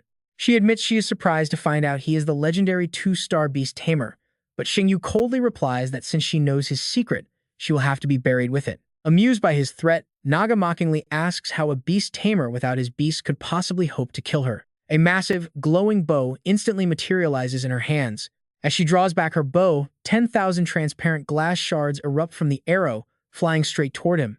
Xingyu is completely caught off guard by the speed and panics, unable to dodge in time. Suddenly, General Lu lunges forward and shoves him out of the way, telling him to watch out. Thousands of sharp glass shards rip through the general instead, causing his body to slowly dissolve into light right in front of the boy. Horrified, Xingyu screams out for General Lu, standing completely paralyzed as he watches the old soldier turn to dust. Naga is absolutely ecstatic, celebrating the fact that she has successfully slain the legendary general of the Dragon Kingdom. She gloats that she has dreamed of this exact moment for 10 long years. With his shield gone, she mockingly challenges him to see who will save him now.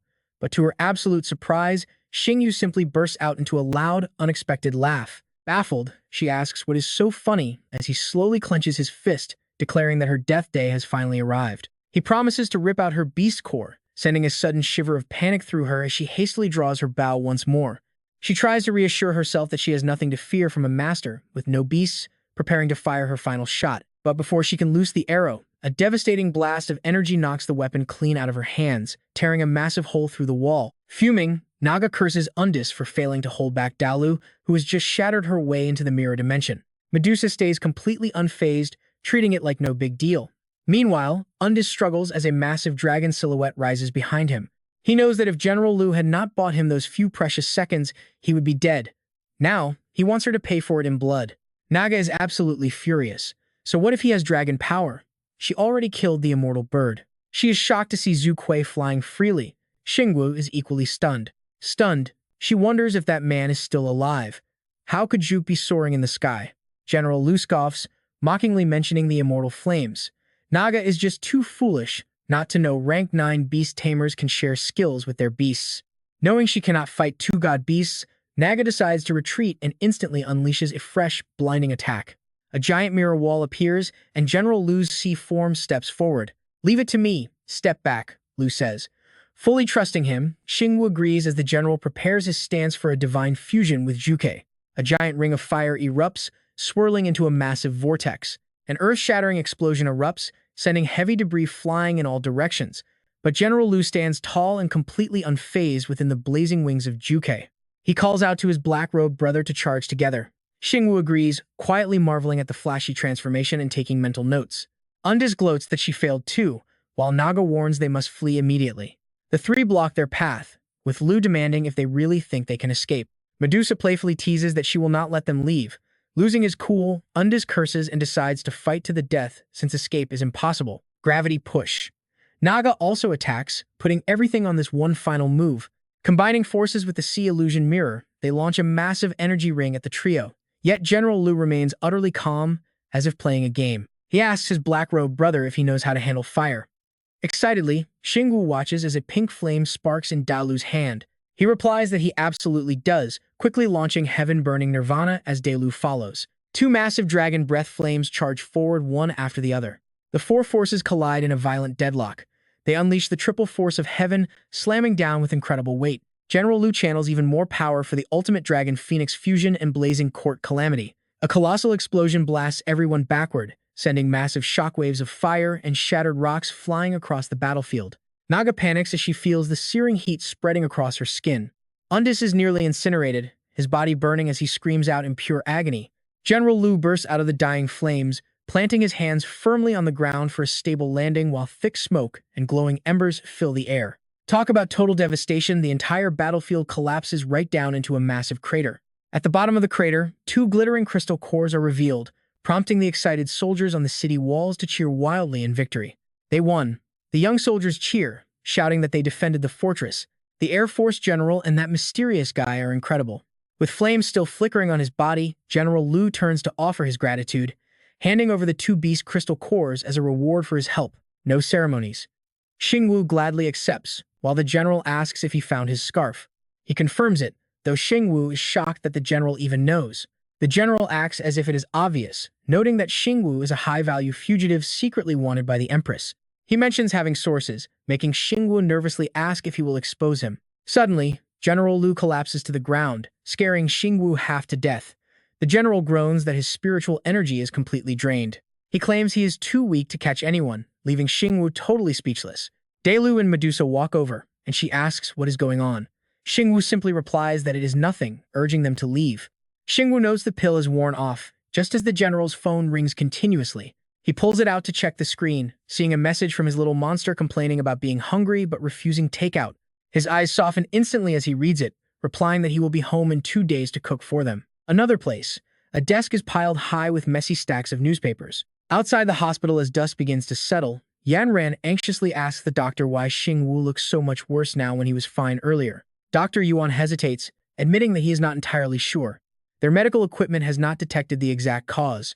Guanqian steps in, telling Miss Qin to try and remain calm. She orders Dr. Yuan to save Xingyu at all costs, leaving the helpless doctor pleading that the princess is asking for the impossible. A voice calls out as General Lu and Guanlan step forward, leaving Guanqian completely stunned. Empress Mother! Guanlan pulls out a tiny vial, explaining that standard medicine will never save him, but luckily she came fully prepared. Guanqian takes it, asking what it is. The Empress replies that it is the blood of the rainbow Qilin. Feed it to the boy and he will wake up soon. She is completely stunned. This blood is only shed once every 10 years when the rainbow sacred Qilin sheds its horn. Rumors say it can pull anyone back from death's door, no matter how badly injured. Guanqian remembers the only time she ever drank it was when she herself was on the verge of death. But Xingyu is just a stranger. Why does her mother care about him this much? Talk about favoritism. She pours the medicine down his throat, telling the troublesome boy he needs to wake up already. Inside, a creepy, dark room filled with skulls that are still wet with blood, a chilling, deadly voice echoes. You mean to tell me the invasion I spent 10 years planning was completely ruined by a 2-star beast tamer? The low-ranking demons are too terrified to even look up, stammering in fear. Meanwhile, the brat sits arrogantly on his throne, casually playing with a ball of fire.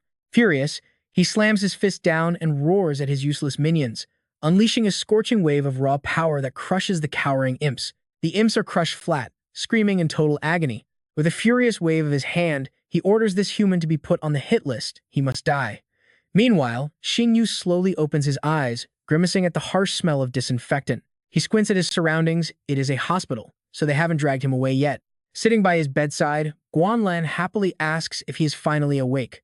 Xingyu scrambles up in a panic, but she waves him down, telling him there is no need to bow. Tasting a strange sweetness on his lips, Xingyu wipes it away and asks what they just gave him. General Lu replies that it is the extremely precious blood of the rainbow Qilin, telling him to express his gratitude. He quickly gets up to thank the Empress for her gift, declaring he will never forget this kindness.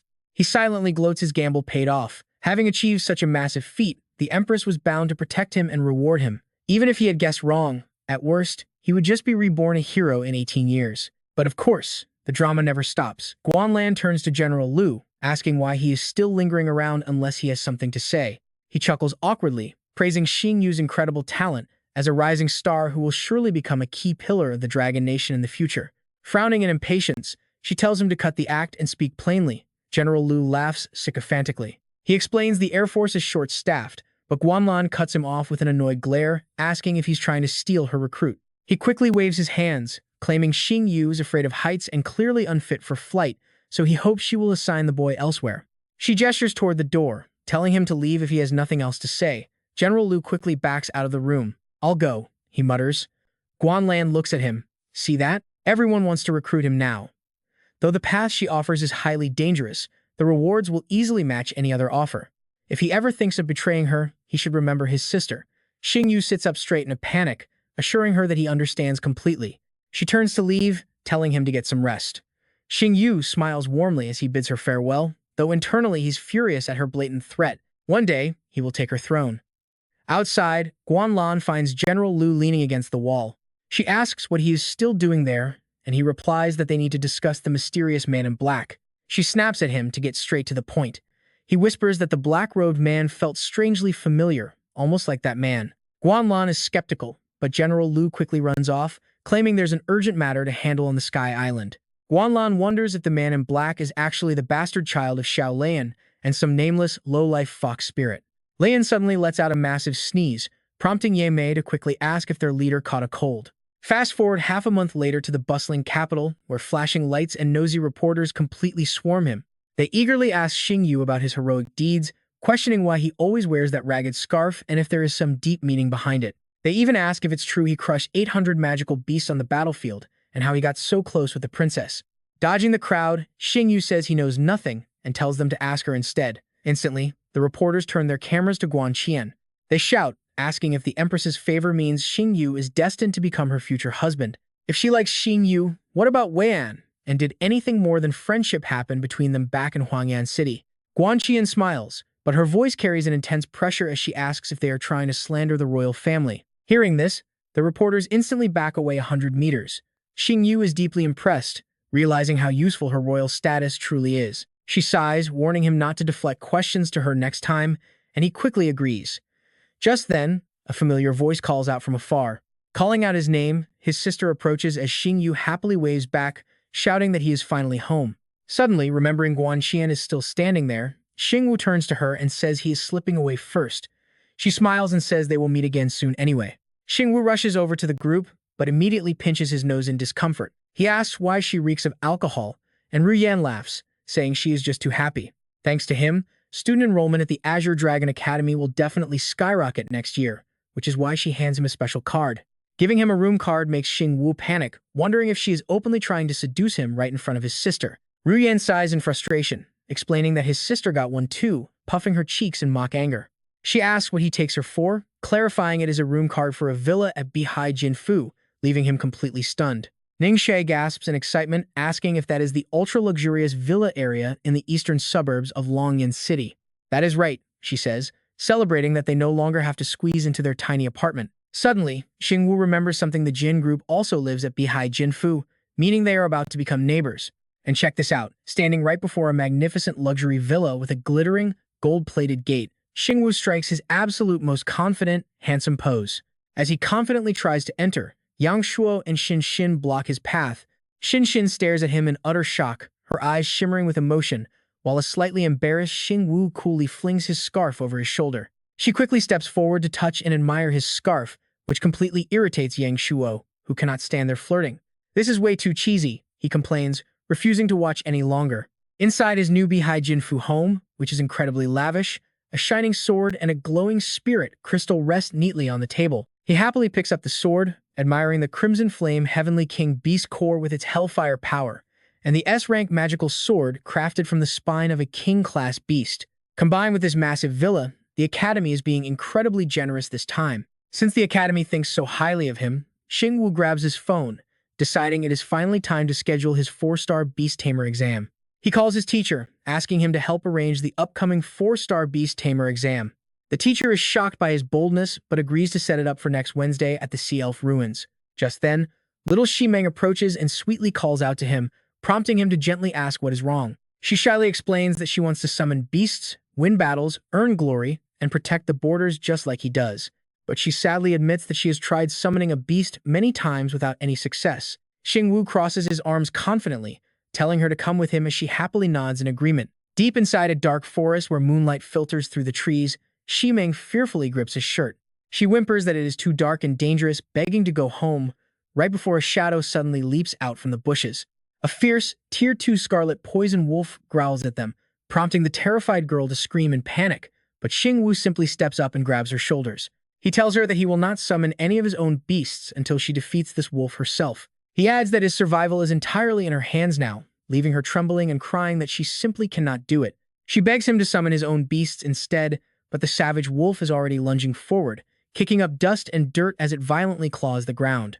Xingyu stands completely still, letting the beast bite him, which leaves the little girl in absolute horror. As its sharp fangs sink deep into his shoulder, he winks at her, warning that he will actually die if she does not act. Shimeng continues to shake with fear, hesitating to move, while the wolf howls loudly and lunges forward for another strike. Now get this, her latent power suddenly erupts from her pure desire to protect him, and she actually knocks the giant wolf down with a single strike. Towering behind her trembling, fearful face is a massive phoenix majestically spreading its wings. He marveled to himself that the Yi family truly possesses a natural connection with purebred phoenixes. Even at the initial stage, Tier 3 is more than enough to suppress normal monsters, as the system panel pops up to display the details of her golden feather phoenix. With a purebred phoenix bloodline, its quality is at divine fantasy level. Its first talent is Nirvana Rebirth, allowing it to resurrect upon death, though its level drops to the absolute lowest. Its second talent is Golden Lotus Karma Fire, which burns enemies, reduces defenses, and operates under Phoenix, Fire, and Flying attributes with 93 loyalty. Its main weakness is underwater combat, as wet feathers weaken it, while its active skill is the Golden Lotus Karma Fireball. It spits golden fireballs to burn and knock back foes, alongside its golden feather explosive torrent needles. By flapping its wings, it fires 360 golden needles that explode on impact, dealing double damage. Its evolution paths lead to the mysterious Golden Crimson Phoenix, Golden Phoenix King, Dark Golden Phoenix, or a secret hidden evolution path. Purgatory Blood Phoenix, King Soulguard, and Black Flame Sky Phoenix. Known for sleeping mid-air, the man orders her Golden Feather Phoenix to unleash Golden Feather Torrent. It slowly folds its wings and shoots stiff feathers from its tail, like deadly arrows.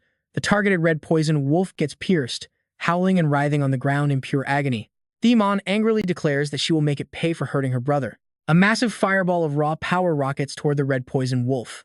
The resulting explosion is so violent that it shocks everyone, forcing them to back away.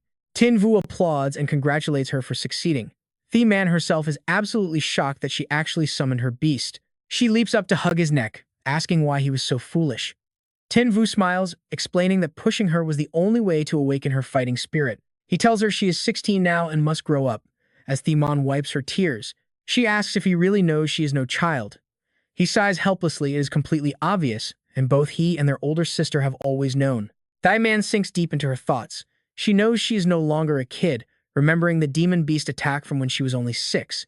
Trapped in terror for 10 long years, her family always hoped she would overcome her fear, but she never could. Disappointing them meant they could never hold their heads high in the outside world. But then, she remembers Tinvu bravely pulling her out of that paralyzing timidity. She also remembers Ngu Tuet's deep love. She had always fooled herself into thinking she had time, hoping growing up would magically erase her fears. In reality, everything she did was just a poor excuse to run away from actually growing up. The realization brings fresh tears streaming down her face. But then, suddenly remembering something extremely urgent, The-Man snaps out of it with a loud gasp. Supporting him, she offers to carry him straight to the hospital. Tinvu just laughs and waves it off, admitting he was only trying to scare her. He would never actually throw his life away. Raising his hand, Tinvu summons Xiao Yin and Freya to his side. Freya appears right behind him, her vines overflowing with vibrant healing energy. The-Man pouts and hits him, crying that he is absolutely terrible for tricking her. Tinvu playfully argues that he did not lie since he was genuinely hurt. Suddenly, his system chimes in to congratulate its host. He has unlocked the Benevolent Healer honorary title, receiving a god-grade medicine cauldron known as the Azure Dragon Purple Bronze Cauldron. Tin Vu grins in surprise, completely thrilled by this highly unexpected bonus reward. He suggests heading home since their sister is waiting for them. Thi Man happily chimes in, declaring that she has officially decided to attend Thon Long Academy too. She wants to share the amazing news with Shuang Gung herself. Tin Vu smiles, agreeing as long as she is happy. Later, they arrive before Yalan Palace, its grand doors meticulously carved with winding dragons. Empress Quan Lan asks Tin Vu if he knows why he was summoned. He cheekily guesses that she wants to gift him the Thunder Jade Unicorn. She scoffs at his dream, reminding him his trial is not even over, before revealing he is here for the star elimination plan. Tin Vu looks up in confusion at the strange name. Quan Lan pulls out a book, explaining it contains an assassination list targeting genius Beastmasters. Although they previously only targeted 5-star Beastmasters and above, he might just be a special exception. And as for the reason behind it, he can probably guess. She suspects they will strike at a secluded spot like the Sea Spirit Ruins, yet she has no plans to send any guards. Then, she reveals a mysterious key. She holds the key to the Sea Spirit treasure, promising that if he somehow ends up in their forbidden territory, the fortune is his to keep. If he is too afraid, she offers to guarantee his safety until he successfully reaches 5-star Beastmaster status. But the treasure is too tempting. Knowing higher risks bring greater rewards, Tin Vu eagerly tells her he wants to take the gamble. Toss the key, she challenges him to prove his worth. She warns him that he had better return alive. Grinning widely, Tin Vu confidently promises her he will make it back. Stepping down from her throne, she dismisses him with a wave. Tin Vu bows and turns to leave, his eyes instantly turning incredibly sharp. Quan Lan watches his retreating figure, her eyes full of deep suspicion. Meanwhile, at the Sea Spirit Ruins, violent waves crash against massive rocks. Leader Tran instructs his team to double-check every single corner before tomorrow. With trainees arriving soon for their trials, no mistakes can be tolerated. Lu Li quickly excuses herself to use the restroom. He tells her to hurry up. Outside the restroom, a bizarrely thick, sweet scent begins to drift heavily through the air, almost too strong to ignore. She finally sighs in relief as she relaxes, complaining how she barely held it in. Suddenly, a very strange noise echoes. Lu Li flinches, wondering if there is a water leak. High on the wall, a grotesque lizard goblin clings to the tiles, slowly crawling toward her. A sudden, blood-curdling scream echoes from the stall, only to be cut short by an eerie silence. Behind that closed door, a horrifying transformation has just taken place. As the door slowly creaks open, a pair of completely lifeless eyes peers out. Lu Li steps out, and trust me, she is definitely not herself anymore. Over at the bustling river docks, heavy machinery operates at absolute peak capacity. Tin Vu asks Uncle Murong with sheer excitement if they are really using this beast to reach the Sea Spirit Ruins. Murong Jin explains that because his finances are tight, he could not afford a private yacht, leaving them with only public transport, meaning Xingyu will just have to endure a slower ride. Shocked, Xingyu wonders if this is way too flashy, questioning whether the entire country will now find out that he rode a massive military warship just to take his exam. Putting a cigarette in his mouth, Murong Jin tells him to hurry, as there are no other vessels around to take him to the Sea Spirit Ruins.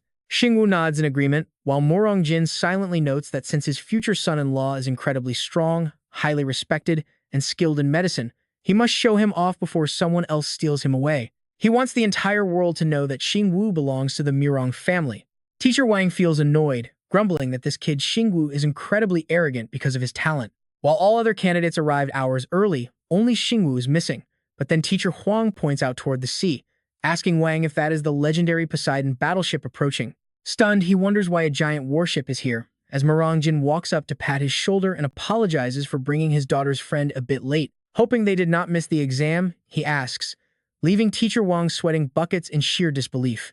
Quickly backpedaling, Wang says he is perfectly on time and that he loves punctual students, before Lu Yi begins explaining the rules for the first stage of the exam.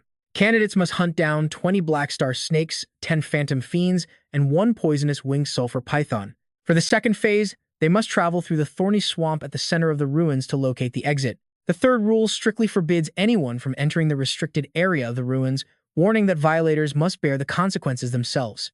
Although there is no time limit, candidates can choose to withdraw at any moment before the proctor loudly announces the official start of the exam. Murong Jin asks if he feels confident, and Xingyu arrogantly reassures him that he will easily pass no matter what. Jin warns him not to celebrate too early or he might end up embarrassed, while the entire trial is broadcast live to the monitors in the surveillance room. Lu Li's gaze turns incredibly sharp the moment she spots Xingyu on screen, and as she walks out, Chen Yang turns to ask where she is going. Yuan Xing is shocked when his monitor cuts out, and a confused Chen Yang admits his screen just went black too. Surrounded by a beautiful, picturesque scene of green hills and clear waters, Xingyu raises his hand to command Hefeng to unleash his hellish roar. With a ferocious growl, Hefeng unleashes a blast of energy from his mouth, instantly knocking down a black star snake. The serpent dissolves into a blue crystal at his feet, which Xingyu happily retrieves, easily gathering the required 20 black star snakes, 10 phantom fiends, and 1 poisonous winged sulfur python. He clears the first phase of the exam, finding it incredibly easy. Suddenly, hearing a strange sound behind him, he snaps his head back in alert as Luli steps out from behind a tree, praising him for being much faster than she anticipated. He rubs the back of his neck sheepishly, thanking her for the compliment, but while he is completely off guard, she hurls a deadly dagger straight at him. Sensing the danger just in time, Xingyu agilely dodges the sudden, lethal sneak attack. Waving her hand casually, Luli admits she is quite surprised he managed to react so quickly. Smirking, he points out that the exam is not over yet, so no real teacher would be here, as his system warns that she is a genuine beast king and a loyal subordinate of Ni-He. Medusa warns him that although she belongs to the pseudo-human class and lacks strong direct combat skills, her raw power is still far too much for Hefeng to handle alone, before asking Xingyu if his body can still withstand using the dragon spirit pill. Unleashing her power, Luli sneers that while he is clever, he will not escape her grasp.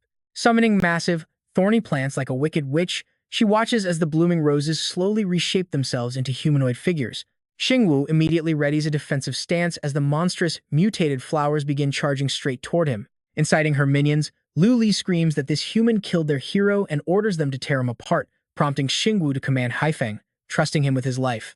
He yells out, "Hefeng, use Hellfire Lotus." A massive fireball suddenly erupts, blasting away every obstacle in its path and scattering shattered rocks as 3 devouring poison vines spring forward to engage them in battle. Hefeng lunges forward, instantly tearing one of the devouring poison vines into 100 bloody pieces. Terrified, the remaining 2 recoil before leaping high into the air to retaliate, thrusting out their sharp claws to unleash a barrage of thorny vines. Sharp wooden spikes rain down rapidly towards Xingyu, but he simply narrows his eyes, calmly watching them draw closer. Freya suddenly steps in, swinging her sword to deflect the incoming projectile, which sends bright, blinding sparks flying everywhere upon impact. With a light hop, she leaps up to blow the remaining 2 monsters away, screaming out her light slash technique as Hefeng vaults into the air from below. He aids Freya by attacking the creatures, his razor-sharp fangs snapping the upper torso of one clean in half. As Freya tightly grips her sword, radiating a cold aura, Luli speaks up with a dark look, noting that his S-class magic weapon proves just how highly he is valued by his superiors. Xingyu calmly replies that all of the friends she brought along have already been killed by him. Friends? Spreading her arms wide, Luli mockingly asks him not to make her laugh, sneering that those mere grunts do not deserve to be compared to her, before she smiles deviously and starts playing with her dagger. Luli frowns, suddenly lunging at Xingyu without warning. "I am going to have some fun with you right now," she sneers. Freya refuses to stand by, jumping in to block the blow and shield Xingyu from harm. Luli steps on Freya's blade with a dark smirk, mocking her slow reaction. With that, she drives a brutal kick straight into Freya's stomach, sending the little one flying with a painful gasp. The immense force cracks her ribs, and unable to take any more, Freya collapses into Xingyu's arms as blood splatters from her mouth. Haifeng blindly attacks from behind, opening his massive jaws wide to tear her apart. Unfazed, Luli doesn't even bother to look back, simply closing her eyes and throwing her dagger blindly behind her. The razor-sharp blade surges with heavy dark energy, plunging deep into Haifeng's stomach. She leaps and forces his head down, then violently hurls Haifeng across the ground, sending him crashing into the dirt as rocks scatter. Clutching her aching chest, Freya stands with a terrified Xingyu beside their gravely wounded companion, crying out for Haifeng as Luli uses her power to recall the dagger. Gripping the blood-soaked hilt, she casually licks the fresh blood from the blade, muttering that it is only a tiny bit of pain. "Rest easy," she sneers. "She will send all of you to the afterlife very soon." Xingyu grits his teeth, clenching his fists in disbelief that she easily suppressed his 2 strongest beasts while staying in human form. Is this the absolute power of a beast emperor? No, she is still holding back. Gritting his teeth, he yells for Xiao Yin to launch a surprise attack. Reading her blade, Liu Li remains completely relaxed, telling him to show her whatever tricks he has left because she is waiting. Xiao Yin shoots a silver thorny vine directly out of Xingyu's body. Witnessing this bizarre display, Liu Li cannot help but feel startled and confused. Giving her no time to react, Xingyu points directly at Liu Li, signaling Xiao Yin to strike. Right on cue, Xiao Yin lunges forward and tightly binds Liu Li's arm, leaving her gasping in shock as her dagger slips from her grip. The weapon flies through the air and stabs into the ground nearby.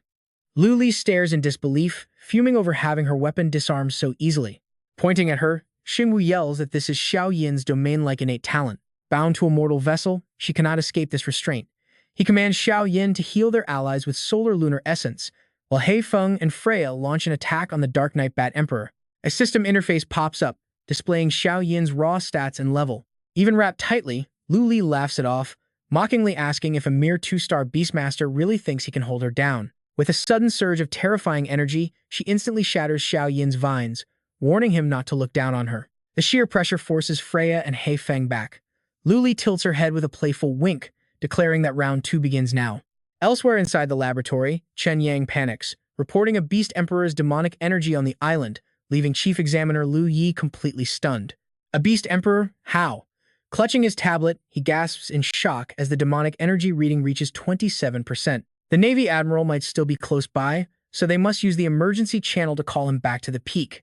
A deafening explosion rips through the mountain, sending debris flying as Xingyu, Freya, and He Feng are thrown back, their bloody faces filled with frustration. Spreading her massive bat wings, Lu Li slowly glides down toward the beaten trio. "Get up," she calls out. She is not done playing yet. Xingyu can only curse her out silently in his head. Beside him, He Feng glares with absolute hatred while shivering in agony, while Freya barely manages to stand by leaning on her sword, completely exhausted from the onslaught. Although Xingyu isn't as severely wounded as his companions, he is still physically exhausted. Gasping for air, his eyes suddenly land on a stone monument marking the forbidden territory of the Sea Elf clan nearby. Recognizing the warning sign, an idea flashes in his mind as he gathers his remaining energy and shouts a command to He Feng. "Return to your cards," he yells, unleashing a massive burst of energy in all directions. Lu Li watches with genuine amusement, finding it interesting that he shows no fear. She admits that Xiao Xingyu is indeed far braver than any of those 5-star Beastmasters she faced. She notes that if Lord he hadn't ordered his death, she wouldn't even want to kill him, but playtime is over. A thick, suffocating bloodlust erupts from her body as her eyes turn cold and deadly, raising her blade high into the air. With a wicked smirk, Lu Li hurls her dark-infused dagger straight at Xingyu, catching him completely off guard as it pierces his shoulder. Knocked backward by the sheer momentum, the sharp blade still buried in his shoulder, he plunges off the cliff with a terrified scream. Lu Li watches from the edge with a sickening, twisted smile. Talk about a brutal cliffhanger. Holding the slip of paper with Xingyu's name, she laughs victoriously. Xiao Xingyu is finally dead. As night falls, flashlights cut through the darkness while Rong Jin leads a desperate search party, calling out his name into the void. Soon enough, they spot something in the dark, and pure panic washes over everyone's faces.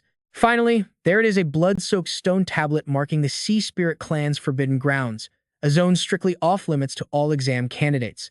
Meanwhile, in the quiet depths of Yalan Palace, Shangguan Qian frowns and confronts her mother, Shangguan Lan, demanding to know why she excluded Xiao Xingyu from the Star Protection Plan. She points out her mother must have foreseen the dark threat long ago, but Shangguan Lan only scowls in response. Shangguan Qian asks in frustration if it is because he is not a 5-star Beast Tamer, despite her mother highly valuing him before.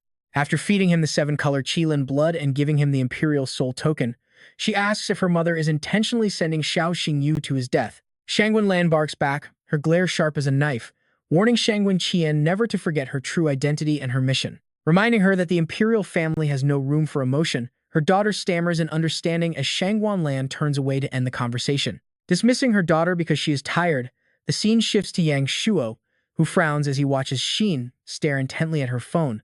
He tells Xin that the guy is already dead, and no matter how many messages she sends, he will never reply. Without even looking back, Xin firmly insists he is not dead, pulling her knees close to her chest with a deeply sorrowful voice. He survived falling off a cliff before and even promised to take her to the movies, she recalls, just as her phone screen suddenly lights up with a new message. Swept with sudden shock, Xin cries out in pure joy, tears of relief still fresh on her face. She tells Yang Shuo that Xingyu finally replied, while far away, the bright full moon hangs between stone cliffs under a boundless starry galaxy. Down at the very bottom of the abyss, Xingyu sits holding his phone.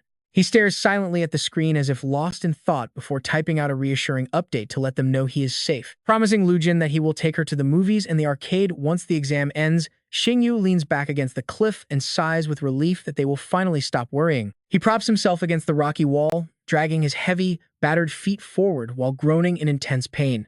He mutters that revenge is a dish best served cold, swearing that the wretched bastard who abandoned him will eventually die by his hands. For now, the urgent priority is entering the Sea Spirit clan's forbidden grounds, and he soon stops before a colossal structure nestled deep within the abyss. Xingyu slowly moves forward by holding onto giant stone pillars, looking completely minuscule against the massive, ancient architecture. He halts before a towering column, its entire surface heavily carpeted with thick green moss and weathered seashells. Concentric shell-decorated circles line the pillar's base as he stares at it, lost in thought about the legendary Sea Spirit clan from 200 years ago.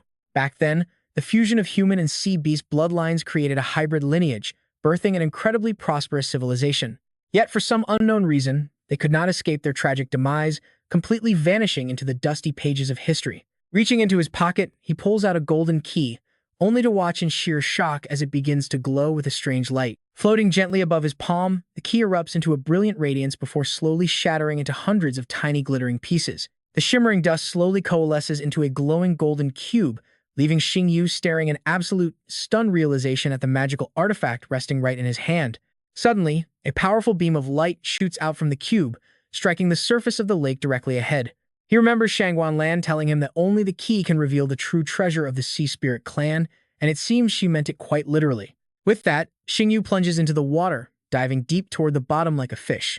A magnificent temple-like structure slowly reveals itself ahead, perfectly preserved deep beneath the emerald blue waters.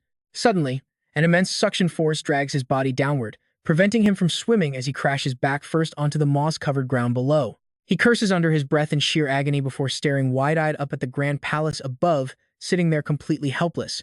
Inspecting the cube, he frowns and wonders how to get up there, or if another path exists. Just then, a large jellyfish drifts lazily over his head, prompting an astonished shout from him as he identifies the creature.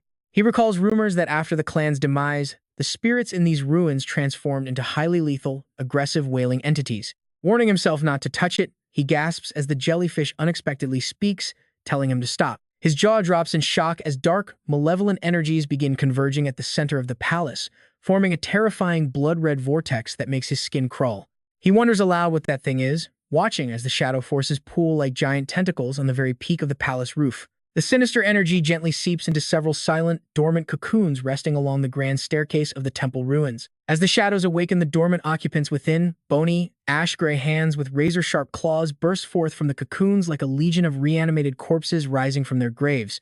The ancient, vengeful spirits shatter the cocoons that had imprisoned them for so long. Underneath the blood-red waters, the newly awakened wraiths raise their hands in unison, as if conducting some macabre ritual. The entire display is deeply eerie, forcing Xingyu to grit his teeth as he begins gathering raw energy into his hands. With the glowing seal on the back of his hand fully activated, a brutal clash is unavoidable as he charges headfirst into the horde of vengeful spirits. Xingyu reaches out his hand to summon Freya, who spreads her wings and shoots forward like a deadly arrow toward the savage spirits. Freya swings her sword, unleashing a blinding flash of fire. The strike slices the monsters clean in half before they can even react, reducing them to shredded meat beneath her blade. Strangely enough, even after being sliced in two, the spirits instantly regenerate. Once fully healed, they glare at Freya and Xingyu with sheer malice, looking ready to rip them both apart and swallow them whole. Xingyu watches this unfold, completely stunned by their resilience. He wonders if even a sacred holy beast is unable to deal any permanent damage to these creatures. Behind every single spirit is a faint blue tentacle, making them look like puppets on a string. These hundreds of glowing threads seem to stretch all the way back to the very center of the palace. Xingyu swims around searching for clues, and finally, he finds the source. He is startled to see Vinternum drifting slowly toward him. The creature just swims near him, keeping completely silent. Xingyu looks up and signals his beast, instructing her to hold them off while they search for an exit. The angry spirits charge forward, stretching out their long, withered arms to grab them both. Freya swings her blade to slice a nearby spirit in half, unleashing wave after wave of attacks to keep the mob at bay. Xingyu points directly at Vinternum, asking how she expects him to survive this onslaught if she is unwilling to fight the angry spirits. Hearing this, Vinternum simply releases a stream of glowing blue bubbles that float lazily around them. Xingyu looks at the floating bubbles and wonders what they are for, but suddenly, a stray spirit breaks through and targets him directly. The creature opens its razor-sharp jaws and lunges, but Xingyu stands his ground, raising his hand to meet the blow head-on. Out of nowhere, Vinternum begins to expand her massive form, her giant tentacles swaying with the ocean currents. Next, she uses her enormous bulk as a shield to block the oncoming attack, forcing the feral spirit with open jaws to halt right before her massive face. Moments later, one of her blue bubbles completely traps the creature inside, leaving it unable to break free. She manipulates the bubble, sending the trapped enemy drifting harmlessly away from Xingyu. Xingyu is totally amazed by this trick, who knew simple bubbles could be used as a trap. He quickly shouts up to Freya. He tells Freya to spin at lightning speed to stir up the water beneath them, drawing in air to generate a massive field of bubbles. Receiving the command, Freya swings her sword and spins. A brilliant light energy wraps around her, creating a massive vortex that is ready to blast away any obstacle in her path. Vinternum joins the fight, continuously blowing out hundreds of glowing bubbles to help them out. The floating spheres trap the furious spirits one by one, dragging them down into the deep like a beautiful, glowing meteor shower. Xingyu clenches his fist, celebrating that they have finally cleared them all out. He turns to Vinternum with a grateful smile, thanking her for helping them deal with the Sea Spirit clan. But as he touches her body, he notices she is starting to fade away, wondering if she overexerted herself in the fight. He reaches out to steady her, but suddenly, his eyes widen in pure horror as a terrifying vision floods his mind. A monstrous vision of a black dragon appears with its colossal body, rows of razor-sharp teeth, and blood-red eyes staring back at him. The spirits look utterly minuscule beneath the dragon's massive jaws as they scream in terror. This is none other than Nidhogg, the legendary dragon of despair. People scramble and scream, shoving each other out of the way to flee, crying out to find the Sea Spirit King before they all die. The dragon of despair opens its jagged jaws, dripping saliva everywhere like a starving predator. It lets out a deafening roar, opening its mouth wide enough to swallow an entire ship whole. Riding high on the crashing waves, the Sea Spirit King raises his scepter in absolute rage, hurling his massive, power-infused trident directly at the beast. Xingyu jerks his hand back from Vinternum, his face pale and trembling as if waking from a horrific nightmare. He stares in shock. Could that terrifying dragon really be the supreme ruler of this place? But that makes no sense, since records say the Sea Spirit clan vanished over 200 years ago, and Nidhogg is the actual dragon of despair. Xingyu turns to Vinternum and demands to know where the Sea Spirit King is, and if he ever defeated the Black Dragon. Or did the king die? Vinternum remains silent, and the two of them just stare at each other.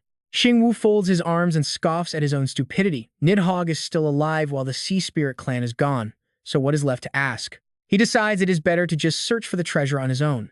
An hour later, Xingyu and Freya look up toward the ceiling. Finding no exits anywhere, they wonder if the only way out is above, prompting him to order Freya to carry him up to the glowing pillar. Freya spreads her four wings and leaps upward with Xingyu, leaving a lonely Vinternum behind as they disappear into the dark. Carrying him higher, Freya flies Xingyu toward the pillar of light shooting up from the center of the palace ruins. Xingyu looks down in shock at two vengeful spirits, battling each other inside a cave. Watching the green spirit tear the blue one apart, he wonders if this is another wave of wraiths, perhaps a demonic beast army. Deep within a magnificent underwater palace, the skeletal remains of the ocean spirit break free, shattering the ancient tomb where he slept for centuries. Dark flames wrap around his skeletal frame as the ocean spirit grips his trident and roars in fury, leaving Xingyu absolutely stunned by the bizarre sight. It is the ocean spirit king, charging forward to attack both of them with a spine-chilling wave of murderous intent. Vinternum suddenly appears right next to Xingyu and startles him before launching her protective air bubbles. The bubbles shoot toward the ocean spirit king under everyone's shocked gaze, forcing the creature to stare in disbelief at the incoming attack. He hurls his massive trident to counter the blow, parting the heavy water as it flies straight toward Vinternum's floating air bubble. The violent collision triggers a massive explosion that blows Vinternum back, sending her crashing right into Xingyu's chest. He grits his teeth from the sudden impact. Meanwhile, an immense surge of dark energy begins gathering in the ocean spirit's chest. His body glows with an eerie blue light, releasing a crushing pressure that shatters the surrounding stone. The creature calmly looks up at Xingyu's group before gripping his trident and charging with sheer fury. Freya grabs Xingyu and dodges the deadly claws, but they are suddenly sucked into a violent whirlpool, causing her to accidentally drop him into the abyss. Xingyu pulls Vinternum close, spinning wildly inside the swirling currents as dizziness blinds him. Yet, the relentless ocean spirit continues his pursuit, refusing to let them escape. Still lying in his arms, Vinternum suddenly erupts with blinding light, projecting a massive defensive shield that barely saves Xingyu from a fatal blow. The ocean spirit king points his trident toward the water. He stares blankly for a moment. Sensing an opening while holding Vinternum, Xingyu quickly calls out, "Now is your chance, Freya." She holds her breath and dives to launch her attack, only for the ocean spirit king to suddenly grab her. The king spins around and flings Freya aside, sending her crashing heavily into a nearby rock. Seeing her knocked out, he pauses briefly before channeling his energy to summon a powerful whirlpool. He frantically yells for Freya to get back, but both the summoned beast and the king's devastating attack slam into her. Luckily, Freya manages to retreat just in time, but as the king swims upward, Xingyu senses an impending disaster. He panics and asks Vinternum if she has any backup plans left, because otherwise, they are going to die down here. Right on cue, a sudden streak of light cuts through the dark water. With the control system now active, Xingyu has no choice but to swim desperately toward the ancient city. It is a massive gamble, but staying means drowning. He grits his teeth and squeezes inside, successfully entering the city before finally breaking the water's surface. He greedily gasps for air, finally saved, and looks up to find a ruined, dilapidated palace looming before him. Right in the center, a mysterious figure sits proudly on a throne, prompting Xingyu to gently set Vinternum down and cautiously approach the petrified body. Xingyu asks who that is, but when Vinternum stammers out the word father, he gasps in complete shock. "A talking jellyfish," he exclaims, and Vinternum weakly apologizes, explaining her vocal cords have degraded from centuries of silence. She introduces herself as Princess Vinny of the Ocean Spirit clan, pointing a sad finger forward. She identifies the figure as Griffin, a vanguard in Nihai's war and the culprit keeping her clan's souls from resting in peace.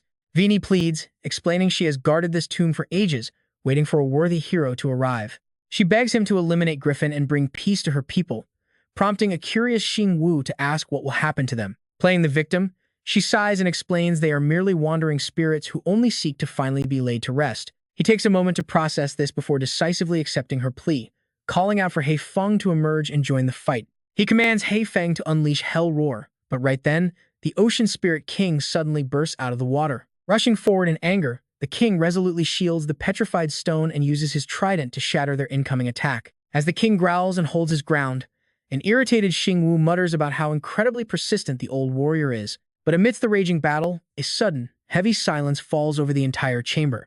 Xingyu calls out to Freya, while Vinternum subtly adds fuel to the fire, lamenting how the great king became Griffin's mindless puppet. Hearing her cry out for her father, Xingyu firmly promises to defeat the possessed king. Taking advantage of his resolve, she puts on a gentle act, begging him to defeat her father without causing too much harm. Xingyu firmly commands He Feng to prepare his Hell Dao blade, taking a deep breath as he glares at the Ocean Spirit King. Just as Black Wind growls, the Sea Soul King charges forward with fierce determination. Sensing the strike, the beast swiftly dodges. Black Wind unleashes lightning claws, slashing the Sea Soul King deeply. Screaming in pure agony, the king tightly grabs the beast by its leg. Slamming Black Wind down, the furious king prepares for a brutal final strike. Right then, Xingyu quickly signals his beast to create shadow clones, while Freya seizes the perfect opening to launch a sneak attack. Anticipating their move, the Sea Soul King immediately summons wild spirits to counter their assault. Stunned by their sudden appearance, Freya barely has time to react before desperately blocking the strike, yet she still takes heavy damage. Seeing Freya collapse, Xingyu orders her to protect herself. Meanwhile, the king almost reaches them. Fortunately, Freya successfully blocks his crushing aura. Losing patience, Vinternum slyly tells him to destroy the red orb.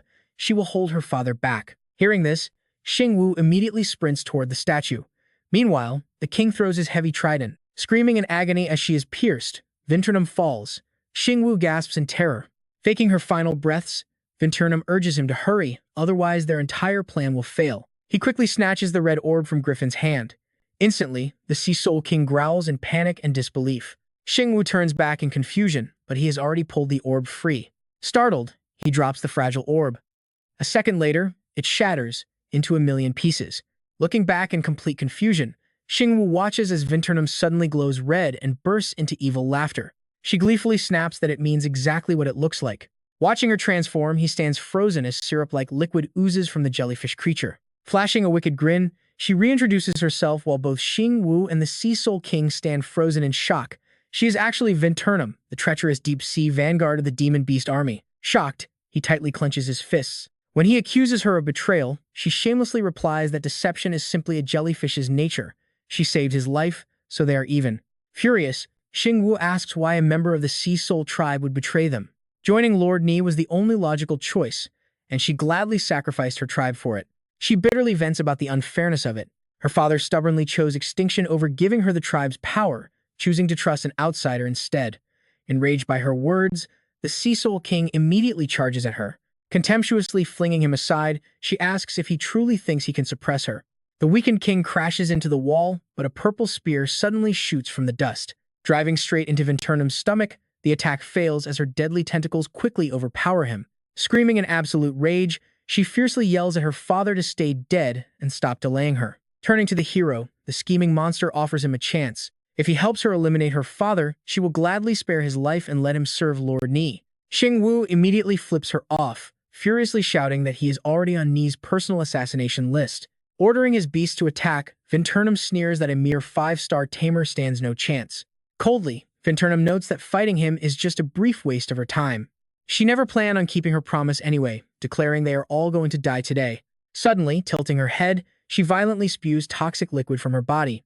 The burning fluid splashes violently across the pillars and walls, instantly corroding everything like pure acid. The room quickly floods with acid, forcing a startled Xingyu to step back.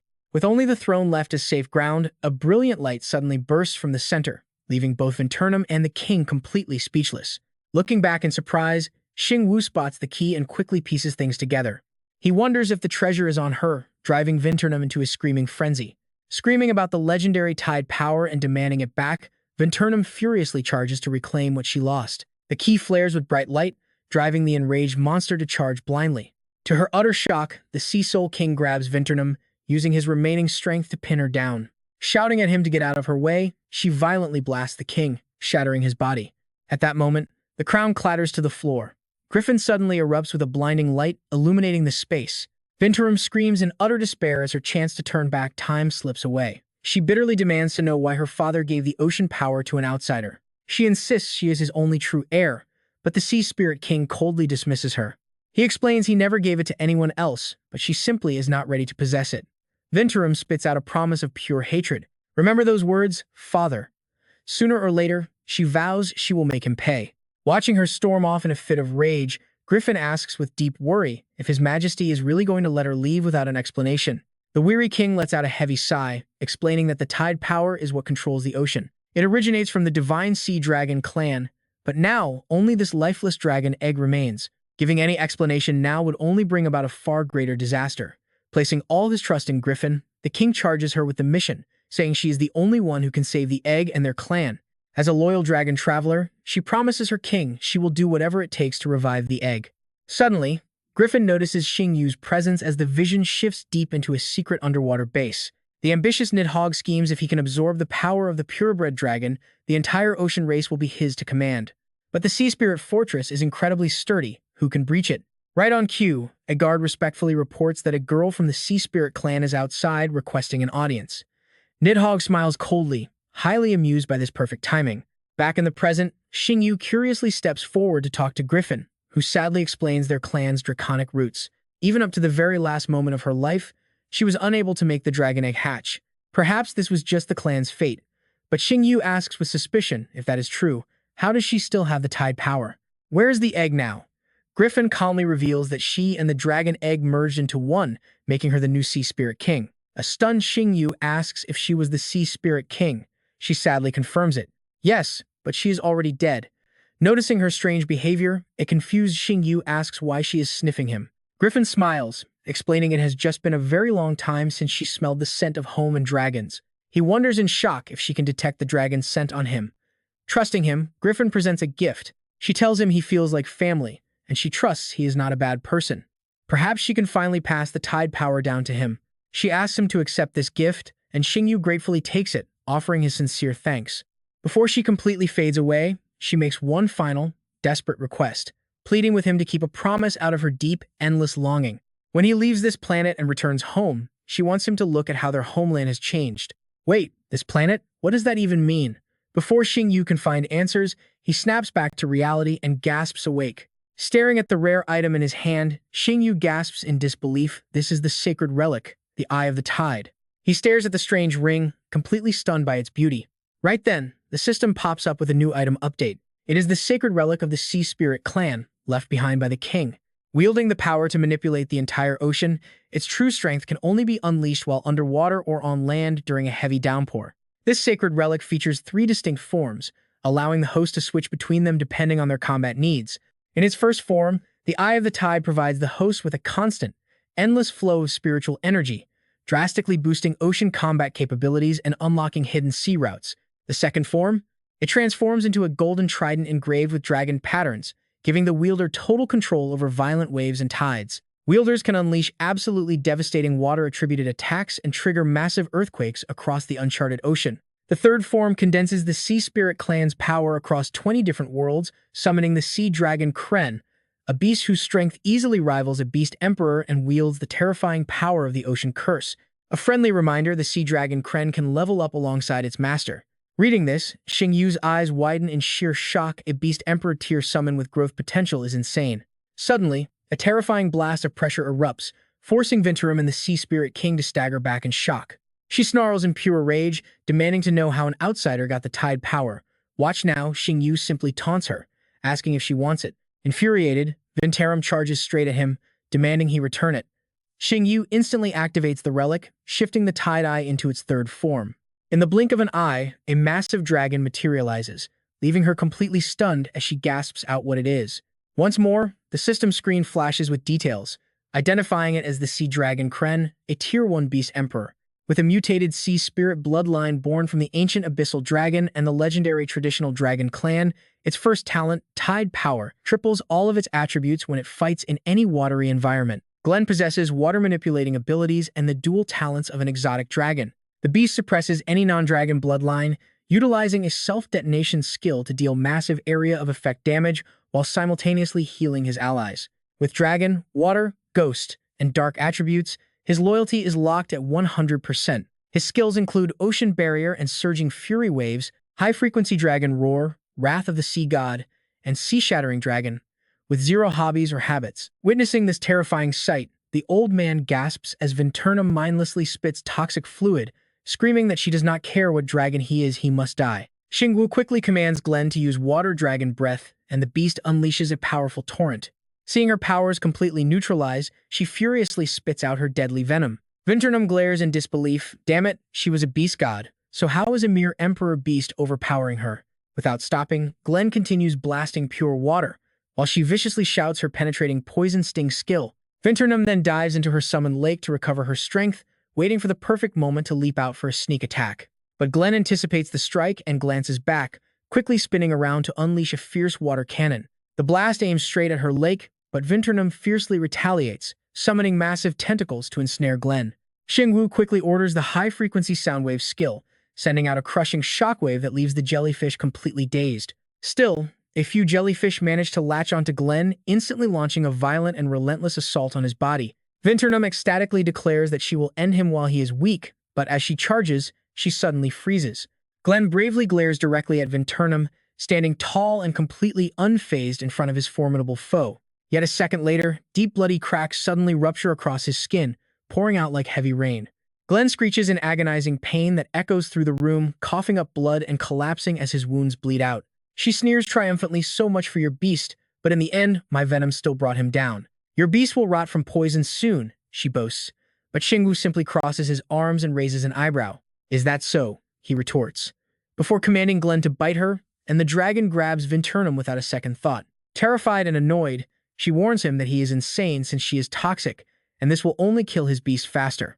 Ignoring her ramblings, Xingyu coldly commands Glenn to activate his mutated dragon force and detonate. Stunned by his sheer stubbornness, she screams out in absolute shock. Glenn folds his wings to trigger the detonating skill, leaving Vinternum to thrash wildly and beg for her life right before a massive, blinding explosion erupts. Shrapnel and debris fly everywhere as raw energy floods the chamber, forcing Xingyu to shield his eyes from the flying rocks. As the dust finally settles in the ruined room, she lies defeated and barely breathing on the shattered floor. Xingyu victoriously recalls Glenn back into his bracelet, while a trembling Vinternum struggles to push herself up. She bitterly questions why the Tide Force always lands in the hands of outsiders, but Xingyu simply scoffs at her face. "You are unworthy because you wiped out your own clan for this power," he tells her. "You do not deserve it." Hearing this, Vinternum bursts into a maniacal laughter and questions him, asking why she is deemed so unworthy. Sinking weakly back to the ground, she mumbles that it was never about the Tide power, she just could not accept her fate. With those final painful words, Vinternum closes her eyes forever, leaving only a heavy silence inside the freezing room. At the exact same time outside, eerie dark shadows begin swirling around the glowing tower. The lingering spirits trapped inside the ancient castle slowly dissolve, turning into sea foam. Seeing the Sea Spirit King still clutching his mighty trident despite being headless, Xingyu asks in confusion if he still wants to fight, but the silent monarch simply marches directly toward him. Stopping right in front of Xingyu, the Sea Spirit King bows down in sincere gratitude. He drives his trident deep into the floor, shattering the ground, and expresses his final thanks as his body fades away. With his dying breath, he begs Xingyu to lead his people, and countless spirits immediately rise up and drift through the air. They swirl gently around Xingyu, weeping softly as they mourn the loss of their fallen king. Annoyed by their crying, he complains, telling the fools to stop weeping since their king is finally free from torment. Xingyu firmly declares that instead of guarding an empty throne, they should follow him instead. He raises his bracelet high, swearing a solemn vow to repay the favor they have bestowed upon him. He promises as a human that he will avenge the Sea Spirit clan and completely destroy the Nihawk, leaving the mermaid spirits staring in absolute shock. Eagerly, they dash straight toward him without a single second of hesitation. Every single soul willingly entered the ring. Instantly, the band burst with a brilliant light after absorbing all the merfolk's residual energy. Right after, a system screen popped up with details about the Tidal Dragon Eye, a legendary sacred relic belonging to the Sea Spirit clan. This Sea Spirit relic possessed the legendary power to control the vast ocean. But there was a catch. Its true power could only be unleashed in the ocean or during rainy days on land. Boasting 3 shifting forms, this sacred weapon could morph into different shapes based on whatever its master needed. In its first form, the Tidal Dragon Eye, it provides massive spiritual energy, boosting the master's naval combat stats and even opening up ocean paths. Form 2 transforms it into the Abyssal Dragon Trident, a majestic golden 3-pronged spear etched with intricate dragon patterns. It can manipulate raging waves and tides, unleash devastating water element attacks, and even trigger massive earthquakes deep beneath the ocean. Form 3, the Sea Soul Beast, Clan Yalong, condensing the power of the Sea Spirit clan into World 20. This summons a Clan Yalong with destructive power matching an Emperor-tier beast wielding the sea god's deadly curse. Friendly reminder, this beast grows stronger along with its master's level. Once the Clan Yalong dies, its master must wait 72 hours before summoning it again. Next, another notification appeared, announcing a newly unlocked feature, Divine Resonance. Looking at his current situation, he knit his brows in deep thought. Xingyu chose the trident form, and as it materialized, he declared that he would carry their legacy on his shoulders. Meanwhile, on Snake Spirit Island, heavy rain poured down as a search party used flashlights to look for him in the dark. Murong Jin muttered to himself that his daughter had clearly told him the boy was still alive, even sending her a text. Could he have fallen into the Sea Spirit ruins? Just then, Xingyu called out to him from a peak, making the older man gasp in joy. "Kid, I finally found you. If I had lost you out here, my daughter would have absolutely nagged me to death."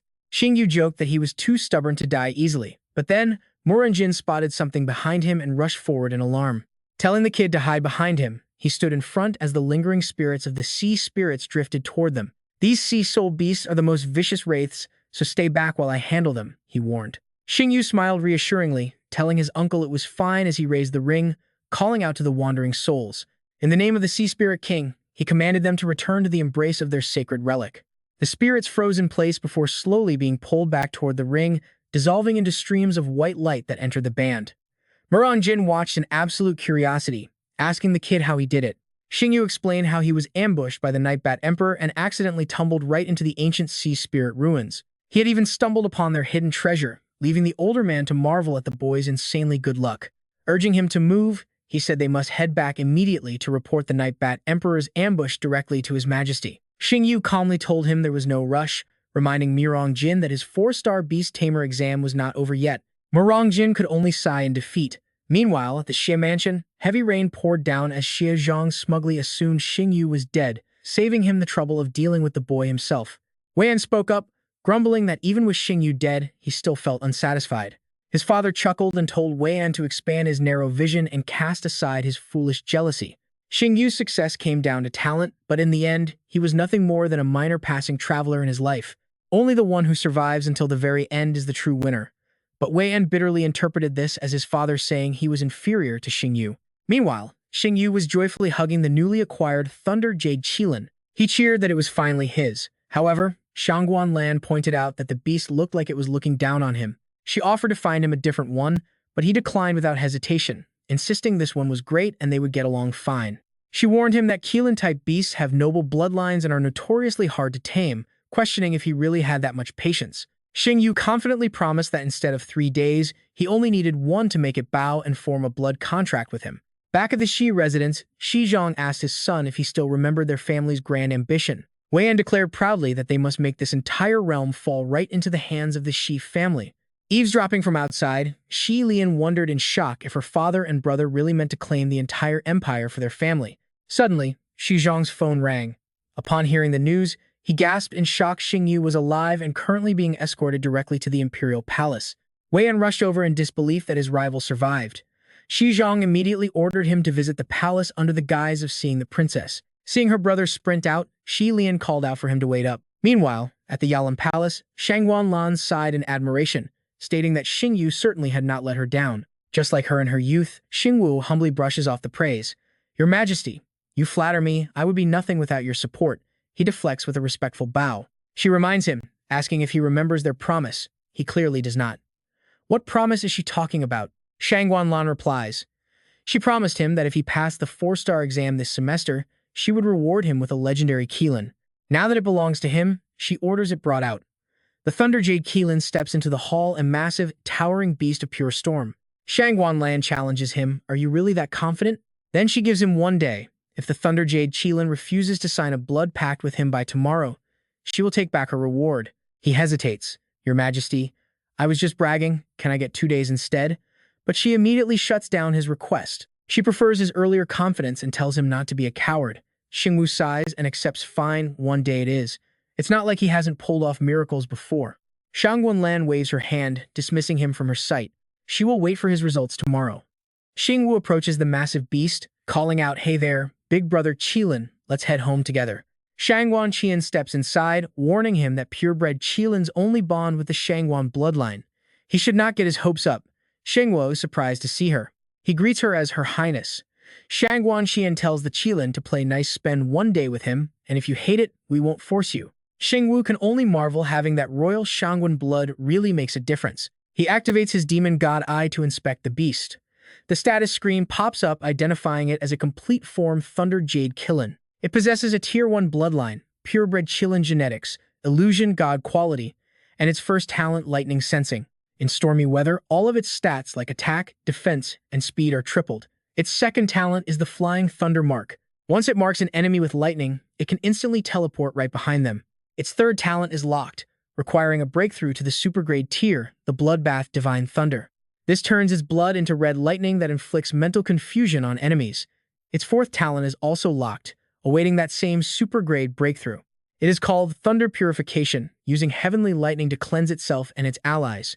This washes away all negative status effects like burns, poison, and slows. Its attributes are lightning and healing. Its loyalty is at 44. Its active skill, Thunderous Wrath, lets it roar to summon 18 bolts of lightning for massive area damage. The storm count grows with its energy. Next is Lightning Chain, whipping its tail to bind an enemy unit. Its awakening skill remains unawakened. Its evolutionary path leads from the Thunder Jade Qilin to the Thunder Wrath Qilin, then the Thunder King, and finally the Purple Thunder Emperor. Its favorite hobbies are playing in the rain and grinding its teeth. By some stroke of luck, today happens to be a rainy day, making it perfect for a walk. But for the teeth grinding, he needs to find a decent lightning attribute stone. Come to think of it, he remembers its affinity score being a mere 30 when they first crossed paths. Xingyu asks the princess if she knows where to find lightning attribute ores. Surprised, Shangguan Qian mentions the Mineral Treasure Bureau, wondering what he wants with them. Xingyu chuckles, explaining it is the perfect treat to win over the Thunder Jade Qilin. She playfully teases him, asking why he treats beasts so well when he never shows humans that same kindness. He just laughs sheepishly, denying it. He calls her the beautiful, righteous, and kind Lady Shangguan, flattery that quickly makes her blush with embarrassment. Fine, she agrees she will help him this once. Just then, Wei Yan catches up to them, shouting at Xingyu to stay away from the princess. She steps in front of Xingyu. Wei Yan, Xingyu is my friend, she snaps. If I did not ask him to leave, what right do you have to interfere? Xingyu squints at the arrogant newcomer. Ah, Wei Yan, the sore loser from the past. It has been quite a while. The guy is speechless. Xingyu simply ignores him, waving to the girl standing behind him. Hey, Shi Lian, long time no see, you look beautiful. Shi Lian coldly offers a brief thank you. Wei Yan quickly cuts in, desperately appealing to the princess about his feelings since childhood. Shangguan Qian cuts him off. She already told him she is not interested, and she has no desire to linger around any longer. She urges Xingyu to get moving to the Mineral Treasure Bureau. Xingyu smiles, calling back his new Qilin companion to follow them. They walk right past the furious Wei. He fumes the supernova rookie, the celebrated hero who saved Huanyan City, marked as a major threat by the enemy, and buddy-buddy with the princess. Not only does he return alive, but he is rewarded with a divine Qilin. Why does that bastard get all the luck? Shi Lian tries to reason with him. They cannot touch Xingyu, so they should just steer clear. A loss is a loss. They should move on. Wan spins around and grabs her by the throat. "Shut up," he snarls, demanding to know if she has any pride left after being humiliated by him. That kid is their enemy, a massive obstacle to the Shi family, and he wants nothing more than to see him dead. He warns her never to defend him again. Choking and struggling to breathe, Xie Lian gasps out an apology. Xingyu curiously asks the princess if Xie Weian is her pursuer. She laughs it off, saying her suitors literally stretch from the imperial city all the way to the border, and he is not even close to the front of the line. Besides, she is the princess of the Dragon Kingdom. She has countless suitors, but almost none are genuinely devoted. She knows exactly what Xie Weian wants: the political backing of the Dragon Kingdom. Honestly, none of them can even compare to Xingyu. Xingyu gets a bit defensive and asks if she is planning to make a move on him. Blushing with embarrassment, she scolds him to stop dreaming. She just meant he is obviously a money-hungry opportunist, which makes him easy to read. Suddenly, a familiar scent wafts through the air, making Xingyu freeze in his tracks. He quickly glances toward the source. Why does this smell exactly like the demon firefly flower from City Lord Zhou Shang? Shangguan Qian reveals that it is indeed the demon firefly flower, with the scent drifting all the way from the Royal Science Academy. Hearing this, Xingyu is completely stunned. What? The Royal Science Academy? He immediately begs her, calling her the most beautiful woman in the universe, and asks if she can take him there. She sighs, calling him a shameless opportunist for acting so dramatic, but then grabs his hand and pulls him along. She offers to take him to see the highest research facility in the entire Dragon Kingdom. The two of them arrive at the Royal Science Academy. Xingyu is completely blown away by the massive architecture. Realizing this incredible place is absolutely worthy of being the top scientific research facility in the entire Dragon Kingdom. She smiles brightly, telling him to stop flattering her since they both know he is only there for the demon firefly flower. She tells him to go ahead and grab it, which he happily does. Stepping inside, Xingyu is completely amazed. Look at that mechanical angel hunter, and the massive mechanical azure dragon beast floating in the water. No way, look at that launcher on its belly. Is that seriously a model of the legendary mechanical leviathan? Science makes the country strong, especially with beasts threatening the borders, while many citizens still lack the natural gift to become traditional tamers. Mechanical beasts can be mass-produced, boosting national defense and creating endless job opportunities without risking a single human life. He asks how strong they actually are, but she admits it is pretty hard to explain. Just then, a rogue machine charges out. Complete chaos breaks loose. Xingyu instantly shields her, shouting for the princess to watch out as the wild machine locks onto them. Its mechanical arms begin spewing thick toxic gas, and its glowing eyes lock onto them. A panicked doctor runs over, shouting for the princess to escape immediately, because this fully armed rogue machine is incredibly dangerous. Shangguan Qian refuses to run. She says she has this covered, plus these mechanical beasts need real combat data anyway. Xingyu is ready, hoping she won't blame him if he ends up breaking the toy. With her green light, he summons He Feng, who immediately growls at the metal giant. Xingyu guides him. He Feng unleashes a hellfire howl, blasting a massive ball of purple energy straight at the machine's chest, but it does absolutely nothing. It is supposed to ignore defense, yet it didn't leave a scratch. It seems this mechanical beast is a massive tank with incredible health. The machine then opens its mouth, revealing a hidden cannon that unleashes a devastating firestorm. He quickly orders He Feng to use Shadow Sneak, but a massive explosion still erupts from the impact. The machine is forced back, cracking the ground beneath it, while He Feng is sent tumbling through the air. Xingyu realizes this beast can automatically predict and counter enemy attacks on its own, proving the incredible engineering of the Royal Science Academy. He orders He Feng to use the Blade of Judgment. The beast swings its tail, launching energy at its opponent, but the machine quickly deploys a shield. Seizing the moment, Xingyu tells He Feng to flank it from behind. He Feng successfully gets behind it, but the machine has hidden weapons on its back. He Feng tenses up as two rear cannons activate, firing a destructive beam of energy directly at the beast. It ducks just in time to dodge the blast, which completely obliterates the wall behind them. Man, this machine is insanely cool. He Feng grumbles in protest, reminding his master that he should probably be worrying about his own beast first. Cracks spread across the ground as He Feng desperately scrambles to escape the weapon's targeting line. Dodging every incoming blast with agility, He Feng listens as Xingyu commands it to get close and use Silent Claw. Spotting an opening near the machine's neck right as its massive cannons run out of energy, Heifeng gets ready. Xingyu yells that this is their chance. While the machine is busy merging its arms into a giant cannon, Heifeng appears right behind it to unleash the silent claw. Its sharp claws strike the machine's head, completely shutting down its active skills. Xingyu gives the order, and Heifeng unleashes Hellfire Lotus. Landing from behind, the beast gathers all its power. The blazing lotus surges toward the mechanical beast, kickstarting a storm of dust as electricity crackles wildly around its body. It freezes up as arcs of lightning spark everywhere. Its eyes flicker before dimming into total darkness. Xingyu lets out a deep breath. Thankfully, that did it. This mechanical beast is incredibly tough, taking a direct hit from Hellfire Lotus and only suffering 43% damage. If it hadn't run out of juice, they'd still be fighting. Shang Guanxian chimes in, noting it is Xuanji technology after all, known for their unique designs on defensive armor. Surprised, Xingyu asks if Xuanji technology is the organization under Senior Lin Beiquan. She simply asks if he has studied them before. Of course he knows. 80% of the country's magical tools and mechanical beasts come straight from Xuanji technology. Even the sword Freya uses was crafted by them. He quietly realizes that this elder, Lin Beiquan, is far from ordinary. Not only is he a leading tech giant, but he is also a 9-star Beast Tamer, one of the legendary 4 kings. To overthrow Shangguan Lan in the future, forming an alliance with a powerhouse like him will be absolutely crucial. Another man approaches, thanking the boy for his timely help. Xingyu blinks in surprise as Shangguan Qian steps up to introduce them. Meet the director of the Royal Academy of Sciences, Meng Zhongguang. Just call him Elder Meng. Elder Meng, this is my friend Xingyu. The old man examines him with deep admiration, praising how heroes truly come from the youth. He adds that he heard all about the Battle of Huangyan City. When the elder asks what brought Xingyu to the Royal Academy of Sciences, the boy wastes absolutely no time, showing his request directly. I have a beast, the Sky Soul Vine, and it needs as much demon firefly flower nectar as possible. Meng Zhongguang is stunned. An ancient plant-type beast like the Sky Soul Vine is incredibly rare. Looking over at Shangguan Qian, the elder quickly makes his decision. Since Xingyu is a friend of the princess, he will personally gift him 10 demon firefly flowers on behalf of the academy. Xingyu tries his luck, asking for more. The elder sighs and nudges the offer up to 15. That is his absolute limit since the flower is extremely hard to cultivate. Xingyu glances at the massive garden nearby, seeing at least 300. 15 flowers will never be enough for Xiao Yin, but pushing for more might cross the line. Would that make things awkward for her? Suddenly, Hong Xuan rushes into the room, deeply panicked. She reports that Project 379 has just failed for the 8th time, leaving the director trying to stay calm.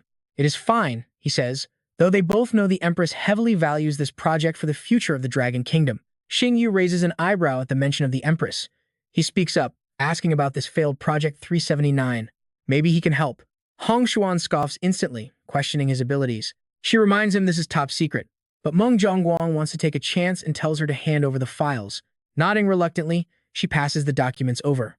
Xingyu thanks him for the trust, but the elder holds up a hand. If this leads nowhere, the reward drops to 10 flowers. Xingyu smiles, agreeing that those terms are perfectly fine. Looking at the files, Xingyu learns that flying insect-type beasts are the weakest but most numerous threats. Swarming by the millions, they can easily pick an entire city clean in a matter of hours. Project 379 was specifically designed to handle these massive swarms, but after 3 years of work, their elite team has failed 8 times in a row, leaving them completely hopeless. Every single run failed. As Xingyu studies the documents, the elder speaks up.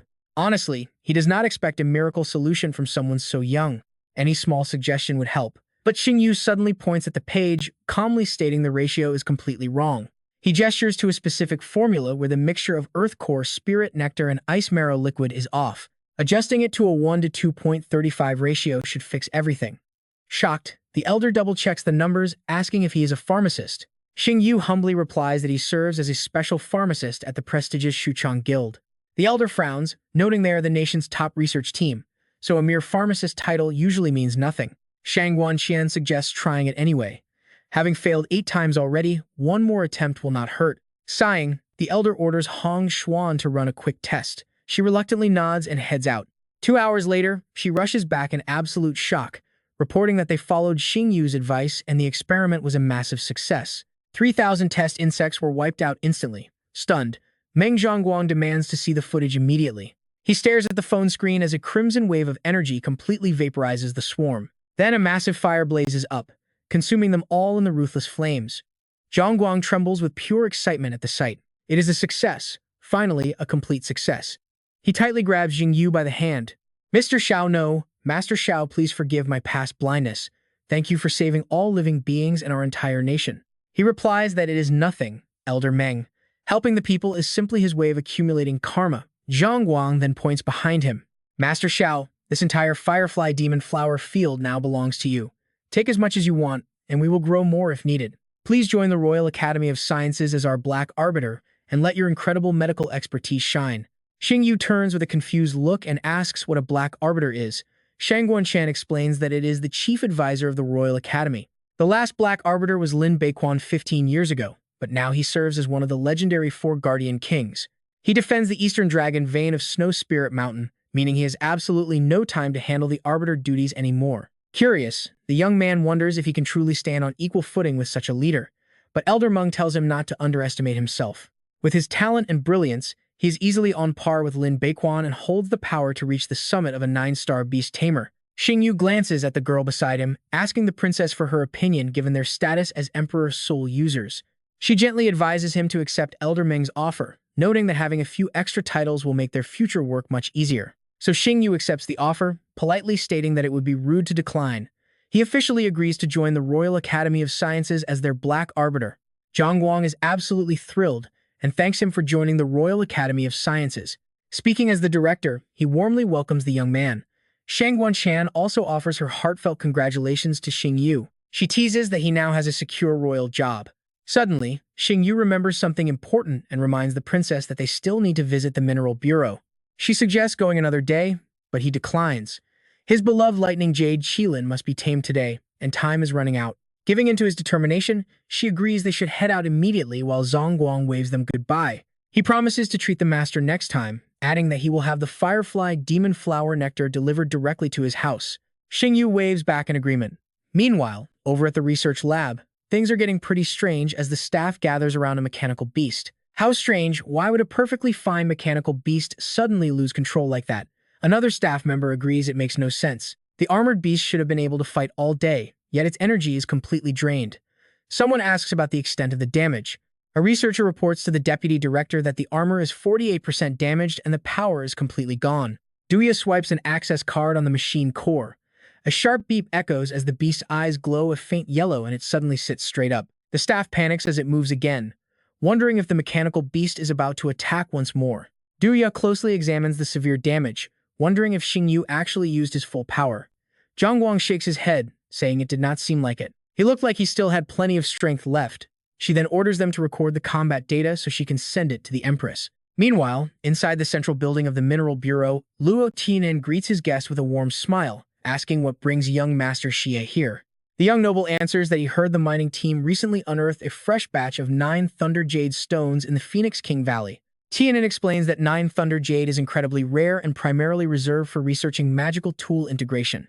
The entire haul was already shipped to the Xuanji Technology headquarters, but the young man slyly remarks that the director would never hand over everything. He must have kept a piece for himself, right?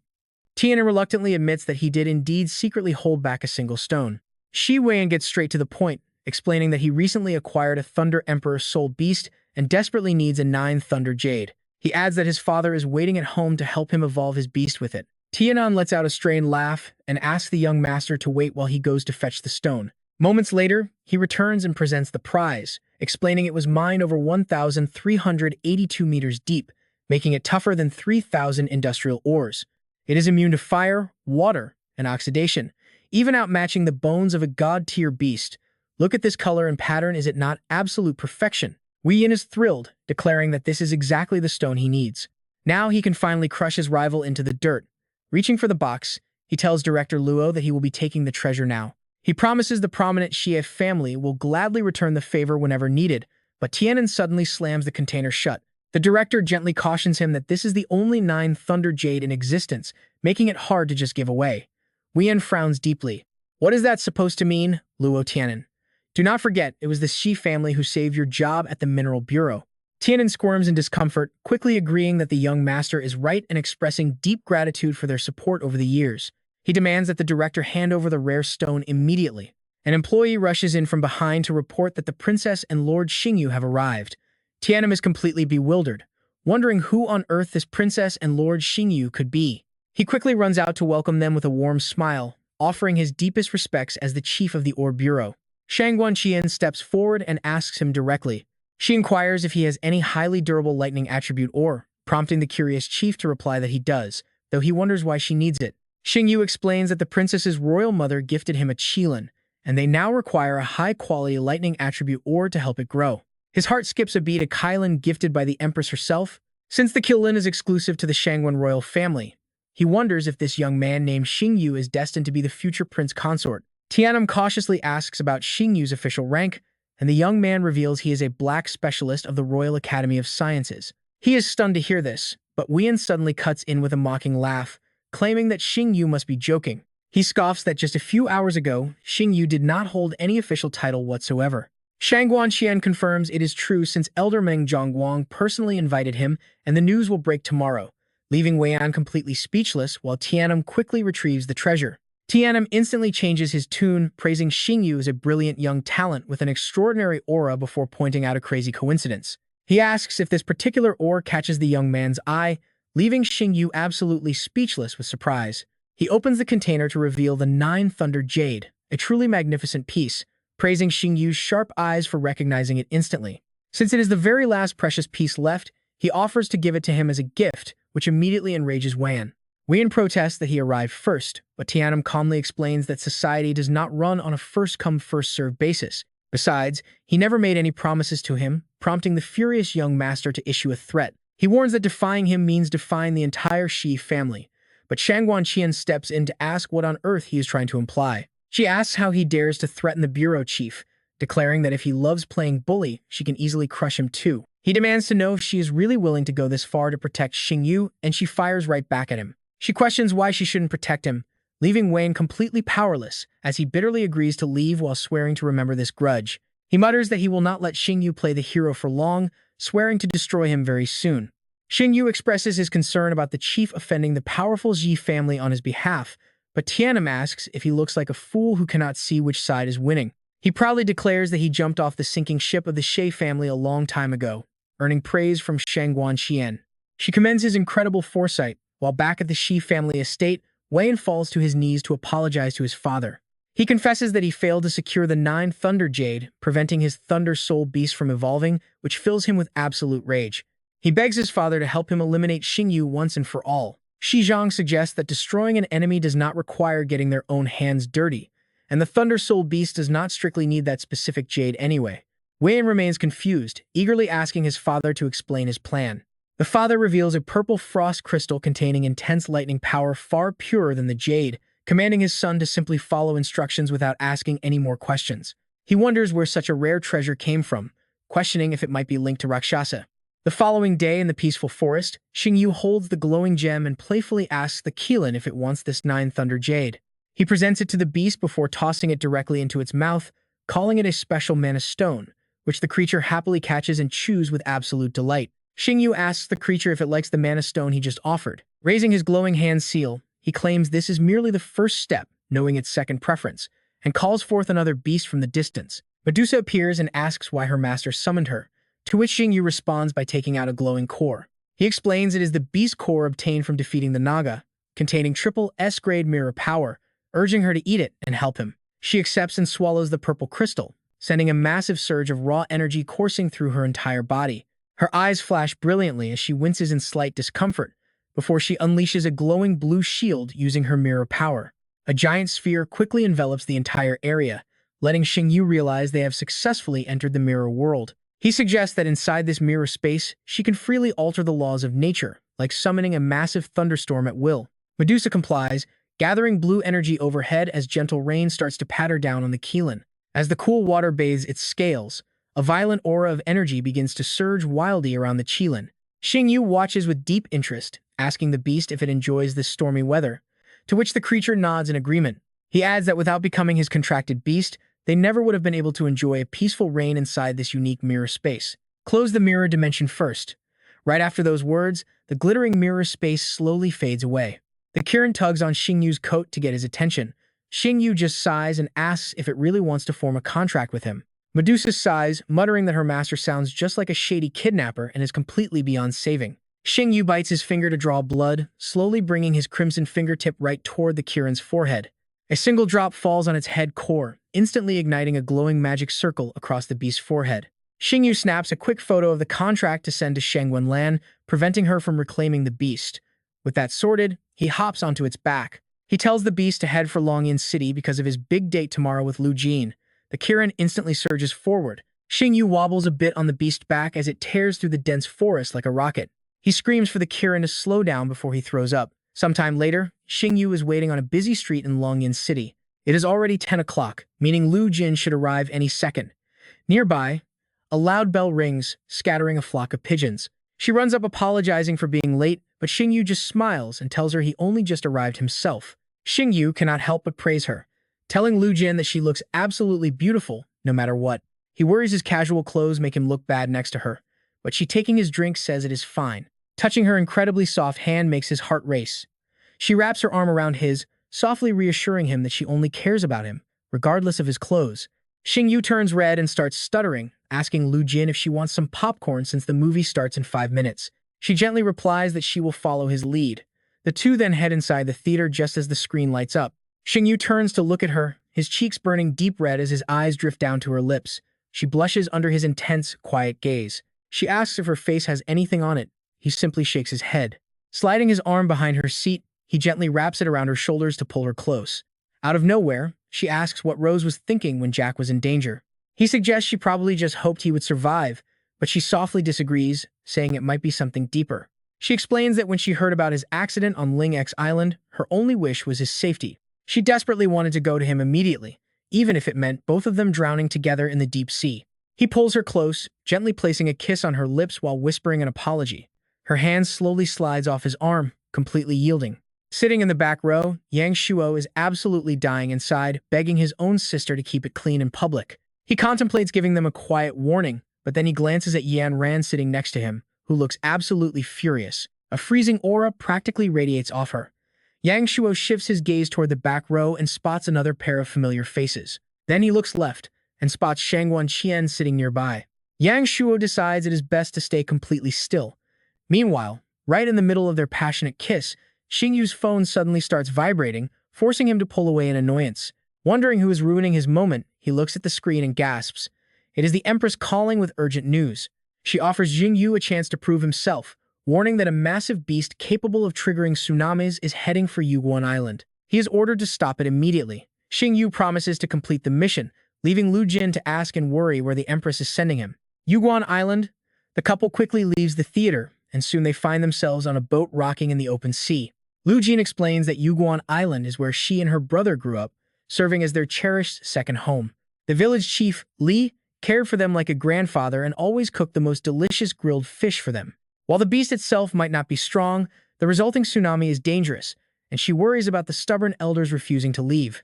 Xingyu reassures Lu Jin, promising that he will absolutely keep everyone on the island safe. Murong Jin steps forward, asking if the kid is truly confident enough to face the legendary Emperor Beast as they approach the island. If the kid cannot handle it, he offers to step in. Xingyu confidently grips his powerful weapon, refusing to let some sea beast run wild on human territory, while secretly plotting to show off his cool skills in front of Lu Jin. Murong Jin agrees to let him lead while he evacuates the villagers, warning the boy not to embarrass him. Xingyu promises everything is under control. Suddenly, the deep sea begins to churn, and a massive, monstrous octopus rises from the waves. Fireballs rain down on the beast, but its glowing red eyes focus directly on the incoming threats. Flames erupt across the water. Standing at the bow, Xingyu boldly shouts for the giant octopus to stay right where it is. He loudly declares he will chop off its tentacles to grill them on skewers for his crew, which drives the giant octopus into a wild, splashing rage. Xingyu smirks, realizing that taunting your enemy is a trick that works on almost any monster out there. He orders an immediate detour. The three vessels begin to distance themselves from the colossal octopus. Xingyu calculates that this distance should be enough. If they pull too far ahead, the monster will just turn back and attack Yuguan Island. He shouts to halt preparations and pivot. The heavy cannon swings directly toward their target. Bright artillery shells rain down on the octopus, blasting its giant body from every side. Its eyes flare with absolute rage. Giant tentacles rise as the ocean churns, Xingyu draws his weapon, ready to face it head-on. Now is the time to summon his beast. Enter Gren, the powerful Yalong. Facing this dragon, the octopus freezes in pure terror. Xingyu immediately orders Gren to unleash his Raging Waves skill. Energy begins to condense right beneath Gren's sharp claws. A massive torrent of power crashes down, completely wrapping the giant octopus in light. Following his master's command, Gren opens his jaws to blast a devastating dragon roar. The octopus stares back, sensing real danger. It turns and dives straight into the dark sea, desperately trying to escape. As Gren hovers in the stormy sky, torrential rain pours down and a massive tsunami begins to swell below. The beast prepares its final tidal wave dance. Xingyu calls his pet back, intending to handle this crisis himself. Gren's body instantly dissolves into glowing particles as he is recalled back inside. He grips his weapon and invokes its second form, the Golden Abyssal Trident. Meanwhile, dawn begins to break over Yuguan Island. Megaphones on the evacuation boats blare out. Move quickly, everyone, the tsunami is coming. Please keep moving in an orderly fashion. Priority goes to the elderly, children, and pregnant women. Do not push that expecting mother. Morongjin urges Elder Li to get on the boat before the tsunami hits with devastating force, but the old man refuses and thanks him for the concern.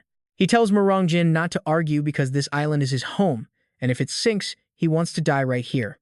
Suddenly, a panicked soldier runs up to report that the giant wave has arrived, making Morongjin snap at his sudden panic. Staring at the towering wall of water, Morongjin worries if that kid actually failed to stop it. Xingxin begs her father to summon his beast for their safety. He agrees, but a sudden brilliant light in the distance catches his eye. Wait, is that really him? Xingyu is hovering in midair, glowing with power, leaving both father and daughter completely stunned. It is Xingyu, looking like he dyed his hair as he twirls a blazing spear around. Raising his glowing spear high, Xingyu commands the waters to recede.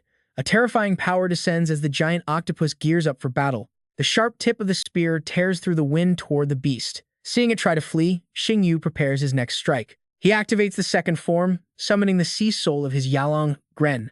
The spear tip morphs into a dragon. Locking onto its prey, Xingyu commands Gren to unleash his ultimate move, the Sea God's Wrath. Gren flaps his massive wings, radiating intense energy as the turbulent ocean water begins to spin into a single point. Gren clasps his claws together, releasing a barrage of flames that slam directly into the crown of the giant octopus's head. With a deafening blast, the massive beast is shattered. Tell me that wasn't incredibly satisfying. The thick, dark storm clouds slowly disperse to let the warm sunlight through. Xingyu lands safely, his hair returning to normal. Xingxin runs over to congratulate him, but Xingyu immediately turns to Lu Jin, asking if she thought he was strong. She throws her arms around him, praising his incredible strength, while Morongjin proudly calls him his ideal future son-in-law. The system interface flashes, congratulating the host for saving Yuguan Island, stopping the tsunami, and earning the admiration of the entire Navy. The system issues the achievement rewards, a star upgrade, and the coveted dragon egg incubator, prompting him to claim them from his inventory. Xingyu smiles, realizing he can finally use the incubator to hatch his mysterious dragon egg. The news spreads instantly across the front pages. Overnight, Xingyu single-handedly stopped a deadly tsunami to protect Yuguan Island. Grateful villagers on Yuguan Island even decide to construct a massive statue in his honor. Meanwhile, the official Royal Academy of Sciences website announces the appointment of Xiao Xingyu as a Black Deacon. Inside the Grand Yalan Palace, the residence of Shangguan Lan, Xingyu stands amidst rows of court officials. Bowing respectfully, he greets the Empress as a representative of the Azure Dragon Academy. She tells him not to be so formal, ordering her guards to bring him a seat, shocking her court. A seat?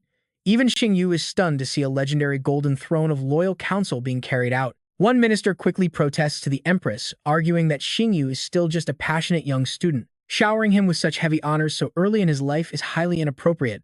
But Shangguan Lan coldly asks Wan Lai what is so inappropriate about it. Though he is a student, he successfully resolved 3 major crises: Huangyan City, Yuguan Island, and the air bomb. She asks if any of their own children could achieve even a single one of these feats, completely silencing the critic. The Empress is absolutely right. Behind Shi Zong, people whisper that advisor Shi has held office for 20 years, yet he has never been granted a seat even once. It seems the Empress is trying to suppress a certain top official of the Dragon Kingdom. He clenches his fists to suppress his anger. That damned kid must be eliminated. Shangguan Lan turns to Xing Wu to get down to business. Asking if he knows what happens in half a month, he reports it is the Four-Nation Martial Arts Tournament. The Four-Nation Martial Arts Tournament is a grand competitive stage for the geniuses of the Northern Hemisphere. Co-hosted by Sama, Britain, and the Li Kingdom, All participants must meet 3 conditions. They must be 4-star beast masters under 21 with no transcendent tier beasts. She confirms that the Azure Dragon Academy will have 1 slot in the competition. She warns him not to lose the internal selection, and Xingyu cups his hands, promising he will definitely not fail the mission. He asks curiously which factions the Empress plans to give the remaining slots to. Shang Guanlan explains that since the Black Tortoise Academy lacks outstanding Beastmasters, the remaining 2 spots go to White Tiger and Vermilion Bird. Then, feeling quite tired, she dismisses everyone. As they withdraw, voices bid farewell outside the hall.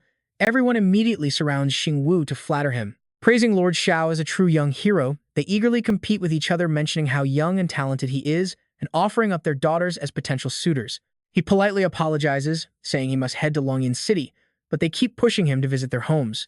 Lord Luo steps up, asking if Lord Xiao did not already promise to buy some lightning-attributed ore from his place. He smiles and confirms his appointment with Lord Luo, politely apologizing to the rest of the crowd. Leaving the bustling crowd behind, Xingyu lets out a sigh of relief and thanks Lord Luo for helping him escape. Lord Luo tells him not to be so polite, admitting he actually has something to discuss, which makes Xingyu curious. Lord Luo mentions that a master fortune teller once claimed his daughter Luo Wanqing has a rare husband-assisting constitution, but Xingyu quickly rejects the marriage offer, fearing General Murong would strangle him to death on the spot. Meanwhile, over at the Shi family villa, the 2 cousins are eating as Ji Lian looks rather gloomy, prompting Wei An to mention that their family doctor noticed some issues with her menstrual cycle. Asking what is going on, she starts panicking and stammers in confusion while Wei An strictly warns her. He reminds her that their family is about to pull off something huge, and if she does not stay healthy, she could easily become a drag on them. He thoughtfully places some food in her bowl, telling her to eat the delicious beef, and Shi Lian politely thanks him as she accepts it. Internally, she wonders if doing big things means planning a rebellion and worries if she is bound to become a heavy burden to them. With only one wish left in her heart, she desperately wants to run away. Back at the palace, Shang Guanqian curiously asks Xingyu what kind of spell he used to get the Thunder Jade Killen to sign a blood contract with him, though he just laughs it off. He jokes that anyone with hands could do it, prompting her to tease him for being a total show-off. She then asks if her mother really wants him to join the 4-nation martial arts tournament, which Xingyu confirms. He wonders why the Dragon Kingdom has only managed to win runner-up for 3 consecutive years, especially since they have plenty of highly talented beastmasters.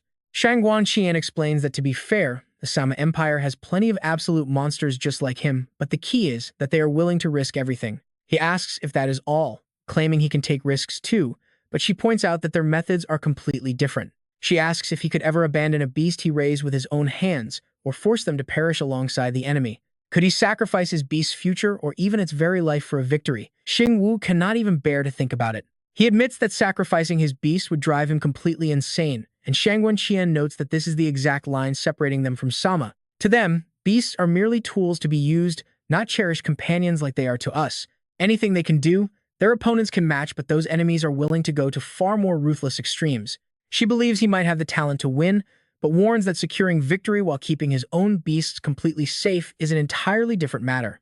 Even if he loses, they will not blame him, but Xingyu vows to protect his beasts without accepting defeat. He is determined to win the championship for the Dragon Kingdom, showing a fierce resolve that gives her some comfort. She looks forward to seeing him pull it off and make everyone proud, while over on a bustling street in Longyan City, Yang Shuo waits as 3 o'clock quickly approaches.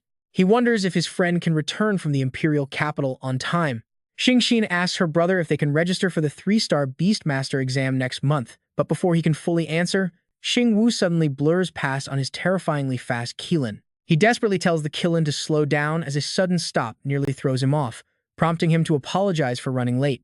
Yang Shuo urges him to hurry up, everyone is waiting on him. He then asks if Xingyu is truly joining the 4-nation tournament, making the young man wonder why everyone keeps asking him the exact same thing.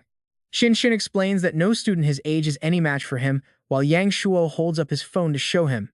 Bro, check out the trending search. Luo Wanqing, a sophomore at White Tiger Academy, just got a slot in the martial arts tournament. Xingyu tries to place the familiar name, while Yang Shuo's cheeks turn bright red as he asks if Xingyu knows what love at first sight is. He has fallen head over heels for Lady Luo, a detail that Xingxin immediately picks up on. She jokes that this is his 183rd crush, but Yang Shuo fires back, claiming he is a truly loyal brother who never gets bored. She teases that if he ever joins a monastery, it won't be for spiritual enlightenment, but because he fell for a beautiful nun at the temple. Xingyu suddenly realizes that Luo Wanqing is actually the daughter of Luo Tianan. He wonders how a guy who looks like a greasy romance movie villain could have managed to raise such a stunningly beautiful daughter. It almost makes him regret rejecting her, and honestly, who wouldn't?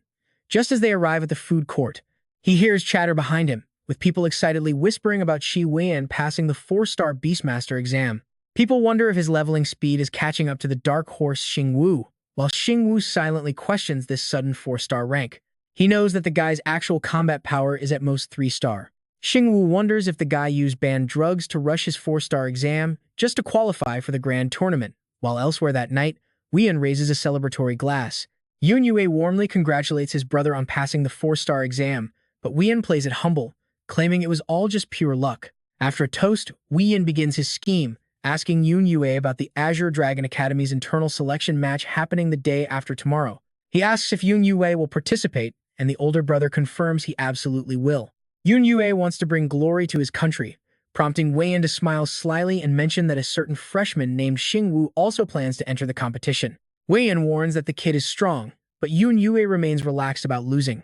He believes it would just prove his skills are inferior, but Weiyan pushes further, asking if he really wants to fail in front of his crush.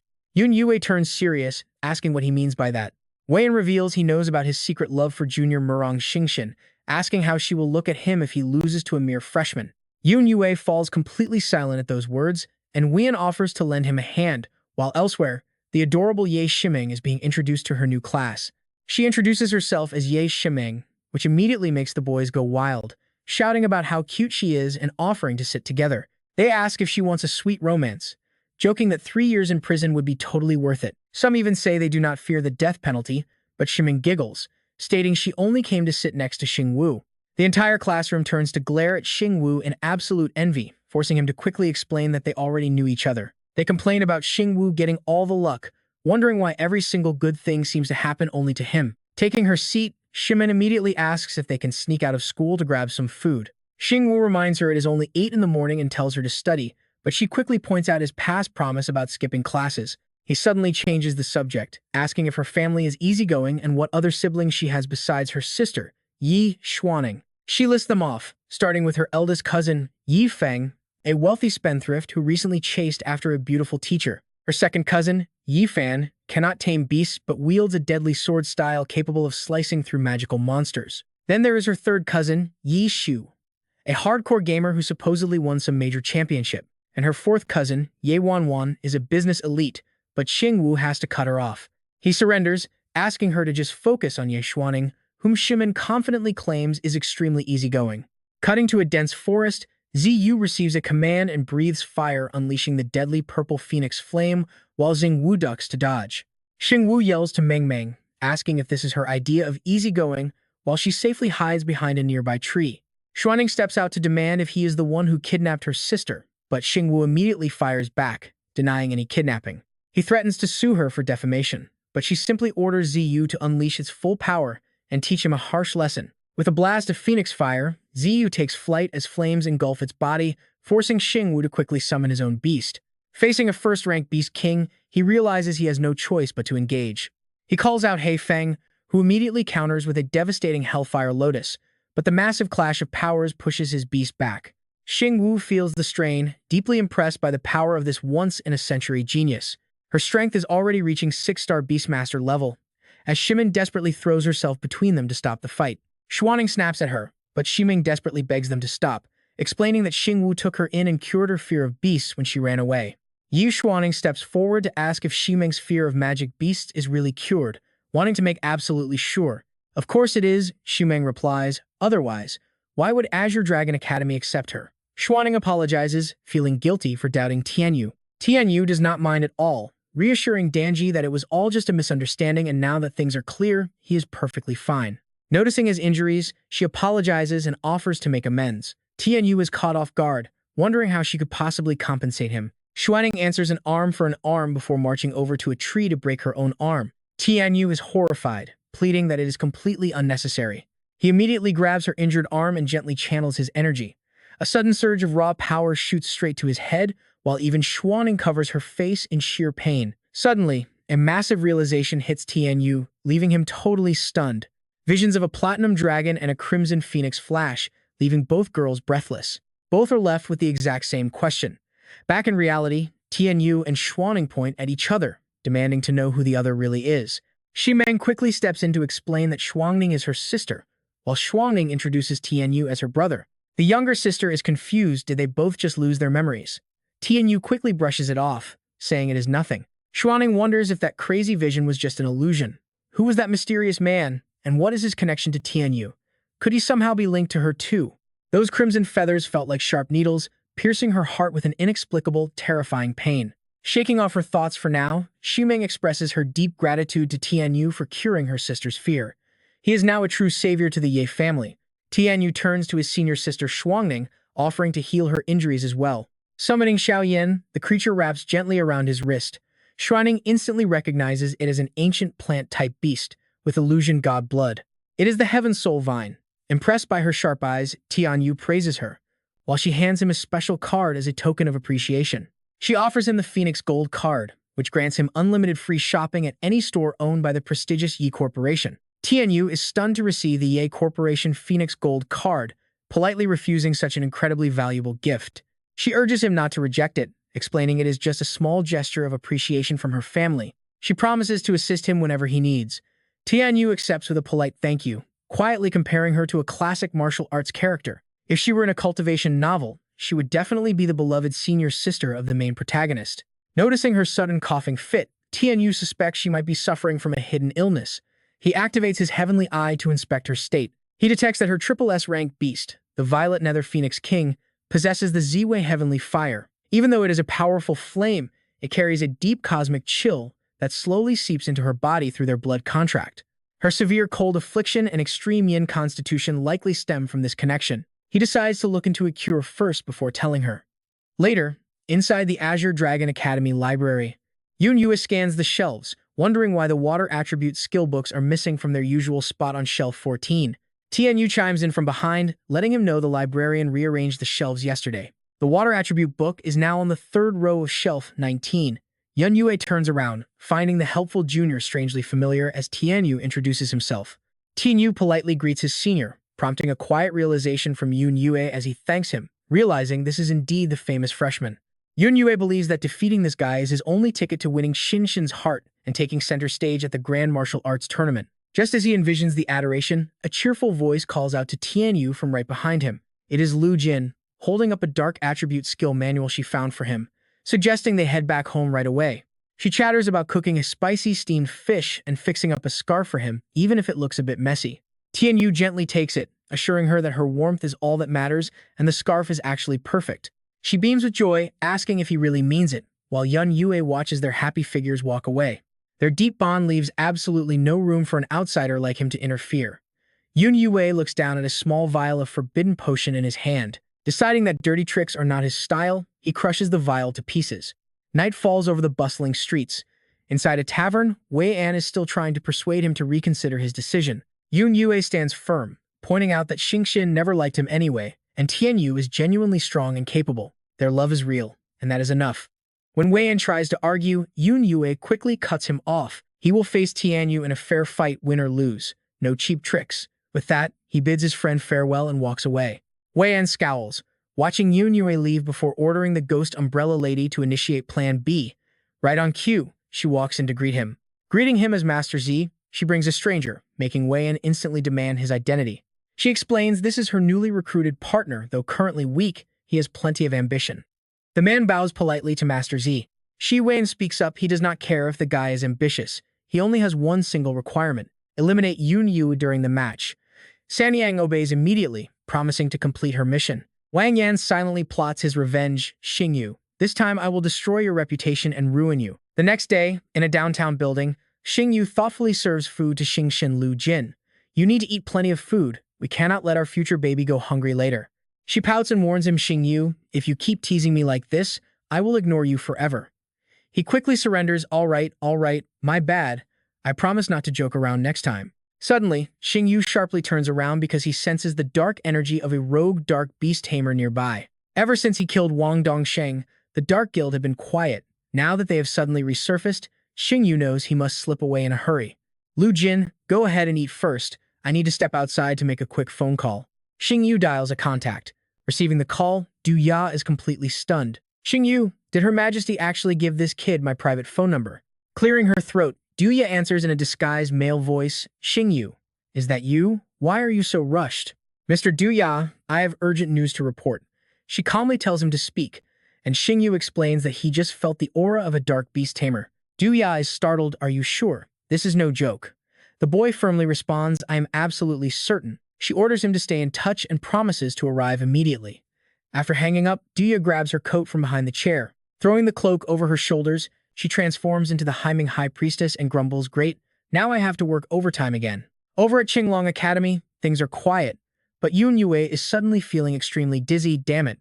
Why is my head spinning like this? Could the wine he drank with Shi Wei have been too strong? Sanyang quietly slips up behind him. You must be Master Yun Yue, right? He turns around and confirms his identity, but Sanyang merely smiles as a hidden weapon suddenly slices right past his face. Clutching his bleeding ear, Yun Yue demands to know who she is and what she wants. Meanwhile, Sanyang holds a rat gnawing on his severed ear. Still, do not get it? I am here to kill you, obviously. Yun Yue raises his hand to summon his powerful frenzy wolf, but absolutely nothing happens. In complete shock, he gasps, why can my beast not answer my call at all? Suddenly, he remembers meeting up with Weian and the wine he drank, realizing this entire situation is a trap. That wine was poisoned. Suddenly, she shouts for Xingyu to strike, leaving Yun Yu utterly confused, just as a sharp needle pierces deep into his back from behind. Wang Yan steps forward, offering a fake apology to his senior, while Yun Yue turns around in disbelief. Xingyu, did you plan all of this? Why would you do this? The attacker pulls back his hand, offering a cold apology. After all, there is only one slot available in the Academy selection.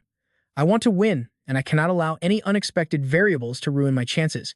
Yun Yue runs off desperately, shouting that he will expose Xingyu's actions to the school board immediately. The two conspirators gloat as their perfect setup is complete. Meanwhile, the real Xingyu is waiting outside, wondering why on earth Senior Yun Yue asked him to meet here.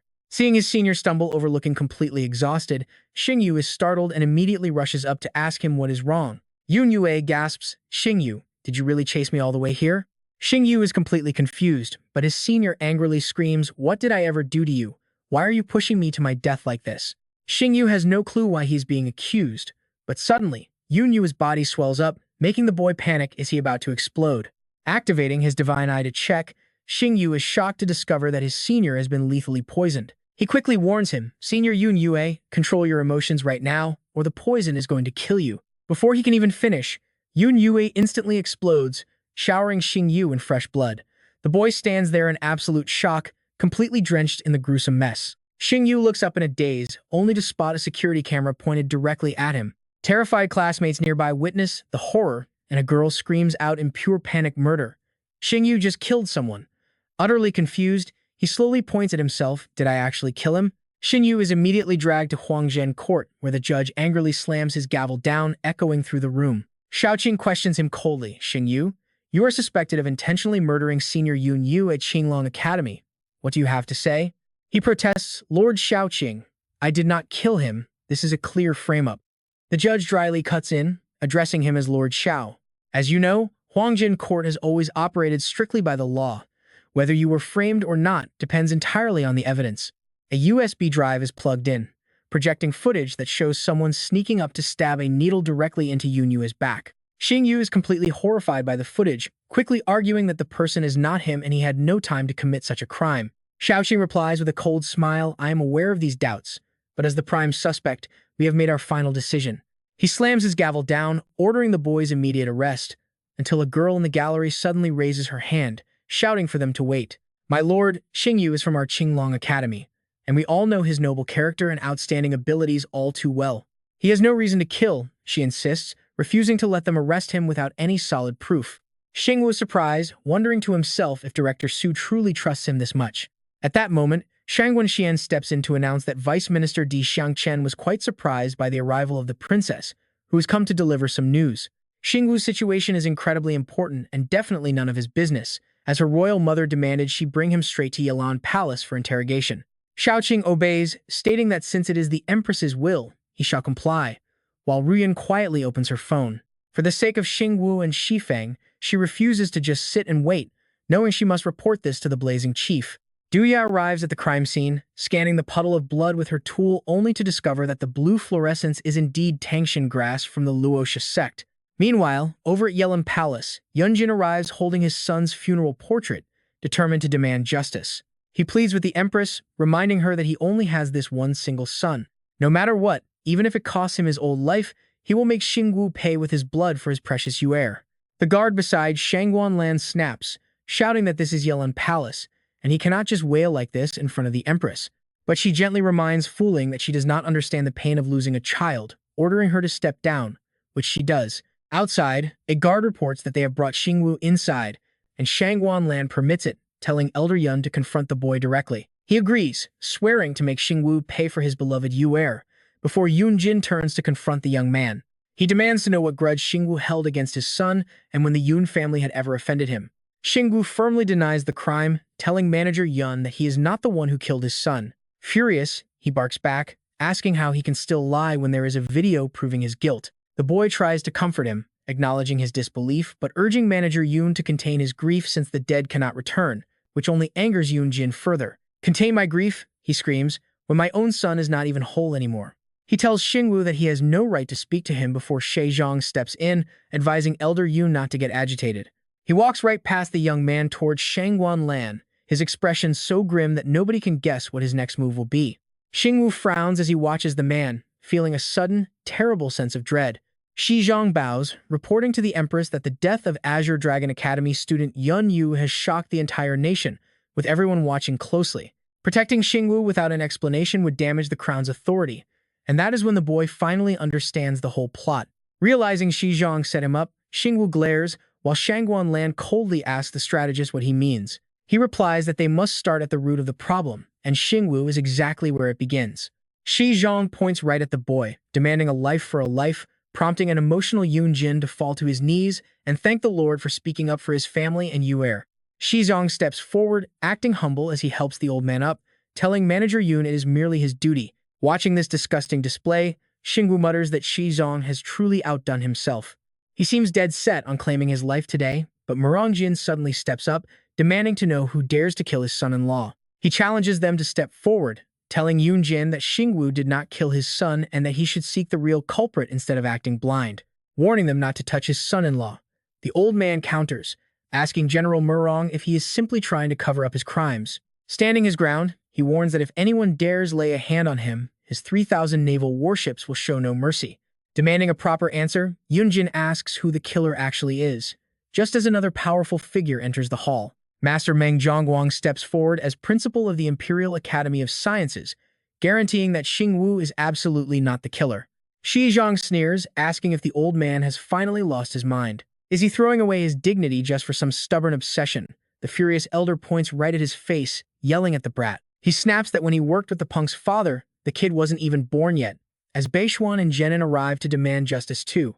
They question Zhang's attitude, asking if the academy lost its voice the moment they left, before declaring they will protect Xingyu's life. Their sudden appearance and unified stance completely stunned the scheming strategist. Zhang cannot believe his eyes, seeing Spirit King Lin Beishuan of the East Dragon Vein standing right there, along with King Yejenin of the Lower Dragon Vein, leaving Shangguanlan to wonder why the Flame King would protect Xingyu. He answers that the boy cured his granddaughter's paralyzing fear of demon beasts, making him a savior to the family. Realizing this elder is Ye Shimen's grandfather, Xingyu watches in silence as Yunjin immediately lashes out at him again. He sneers, asking if having 2 kings and a general backing him is why he acts so completely fearless. Xingyu mutters back in annoyance that they helped him on their own accord, right as a bird suddenly flies in. It lands directly on Shangguanlan's hand, carrying a small letter on its leg.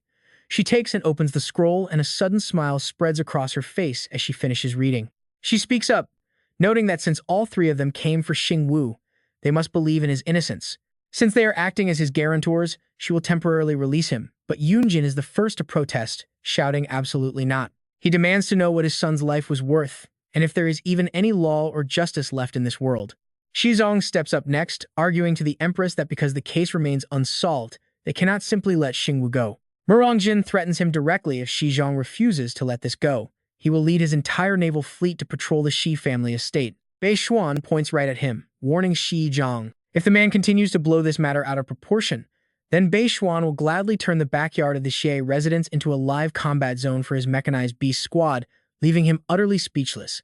Yunjin clings to him, begging Master Ji as his only hope to step up and demand justice for his deceased son. Forced to back down, Shi Zong mutters to Manager Yun that they should leave for now. He glares at Xingyu with utter contempt, sneering that if he thinks having 3 powerful figures protects him, it will only make his inevitable death arrive much faster. Blaming himself, Yunjin weeps that he is powerless to help, but swears to his deceased son's memory. He vows to take matters into his own hands to get justice, as night falls over the forest. And get this, wild rumors are already spreading across the internet. Netizens are shocked to hear that Xingyu was declared innocent, released, and even allowed to join the upcoming tournament. People ask if Yun Yue's death is just ignored, and if killers no longer pay with their lives. Backed by 2 kings and a general, Xingyu could kill 100 people and still walk free, sparking over 122,000 angry comments. Xingyu looks at the anonymous poster's 290,000 followers, quietly reading through the vicious, venomous comments written about him. Watching his reaction, Du asks if he is angry, but Xingyu calmly replies that those people are just easily manipulated sheep. Why waste anger on them when the real monsters deserve it so much more? For his own sake, and for the tragic death of Senior Yun Yu, he swears he will wipe out the corrupt Xie family. Yan Ran drives him to the intensive training camp at Shenun Mountain, comforting him that she knows he did not kill Yun Yue, so he must keep his focus on the tournament. Xingyu steps out, telling his principal to worry not, because he is definitely not that weak. She sighs, still deeply worried. As she watches him walk away, he stares up at the towering Shenun Mountain, well aware that deadly monsters lurk inside and mysterious competitor accidents are pretty common. If an enemy wanted to ambush him, this would be the perfect spot.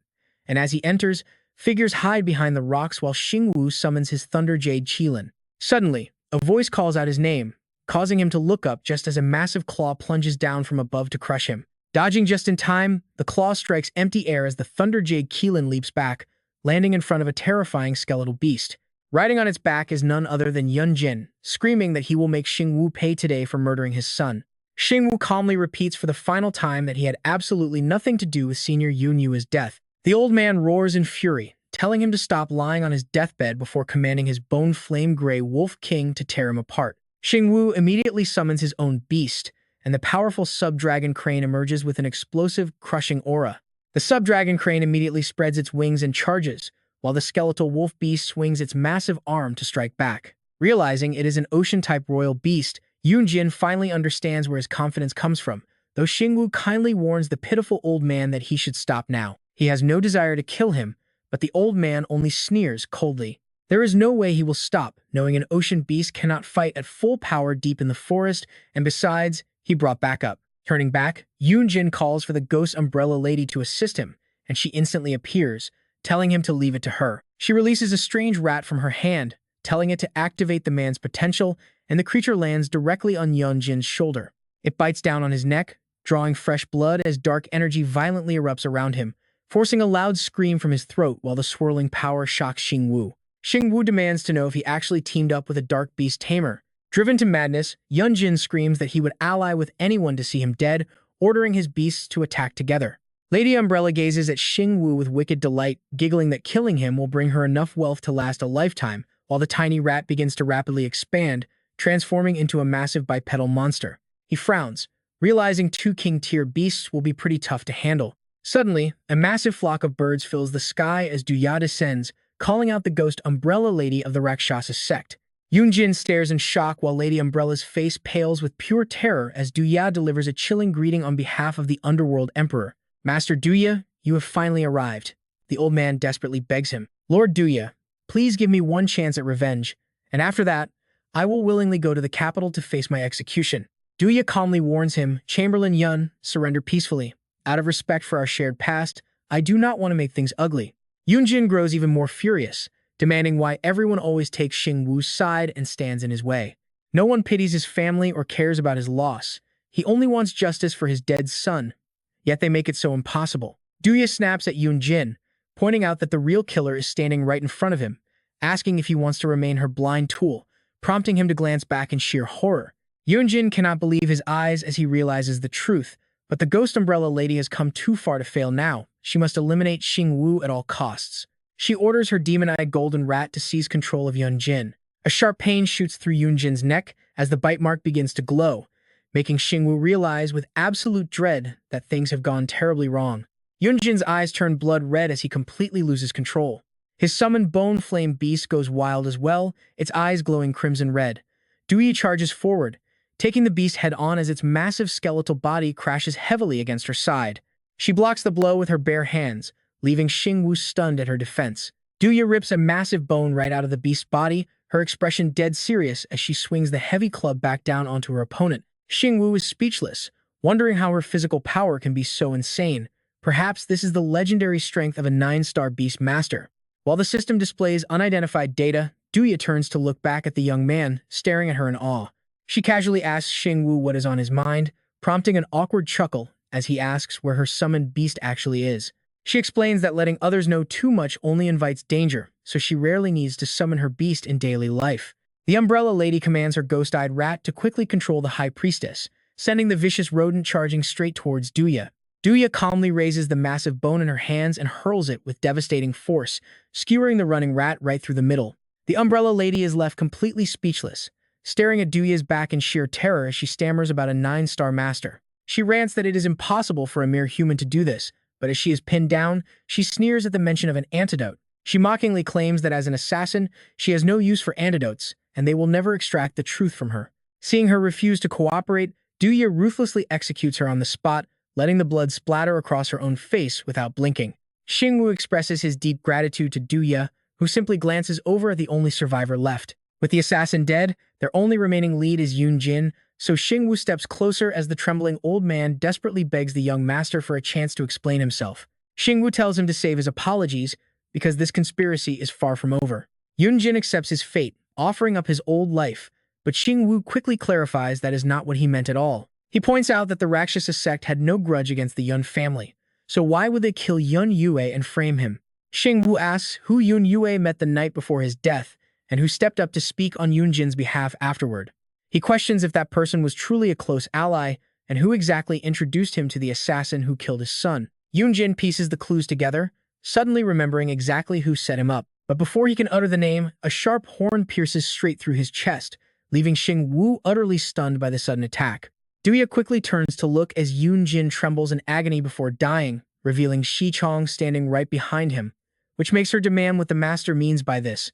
Xichong leisurely walks toward them as a massive, dark eye hovers in the air above, radiating a deeply ominous energy. Xichong acts completely casual, as if everything is going exactly according to his plan. Xingyu remains highly alert, recognizing the terrifying entity above as a first-stage God-Slayer Abyss Lord carrying the ancient illusion god bloodline. Xichong smoothly explains that since Xingyu is highly valued by the Empress, he merely acted to save the young master from imminent danger. Duyi sharply demands to know which of his eyes saw Xingyu's life in danger, prompting him to calmly point toward the rampaging bone flame beast. He argues that the beast is a king-tier creature secretly raised by Yunjin specifically to assassinate the young master. Duyi presses further, asking how he could possibly know about the assassination plot beforehand. He chuckles and replies that with his intellect and status, uncovering such simple secrets is as easy as turning his hand. He subtly warns Xingyu that with the Yun family dead, digging deeper might only lead to more casualties, a threat that instantly infuriates the young man. Xichong narrows his cold eyes, but Xingyu boldly declares his intent to expose the true mastermind and utterly destroy their entire existence. Xichong calmly asks if the young master is actually accusing him of the crime. Xingyu remains firm, stating that a guilty conscience will always expose itself with time, while Xichong glances behind them with a knowing look. Fuling approaches to summon the three lords, delivering the Empress's command for them to meet at Yalan Palace to discuss urgent matters. Xizhong agrees to head over immediately. He pulls the strange eye back into his palm while Xingyu and Duyi exchange a knowing look. Xingyu asks Lord Duyi to arrange for someone to properly bury the late manager Yun. Her decision to assassinate a royal official is no small matter. It is best left for the Empress to decide. She wonders what connection exists between Xizhong and the Rakshasa sect. Xingyu confidently claims that Xizhong is their leader, which she calls an incredibly bold guess. Returning to the royal city, all three enter the grand hall of Yalan Palace to pay respects to the Empress. Shangguanlan questions them. She already knows that both the Umbrella Spectre and Yunjin are dead, but did Yunjin reveal anything before passing? Duyi reports that they have found no new leads. Since things have gone this far, the Empress declares the Yun family case officially closed. She acknowledges Xingyu in this investigation. He successfully tracked down the Rakshasa sect's Umbrella Spectre. Defeating one of the ringleaders is a massive achievement, so Shangguan Lan rewards him as Fu Ling presents a tray holding 2 rare treasures. Shi Zhong's sharp eyes recognize the Thunderburst Bomb and Dark Thunder Ganoderma. Both items can easily boost any Thunder Element beast. A great horse deserves a fine saddle, and setting aside personal grudges, Xingyu is an absolute monster of a talent. Shangguan Lan dismisses them, stating she is tired. They obey her command, while over at the Shi mansion, the telephone rings loudly. Shi Zhong answers, asking the principal of the Vermilion Bird Academy what has brought him to call today. The principal asks if his son is sick since he skipped school for days. Shi Zhong explains he is not sick, but undergoing intense closed-door training for the upcoming martial arts tournament. The principal sighs with relief, glad that such a powerful father is personally guiding the young man. The call ends, and Shi Zhong opens his son's door. He finds Wei An lying miserably on the bed, surrounded by discarded trash. Annoyed, Shi Zhong rips the heavy blanket off his son. Wei An lies there shivering with sheer terror, anxiously asking his father if he thinks Xingyu will eventually uncover the dark truth. Terrified of what to do, his father pulls him close. He reassures Wei An to stay calm because he will never let anyone hurt him. Yet deep down, he feels absolute disgust toward his son's cowardly display. Wondering if such a coward deserves to be his son, he quietly wishes a talent like Xingyu was his own child instead.